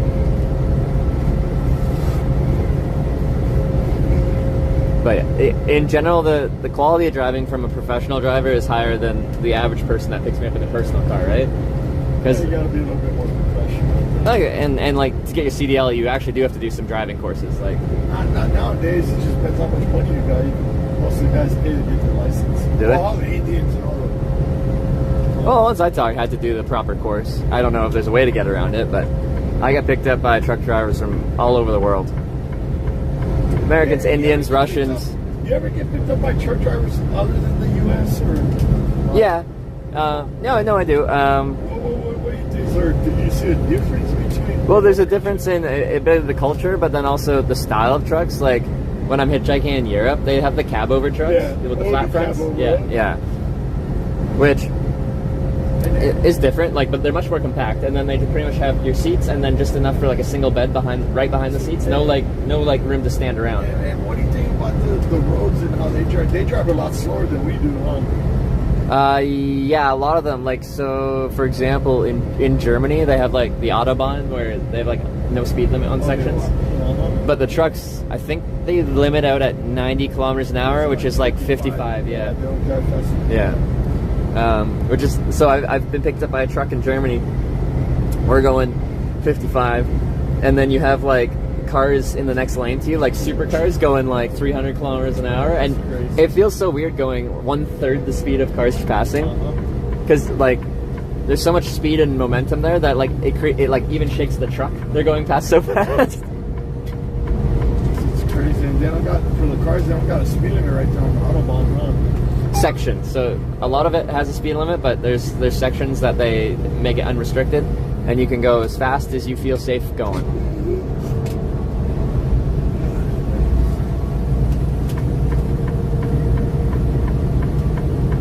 I got a cousin who lives in Germany. He's a truck driver. He was a cop in Romania, but they caught him in a, I don't know what they caught him. They caught him with some, not a cop no more.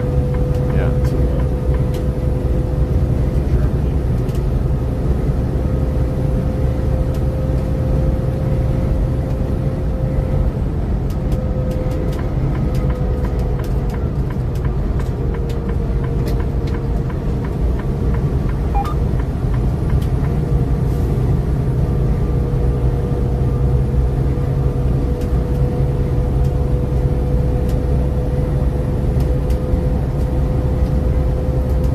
But when I hitchhiked across Russia, the truck drivers had the NA style trucks, like this style truck, the full size, yeah. And I think it's the same. Like in Europe, a lot of things are a bit more. It's about the Russian truck drivers. What did I? They go as fast as they want, or they're like Russia. The rules just seem optional in a lot of things there. I'm trying to think. I don't think any of them were driving like crazy or anything like that. I just remember this one truck driver.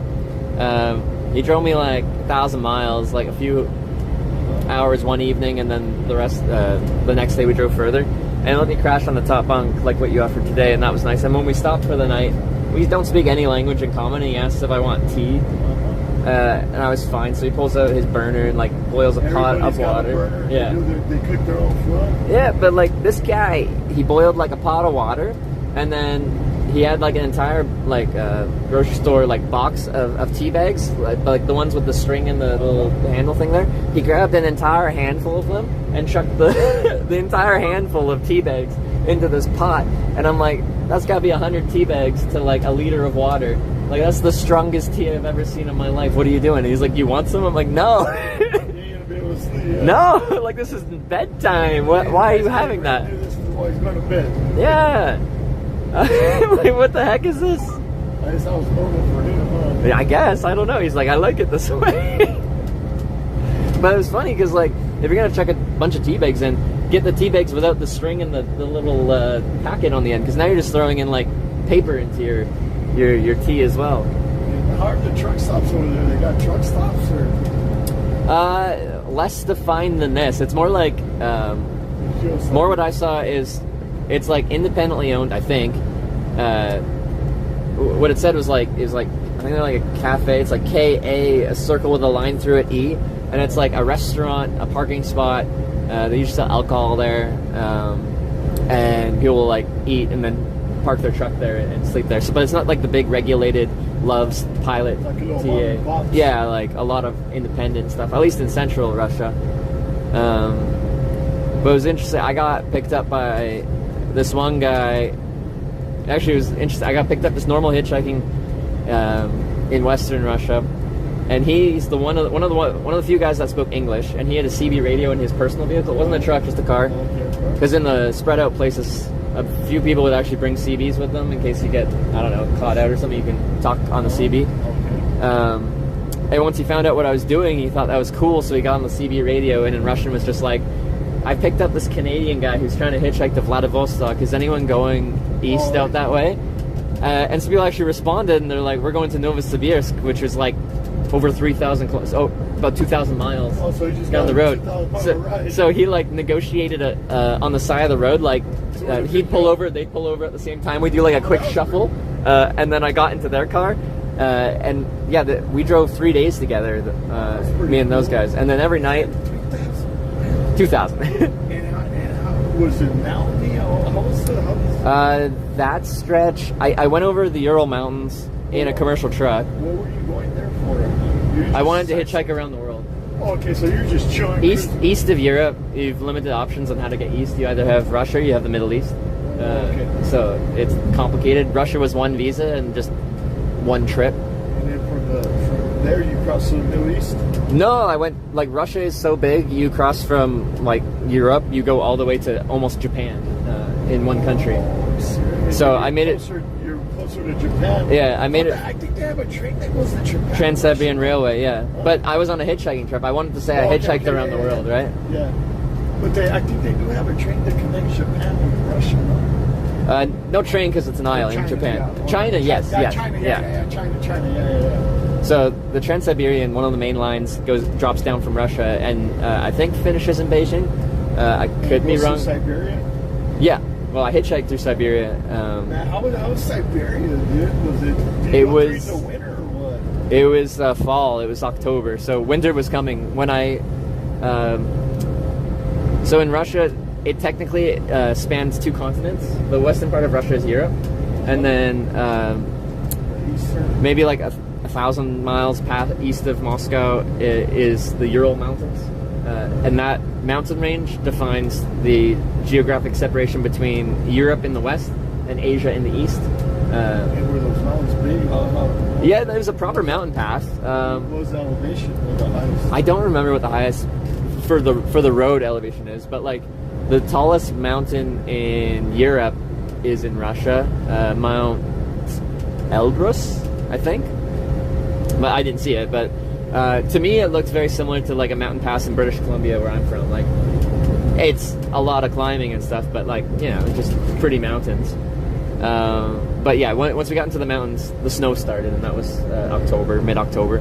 Started snowing pretty bad. We got snowed in for a day in the mountains. I was in a commercial truck, and we got stuck. We couldn't go, so we just waited out for a day, and then once the plows came through and cleared it up a bit, then we went. Did they clear the roads? Or yeah, they cleared them. No, they cleared them eventually. It just took a little bit. And then Siberia, it was like coming into November, but like it felt like winter. Overnight lows got as low as like 20 or so. And it was a summer trip. I started in May, and then I spent the entire summer in Europe. So I had like summer weight gear, and now I'm getting into winter in Siberia. So I was trying to camp in that, but I had this tiny like thin foam roll-up mattress, and that was my insulation from sleeping on top of the snow, which is not enough. So I had extra cardboard signs, and I started using cardboard signs to get extra insulation, because like the thicker corrugated cardboard is actually a good insulator. Still was not enough insulation. I was cold, but it was interesting. Like, one night I was camping out just on the side of the road in the middle of nowhere, and I was setting up my tent, and it was a calm, kind of cloudy evening in a bit of trees, and then all of a sudden it went like, and what I was like a few miles away from a military artillery testing ground, and they just decided to do some nighttime artillery training, and like all of a sudden the entire world and you could see the reflections like bouncing off the low clouds, and it was like a light show mixed with the deepest bass I've ever heard in my life. Like, I knew they weren't going to like artillery the highway, so I knew I was safe. It was just like jarring to be like, I'm about to go to sleep, and then it's just like, no, you're not. All night? No, it's just like I don't know how long it went on for. They fired a lot though. And is Russia is it a pretty big city overall? Or? Moscow is a really nice city. So the main cities that people probably have heard about is Moscow, St. Petersburg, maybe Vladivostok, and then like Sochi hosted the Olympics. But so I've only been to Moscow and Vladivostok of those. Moscow's a very nice European-looking city. Some cool architecture. It's huge. The streets are like as wide as this interstate, like both sides, and then like rather than having crosswalks, you walk down a staircase and you walk underneath the road, and there's like a market underneath the street. It's quite cool. East of Moscow, there is no money. There's no economic anything. It's super poor. I got picked up by another doctor, and he there's a long story to it, but he offered me to swap into his car because we were driving in a different vehicle, and he was going to drive me to his family's house, and he was going to host me at his family's place, and like we were going to cook dinner together, and it was going to be a good time. When we get to his car and he tries to turn it on, someone had stolen the battery from his car while he was working as a doctor servicing rural communities. So we were like stuck there. and he called his friend, and his friend brought another battery, but his alternator wouldn't charge it, so the car wouldn't stay. Anyway, we got towed to the closest town where he worked as a doctor in a hospital. So it's down a dirt road, and we get to this town, and we go to the hospital. It's like a small rancher style, like, house looking. It doesn't even have a toilet. It doesn't have a washroom with running water. You have to use an outhouse. So like the local hospital doesn't even have a toilet. Yeah, you have to go to use. Yeah. But yeah, let me crash at the hospital, and the guy actually like flagged down a truck the next morning and got me a 300 mile ride to the next city.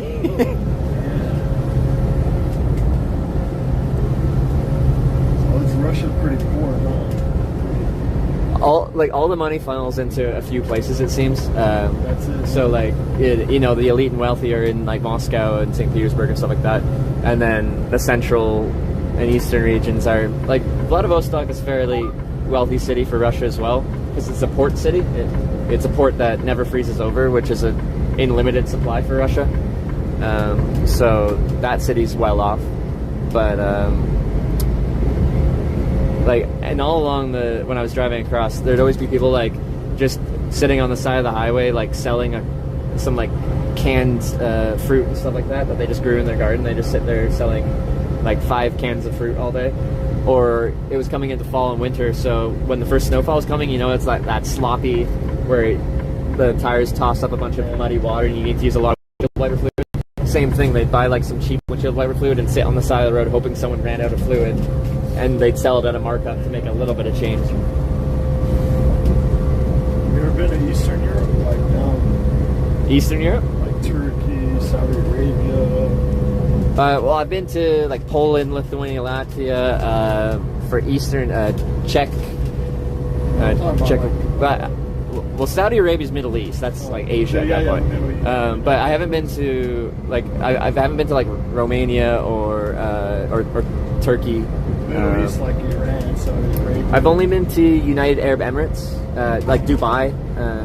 What is that Saudi Arabia or? No, Saudi Arabia is separate. So United Arab Emirates is its own country. It's on like kind of the same like chunk of land that Saudi Arabia, like it shares a border with Saudi. But I don't know like the political history there, but like, well, Dubai is United Arab Emirates is a wealthy country because of oil. Saudi is also wealthy because of oil. Qatar is wealthy because of oil. They're all right there, Qatar. Yeah, they all kind of have the same same oil reserves, I guess.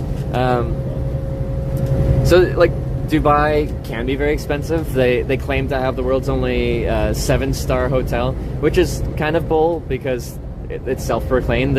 No hotel rating agency goes up to 7 stars. They go up to 5 stars. But anyway, it's cool. It's shaped like a sail on a sailboat. For me, Dubai was interesting specifically because of the architecture. They invested so much building the city once they got wealthy from oil. They have the tallest building in the world. They have the Burj Khalifa. It's like 800 meters high. It's a huge building. That's a lot of their infrastructure. Yeah, and like that does technically make sense because they won't have the oil money forever. At some point, the oil money will go away, and you hope you've diversified by that point.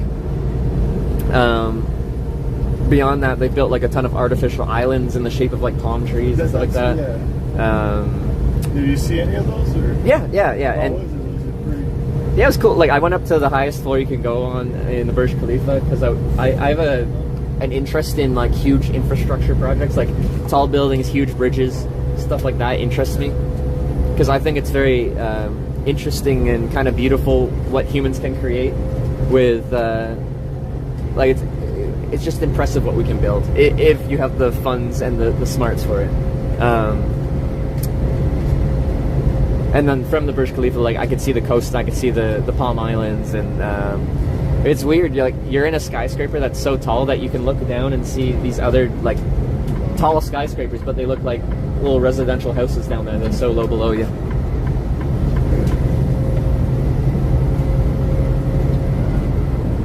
How long were you there? I was in Dubai just like 3 days because I flew connected through there because I had that flight home on the plane where I got a shower on. That was from Abu Dhabi though, which is the isn't that the capital city? I don't remember now.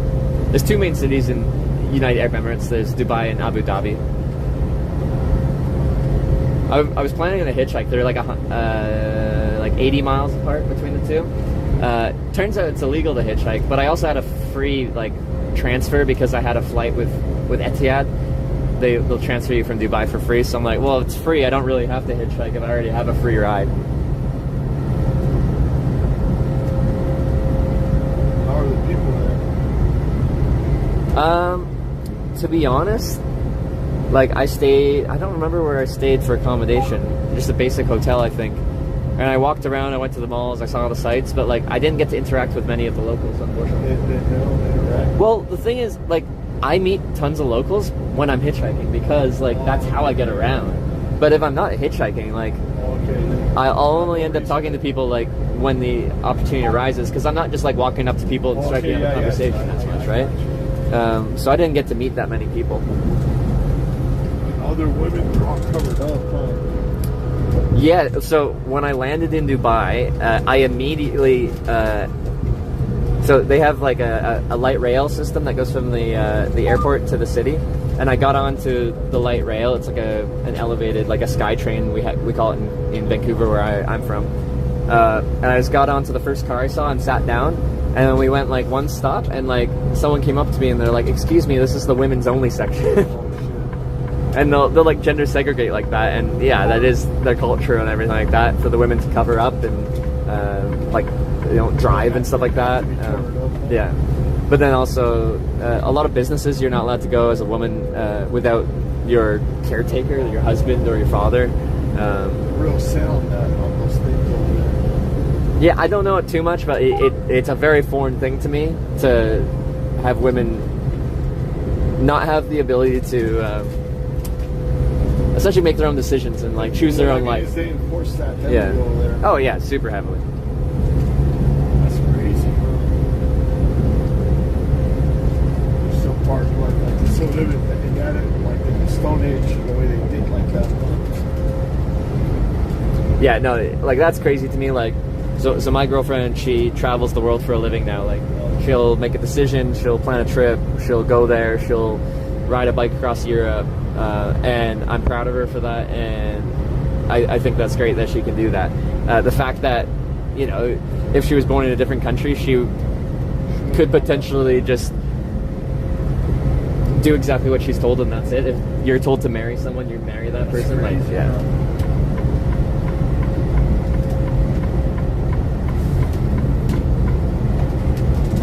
This is Houston, the outskirts of Houston. And Houston's a big city, so like it takes a bit to drive through it, doesn't it? From edge to edge. These are like the outskirts. Yeah.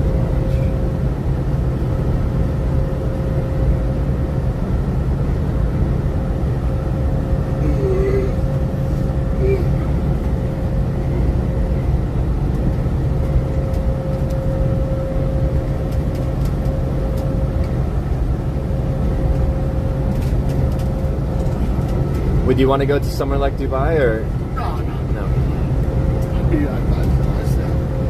I'll go to Iraq. They say that's where like the Garden of Adam and Eve was. That's I want to go to Iraq or to Israel. Just like where Christ was born. Like to Jerusalem? Yeah, Jerusalem. Okay. I was not expecting Iraq because, they say like, no, there's a ton of cultural history there. So. No. The reason I say Iraq, my dad studied the Bible a lot. They say that's where the Tower of Babylon was. They think that's where the Garden of Adam and Eve was. That's the only reason I say that. Yeah. Iraq's got like a lot of in the Bible that a lot of people know. A lot of historical values. That's where. Yeah. You know, they say that's where the Garden of Adam and Eve was in Iraq, in Baghdad. But you know, my dad studies the Bible somewhat, and I've heard it from a lot of different people. Just in that sense, you know. Oil. They call that sacred.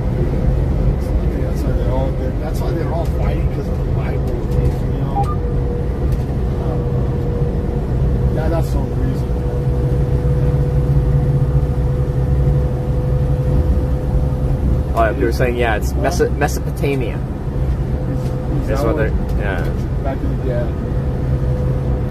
That's like a lot of biblical history. That's what, you know.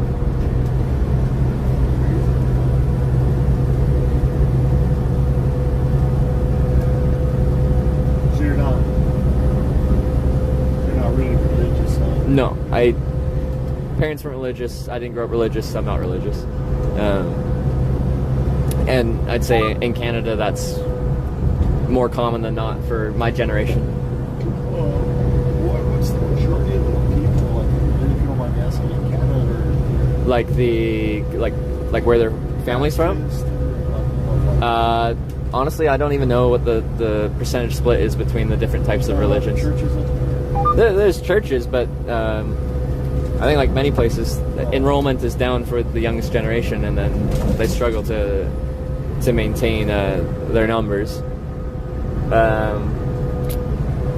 And then Canada is a nation of immigrants, so we have a bunch of different religions and cultures. There's a lot of Indian people up there from India, huh? Like, my family immigrated from Ukraine. Like, my surname is Ukrainian. Many years ago, we've lost the culture, but like, Canada's everything. Everything is represented in Canada. So we have a lot of Indian people. We have a lot of people from all over. And like, my surname, like, especially in central Canada, like in Saskatchewan and stuff like that, there's a huge Ukrainian population. A lot of them, they were like offered essentially free land if they immigrated there, like more like late 1800s, early 1900s, because government of Canada wanted that land to be occupied and that land to be farmed because it's actually good arable land. Like it's productive land.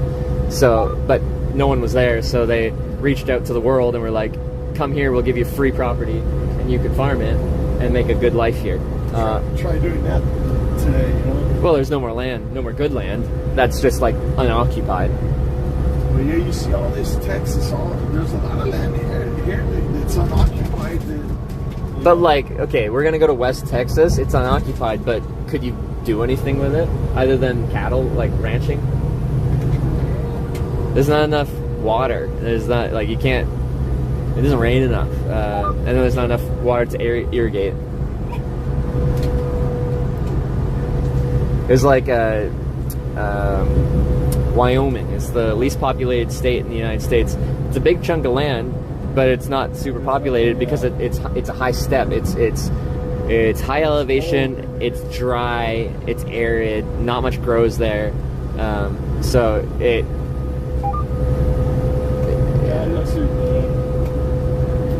it's a hard place to live if you have to live off the land.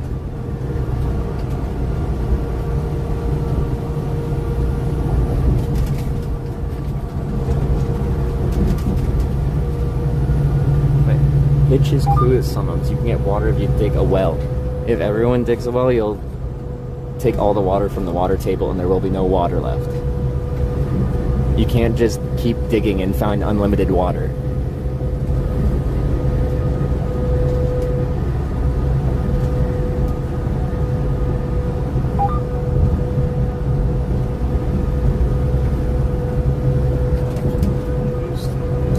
Room temperature IQ.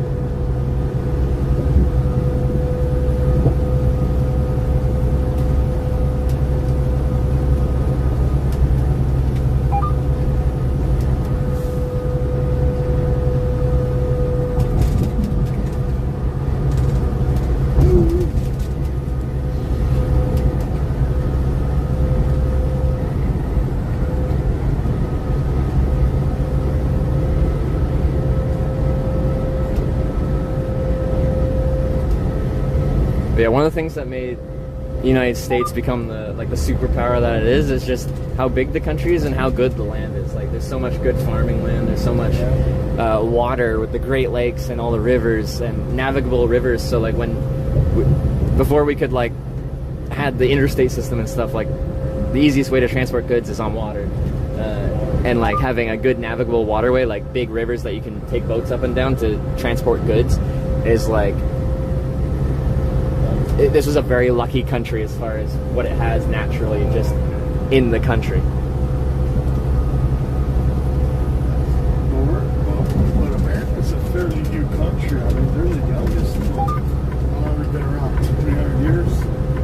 Canada's only 150. What? I thought Canada was before the United States.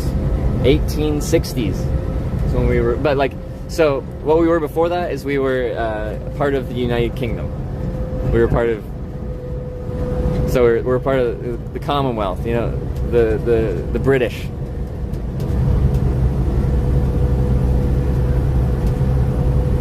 So America, you guys are younger than America, Canada? Yeah. That's crazy. I thought Canada's around. Like it had been settled well before that. Around the same time, America was getting settled. Canada was getting settled as well in the eastern part of it. And yeah, that was all part of the United Kingdom. We're built on like the lumber trade and beaver pelts. Back then, you know, when everyone wore top hats, that's beaver pelts. But now, a lot of wood comes out of Canada. What else? It's pretty much cold up there. We're a natural resource extracting economy. So yeah, a lot of oil, a lot of trees, a lot of mining. A lot of mining up there. Yeah, and what we got gold, we got diamonds up north. We're known for not doing much with our natural resources. Like we don't take a lot of that natural resources and actually turn it into something. We export the raw resource. Oh, yeah, sell it. And then we buy back the finished product. So yeah, everyone's like, oh, we should actually manufacture our own stuff, but that's easier said than done, because it's like other countries can produce things so much cheaper because their labor is so much cheaper, and just a cost to run a business, manufacturing is cheaper in many other places. So how can you compete? Because if your costs are higher, then the actual end product has to be more expensive. Why is Canada more expensive? I mean, you take the same truck, you take the same thing, it costs more in Canada. That's why, like, say this truck right here, 150,000 US. In Canada, it's like 200,000. It costs more.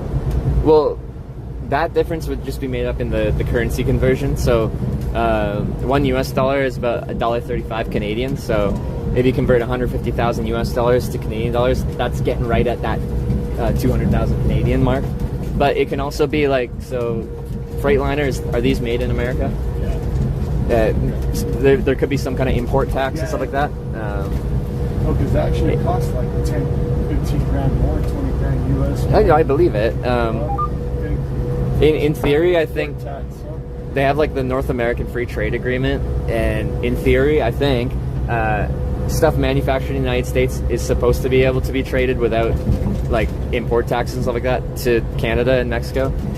But I think in reality, there's a lot of exceptions and a lot of weirdness there, and a lot of things will still get taxed.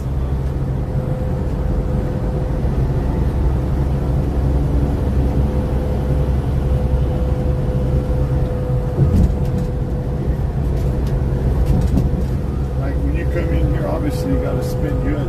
Do you lose money when you trade more? You got to buy dollars, or do you lose money, or does it cost you more? With the currency conversion here? Yeah. So I actually get paid in US dollars. So I convert to get to my home currency. But do you lose or you gain? I get 35%. So like if I got given, on top. Yeah, if I made $1,000 and I convert to Canadian, that's $1,350. But then like everything's more expensive in Canada's sticker price. Like, it's pretty much the same. Yeah, so it's comparable. But like a lot of Canadians come down to the US to work if they can get a work visa, because quite often, like, say a job pays 100,000 Canadian, quite often that same job pays 100,000 US, but then you get the currency is that much better, so it's the equivalent of getting $135,000 Canadian. It's worth it so it's worth it for people to come down here to work if like a company will sponsor them to come down and get a work visa for them. And how do you pay taxes up there? Or? Yeah. So our taxes pay for some nice things, like we have socialized medicine, so if I go to the hospital I don't have to pay anything. So free healthcare. Yeah. Medicine.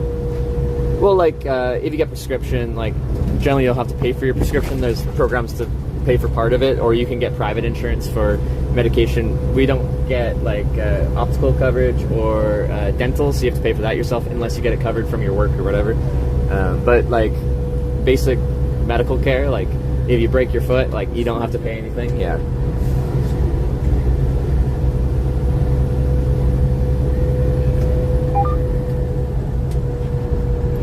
If you were to move, do you ever think about moving somewhere else to the U.S. or? Like, yeah, I've traveled a lot, so I've tried to keep an open mind. I'm like, is there somewhere I'd prefer to live?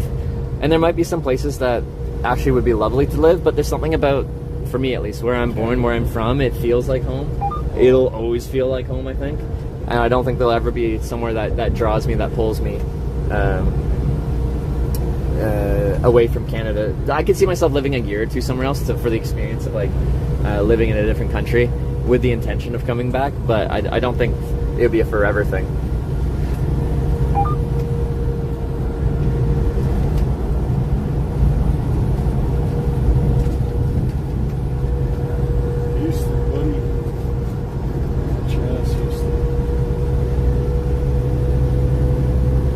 Used to what?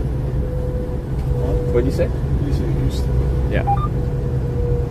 Will we see the city skyline from I-10? Yeah. Yeah, we're like on the outskirts. We still got a little bit to hit like downtown.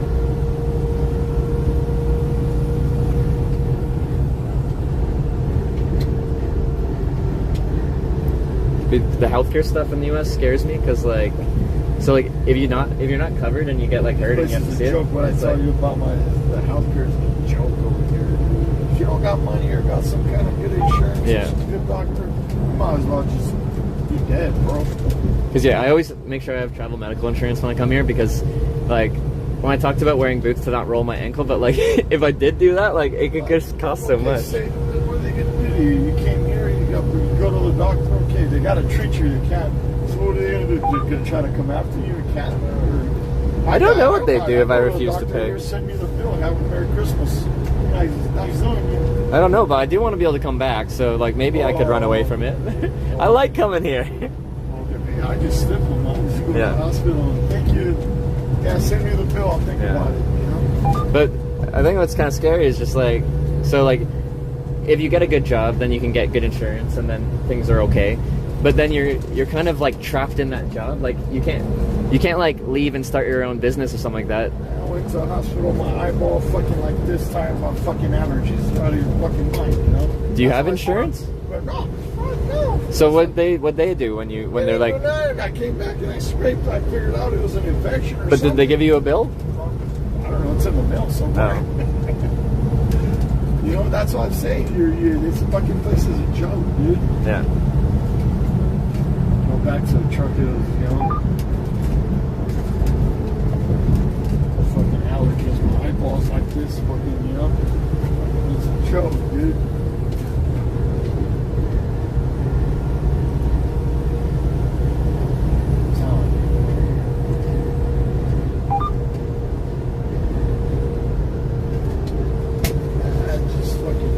Everybody half-asses everything nowadays. It's just...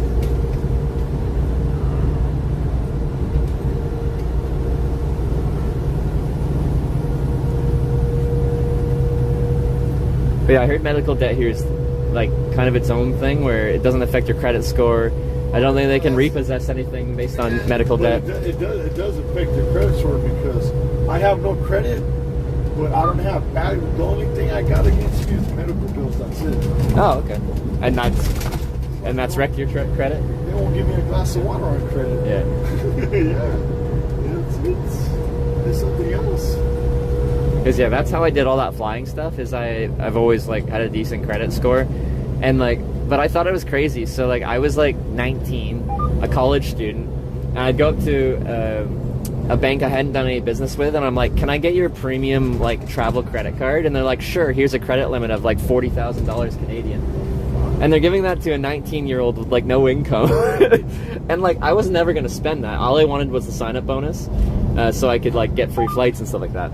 But I felt zero remorse for like kind of like nipping at their system and gaining advantage from that, because I'm like, you guys are predatory. They want to put you. Yeah, they were hoping I spent that 40 grand, so I'd be 40,000 in debt, paying 25% interest. Yeah.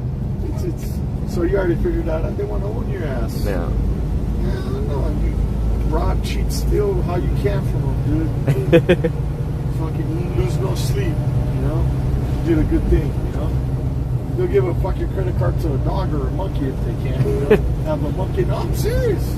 Well, it's a huge, like, they make money off of pretty much every user. Whether you pay off your bill at the end of the month or not, like, if you, they hope you don't pay off your bill because then it's the 25% interest. But even if you do, like, when you buy something $100, but like, you should pay 0 interest if you use a credit card. That's how you should use a credit card. Well, if you pay the bill every month. Yeah, if you pay the bill every month. But even if you do that, so say you buy something from a store for $100 flat, like they'll take their 2 to 3% from the business, right? So they're making money even if you are. They're making money on both ends. Yeah. Your end and their end. I'm telling you, I'm not more like a cash and carry type of guy, you know.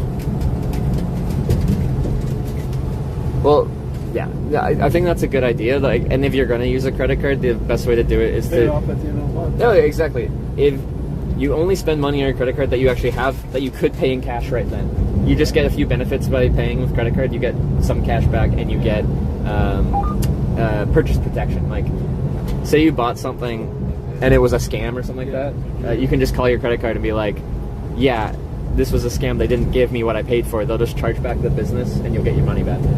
If you hand someone cash, that's gone. So what do you think about them trying, you know, they're going to try to make cash obsolete and make everything digital. Yeah. What do you think about that? I don't like that there wouldn't be an option for cash. Like, I pretty much pay everything electronically because it's convenient. Yeah, but when they turn your card off and say you can't shop there, you can't do that, or your card off? That's what they're going to do. If you don't have money, I guess. No, they're going to. But why would they stop you from shopping somewhere? But it's digital. They're going to be able to control you, see what you do. I know, but what motivation would they have to stop you from shopping somewhere? Just because they can. That's I don't know. But like, what industry would they stop you from shopping at? Like, if they don't like you, they say, well. But who's they? The government. Why would the government be like, you can't shop at Costco? Or shop, I don't know. Just the conspiracy thing. You know, that's what happened. I know, we're just having a conversation about it, but like, what specifically would they be like, no? Hold on. Remember in Canada when those truckers did the protest or whatever? Yeah. What the government do? They turn off their fucking credit card, they turn off their bank account, they couldn't buy fuel, they couldn't do this, and they couldn't do that. So what they do? They cripple them. Yeah.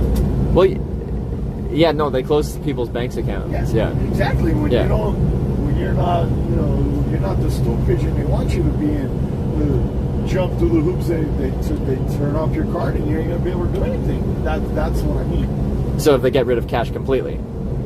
That's what they're trying to do everywhere.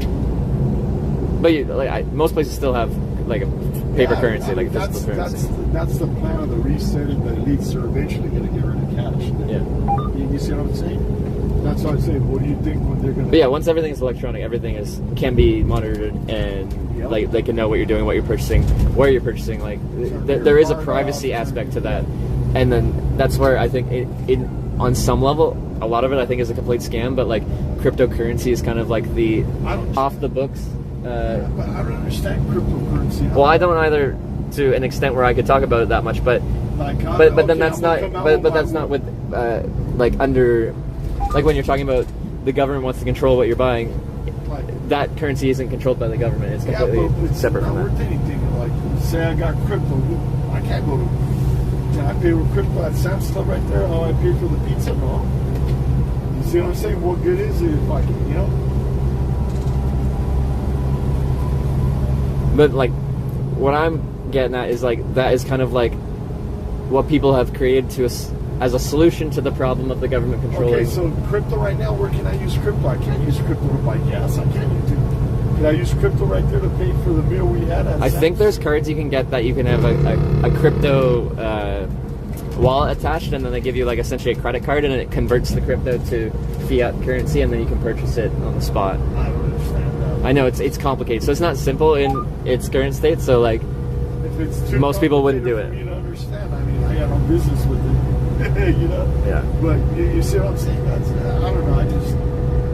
They're eventually going to, the cash is going to be obsolete eventually. But I don't like that because, you know, you're going to do all your business.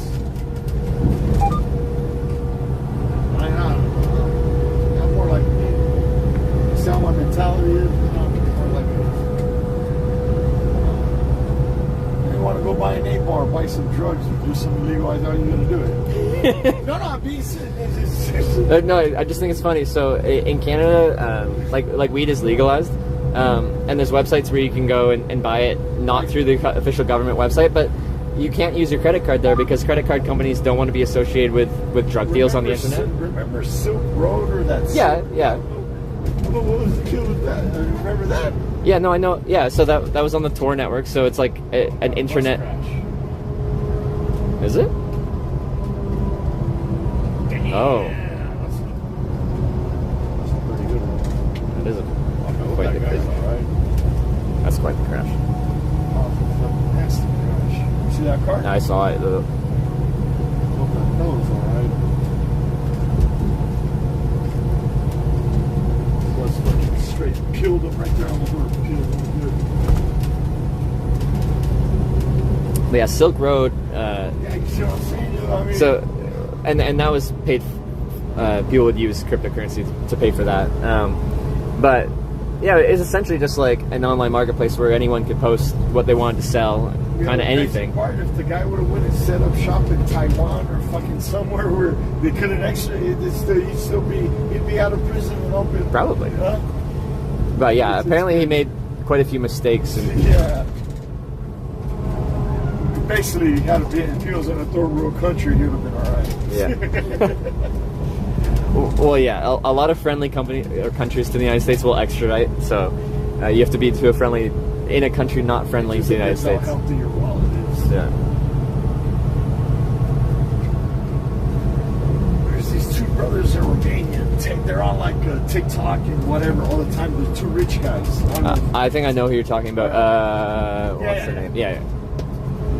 I don't know what the deal is with them, but the Romanians keep trying to put them in jail for human trafficking. Yeah, but it's not true. It's, I mean, you see what I'm saying? But you don't even know who they are. How do you know it's not true? I don't know if it's true, but I don't think you know if it's true either. Bro, they came from. They've been trying to put them away for like 2 years. That's what I was saying. I was at my house and I kept seeing them on the fucking news. Like they're always trying to lock them up. They can't do that. But these guys are like fucking super rich. They piss somebody off. Because somebody's, you know. But they can't, you know, you know what I'm talking about? No, I know who you're talking about. I don't know the circumstances of them being. But I know they're always getting fucking hounded by the Romanians trying to. But what if they actually human trafficked people? They would have been locked up a long time ago, bro. They would have been fucking. They've been fighting in court for like 3 years already. But like, sometimes you can know someone did something, but it's hard to prove that in a court of law, where you have to like prove beyond a reasonable doubt that someone has committed that crime. They're trying to fucking throw them in jail. They're trying to throw you. They're trying to take. And every time they get raided, they take their fucking cars money. They even take the fucking cat. You know what I mean? Yeah. It's like, fuck, you know, you get, hey, where's my fucking cow? Fucking evidence, you know, whatever. Fucking, it's gone. You ain't never getting it back. Not even your cat. You know what I mean? Mm-hmm. Don't worry, I'm a professional. You know, it's. Government's fucked up like that, dude. You know? Fucking anywhere you go, you know?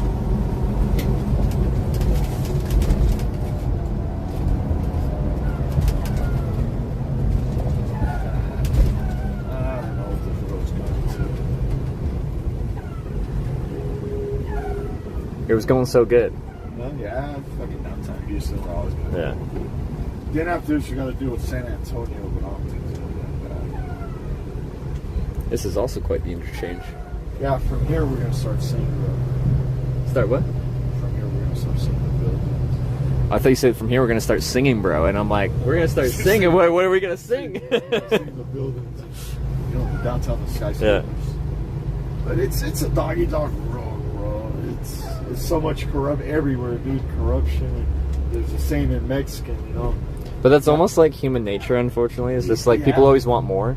And if you want more, then you take more, and if you take more, then you take from other people, and yeah. But it was like you would do that shit under, like, be a little bit discreet about it. Now it's just like everybody's just bold-faced. Like there's no more hiding or beating around the bush or trying to be. I think it's a lot harder to hide now because everything is so much.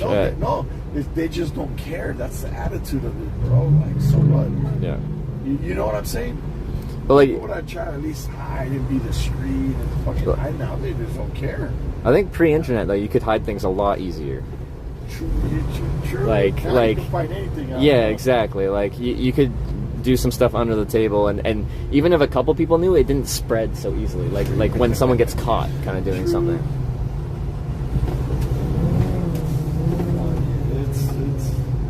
It's a trip how I don't know. Remember the '90s? How simple things were in the '90s. Well, I'm a '94 model, so I only remember maybe like '99.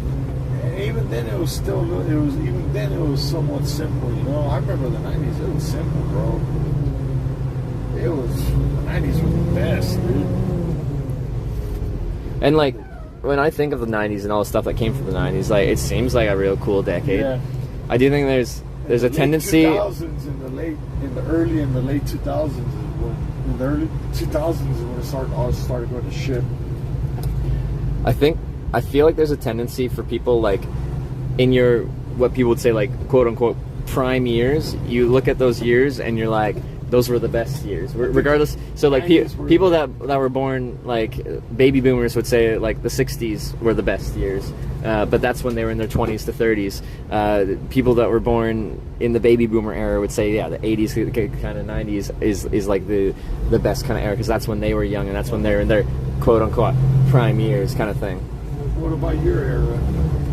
Like my era was like 2000s to the early 2010s was like my kind of high school in the early era. I liked that era. It was like kind of like the internet was developed enough to be useful, but not so much that it was completely monetized. Like it had less of a social media, just like everything was monetized on the internet. And like I literally make a living off the internet, so I can't really complain. Like I social media is my job. But like there was this nice era in like the mid 2000s to early 2010s where it was just, it felt a bit more just less commercialized and more just people having fun. Yeah. But that's just my memory of it. I think the 90s were the best, and then the early 2000s, and then throughout the late 2000s is when it started going to shit. I don't know, because it's also different. Like, say, early 2000s, I was, coming around 10 years old. When you're 10 years old, like, what do I know about good or bad? I have parents that were thankfully able to afford all the different things that I could want. Well, like, I had a house, I had food, I was never hungry. We had Christmas and presents. I had a good childhood. So as far as I was concerned, things were good. I grew up in a nice place. But, like, it's only once you're an adult and you have to like make your own way in life and make your own decisions in your own job and your own employment. About like all this technology, all this internet, all this, it just it got more complicated. It was more simple than, Yeah, I definitely see it being more complicated. There's just so much going on. I'm more of a simple kind of guy, and all this complication shit I don't like. Yeah. That's why I said it was better, better.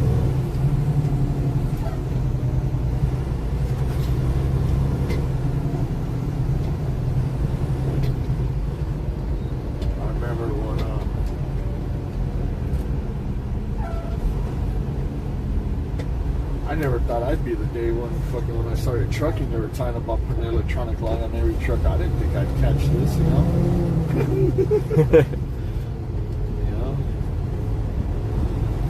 It's, I think everything should change. Did you pray today? Yeah.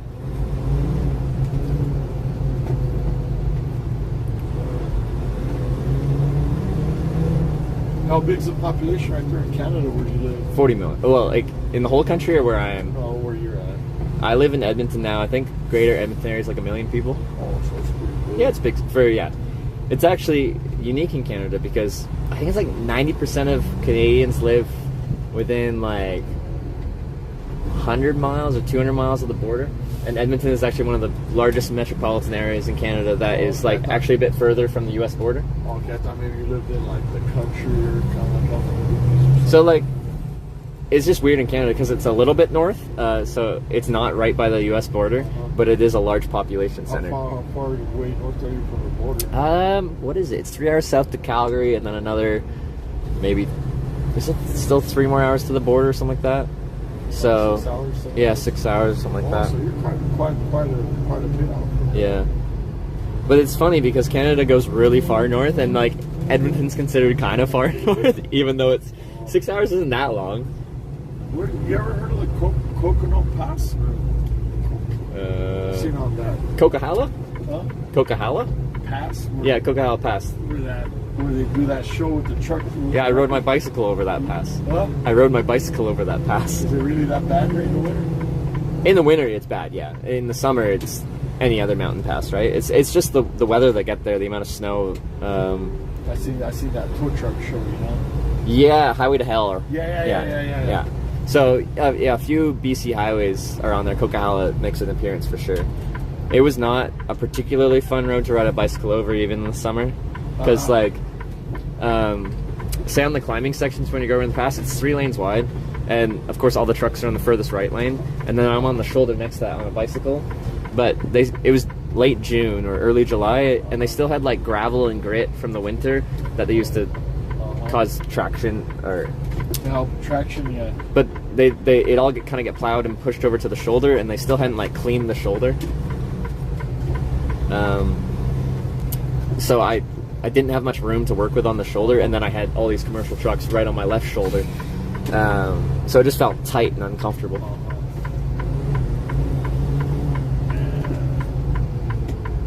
That's a pretty good pass.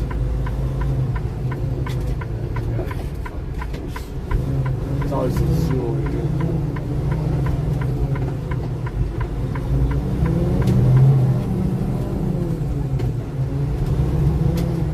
It's interesting how, like, I-10 goes, like, right past downtown.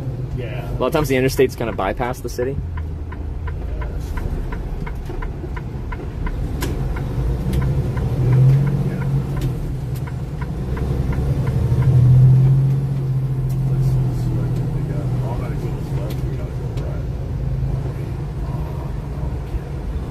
No, it's the middle 2 lanes. Yeah. That's fine though.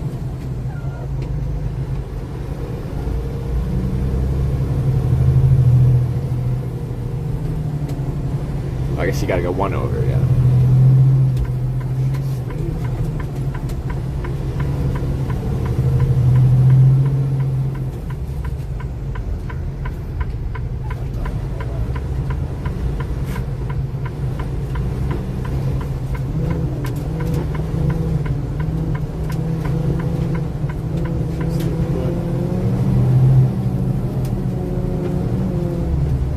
The sign looked confusing from kind of far away.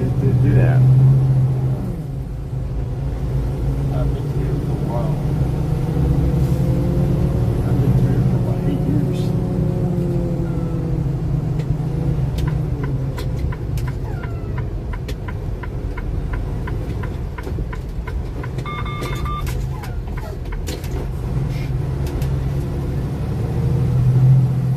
That shit does more fucking added, makes more added.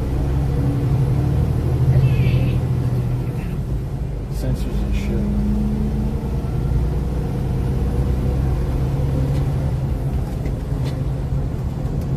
Well, buddy, you missed your turn and confused That's the second junction here in Houston. I've seen someone just parked at the at a junction like that, not knowing which way they're going.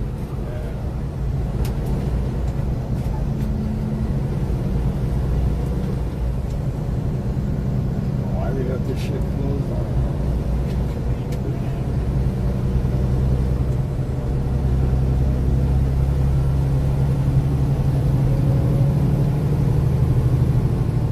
That's like downtown over there.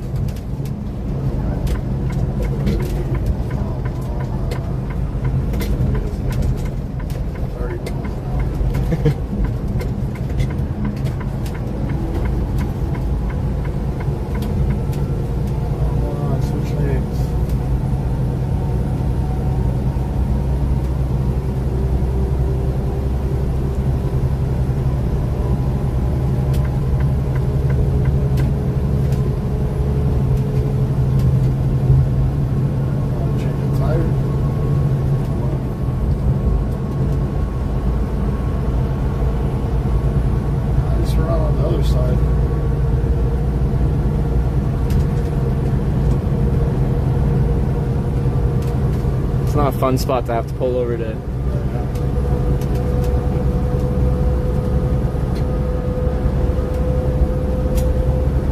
Pretty sure you could have made it over there somewhere.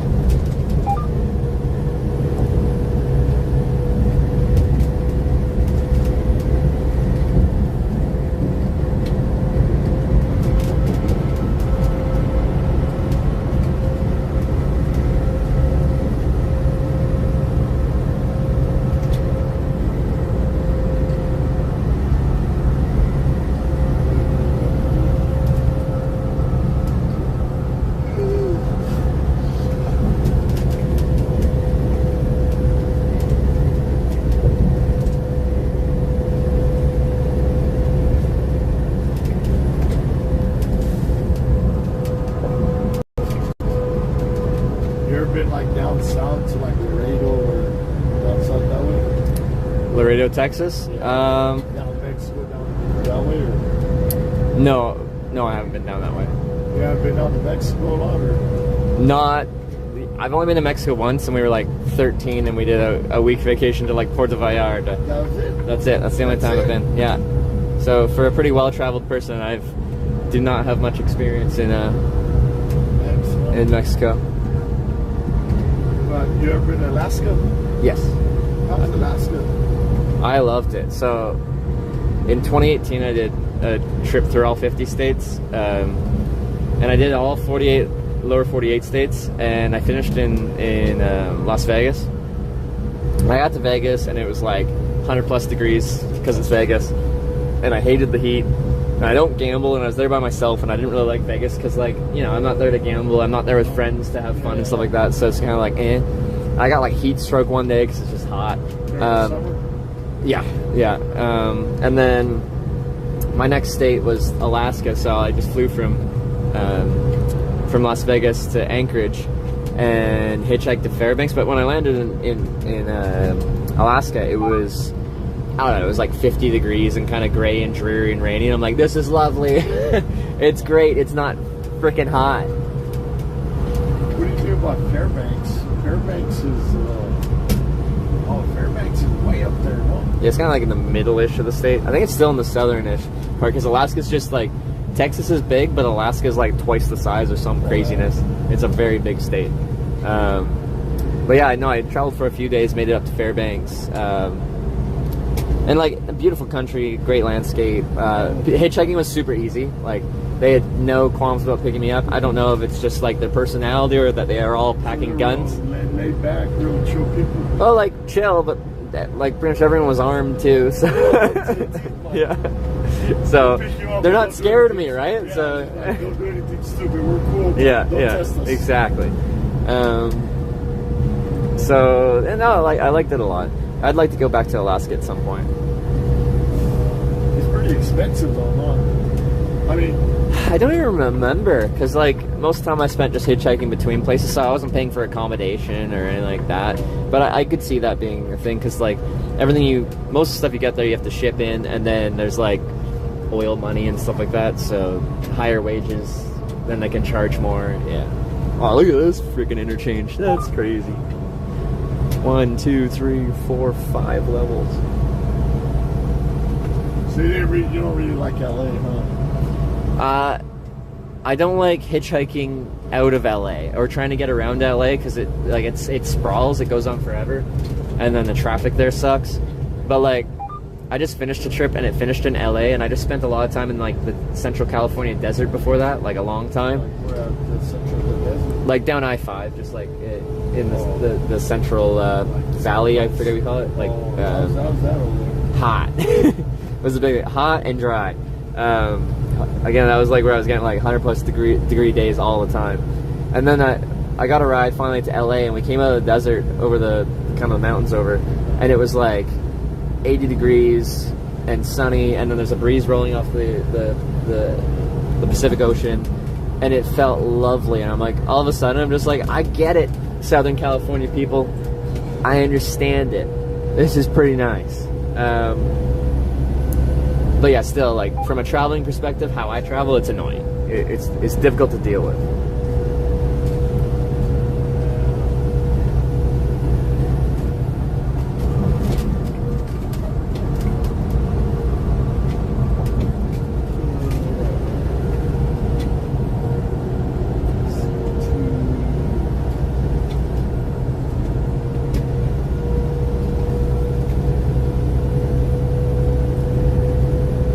Stop here pretty quick. I gotta put some fuel.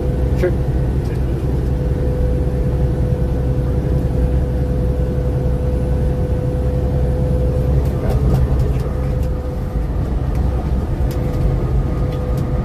So you're a pretty much simple guy. Wherever you go, it's like the same MO with you. You pretty much stick to your routine, like hitchhiking, camping. Yeah, well, and then I do the biking too. But that, to me, that's kind of a similar lifestyle. It's just travel all day, camp outside at night, eat what I want to eat when I want to eat. So pretty much wherever you go, you got the same MO. Yep.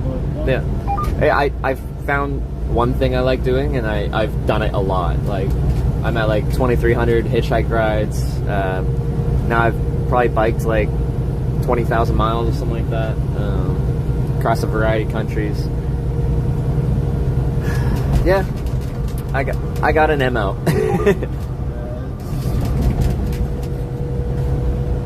You ever been to the same spot twice? Yeah, I go back. Like, I've been to Japan 3 times. There's so much world out there. I try to not repeat the same thing all the time, because why go to the same place when I could try to find something new? No, go to the same place but different thing. Like Japan, but different. Yeah, I tried to do my Japan trips differently, but yeah, I wouldn't want to do the same. Like, potentially some of my favorite things from last time, you might repeat some of the highlights. But I like variety in destinations. Like we talked about how I limited variety in how I choose to travel, but where I choose to travel, I like to have variety.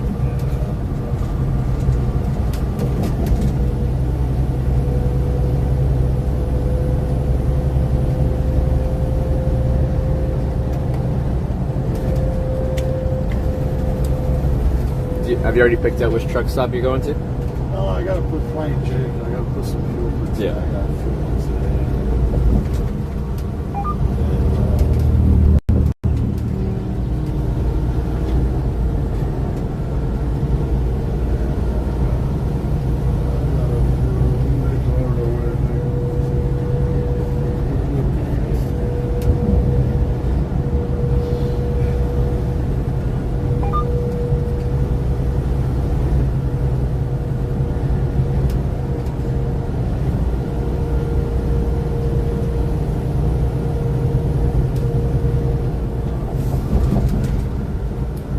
Road's crazy. Yeah.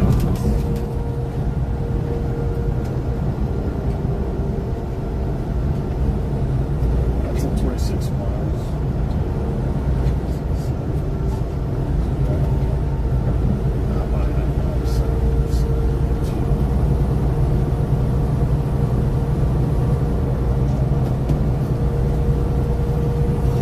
So the center lane's a toll highway, and this is just a free highway? Yeah, that's a toll.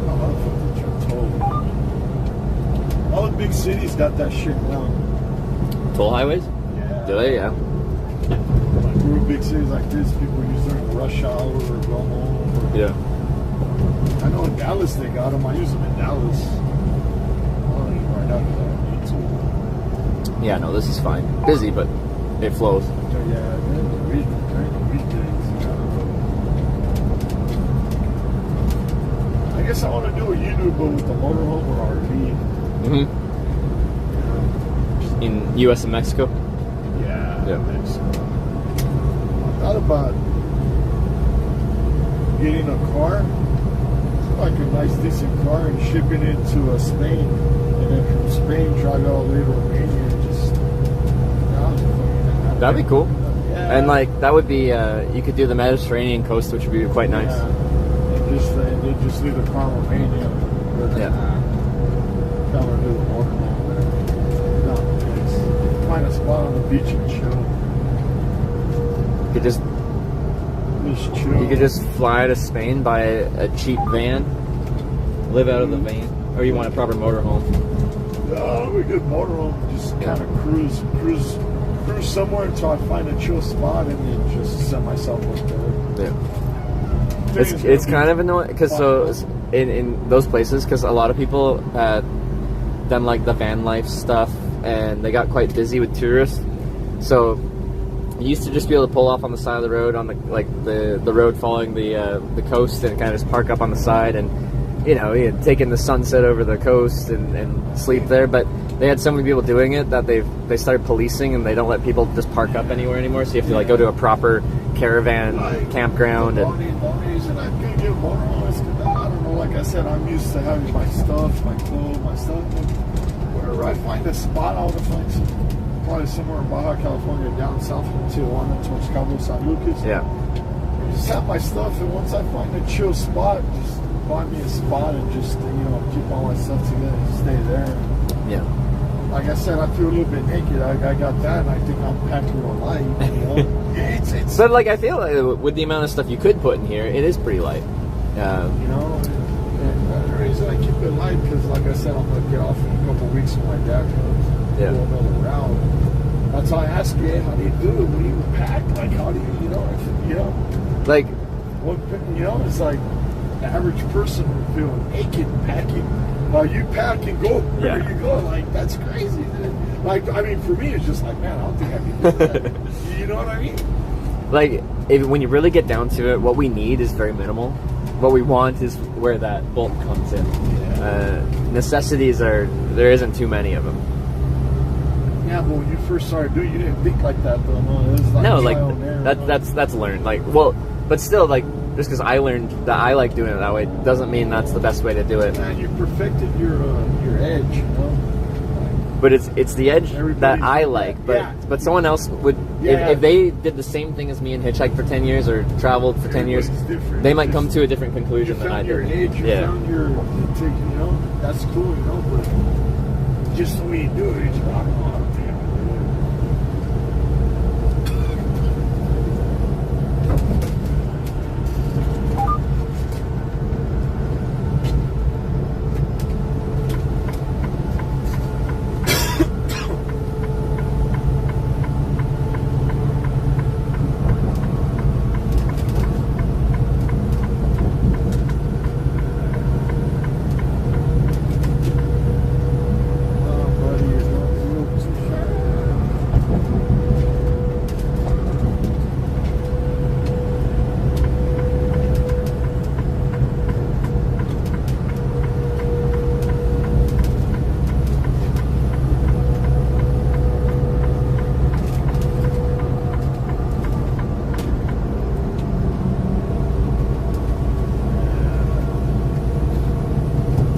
Like 6-7 hours from the border with the Portland, right there with the.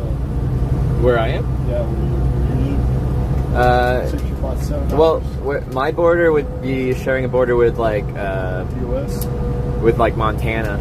Oh, you share a border with Montana? In my province now, I'm a little bit east now, so like they got the mountains in Montana. Yeah. We got the same mountains up in Canada, and I'm just on the east side of them.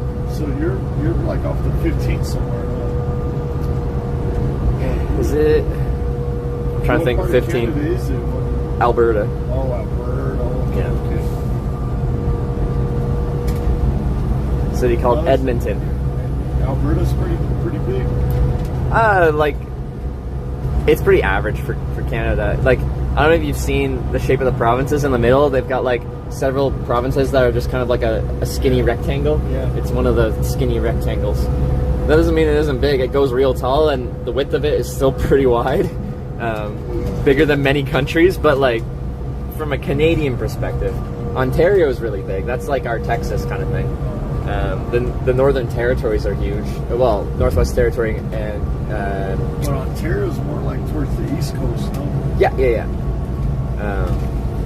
British Columbia's a bit bigger than like Alberta, Saskatchewan. How's the crime and like the drugs and everything else up there? Depends where you're at. There's anytime you get enough people together, there's going to be crime. In the West Coast, the drugs are really bad. There's a lot of fentanyl. Yeah. So we bought. I know, same here.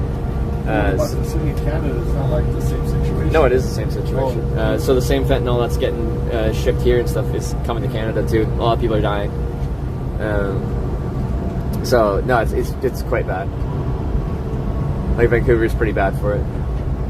Victoria is bad for it.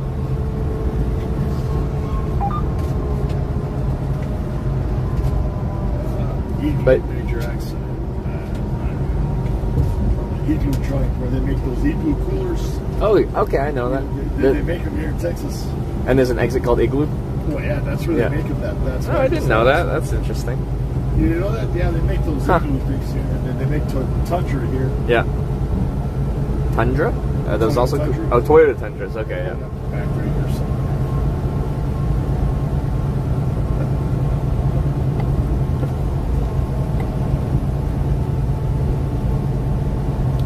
Oh, yeah. When you talk to me, would you think I was from, like, would you think I'm American? Or no, you kind of... I have something a little different about European. it? European? I'll take it. You got a European look to you. Ah, okay. With your hair, your fade. Yeah. Like Russian, I would pay you for French or Russian. Okay, like my family is Ukrainian, so which is so I would pay you for Eastern European. Okay. Like Russia somewhere. On appearance, and then but my accent though, like how I speak. You don't got almost like an American. You know, I don't really see you have an accent. And in general, Canadians have a pretty neutral. I say a few words that stand out as Canadian. How you talk, you don't have an accent, but you do have an Eastern, like a Russian, Eastern European look. Especially with your glasses and your hair and your face. Yeah. Okay, I'll take it. The way you dress, you're definitely European. Yeah. I try to just like, but at least in appearance, I just try to look clean and like someone, like your average person. No, but you look like good. You're original. I mean, you try to be yourself. You know, that's cool. You know, I don't like people that try to be somebody else. You know? Be yourself. There you go. Nice clean cut. You know, yeah, you are nice clean cut. I mean, I didn't pay you for a hitchhiker. I was like, what's up with this? Yeah. Well, like I was putting sunscreen on, and then I looked up, and I really was hoping for a truck ride, so I saw you, and I just gave a little like did the. Well, I figured you weren't out there for the. No, not just staying on the side of the road for nothing. Saw your and I was gonna stop. Let me stop and get a water. Yeah. I'm like, you came up. And everybody at Samsung were trying to figure you out. They saw you with that. I think that thing you got everybody's curiosity in there. Yeah, a lot of people. Those two chicks, they're like, you know, I was like, yeah, he's just, you know, can't get the curiosity. And then like I'm the type of guy, I'm like, hey, bro, what's up with that? You just ask, you know. Yeah. But a lot of people, they won't. They'll just sit there. A lot of people do just stare, but like that's also where like Americans, I feel like, are quite bold and they'll let their opinion be known. So a lot of people will just come and be like, "What you got going on there? You got a lot of weird things. Is that a wheelchair? Or is that a bicycle?" Yeah. I would probably be like that. I'd be like, hey, what's up with the thing? You know, for talking, you know. Yeah. But I just won't sit there and give you the like, what's up there, you know, like.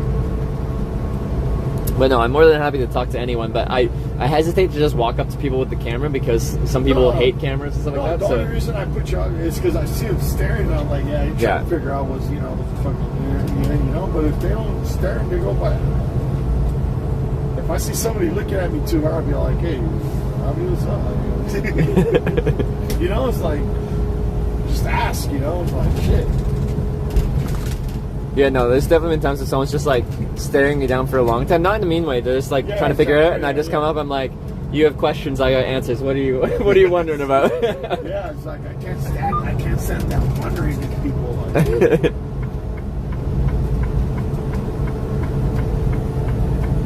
other sounds. Got Costco.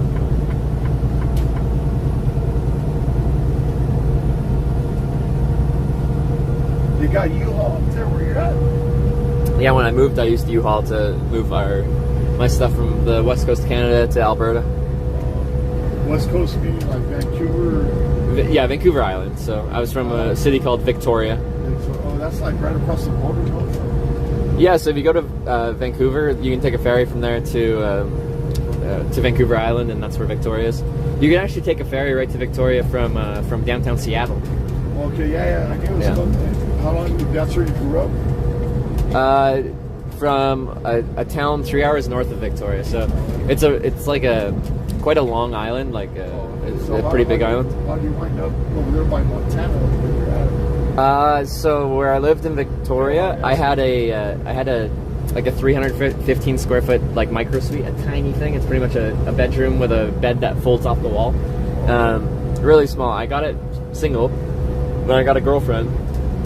Girlfriend moved in with me, even though we had the tiniest little place in the world. In Victoria, but like 315 square foot split between two people is a very tight living space. Eventually we decided we wanted more space. We also had like 4 bicycles in that apartment too. It's just like getting too much. So we decided we should move somewhere and get a bigger place. But if we were going to get a bigger place in Victoria or something like that, I would have been spending like $3,500 a month for like a bigger place like that. But yeah, and we're not there all the time. But in Edmonton, for about the same price as that 315 square foot tiny micro suite, we got a 3-bedroom townhouse, like 3-bedroom, 2.5 bath. Cheaper, yeah, and it still has a decent airport, but you got to deal with winter, like proper winter weather. A little bit more harsh. But I kind of like Edmonton, and well, one thing I also had to do is I had to buy a car because it's much more. In Victoria, we didn't have a car; we just walked everywhere. We were right downtown, so we could walk anywhere. Where we moved to, like, you gotta have a car. But I like driving, so I'm kind of happy to like. On a car would have makes up for all the other stuff you say. Yeah, like, so yeah, we're paying about the same in accommodation, but we have like 5 times the space. And then the car is also nice because it does give you your freedom. Like if you want to go and explore, changes are crazy. If you want to like go more than a couple mile radius, you actually have a car to go drive somewhere. Where in Victoria, we could walk everywhere we needed to go, but sometimes you want to go a little further, and then I had to like figure out like renting a car if I wanted to take my girlfriend like somewhere, like Tofino or something. So you like it a lot better over there, yeah? Like, I think it works better for us at this point in our life, but I like Vancouver Island, whether it's Victoria or another place on the island. But I'm from there, so that's where like that home thing comes in. Like I'm from there, so it feels like home. And where is she from? She's from the Rocky Mountains of Canada, so she's from the same province, British Columbia, but more eastern, closer to Alberta. Okay. Now over there by Vancouver, Victoria is British Columbia, huh? That's the province. So what's up with British Columbia, and then you got Alberta, and then Saskatchewan, Saskatchewan. What do they call it? Saskatchewan. So what is that, like different states of Canada? Or? Yeah, so it's the equivalent of different states. We call them provinces. Oh, okay, provinces. The Canada's like Texas, Arizona. Yeah, exactly. So each of those provinces is the same as a different state, kind of. But we also have 10 provinces, but we have 3 territories. The ones up north, in the far north, we don't call them provinces, they're called territories. I don't know why they made a distinction, but they did. There's probably some clever reason that I don't know, but not many people live up there, so. But yeah, we got British Columbia, Alberta, Saskatchewan, Manitoba, Quebec, New Brunswick, Prince Edward Island, Nova Scotia, Newfoundland and Labrador. Scotia, way over there by Far East Coast, yeah. And then our northern territories are called Yukon, Northwest Territories, and Nunavut.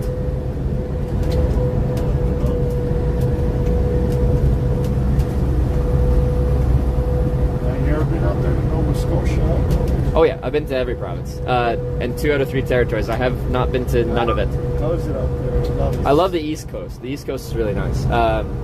There's a province called Newfoundland on the far East Coast. It's actually an island on the far East Coast, and they call it the Rock. It's this big rocky island that's very large. It's like 600 miles to drive across, and the people out there are super nice.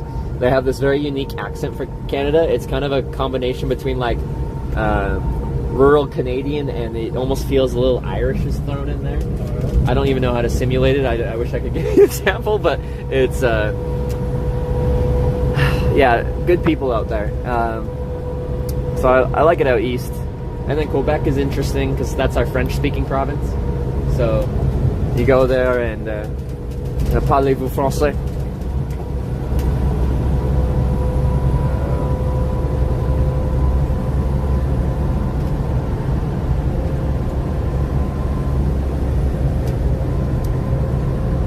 But yeah, the US is harder to learn geographically, I think, because like 50 states is a lot of states to remember.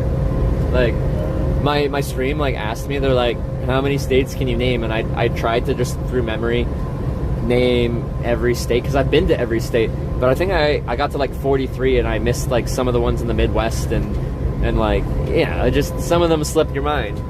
I should know them all, I've been to all of them, but 50 is a lot. I hate the East Coast. I don't like that place. Our East Coast is very different than American East Coast, because like, I mean, for the trucks, it's yeah, nasty, dirty, crowded. I don't like it. So talking to truck drivers, a lot of them refuse to go to New York and New Jersey. Well, like New York City and New Jersey. Yeah. Upstate New York's fine. Yeah. Not very truck friendly. But yeah, Atlantic Canada is not super populated, like Nova Scotia and New Brunswick.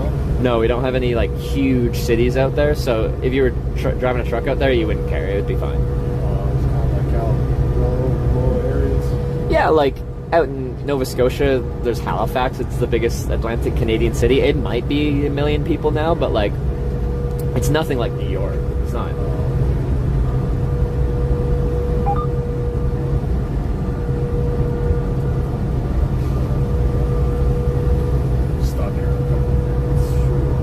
Oh, it's only 500,000? I lied. It's 500,000, so it's not even that big. I didn't know. Okay.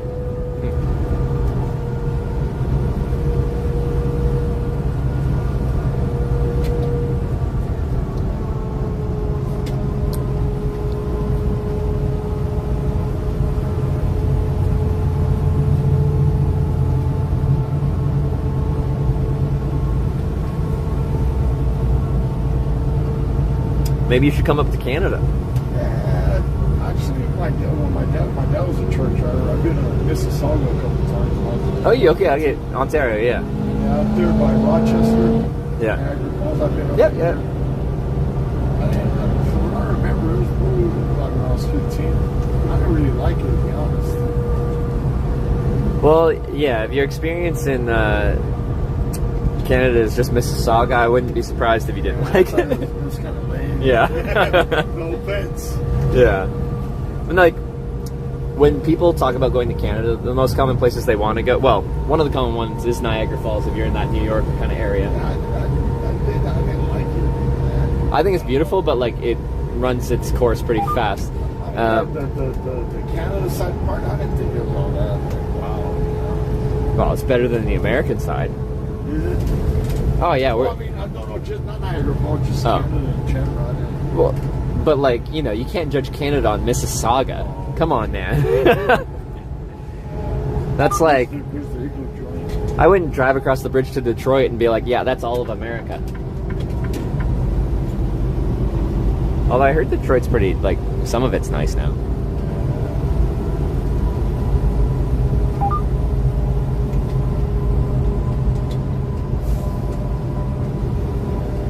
Oh, they got side swipe.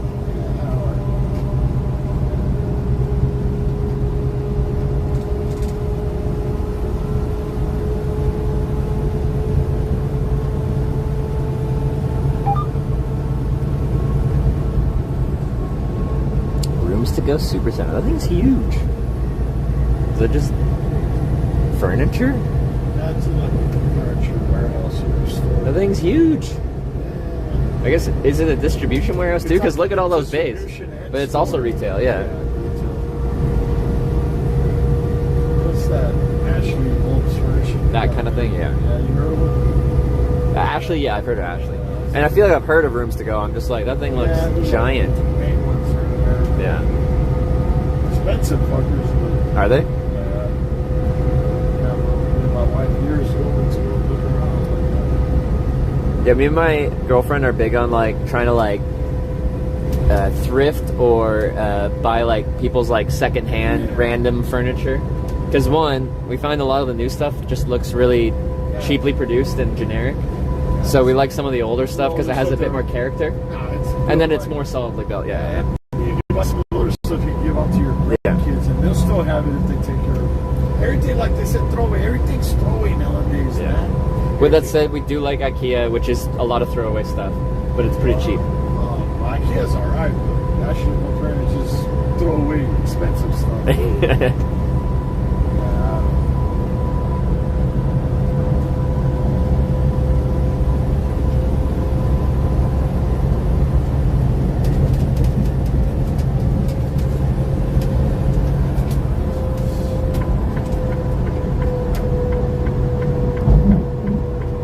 That's the Flying J?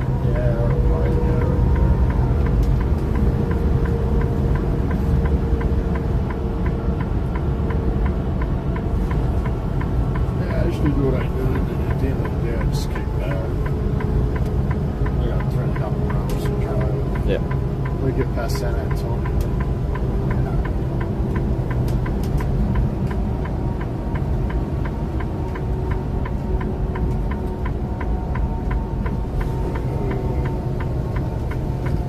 I'm just gonna switch it back to the mic because it's gonna be really loud out there.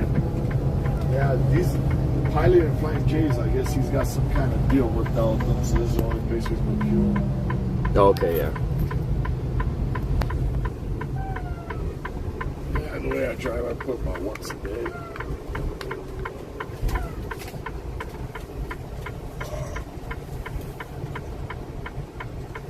I think the biggest, look at these guys, look at a horse. Oh! See that in Texas? Yeah, I'm gonna get it on the camera.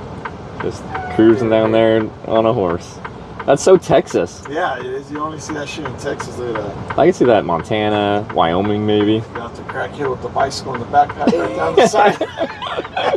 The contrast. Yeah. I'm sorry, I just had to throw that in there.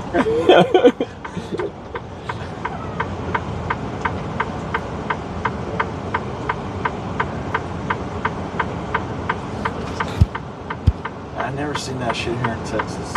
You know where I've seen them? I've seen them in Phoenix, in Arizona. In Phoenix, you got the Mexicans with the horses and stuff, you know?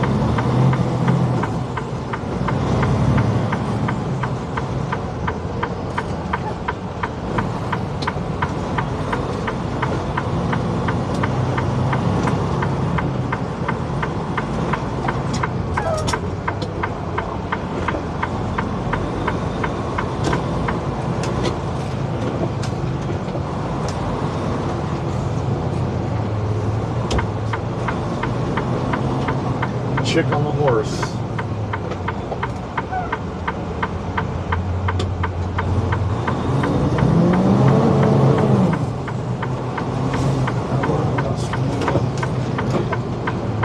This construction's kind of making this a bit of a disaster.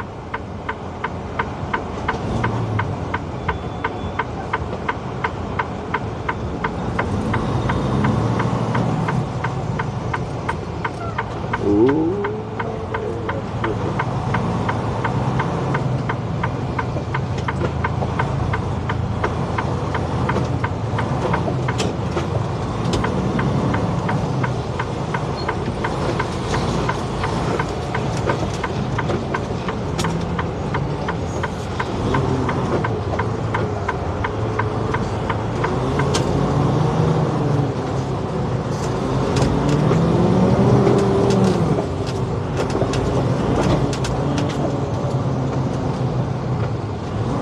I have some points if you want some to drink or whatever. Oh, it's all good. I might grab a quick snack, but I'm working. I'm good.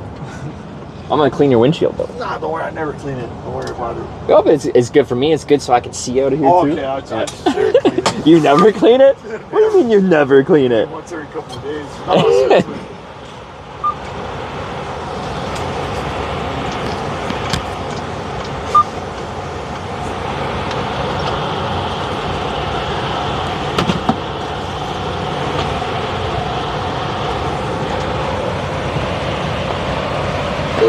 Yeah, the rain cleans it. I'll probably go in and pee though. I don't. I don't really have to. I'm trying to monitor my water intake so I don't have to pee too much. It's the responsible thing to do. Yeah.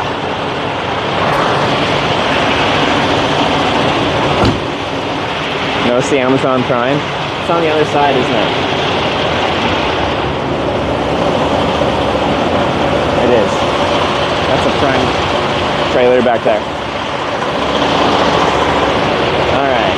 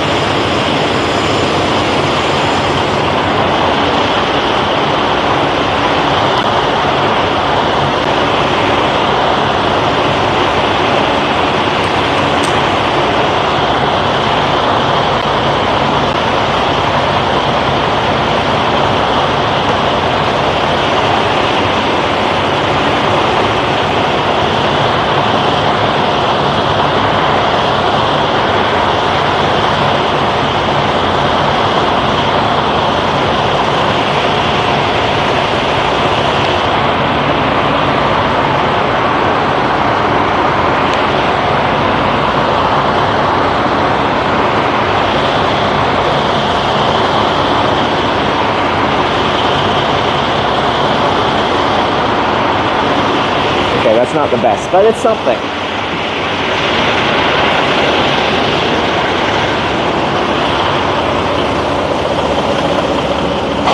To tip you? What do you mean? He's driving me like hundreds of miles.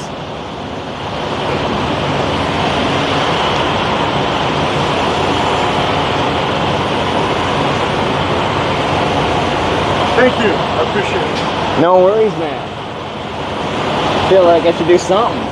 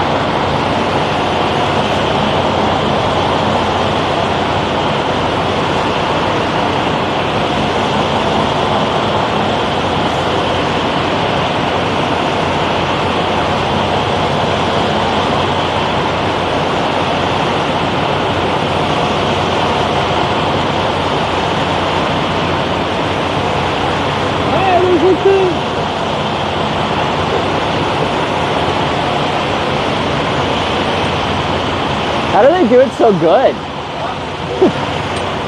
I've done this a few times and I can never get it looking real good. Some guys are really fucking good at it. There's always, I know, but still, I hate the big bugs that are just like gunked on there. Oh, is it? Yeah. Yeah. Sometimes when it looks good, it's not, they get them off, but if it's just watery. Yeah.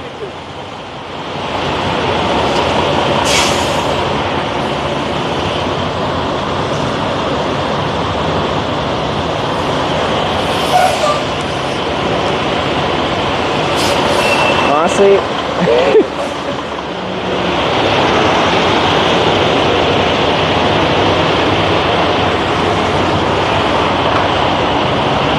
not satisfied with my with my clean job. We gotta try again.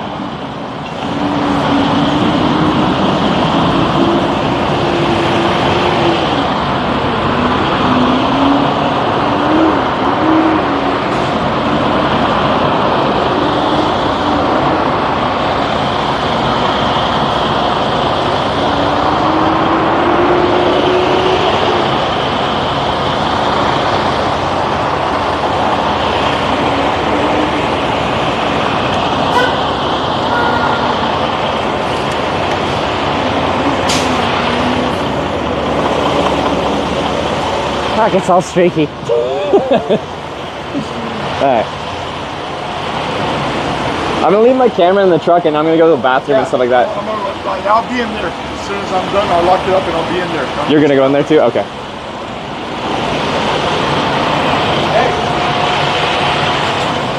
I'm shit or not, but when I do, I got a bunch of showers. I just get a shower and they got their own bathroom. Oh really? No, I'm just taking a piss. But no, I appreciate that's it. Yeah. Why, you're a little bit more relaxed. You got the shower. No, I've been in those shower stalls. They're nice. They're nice. No, Yeah. Do you want one? No, it's all good. I'm just taking a piss. Yeah. Okay, all right, cool. That's all I'm asking. Yeah. When I gotta use the bathroom, I give me a shower and I go do my. That's premium. That's what I was asking. Yeah. A little bit more, you know. Yeah. A little bit more picky, you know. I don't use the public restrooms. Most of the time I take the shit out like Indian, yeah, you know. But if I do, I can get the shower. And Oh, okay.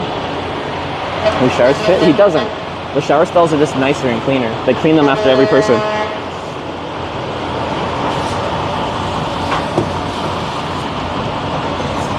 I seen their come on done anyway. You're done?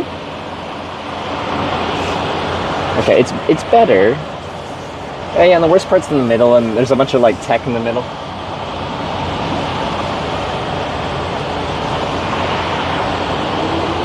I'll be right back. Hopefully he'll get knocked over if he moves the truck forward. I just gotta pee.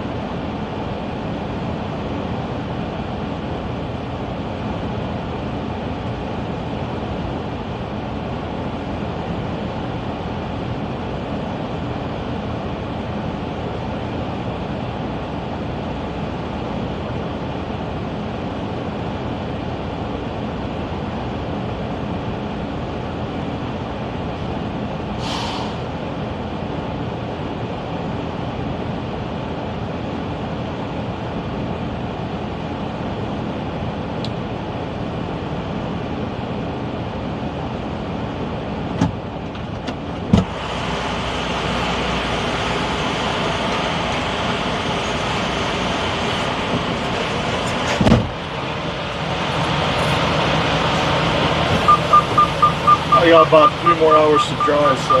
That sounds good. Find a flying J and just kick back, take a shower.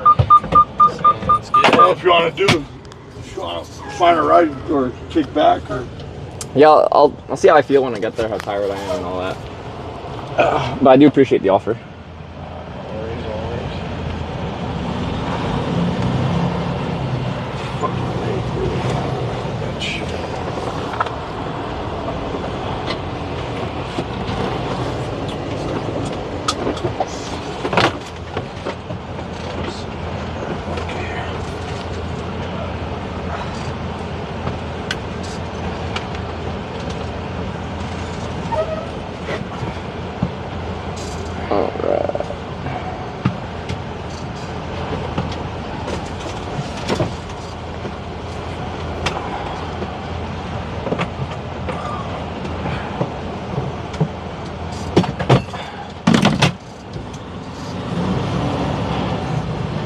Guys, I want pee.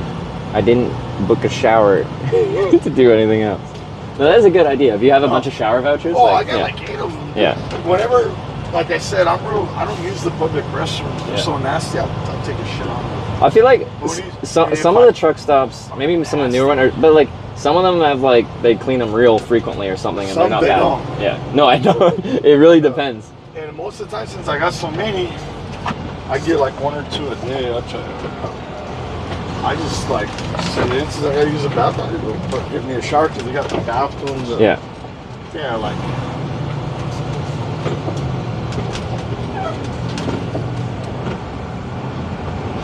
I got 9 of them. There you go. Actually, I use 1 a day to shower, and maybe 1 every, you know, if I gotta use a bathroom, whatever, you know. Yeah.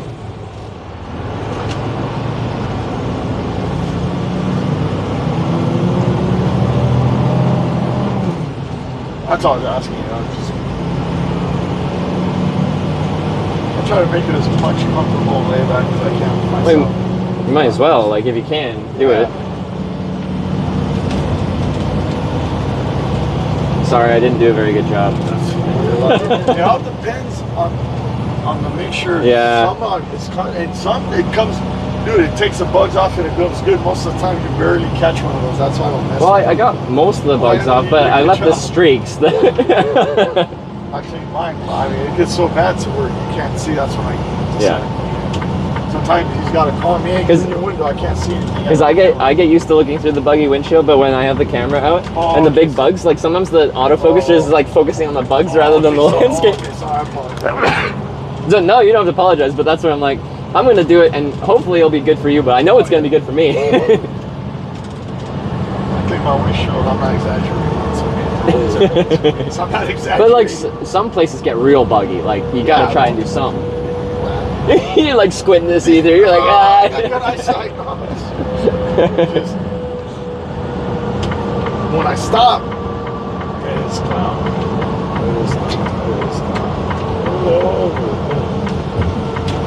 It pisses me off more when they just got water, plain fucking water, and you got, you know. Yeah. That's all.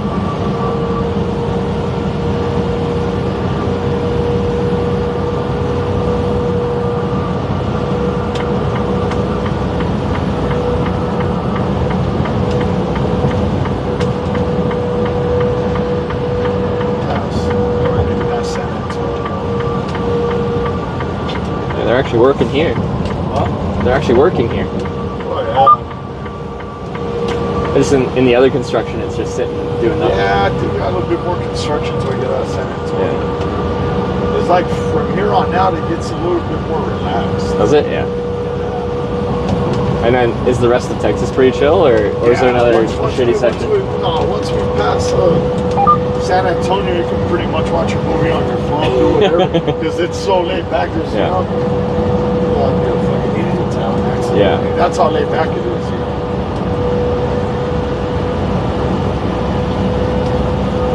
Like, you saw how chaotic and how bunched up it is from Louisiana, pretty much the whole stretch where I picked you up until San Antonio. Yeah, it was pretty chaotic. Yeah, I don't like that. Well, one type of, well, you'll see once we pass San Antonio, I just make some phone call, whatever, get on my phone. Yeah. You know. But when it's like this, I stay on my phone. up like the guy with the bus with the. Well, yeah. You know what I mean?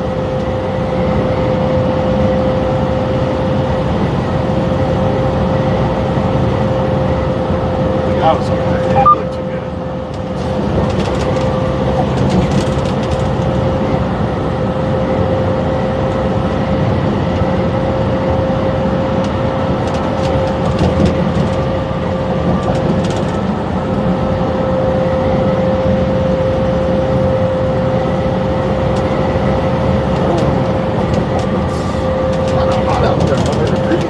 What does it say? 100? Jeez. I didn't realize. I mean, it still felt a little muggy, so I'm like, I'm hoping as we head west, it's it gets that, it's gonna be hot, but I'm just hoping for that dry heat. Yeah. Whenever we stop, since I don't feel like doing shit, I got a bunch of a couple noodles I keep those for emergency. Yeah. Pop two. I appreciate it. My emergency snack. Does the job. My lazy food. You know? Yeah. It's good to have some kind of lazy food on hand. Chicken, but I don't feel like with this sprained ankle, I'm not gonna eat. Take a shower, lay down. Kind of shit on my day, you know. Well, no, like sprained ankle is. It just was a horn. I just gotta stop worse. Because you kind of find quite often it's like the next day or so, once your body settles in on it, you discover if it's like not so bad or if it's going to be a pain. I don't think it's going to be too bad, but I hope not. I sprained it worse to where I can't even walk sometimes. I was sprained it for a long time. That stupid grass, I jumped and there was a hole right there and I didn't see it. Land on the side of the hole and then put all the weight on the ankle, yeah, it's a bad time.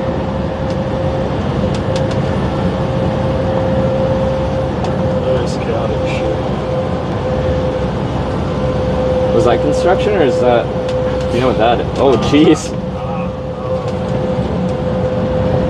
Probably going down to one lane or something. So we'll be alright to get out of here. More traffic going that way then. Yes. Look off. Yeah, I don't know what that is.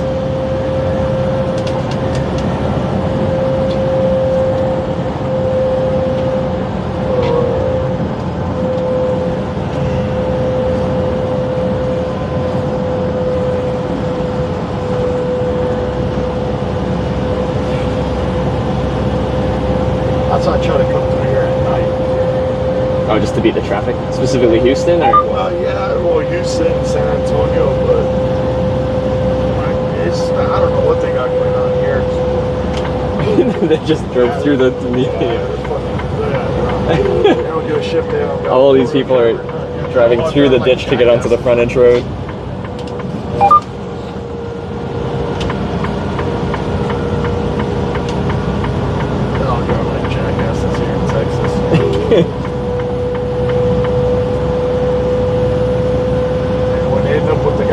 They wonder why, you know? Yeah. Do you find like around cities, like this is a Saturday, is it usually better because they don't have that rush hour traffic so much? On the weekend it's alright, except when they're doing it, I think that was a construction. Yeah. During the week it's bad, it's something bad with rush hour. Like Dallas here it's bad, San Antonio, all the big cities are bad. Especially California. You know where I went and I thought the least I was gonna like it, but I liked it a lot, was Minnesota. Yeah, I like Minnesota too. Yeah. Nice, clean. It was not too shabby. I kind of liked it. I don't think I want to be there during the winter. I was gonna say you seem to not like cold weather. Minnesota is like one of the kings of cold weather in America. Yeah, no, I went there during it was actually this summer, dude. I was surprised. I liked it. Yeah, I was there earlier this year as well, and it was my first time like spending more time. It was my first time there too. I liked it. I was impressed. I was like, not bad, but I don't think I want to come there in the winter. Yeah. And it gets icy cold up there from what I heard. Yeah, they'll get the same like -40 kind of conditions at times. Yeah, like proper cold. But yeah, Minneapolis, St. Paul. Yeah, nice. I've been there. Minneapolis, St. Paul. I liked it.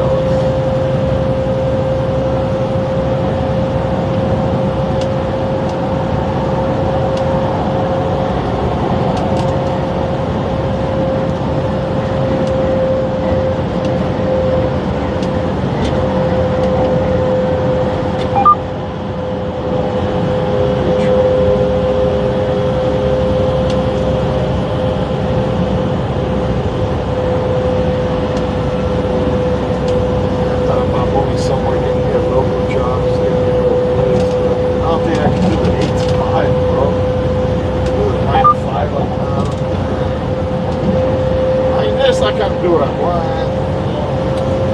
Like, would you drive a local truck, or like what kind of local job? Like, I don't think I can do that. 9 to 5 is kind of like the same routine. I mean, it's pretty much the same routine, but I don't got to answer to nobody. I don't got, Yeah, you don't go into the job site, talk to your boss. Yeah, it's a normal job. I don't think I can do it. I have to be, like this for 15, 20 years.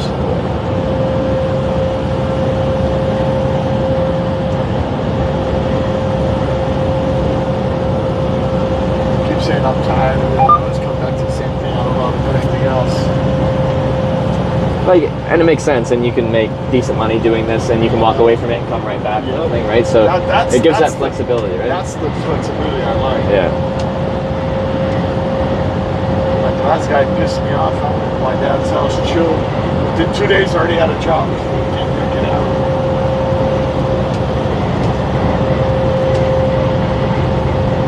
Is it? Do you have like a clean commercial? Like clean driving record. You have to look tickets, So yeah, then you can get a job anywhere. It's like no accidents, no nothing. Yeah. 15 years and no accidents, no big tickets or anything makes you very employable. I've been smoking dope all my life, but fucking I always do when I'm off the truck, and then when I do take my breaks, like say I'm in between, I always wait 2 weeks or just I don't be someone, and always and how they do a thing where if you fail a drug test, every time you get a job you fail a drug test, they put you in a data bank, and now whenever you get a job, you got to clear that data bank. So if you're in that data bank, like it shows up if you fail. Oh really? I didn't know they had a system like that. Yeah. I think it came out with that like 3 years ago. Huh. So whatever drug test you do now, it's going to a clearinghouse, and if you pass, you go right in there. Yeah. So it's tying down on a lot of things. Weed, whatever. Even popping pills. I didn't know you could get a dirty drug test for popping pills. Yeah, I think a lot of the drug types, they do a pretty clean sweep of all the major opiates and all that stuff too. It's not supposed to be there, and it's a drug, and you don't got a prescription. Yeah. It's fucking crazy, dude. I'll tell you some crazy stories. But I've been, we all do stupid shit. I've just been fortunate enough to, I guess, be lucky. Yeah.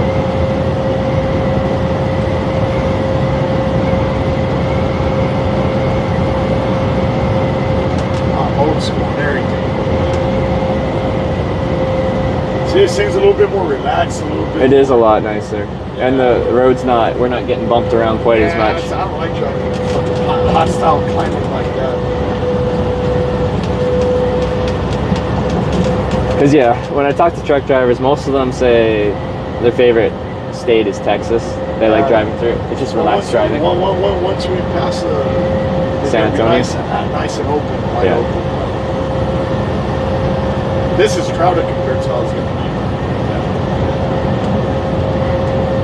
That's why I usually check my Facebook and watch a movie.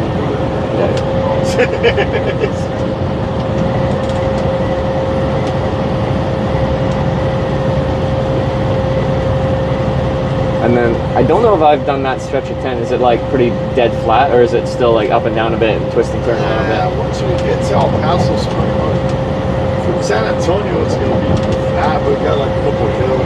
It's pretty much flat all the way down. Yeah. When you get to about West Texas, it's still got some hills, but it's pretty much flat. Yeah.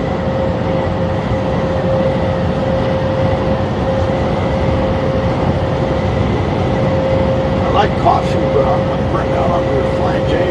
I've been through here for a while. Like if I was on the 10, the 20, I got these certain spots where I stop for certain coffee and certain food. Yeah. But here, I have been through here for like 10 years.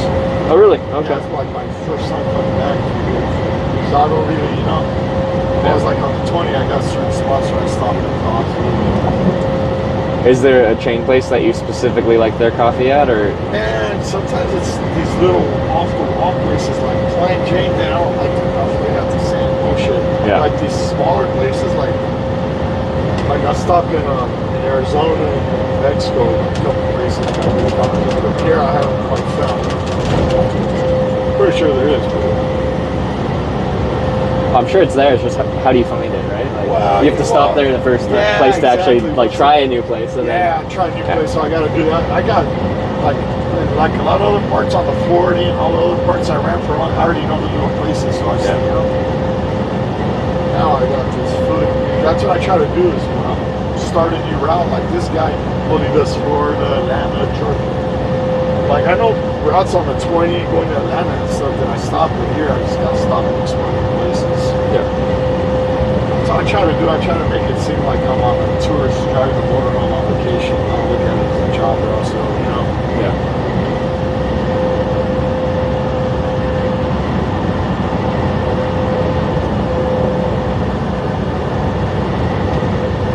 Road ranger, I don't like the costume. With the shade. Flying jet, I really like to play. I don't like nothing like that. It's because they're assholes that they want to park and really pisses me off. Yeah. And I gotta feel for the fuckers once a day, you know? It's like, really? So do you try to find the loves to park at because they got the free parking, or? Usually at the end of the day, the only reason I park there is I got free showers. Yeah. If like I'm somewhere and there's not a flying jet around, I'll park at the Loves and just go, hey, got an extra shower. Suppose the drivers are cool, will show an extra shower. Oh, they will, yeah. Yeah, somewhere it is. that's why that's with anything, right? That's with it. Yeah, with anything. Like whenever I'm in a flying jet, you need a shower, no problem. I got you know, kind of paid, you know. But most of the time, that's why I try to stop there, is because when I use the bathroom, I get my shower. Yeah. But if not, I go go somewhere else and work with it, right? That's kind of annoying because, if you're partnered with Loves, then you'd go to Loves and get the free showers and get the gas there and stuff like that. Exactly. But you're partnered with brands that you don't like because they charge for parking. Yeah, I need it for the showers, you know? But your company just doesn't pay for the parking, or? I don't pay for shit. Cheap partners. Because they pay for the gas, right? Like that's company card. They should pay for the fucking parking. So too, especially they put fuel there. Yeah. But sometimes, honestly, you get there. Most of the places got, but when they're small, the only fucking places are the fucking park. I'm not gonna park there and get woke up. It's happened to me a couple times. Like, I'm not gonna pay, but you just fucked up my whole night. And the next day, I'm like, oh, I can't really go back to get a good night's sleep. Yeah. I'm all fucked up the next day. The last guy, he flew from Flying J, and I had that thing in New Mexico where I told the guy I was going to roll over, and I fucking recorded him, and I told him the owner pissed me off so bad. He's all that's up. It's not your fucking, but you pay. You know, you make us get fuel from these pricks, and we got to party, and you tell me it's not your problem. You piss me off. You piss me off. At least make a phone call, and fucking try to get free parking or something. You know? Yeah. They don't care, but me, myself, and I, you know, that's what they're. Especially when it involves street stuff, you know? I just think it's crazy they wouldn't comp parking for you because, like, you know, to have a driver with a clean record, like, you don't want to let that go over parking. You shouldn't. But it's not the fact. If I was the owner of a fucking company, I would do business with us. What do you mean I'm going to do business with you? It's when you charge me. You're going to charge parking? Fuck you. Yeah. You got no business doing business with me, you know? Loves, on the other hand, they're the only ones that don't charge for that. There's a big chain. It's Metro and TA are the same. They charge for parking. They're the same company. Yeah. Pilot and Flying J are the same company. They charge for parking, and then there's Loves, and then there's 1-9, but they're part of Flying J. They all charge. The big ones all charge at Loves. Yeah. And then Loves gives you the most points. They got better showers. 0%. It's better all the way around, I think. But these fuckers obviously give a better discount because they know they're shitty, you know. And they say, we don't give a shit about the driver. We got to give a shit about the owner because he makes a decision where all his trucks feel so fuck the driver. So Loves, they're kind of more like, I think they're more driver based because out of the last 5 companies I worked with, only one of them didn't care where I feel. I could feel for Loves. Everybody else feels a fucking Flying J Loves. Yeah. Like what the shit? They're watching. So obviously they're, you know. Like, fuck the driver, we don't care about him. We got to make the points with the owner. Yeah. You know? So I think, you know, that's why I hate them. They're chump. And all of my shit.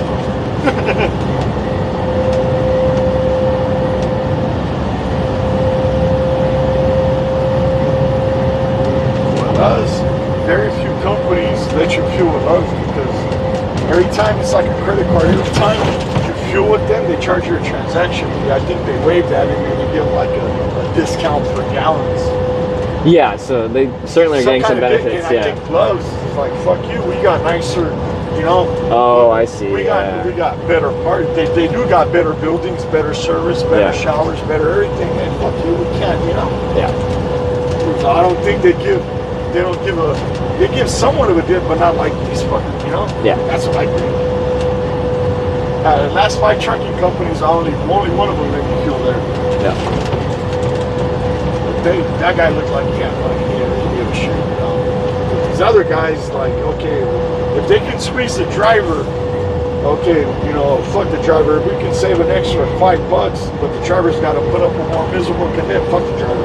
We'll save our $5 and let him deal with it. Well, yeah, more money for them to make, right? Like, it's like, dude, sacrifice your fucking $5 in this, you know. And then you go on, but we get charged $1 for this, and I'm like, fuck you and your $1, you know. It's like, you know, and it's $1 for them. They don't care if they got better showers, better service, whatever.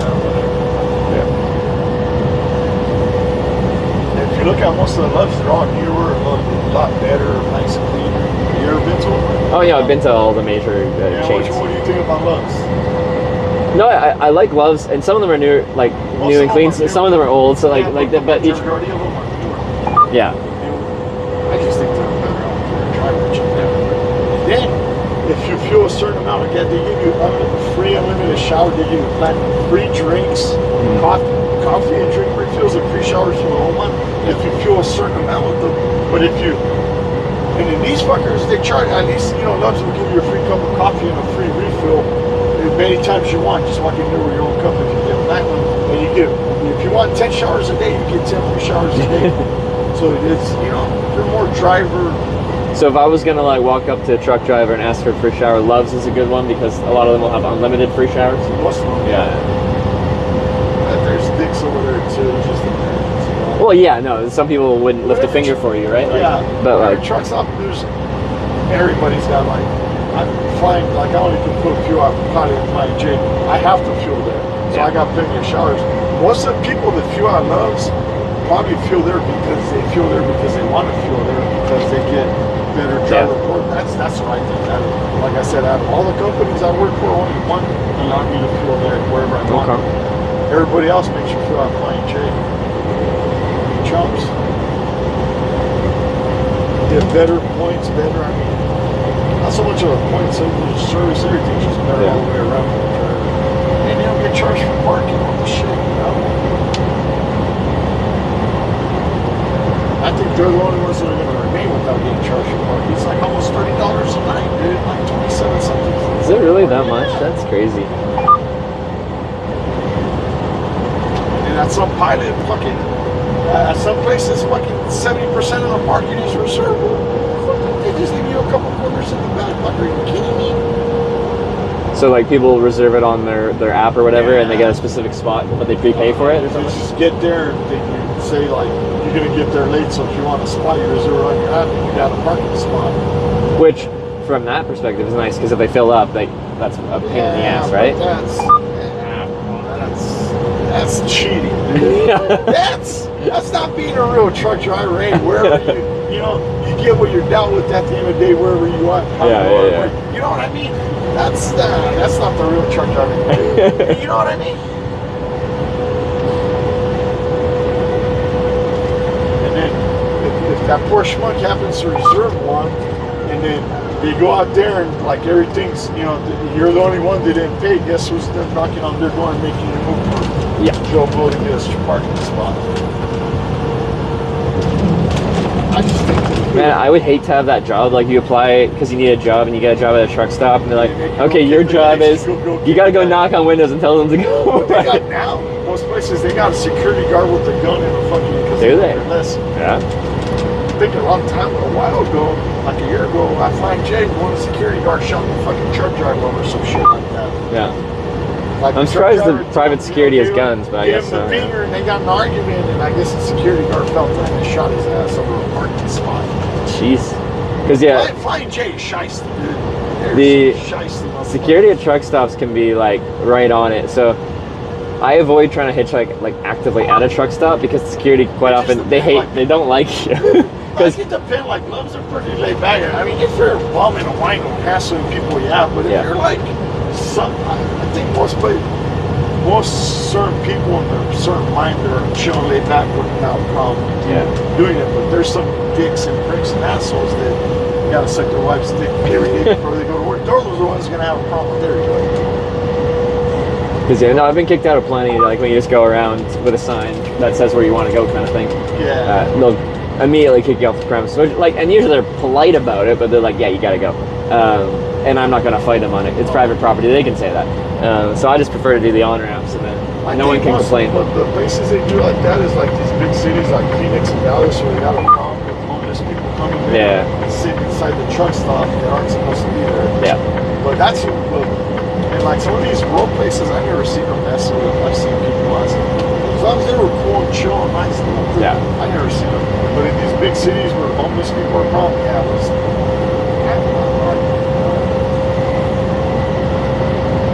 it just depends on the person. There's no reason to be like that. Obviously, if you're asking for a ride, you're not bothering nobody. When my eyeball swelled up, I was over there in Arizona. So I had to pull over to a truck out of the middle of fucking nowhere. So I called the ambulance because my eye swelled up. And by the time I got there, it fucking went down. So I got there and there was other cars. I went and walked across the street and I was asking, and they told me I couldn't answer around. I was like, you fucking cocksucker. I'm a fucking truck driver. I had to catch a ride. The ambulance took me right here to the hospital. And I'm over here trying to get a ride back to my truck. I'm a fucking truck driver. And and it's a guy happened to be there and you heard what happened. He's all, he gave me a ride to the truck, you know? Yeah. That's the kind of chicken shit I would like. You know what I mean? Like, come on, you know?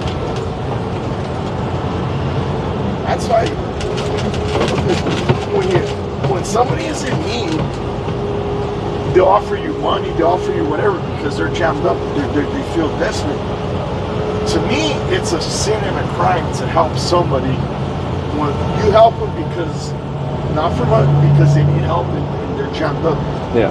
You never ask people for money or fucking whatever when they need help. Like, you see what I'm saying? That's a no-no. You help them because they need help, not, you can't,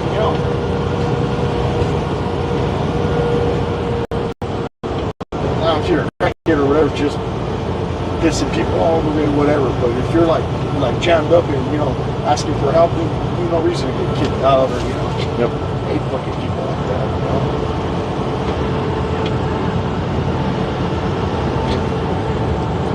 And then, before that, I asked a couple of truck drivers, not even a fellow truck driver would give me a ride to the truck. Oh no, I can't have nobody in the truck or same shit like they told me. No, exactly. I'm like, what the fuck, dude? I had my hospital paper. I'm like, and then the fucked up part was it was such a small town they didn't have a taxi service or nothing, so I couldn't even take a fucking taxi to my fucking truck. I would have took a taxi. That's the last thing I did is fucking, And I was like, you fucking cocksucker pricks, Fellow truck driver, That was Phoenix? Outside of Phoenix, over there in Wilcox, like 2 hours from Phoenix, out there in the middle of nowhere. So I've been to some of those truck stops in Phoenix, and they definitely are like on the rougher side. It was outside of Phoenix. It was like closer to Mexico. Fucking nowhere, Really, in the middle of nowhere? Yeah. Because quite often the inner city truck stops, like, they deal with more just crap, right? They deal with more homeless people and stuff like that. But when you're in the middle of nowhere, there's not much out there. So I'm like, bro, I'm not a bum. I just, I'm a truck driver. I had to go to the hospital. Here's what it's right there across the street. I just need to ride back to my truck. I'll give you 20. Oh, man. They look at you and can't find it. The guys from Lowe's got onto me, and then I was explaining to them, like, what the fuck? And then some other guy you're right.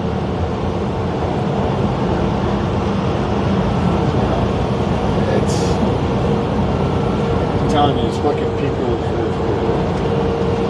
I guess this isn't a chill stretch. They're still doing all this construction. Well, it's until after we get out of San Antonio. Oh, it's okay. It's after San Antonio. Yeah, it's... Because there was a good stretch there with nothing for a while, and now we're back to... It seems like with their 3 lanes, it's a little bit more chill. Yeah.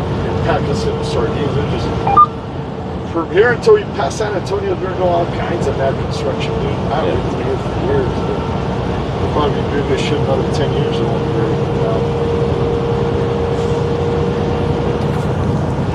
And then after that, if you heard of later on that Twitch Prime, I went to the hospital again 2 more times for my eyeball. That's when my eyeball thing started fucking getting big, you know?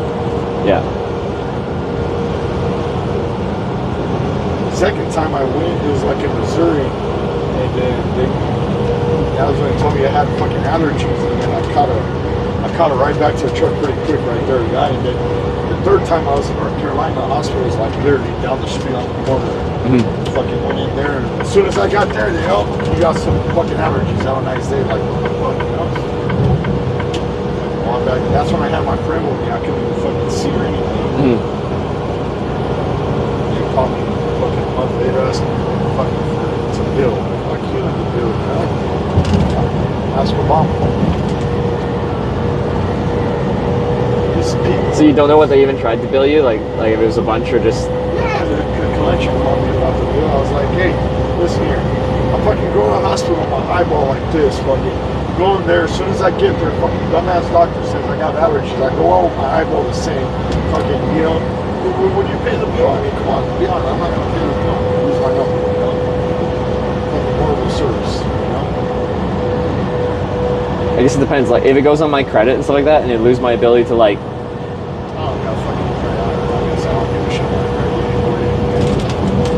I got a couple of hospitals that won't give me a glass of water on credit because of the hospital bills. I got no bad credit. I don't owe anybody money. I just got these fucking delinquent hospital bills. Yeah.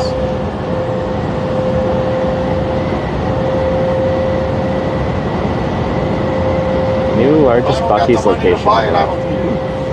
Very simple.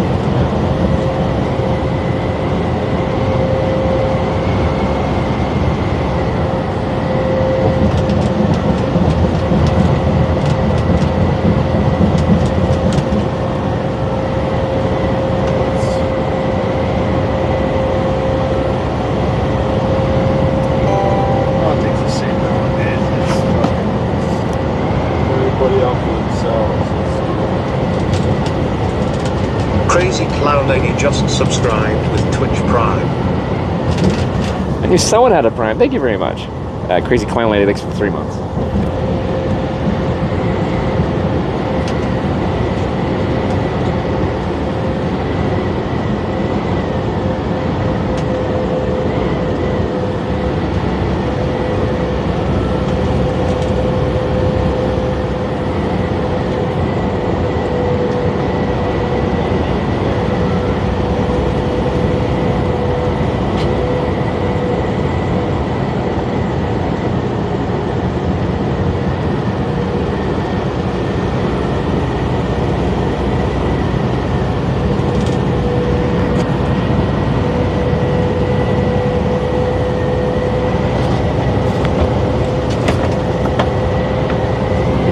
Chocolate milk. What is it? Shamrock Farms. I've never had this chocolate milk. Let's see if it's good.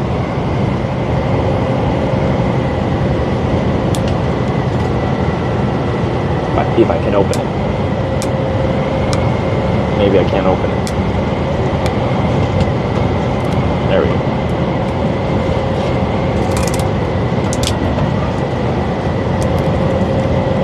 Oh yeah, shake it. The construction roads have probably been shaky enough, but still.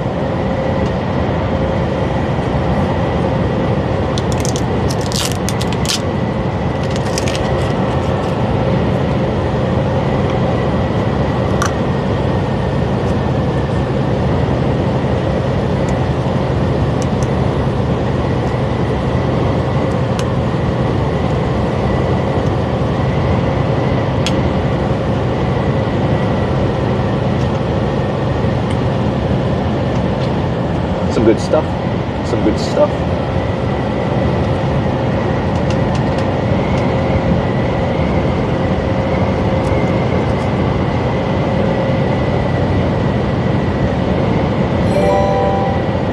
Yeah, I'm in. Mike39571 just subscribed with Twitch Prime. Mike, thanks for the sub there.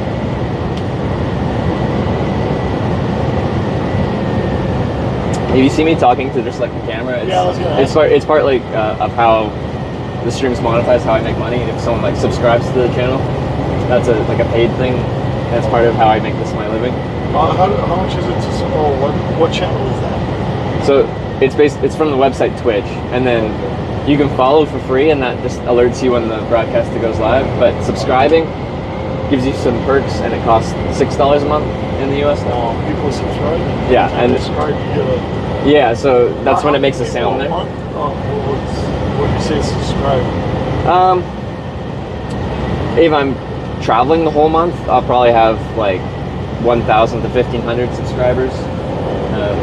And then some of those, there's way like free subs and stuff like that with Twitch. Like Twitch is owned by like that Swedish Forge engineer. Thanks for the 3-month resub. So I'm saying their name and then thanking them for subscribing. Yeah. But like Twitch is owned by Amazon, and if you have like Amazon Prime to get like free deliveries and stuff, you can get a free Prime sub on Twitch, and then they get all the sub benefits, but don't have to spend any money. So when we see like a Prime truck drive by, I do like a plug for for Twitch Prime. So this is all broadcasted live. Yeah. So you're a streamer. Yeah, so my job is to live stream, yeah. So basically from sun up to whenever you wake up and go to bed, you're streaming. Yeah, so the goal with the stream was to do a day in the life of someone hitchhiking. Because I didn't think anyone accurately showed what hitchhiking was like in the modern day and age. Now say you want to do another stream, you can change this topic, or like say you want to do a stream on something else. Yeah, I can stream on other platforms too. That's fine. No. Like, if you want to do another program, like say the life of a truck driver. There's several truck drivers that live stream their truck driving. Not only you, like you only do hitchhiking stream. Hitchhiking and biking. Oh, okay. Yeah. That's yeah. Some description. Okay, I got you. Oh, I missed some. Checking North just subscribe with Twitch Prime. Safe travels. Okay, those are your two main contacts showing live stream, right? Yeah. Chef Up North, thank you for the 2 months. I think I missed one.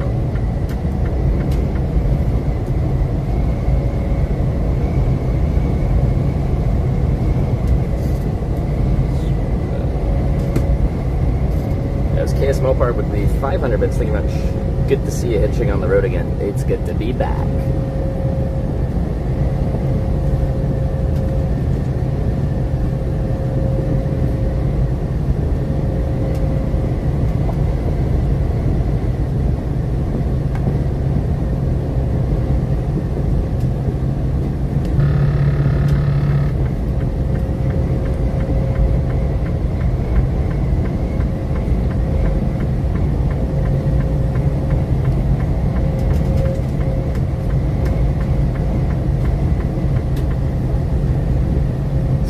We're going just past San Antonio today, and then I have to decide on whether I want to continue riding with him tomorrow or he can take me to El Paso.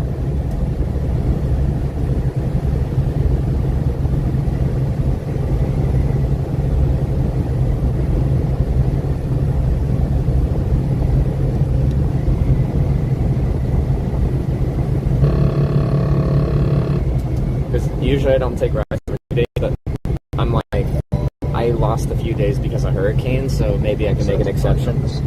Just subscribe for 3 months.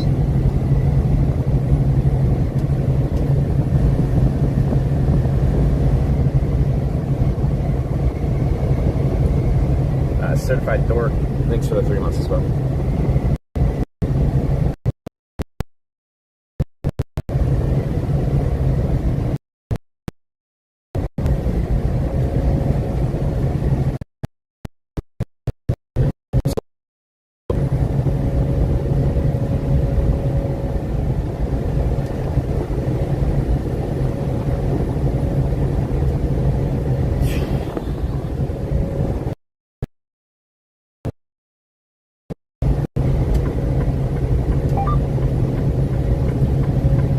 truck have any other, like, so it's got the lane sensor that rumbles at you when it's on the shoulder? Like, I have my, if I don't got my foot on the pedal and I get too close, it'll brake. If I have my foot on the gas, it won't. Yeah.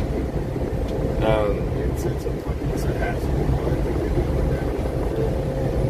But it's not like you have one of the ones that has like a sonar and makes sure you don't fall too close, and then like sends your boss a ping of you. Because some of the big companies have like Yeah, I know. It just breaks like when you're right there. Yeah. Oh, the noise it made. Yeah. It breaks by itself. As far as, I'm pretty sure it can send it to a company, but I don't think it's a company. This was a water truck with me. That's what he wanted for. I don't think all that shit. So it just has the things. Oh, okay, yeah. He put the. I don't mind. He put the camera up, but it only records forward. And it's actually good. I don't gotta buy a dash cam. Yeah. No, I think dash cams are good. Like it. Right, yeah. If he was gonna put it, it's yeah. Yeah, we're on the phone mic right now. I think every truck should have. I think it's a good idea. Yeah. It is.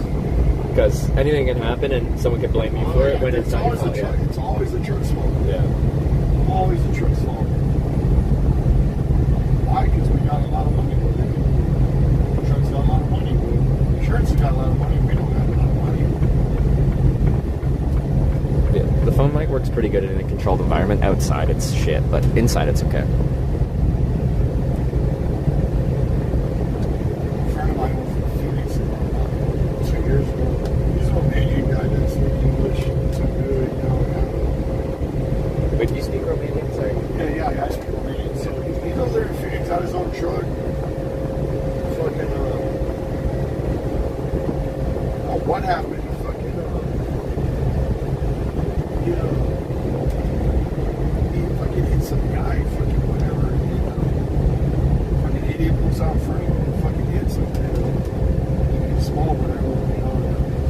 I told the cop, hey, fucking, he pulls out in front of me, and it looked somewhat reasonable. He said the fucking, no, the guy fucking backed up and hit his truck on purpose and fucking called the cops to make it like a report. And fucking he got paid for it. He has insurance out of hell. The idiot backed up into him. Oh, and like if he had the dash cam, I'd probably say he wasn't moving. What was he moving? I guess he was on the street and the idiot backed up on accident. Oh, like in front of him? Yeah. Oh, yeah. So that's the dash cam would have saved him if he had it, right? Oh, yeah, exactly. Yeah. A couple cops came and fucking said, well, the guy hit me from behind. It's hard to say that because some piece of shit car that the guy wanted to get insurance money off. Because if generally they side with the person that got rear-ended, because the thought is if you run into the behind your own car because you're falling too close, but if someone reverses into you, of course that's or I have an instance I see where people cut you off and then brake and hit them. It's their fault. That's when the dash cam saves you. You don't got a dash cam, you hit somebody. I don't care what they say. You hit them from behind your car. It's your fault. But there's some people that cut in front of you, or like they cut in, they traffic stops it. Yeah. That's what this shit's gonna save you. Yeah. It just saves you from all kinds. Sir, I'm not gonna fucking look at my dash cam. That's it. I ain't giving explanations. You know? But a lot of this shady shit that went on with the trucks. It was 2-3 years ago before all that dash cam came out. You know, a lot of accidents that were blamed on trucks that weren't their fault.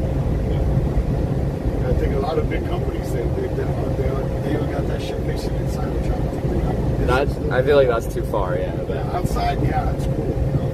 Because I think they excuse it as like if there's an accident, they can check if you were distracted or whatever. It doesn't matter if there's an accident. There's an accident. Yeah.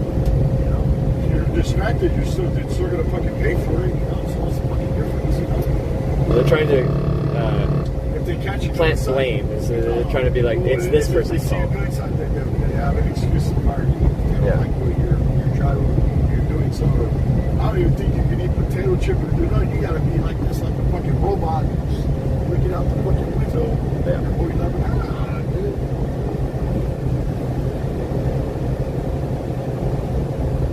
Motherfuckers, some fucking paper pusher gonna micromanage me from some office and fuck wherever. Fucking hey, don't do this. They'll try. That's what it is. You know? Micromanage me, fucking each other, you know? Hey, don't do this, or hey, you can't do that. No. And I've heard people get phone calls like that. Like, hey, don't do this. What are you doing? Well, what I've heard is like shit, you know? those the sensor ones. Like if you start falling too close behind cars and you do that too frequently, it'll ping a message to your supervisor. And your supervisor will call you and be like, they can look at the footage whenever they want. no, yes, for some of them they will actually like oversell it or whatever. I think all of them they can look in. Fucking hell, what's Joe Blow doing? You know? Yeah. Well, some dash cameras definitely do not like broadcast, but some can, right? I think some can. Yeah. Because like I work in live video broadcasting, and it's actually quite a process to get live video feed sent over the internet. So I don't think they always do that, but if it had like an option to switch it on, they wouldn't want it all the time. But yeah. But if they do, they can go back and check whatever. Because like a normal dash cam would just record locally on like a SIM card, local storage. I don't know. This is a good truck. Yeah. It probably just keeps like the last X number of hours of driving. So if there's an incident, they can look back at the last amount of time before your accident and see what happened. I don't know. When I got the truck, they fucking hooked it up, and I don't. All I know is it's. They could. I don't know. It's a good thing. You know, I think it's a good thing. I think dash cams save a lot of people from that. And a lot of people don't actually like somebody's got some kind of recording device. Yeah. Fucking this thing. You act a fool. Go right ahead. You act a fool on the right here. Don't think I'm gonna fucking go out of my way to fucking no. Act a fool and see what happens. I just do this.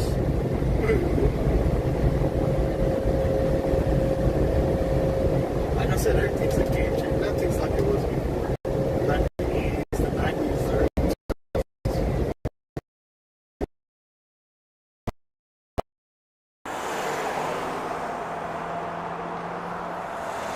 What? Do I know where you can find crystal meth? I do not know. Alright.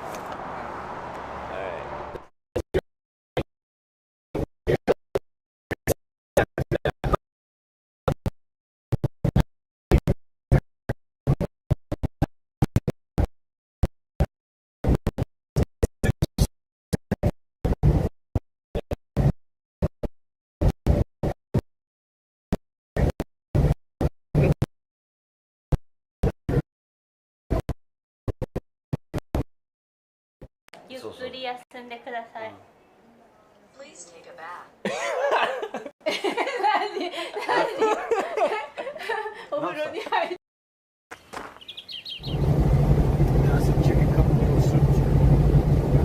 Sounds good.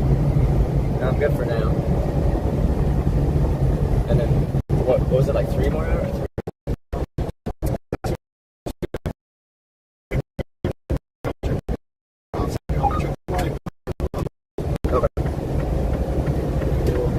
Scavenge 2 showers or something. How far is it? Like 230 miles. Oh yeah, that's pretty far.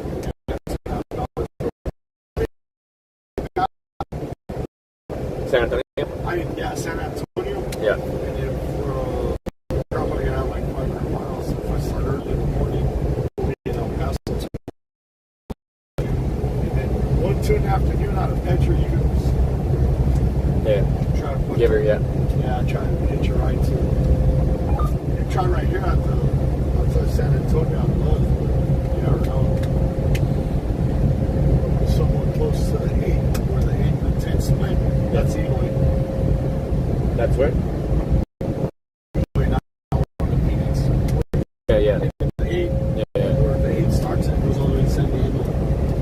It's in between Phoenix and Tucson, in the middle of Eloy. An hour from Tucson and an hour before Phoenix. Yeah.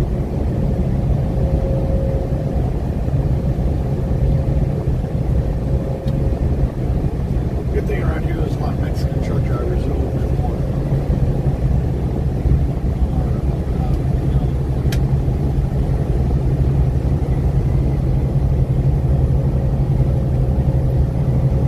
But yeah, for all the hitchhiking I do in the U.S., it's probably like.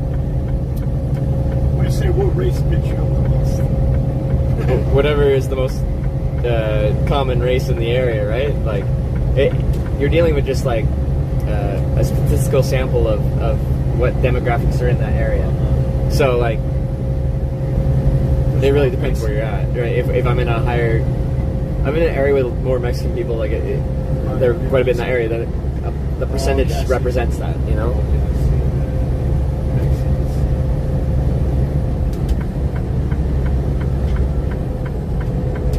But I've gotten a lot of people that have picked me up that like don't speak English,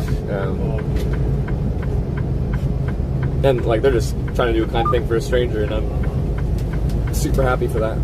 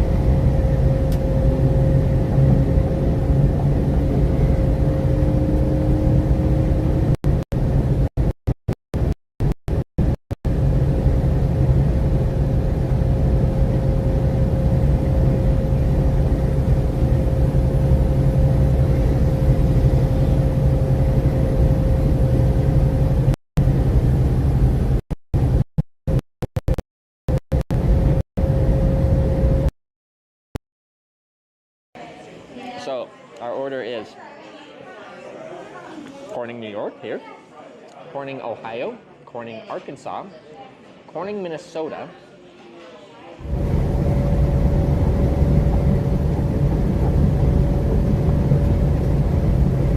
All those people make money on YouTube.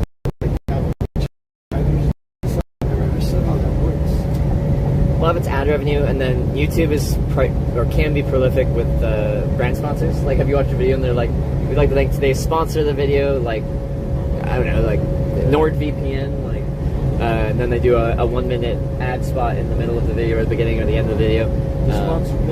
Yeah, and like, if it's a reasonable sized YouTube channel, if you make a video and it has, like, you average a few 100,000 views or something like that, that ad spot can pay like 10 grand. That's how it depends on the viewers you got. Yeah, it's viewers, it's the type of content you have. So like, different types of content have kind of a different value. So like, some content is worth a lot more than others. If you make funny videos, that's usually at a bit of a lower like ad rate than something like if you have a channel about sailing. Most people that watch sailing are into sailing, and you're like a rich older man, so you have money to spend money. So advertising to that audience is more expensive than advertising to people that like funny cat videos. It's funny how they got that shit down. No, there's a science. Yeah. Yeah, so it's all okay. Depends on the content. Yep. So and that'll be for the sponsor, but also how much you make as a like CPM, like how much money you make per 1,000 views on YouTube directly. Like when you just watch the ad when you watch a YouTube video, some types of content pay out a lot more ad dollars than other types of content. So if you got like 1 million plus viewers and a bunch of, you make some serious money, you know? There's people on YouTube making more than $1 million a month. That's crazy, just on the content they do. Yep. Yeah. And YouTube's got to make money on top of that too. Yeah, so you get a percentage of it. YouTube gets it as well. That's fucking crazy. I don't know what the percentage is, but they got to be everything. You know, that does nothing. So like Twitch is 60-40. I make 60% of ad revenue. Twitch makes 40. So it's not bad. Yeah. you say do a lot of people do it, or not as many as should? Well, a ton of people upload on YouTube, a ton of people broadcast on Twitch, but the reality is the majority of people uploading to YouTube have essentially 0 views on their videos, and same for people live streaming on Twitch. The vast majority of Twitch, I forget what the percentage is, it's like 80% of people are broadcasting to 0 people, and there's no money to be made if there's no audience watching it. So it's very top loaded. It's just like an industry with most people making $0 and the top few thousand people making all the money on Twitch, YouTube, most social media, really. But that doesn't mean like a lot of people get into broadcasting or YouTube because they just have a passion for sharing some type of content. Like amateur. Yeah, but they do it for fun. They just like making the videos, or they like live streaming. Like I'm saying, a lot or most of them aren't even intending to make money off of it. Yeah, it's a hobby. It's for fun, and sometimes like on Twitch, it's known for video game broadcasting. A lot of people will broadcast because they have some friends that'll like also play video games with them, but they can watch their broadcast and kind of see what they're doing as well. So it's kind of like a social group as well. That's crazy how this whole media thing, how they make money. They always figure out a way to make money out of anything, huh? It's crazy, huh? But yeah, when like YouTube and stuff came out in whatever it was, 2007 or something like that. It was just some guy or a couple guys. I forget what it is, but now it's like owned by Google, I believe. Yeah.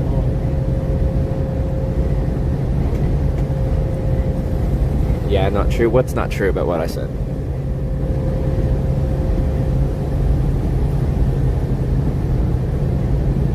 But yeah, when it started, there was no real money in making videos and posting them on the internet.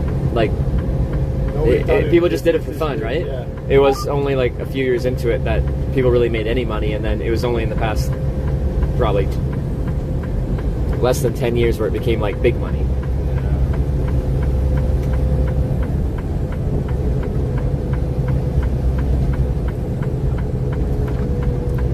It's not true that they're not doing it for money. Like, a lot of people just get into content creation for the passion of it. Like, they like playing video games and they want to share it.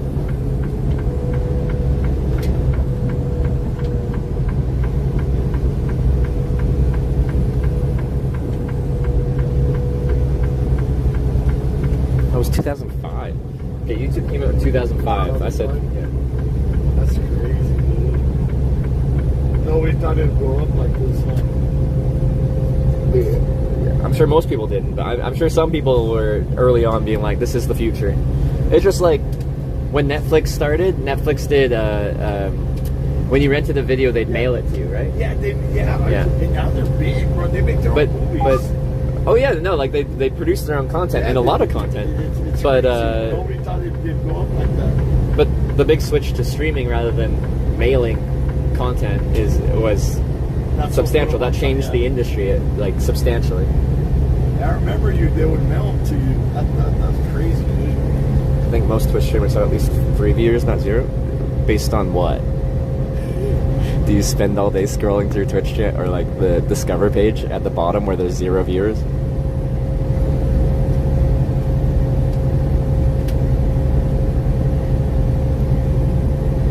And now, like, every company has their own streaming platform, like Disney Plus, Amazon Prime Video, Paramount Plus. They all got something. It's strange. The cable's obsolete now, so everything's on. Yeah, you don't need cable. And then beyond that, I'm so used to watching content without advertisements. If I do watch cable, I'm like, what the heck is this? Yeah, the commercial. I can't stand commercials. Because, like, YouTube and stuff still has ads, but, like, not as good. It's not 7 minutes per 30-minute program. Like, it used to be like on a 30-minute program, you get 23 minutes of content, 7 minutes of ads.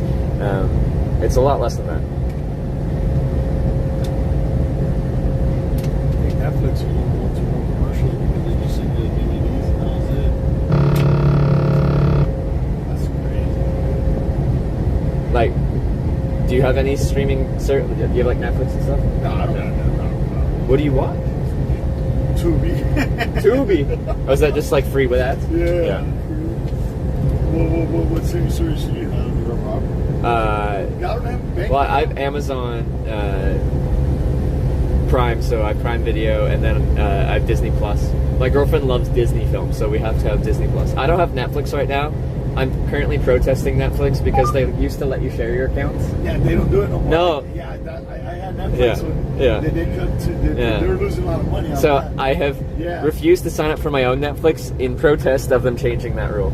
Because that's when I had Netflix when my stepdaughter had it. And like one account and like 10 people logged on. Yeah, they did away with that. Well, they used to, like, it was like you can only have so many accounts logged into your Netflix at a time, like watching content kind of thing, which I think was a fair median, like middle ground. But yeah, now they've locked it down. Yeah, so I think a lot of people gave it up because of that. Netflix wasn't all that anyway. How much is this? Pretty cheap every month. they got like a bunch of different levels. I think the cheapest is not too bad, like $7 or something, but that's with ads. To get like the regular, not highest definition one, I forget what it is now. Over $10, but less than 20.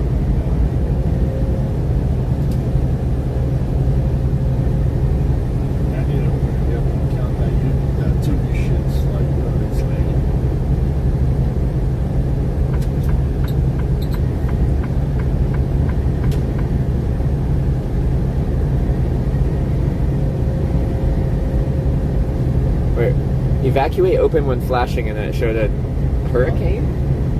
Or what? Oh, there's a sign that's like evacuate open when flashing, and then it had a picture of a road and like a hurricane or something. We're trying to get out, you can use this lane. Oh, okay, so you get 3 lanes instead of I the 2. guess it's only when like an emergency, like evacuating from a hurricane. Okay. I think that's what it's for.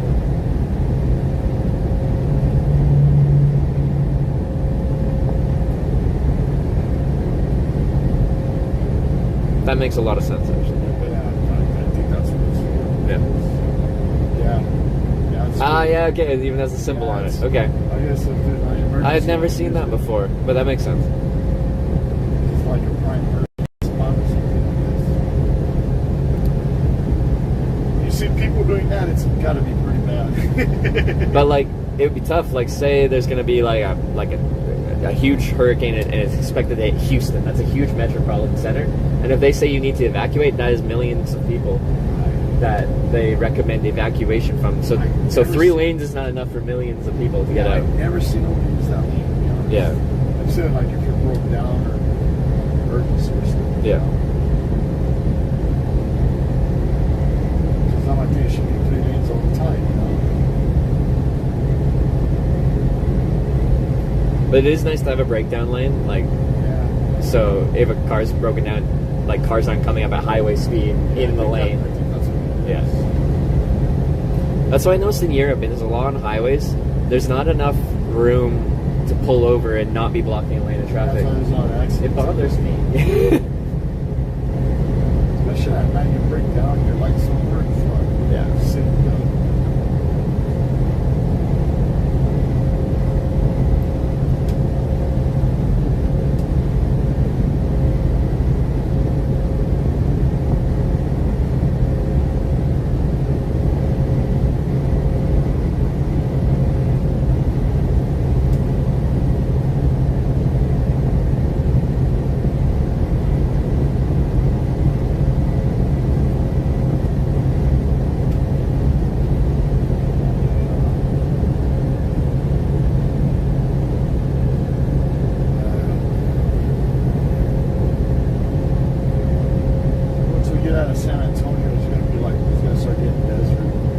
Yeah, it's people are saying this is the green part of Texas, but we're about to get to the brown part of Texas. Yeah, San Antonio.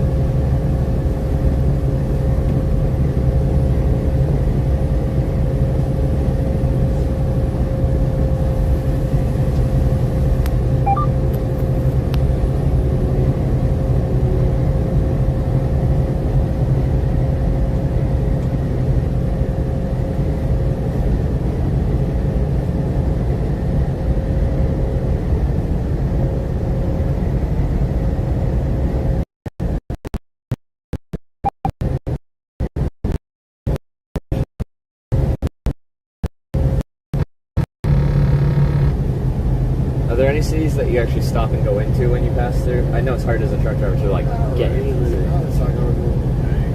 Yeah. I just went right to work. Yeah. Like right now in El Paso, like I'll be there tomorrow, like maybe go to a store. Yeah. Ross, like something like that. I would do it.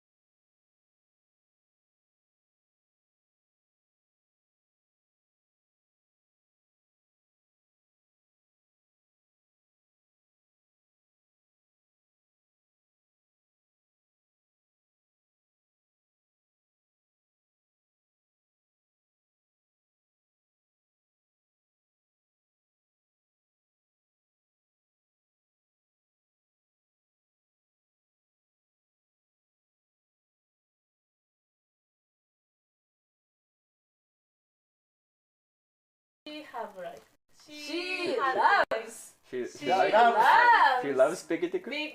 Yeah, so. やっと笑ってくれた。So. Okay. Yes.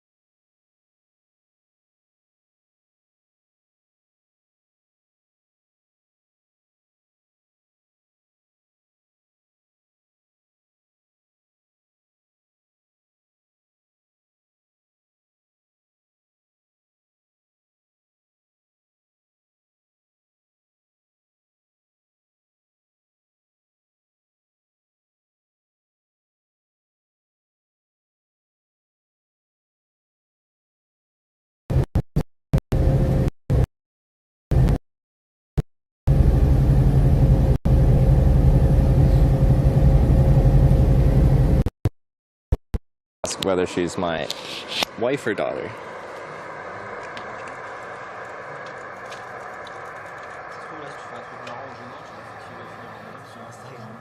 It's gonna be private, so I just by default mute it. Oh, sorry.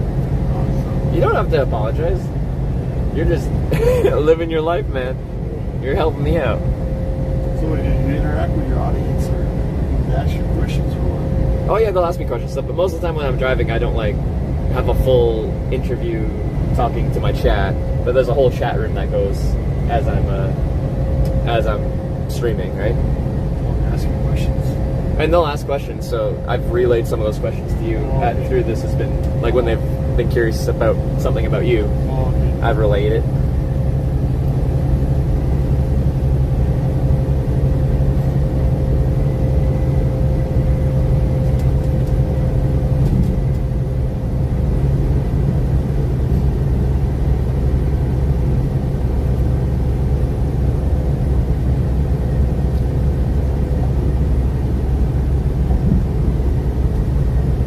But if you just get here, I'm currently hitchhiking to TwitchCon San Diego from Jacksonville, Florida. We are in Texas, about, I don't know, hour and a half past Houston, Texas.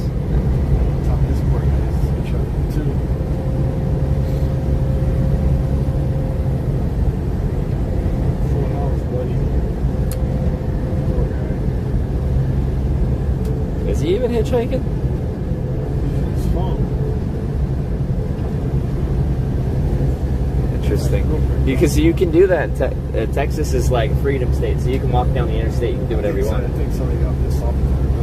Oh shit! Because he didn't.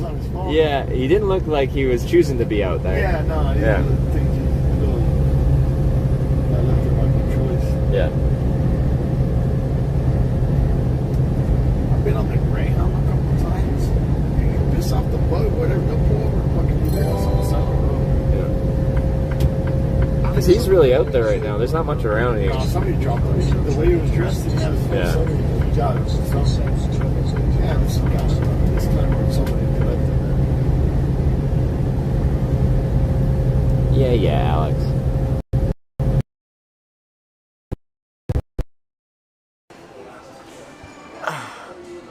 It takes. So I point my camera at it, and it'll translate the foreign currency on your screen for you. As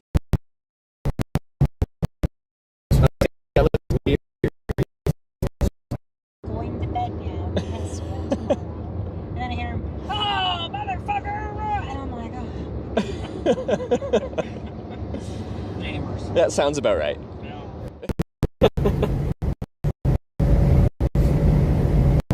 Yes, Texas, they do have a lot of money. Yeah, it's true. Wherever there's a lot of money, you always see weird shit, dude. Once people have money, they can express themselves, and some people are weird. I like weird though. So yeah, sometimes it's alright. Yeah.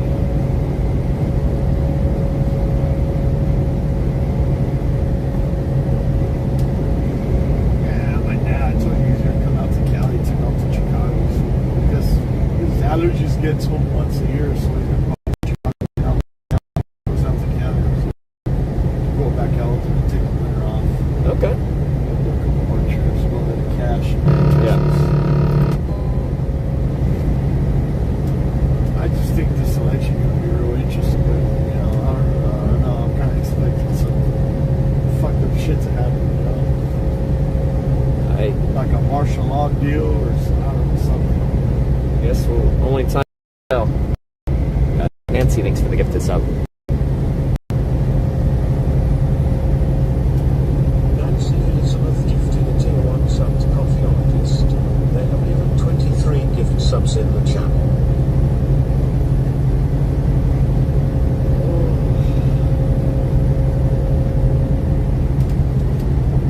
So even though we're down to 2 lanes, it doesn't seem as crowded. No, it doesn't. Like Louisiana. Yeah. There it just seems like all the madness and shit just stays in Houston.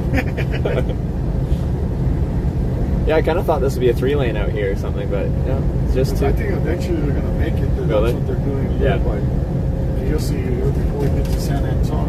You'll see this construction little by little. Eventually, they're gonna. It's only like 2.5 or 3 hours in between Phoenix and Houston. You know, I think a lot of people will go back and forth. Yeah. They both like oil town. Like I saw the oil refiners around Houston. Yeah, there's a lot of oil in Houston, but from West Texas, if you like, Petco's from Dallas, about 300 miles down from Dallas. Yeah, West Texas, there's a lot of oil right there on the Yeah. right there, Petco's and fucking Monahans and all that. Yeah. They're fucking fracking a lot up there. Fucking oil fields up there. This automatic truck.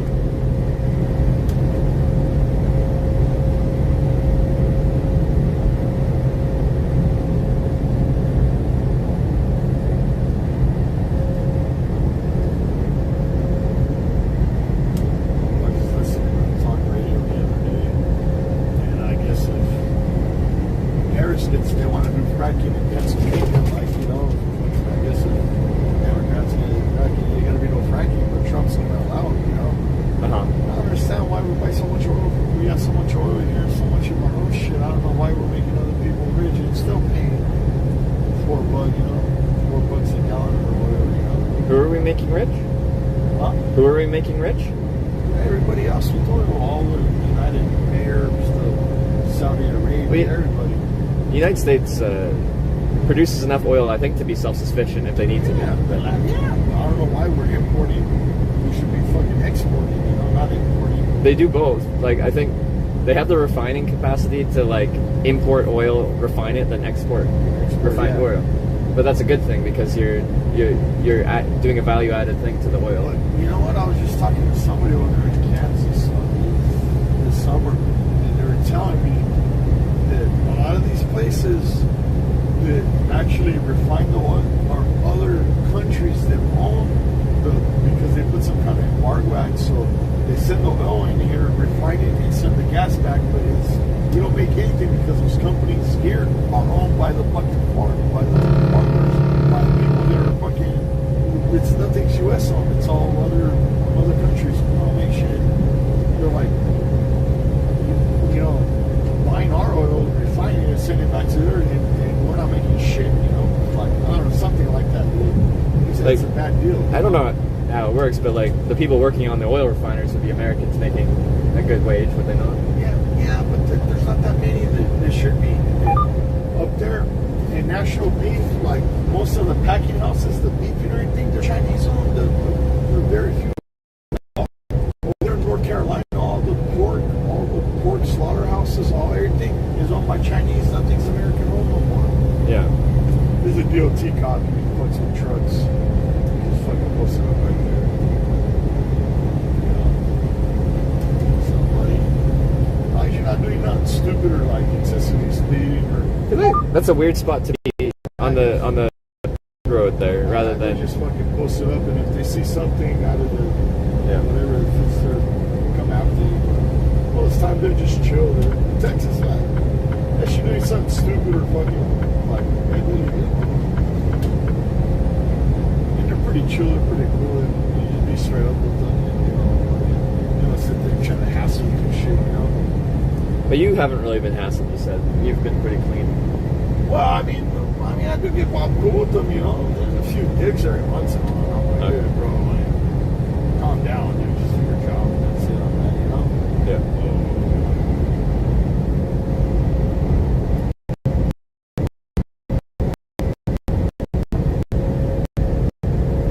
Oh, is this the buck? You were saying the biggest Buc-ee's is coming up.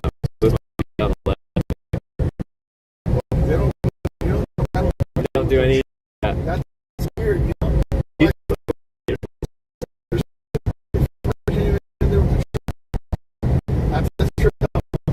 It's a lot of gas bays over there. Yeah. They don't want trucks in there, dude. There's nothing for a truck in there. They're all big like that. It's like the truck stop for the cars. They're all those gas pumps. They're all cars. That is pretty busy. If you want to get yeah, in there, that's crazy. With the truck, I checked it out. A lot of gas pumps. They don't want nothing to do with us. Guess the owner must have had a bad experience with trucks or something. That's the only thing I can think, you know. They let a little bit bigger and let trucks in there. Yeah. Probably be a good hitchhiking junction. It's got the biggest Buc-ee's in America, I think. Big like that, bro. Well, so the people on the chat are saying that's the biggest one.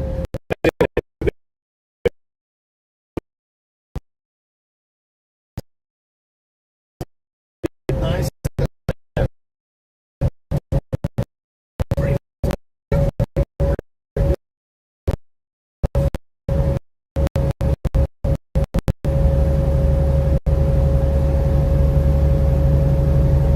I stopped there once or twice when I was having to be passing through a car. Not too bad. I think I've been to one once. I don't remember where, but that was probably back in 2018 or something. Yeah, have I been there since? No, I might have been one recently. It was nice, but it wasn't like, oh wow, like, you know. Yeah, no, that's my memory of it. It's like, yeah. Oh, you gotta stop.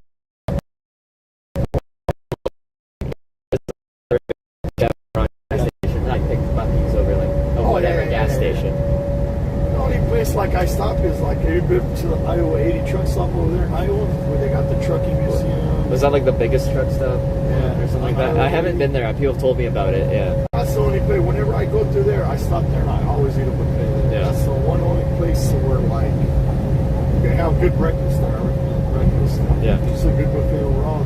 That's about the only place where I go out of my way to go. You know? Yeah. It's good. You know? It's a shame because back in the day, all the truck stops, you know, Pilot Flying J used to have a buffet way back in the day.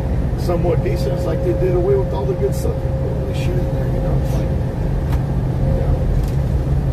And Iowa 80 is about, and it's about the only truck stop you can find a good, decent buffet, like, and good food. Is it? Yeah. Yeah, and some of these, like, smaller truck stops got around, but, you know.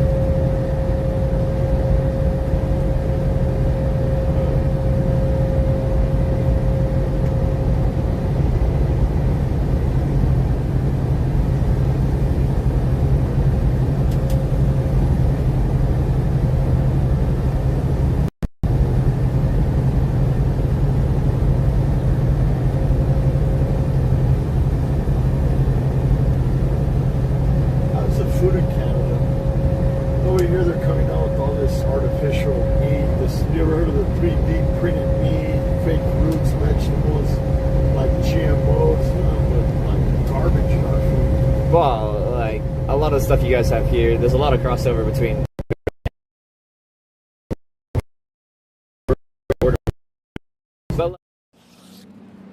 Yeah. We made it to Rotterdam.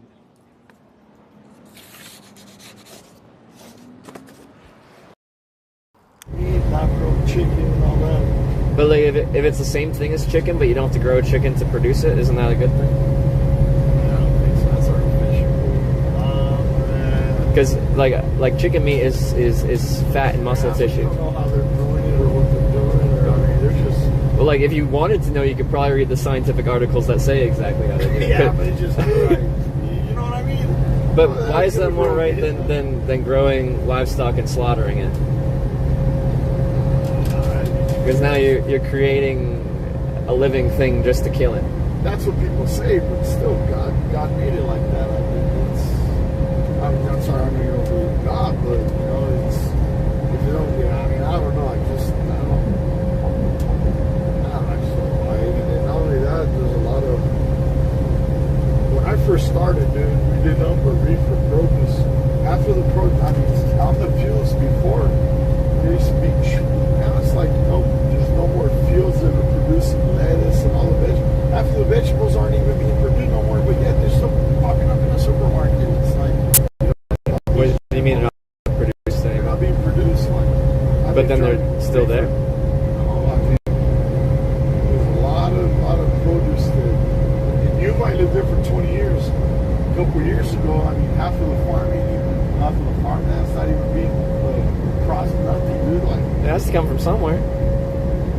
Where's it coming from? It's not coming from the usual places. Like, there's really no loads out of Yuma. I mean, business went away. Like 50% of the trucks, the truckloads went away from a lot of the produce places.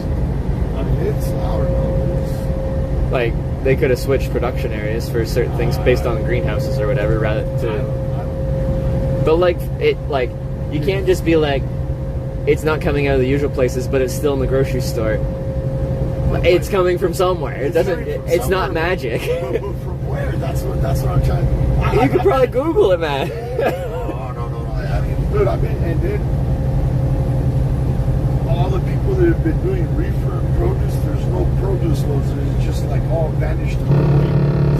But if there's 60%, produce in the grocery stores, it has to get exactly where they, you know, it's just a lot of stuff that I've seen that it just like trips me out a little bit. You ask yourself like, what's going on? You know, it's I'm telling you, man, it's.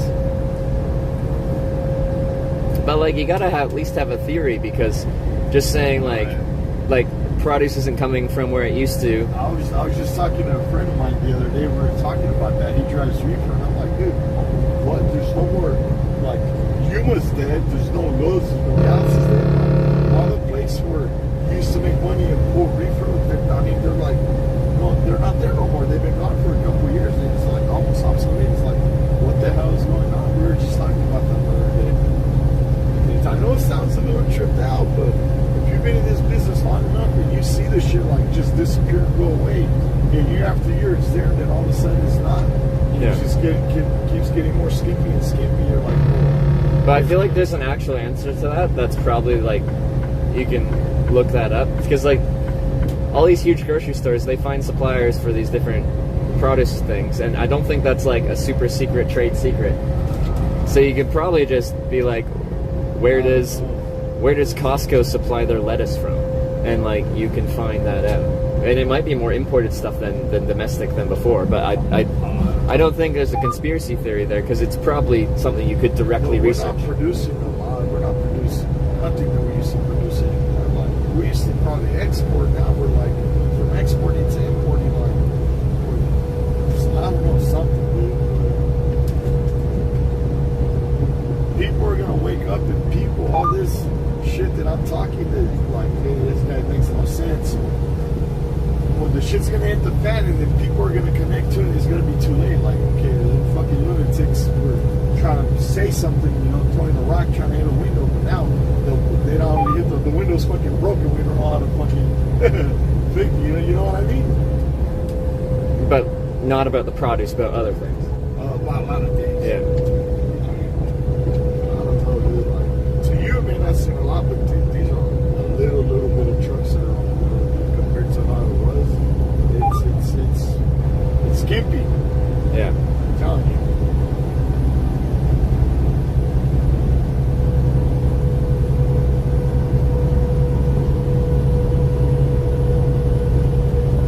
What is this station? CMV station. For a weight station, they're open. They put the lights on the trucks out and going. Oh, it's just a normal way station? Yeah, it just looked different. Yeah, they just look different. They put the lights on it. State cops hang out there.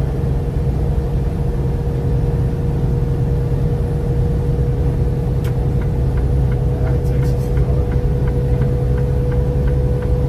They got money, but the state supposedly got a lot of money, but some of the shit you see is like, really? Fuckers more broke. The state said supposedly don't got have money, have nicer shit than these guys. Like rest areas and public, you know, like they're starting to build a couple nice ones. Yeah. Well, yeah, like Texas got a bunch of oil money, right? Yeah. But it's all about, I guess, what you do with that funds. Raggedy ass fucking roads, some raggedy ass. Bro, they don't. Over here, when it ices up, they don't even got salt trucks, bro. Like, are you kidding me, dude? Like, they don't, like on the 20 when it ices up so bad, they wait 3-4 days till it thaws out. Like, well, that's something I even hear about is how famously bad Texas is at dealing with cold weather. Yeah, and they don't got you're the fucking richest state in the fucking U.S. and you got all, and you don't have fucking salt trucks once or twice a year to clean the roads. Everybody's got to wait on the side of the road till it melts. You know what I mean? And apparently like you heard about that? Well, what I heard about was that the power grid can't handle going below freezing. Like whole cities went into brownout blackouts because some of the power generation centers couldn't handle. Shit when it freezes yeah. up. When it freezes up, everything gets shut down for 2-3 days until it melts. And that's quite bad because like people in Texas aren't used to cold weather, so if it's below freezing, and you lose your ability to heat your house. Once or twice a year, and it's like the same shit every year. Yeah. And they say, you know, I don't know. That's how this state makes you wonder sometimes.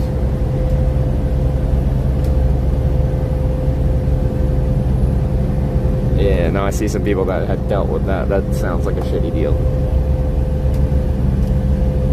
Yeah, that guy got done.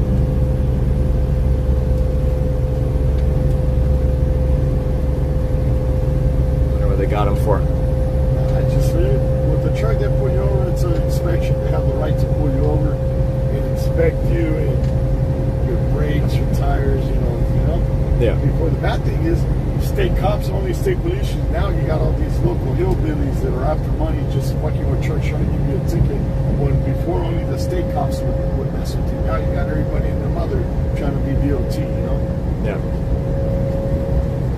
And these state troopers are cool. These state cops, it's like they're just out chasing money. So you get pulled over, they're looking for a ticket. Like, hey, great, dude. Like, get the hell out of here, you know. I haven't fucking with one, but if they try to fuck, hey, fuck you, call a state cop. You're a city cop, you know. Look at him with this shit. Because we're interstate, you know.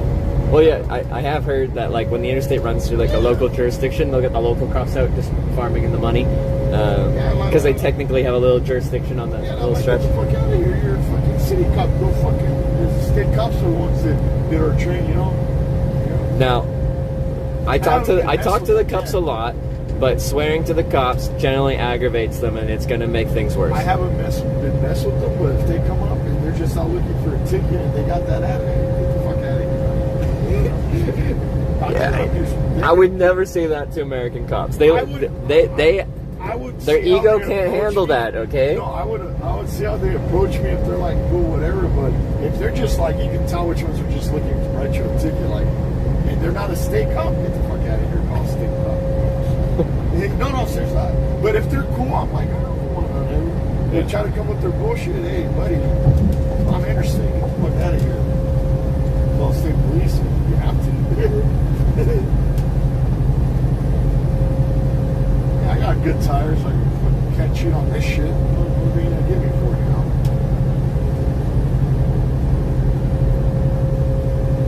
If you guys really want to do inspections, have this city PD fucking buy a piece of land out here, open up a fucking weight station. We'll go in real nice.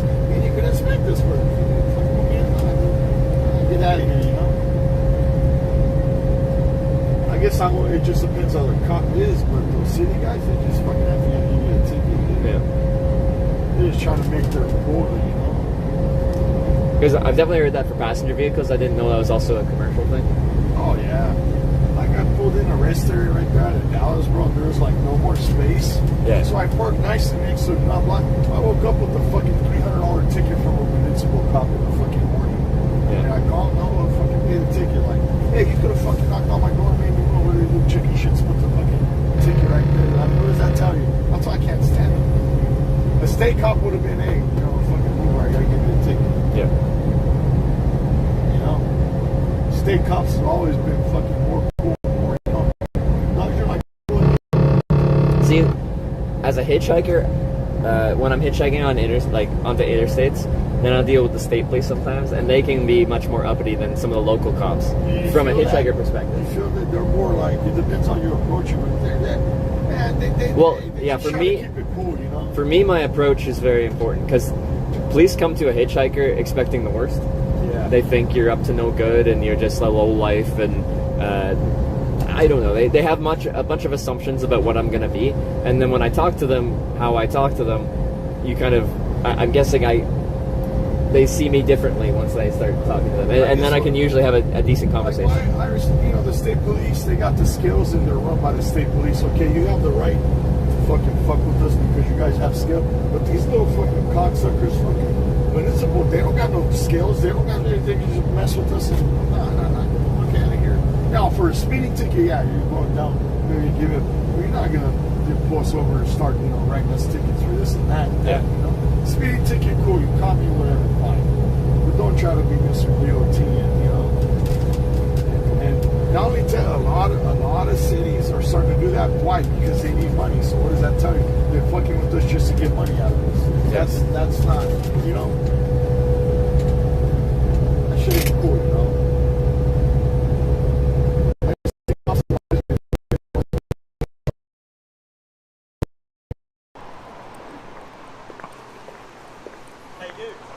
Oh.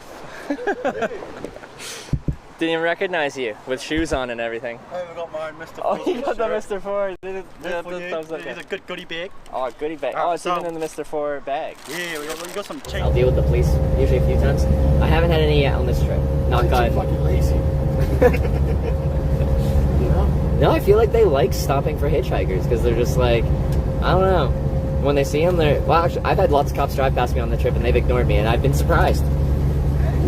I'm just waiting for it to happen. I'm like, all right, I'm ready. The guys that pass by, they're like, cool, whatever. You know, Yeah. like, Merry Christmas. You're not bothering nobody called, okay. Yeah. Those guys are cool. You know? Well, some of the issues, sometimes people, like, concerned citizens call because there's a hitchhiker, and apparently hitchhikers are scary, so they call the police on Every me. guy needs a ride, you know. Yeah. I just think it's funny that they call the police on me. It's just like, yeah. Yeah. So, like, on the last trip, I was in Minnesota, and a state trooper came by because someone called it in, and on his computer, it had the call up, like the cliff, like the written notes. Apparently, they described me as hot and distressed. They had a sign that said Corning, because I was hitchhiking to a town called Corning. Like, it had like a little notes of all the things the person said on the phone call. So that motherfucker must be really fucking bored not to stop and ask you, hey, you know, to go out of their way to see if you need, but they'll go out of their way to fucking make a report on your ass. Yeah, You know I thought it was so funny. But now we have like a meme about like hot and distressed, because we've turned the hot as in like, you know, feeling hot to being like, oh, this guy's sexy, but also distressed.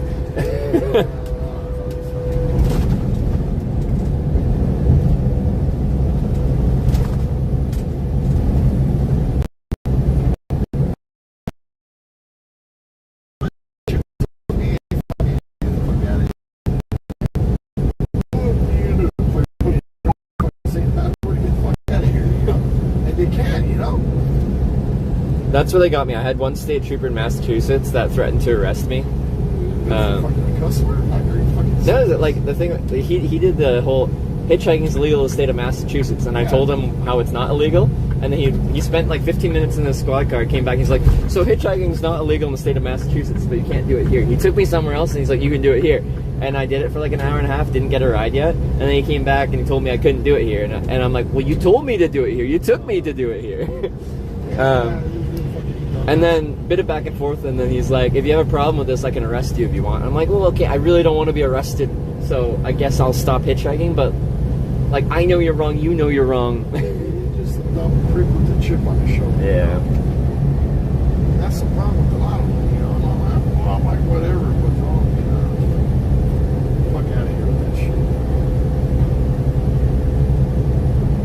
That time I'm fucking arrest me and pound my truck and fucking see what's wrong with the fucking company's gonna pay for it. Some lawyer's gonna pick up the case on her and fucking for a cuss word, you fucking see what happens.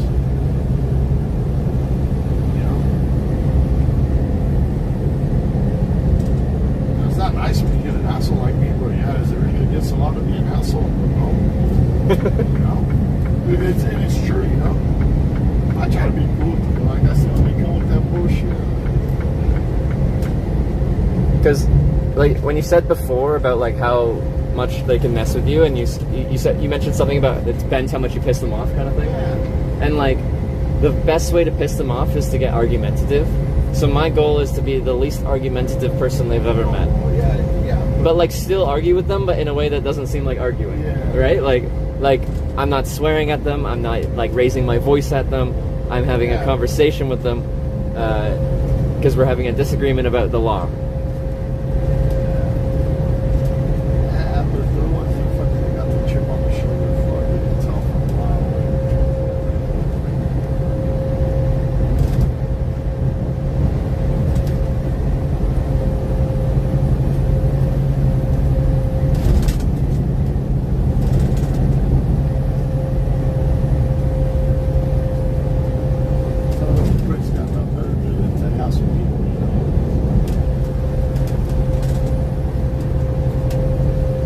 But like that's the thing in general with like positions in power is power gets in their head. Well, but a lot of people seek out a position because it gives them a level of power. Like those are probably the ones that got fucking pumped and bullied in fucking high school and junior high and got made fun of and picked on. I don't want to speculate, but that could be for some of them, I'm sure.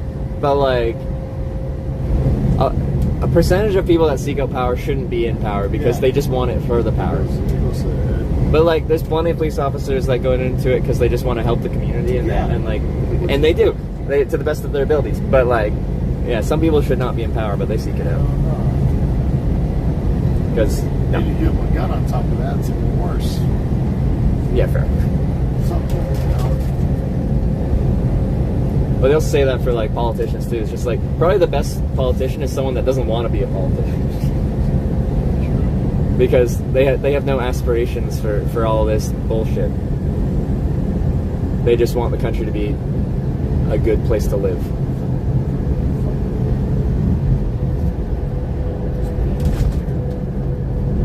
What you looking at?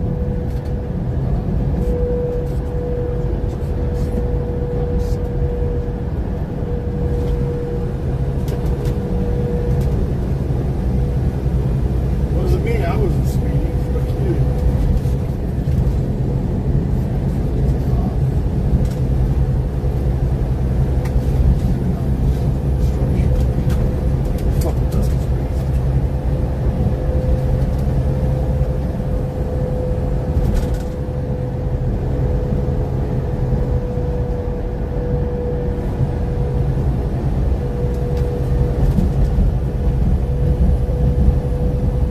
Timing would be ironic if we got pulled over. Is it ironic? I don't even know. What does irony even mean? Is that white one back in this corner? I don't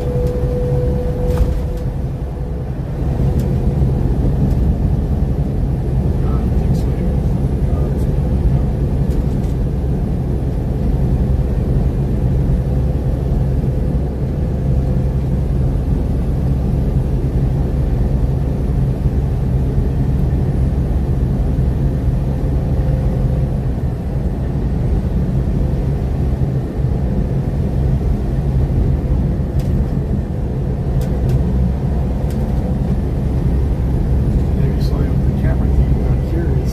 so. No, don't let me be the reason.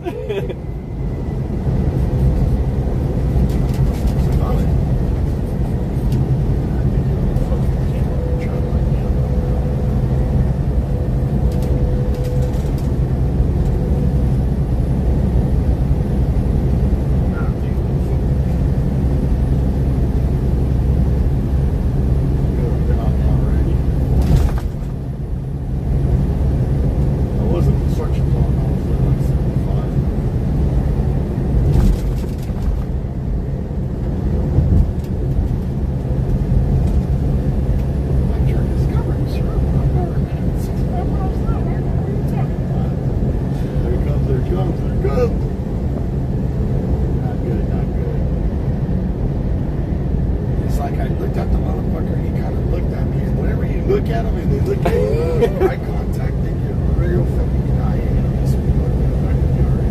they get real curious. Not somebody. Not me, sir. Oh, law-abiding citizen. Yeah, sometimes when they see two people, like, they get real curious too. What would two people make them curious about? Like usually it's just one person. Yeah. Nice.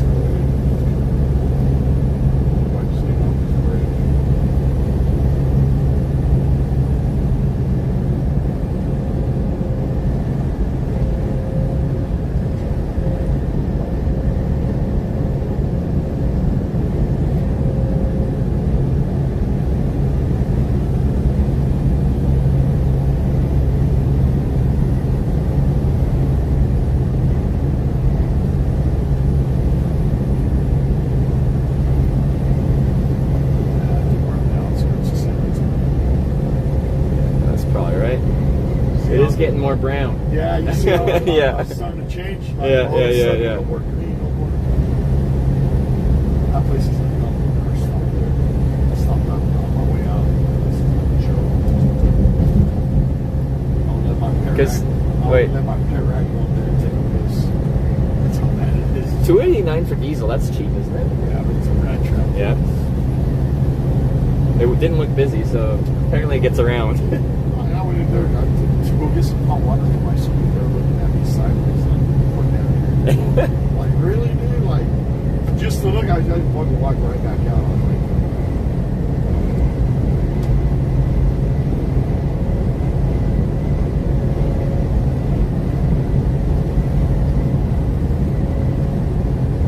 see how from here it's just gonna be like this. Probably also means like we're getting to that drier air. Right? Yeah.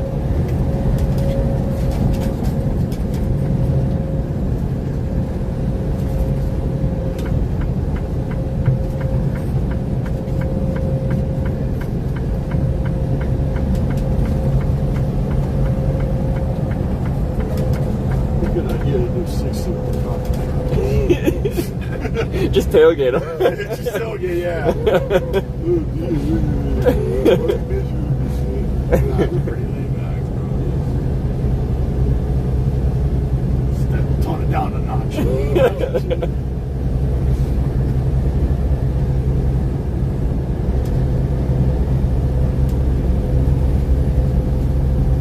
Yeah, but I heard Texas is expensive, bro, in the sense that property taxes are high. It's pretty expensive for houses are high, but you pay a lot of property tax every year. It's interesting because it's like one of those states that doesn't have state income tax, so you pay less income tax, but you make up for it in other yeah. So unless you got a lot of money, I don't think Texas is fucking expensive. A little too fucking. Unless I don't like the climate. I thought you liked the hot weather. Well, it's humid out here. You like the dry heat? Yeah, the dry heat, but then I like a big. Once you get past San Antonio, El Paso's like the next, but it's a small town. I don't like it. Yeah. Dallas is humid too, and that's like the other big city. Like I don't like it. And Amarillo is out there on the 40. I don't like that shit. I don't like it. Up in cow country out there. You been up the? I've been through Amarillo several times. That's where I told you about the steak challenge. Yeah. That's just a little too cowboy for me. Plus, there's a lot of tornadoes and shit up there. The weather and stuff. Not for me.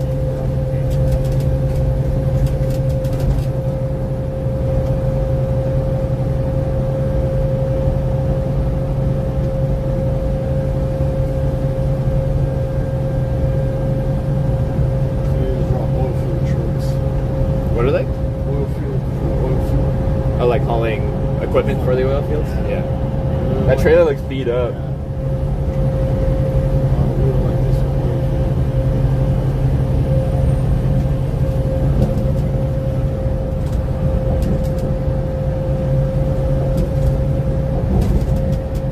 Like fucking monsters compared to their regular trucks.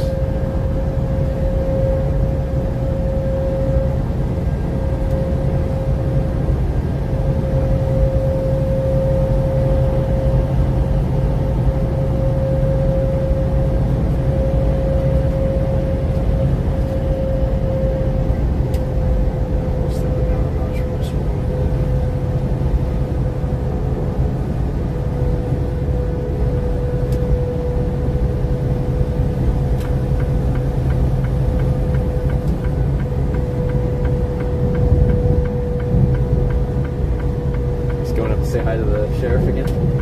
Yeah, this was like 60, like 75. It's a chick.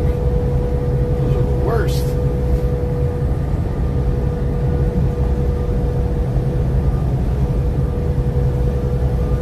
Any bidets on the road? In Japan, yeah. And they're rare elsewhere.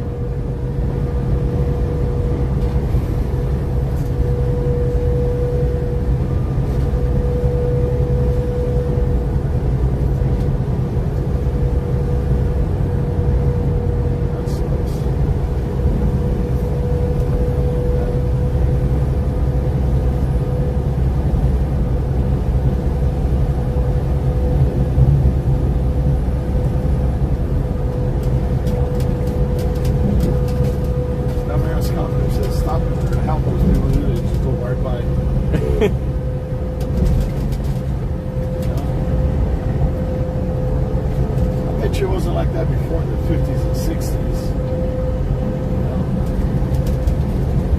Like, they stopped to see if you needed help, you know. Now they just fucking pass right by you, you know. There'd also probably be a problem in the 50s and 60s. Like, if a cop did some fucked up stuff, there'd be no way to tell they actually did that screwed up stuff. Yeah.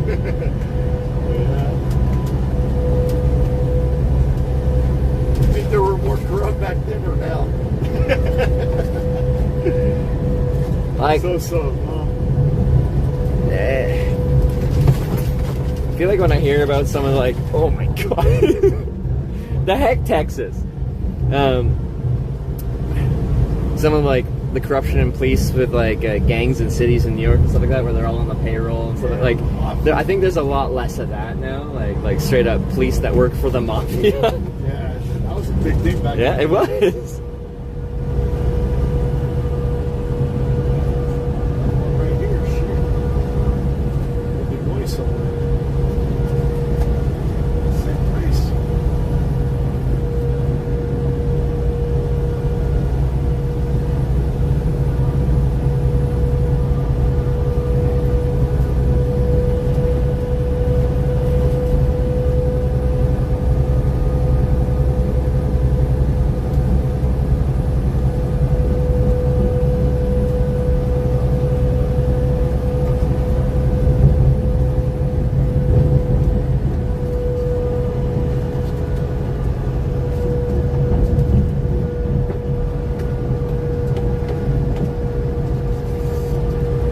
Stop at Iron Forge. Is that Knut's Gym? That's in Austin. We won't be going through Austin, Texas.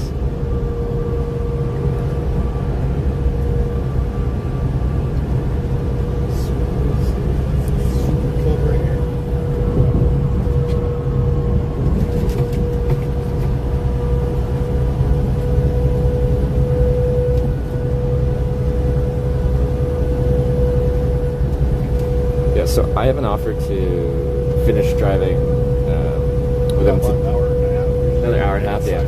San Antonio. Yeah. On the other side. So yeah, to drive to the east side of San Antonio. He's offered me to crash on the top bunk. On the computer there? Yeah. Awesome. He's offered to let me crash here and then drive me to El Paso tomorrow. Usually I don't take rides 2 days in a row, but I fell way behind schedule, so and I'm blaming a hurricane, so maybe I'll give myself a 2-day ride to get back up on schedule. We'll see.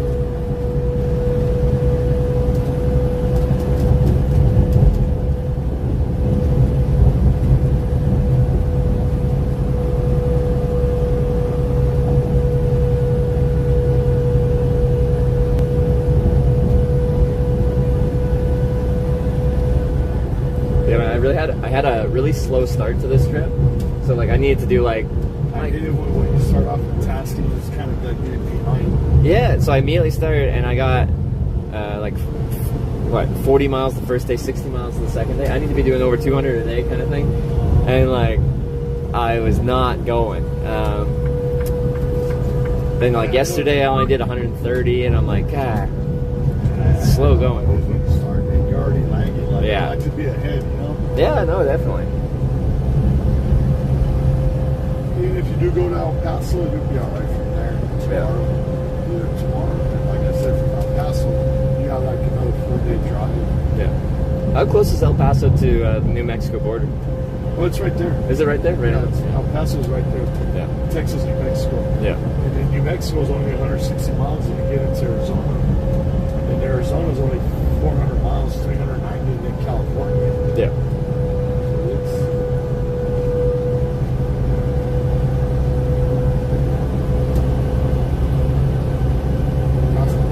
There we go. There's our favorite retailer.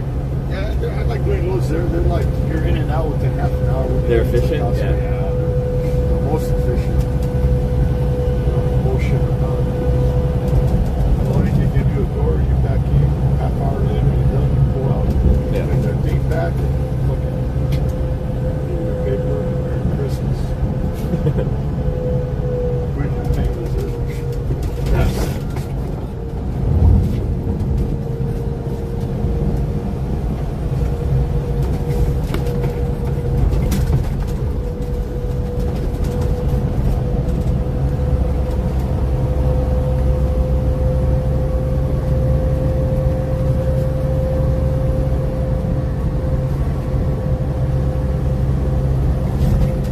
Slept in a truck cab before? Yeah, I've slept in a lot.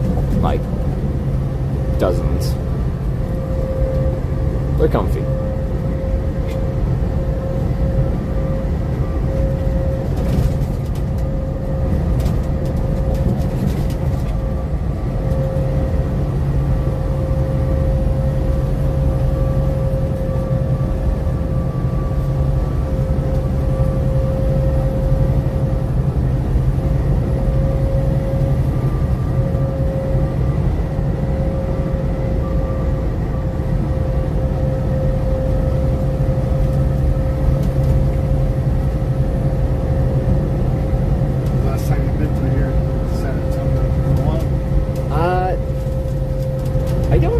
I've been through, like, because I've been through Texas several times, but I feel like I've ended up going through I-40 most of the time. Yeah. And I've always gotten through Texas pretty easily down that way. Things are so spread out, right? Like when you get a ride, they're going a long way. Texas up there on top is only 178 miles. Through Amarillo, like that one little section, yeah. Yeah, the one little section down here is a long part. Yeah, no, I think my other time coming down through Texas, I came like straight south into Texas through Dallas, through Houston, and then east along the Gulf Coast that way. Every other time, I think I've just done that little blip of 40 through Amarillo. Yeah, I know, yeah. So yeah, I guess I've never done the big Texas long haul, so this is my first time, like doing the 860 or whatever mile it is across. If you don't start from the gate, if you start from the gate, it takes you a whole day to get out. But if you don't start, it takes you do half, it takes you like 2 days, half one day, half the next. Yeah. Tell the driver there's a speed trap ahead. Someone said there's a speed trap up ahead. I don't know if they're telling the truth. Probably. Some lights over there, but on that side. How do you know that?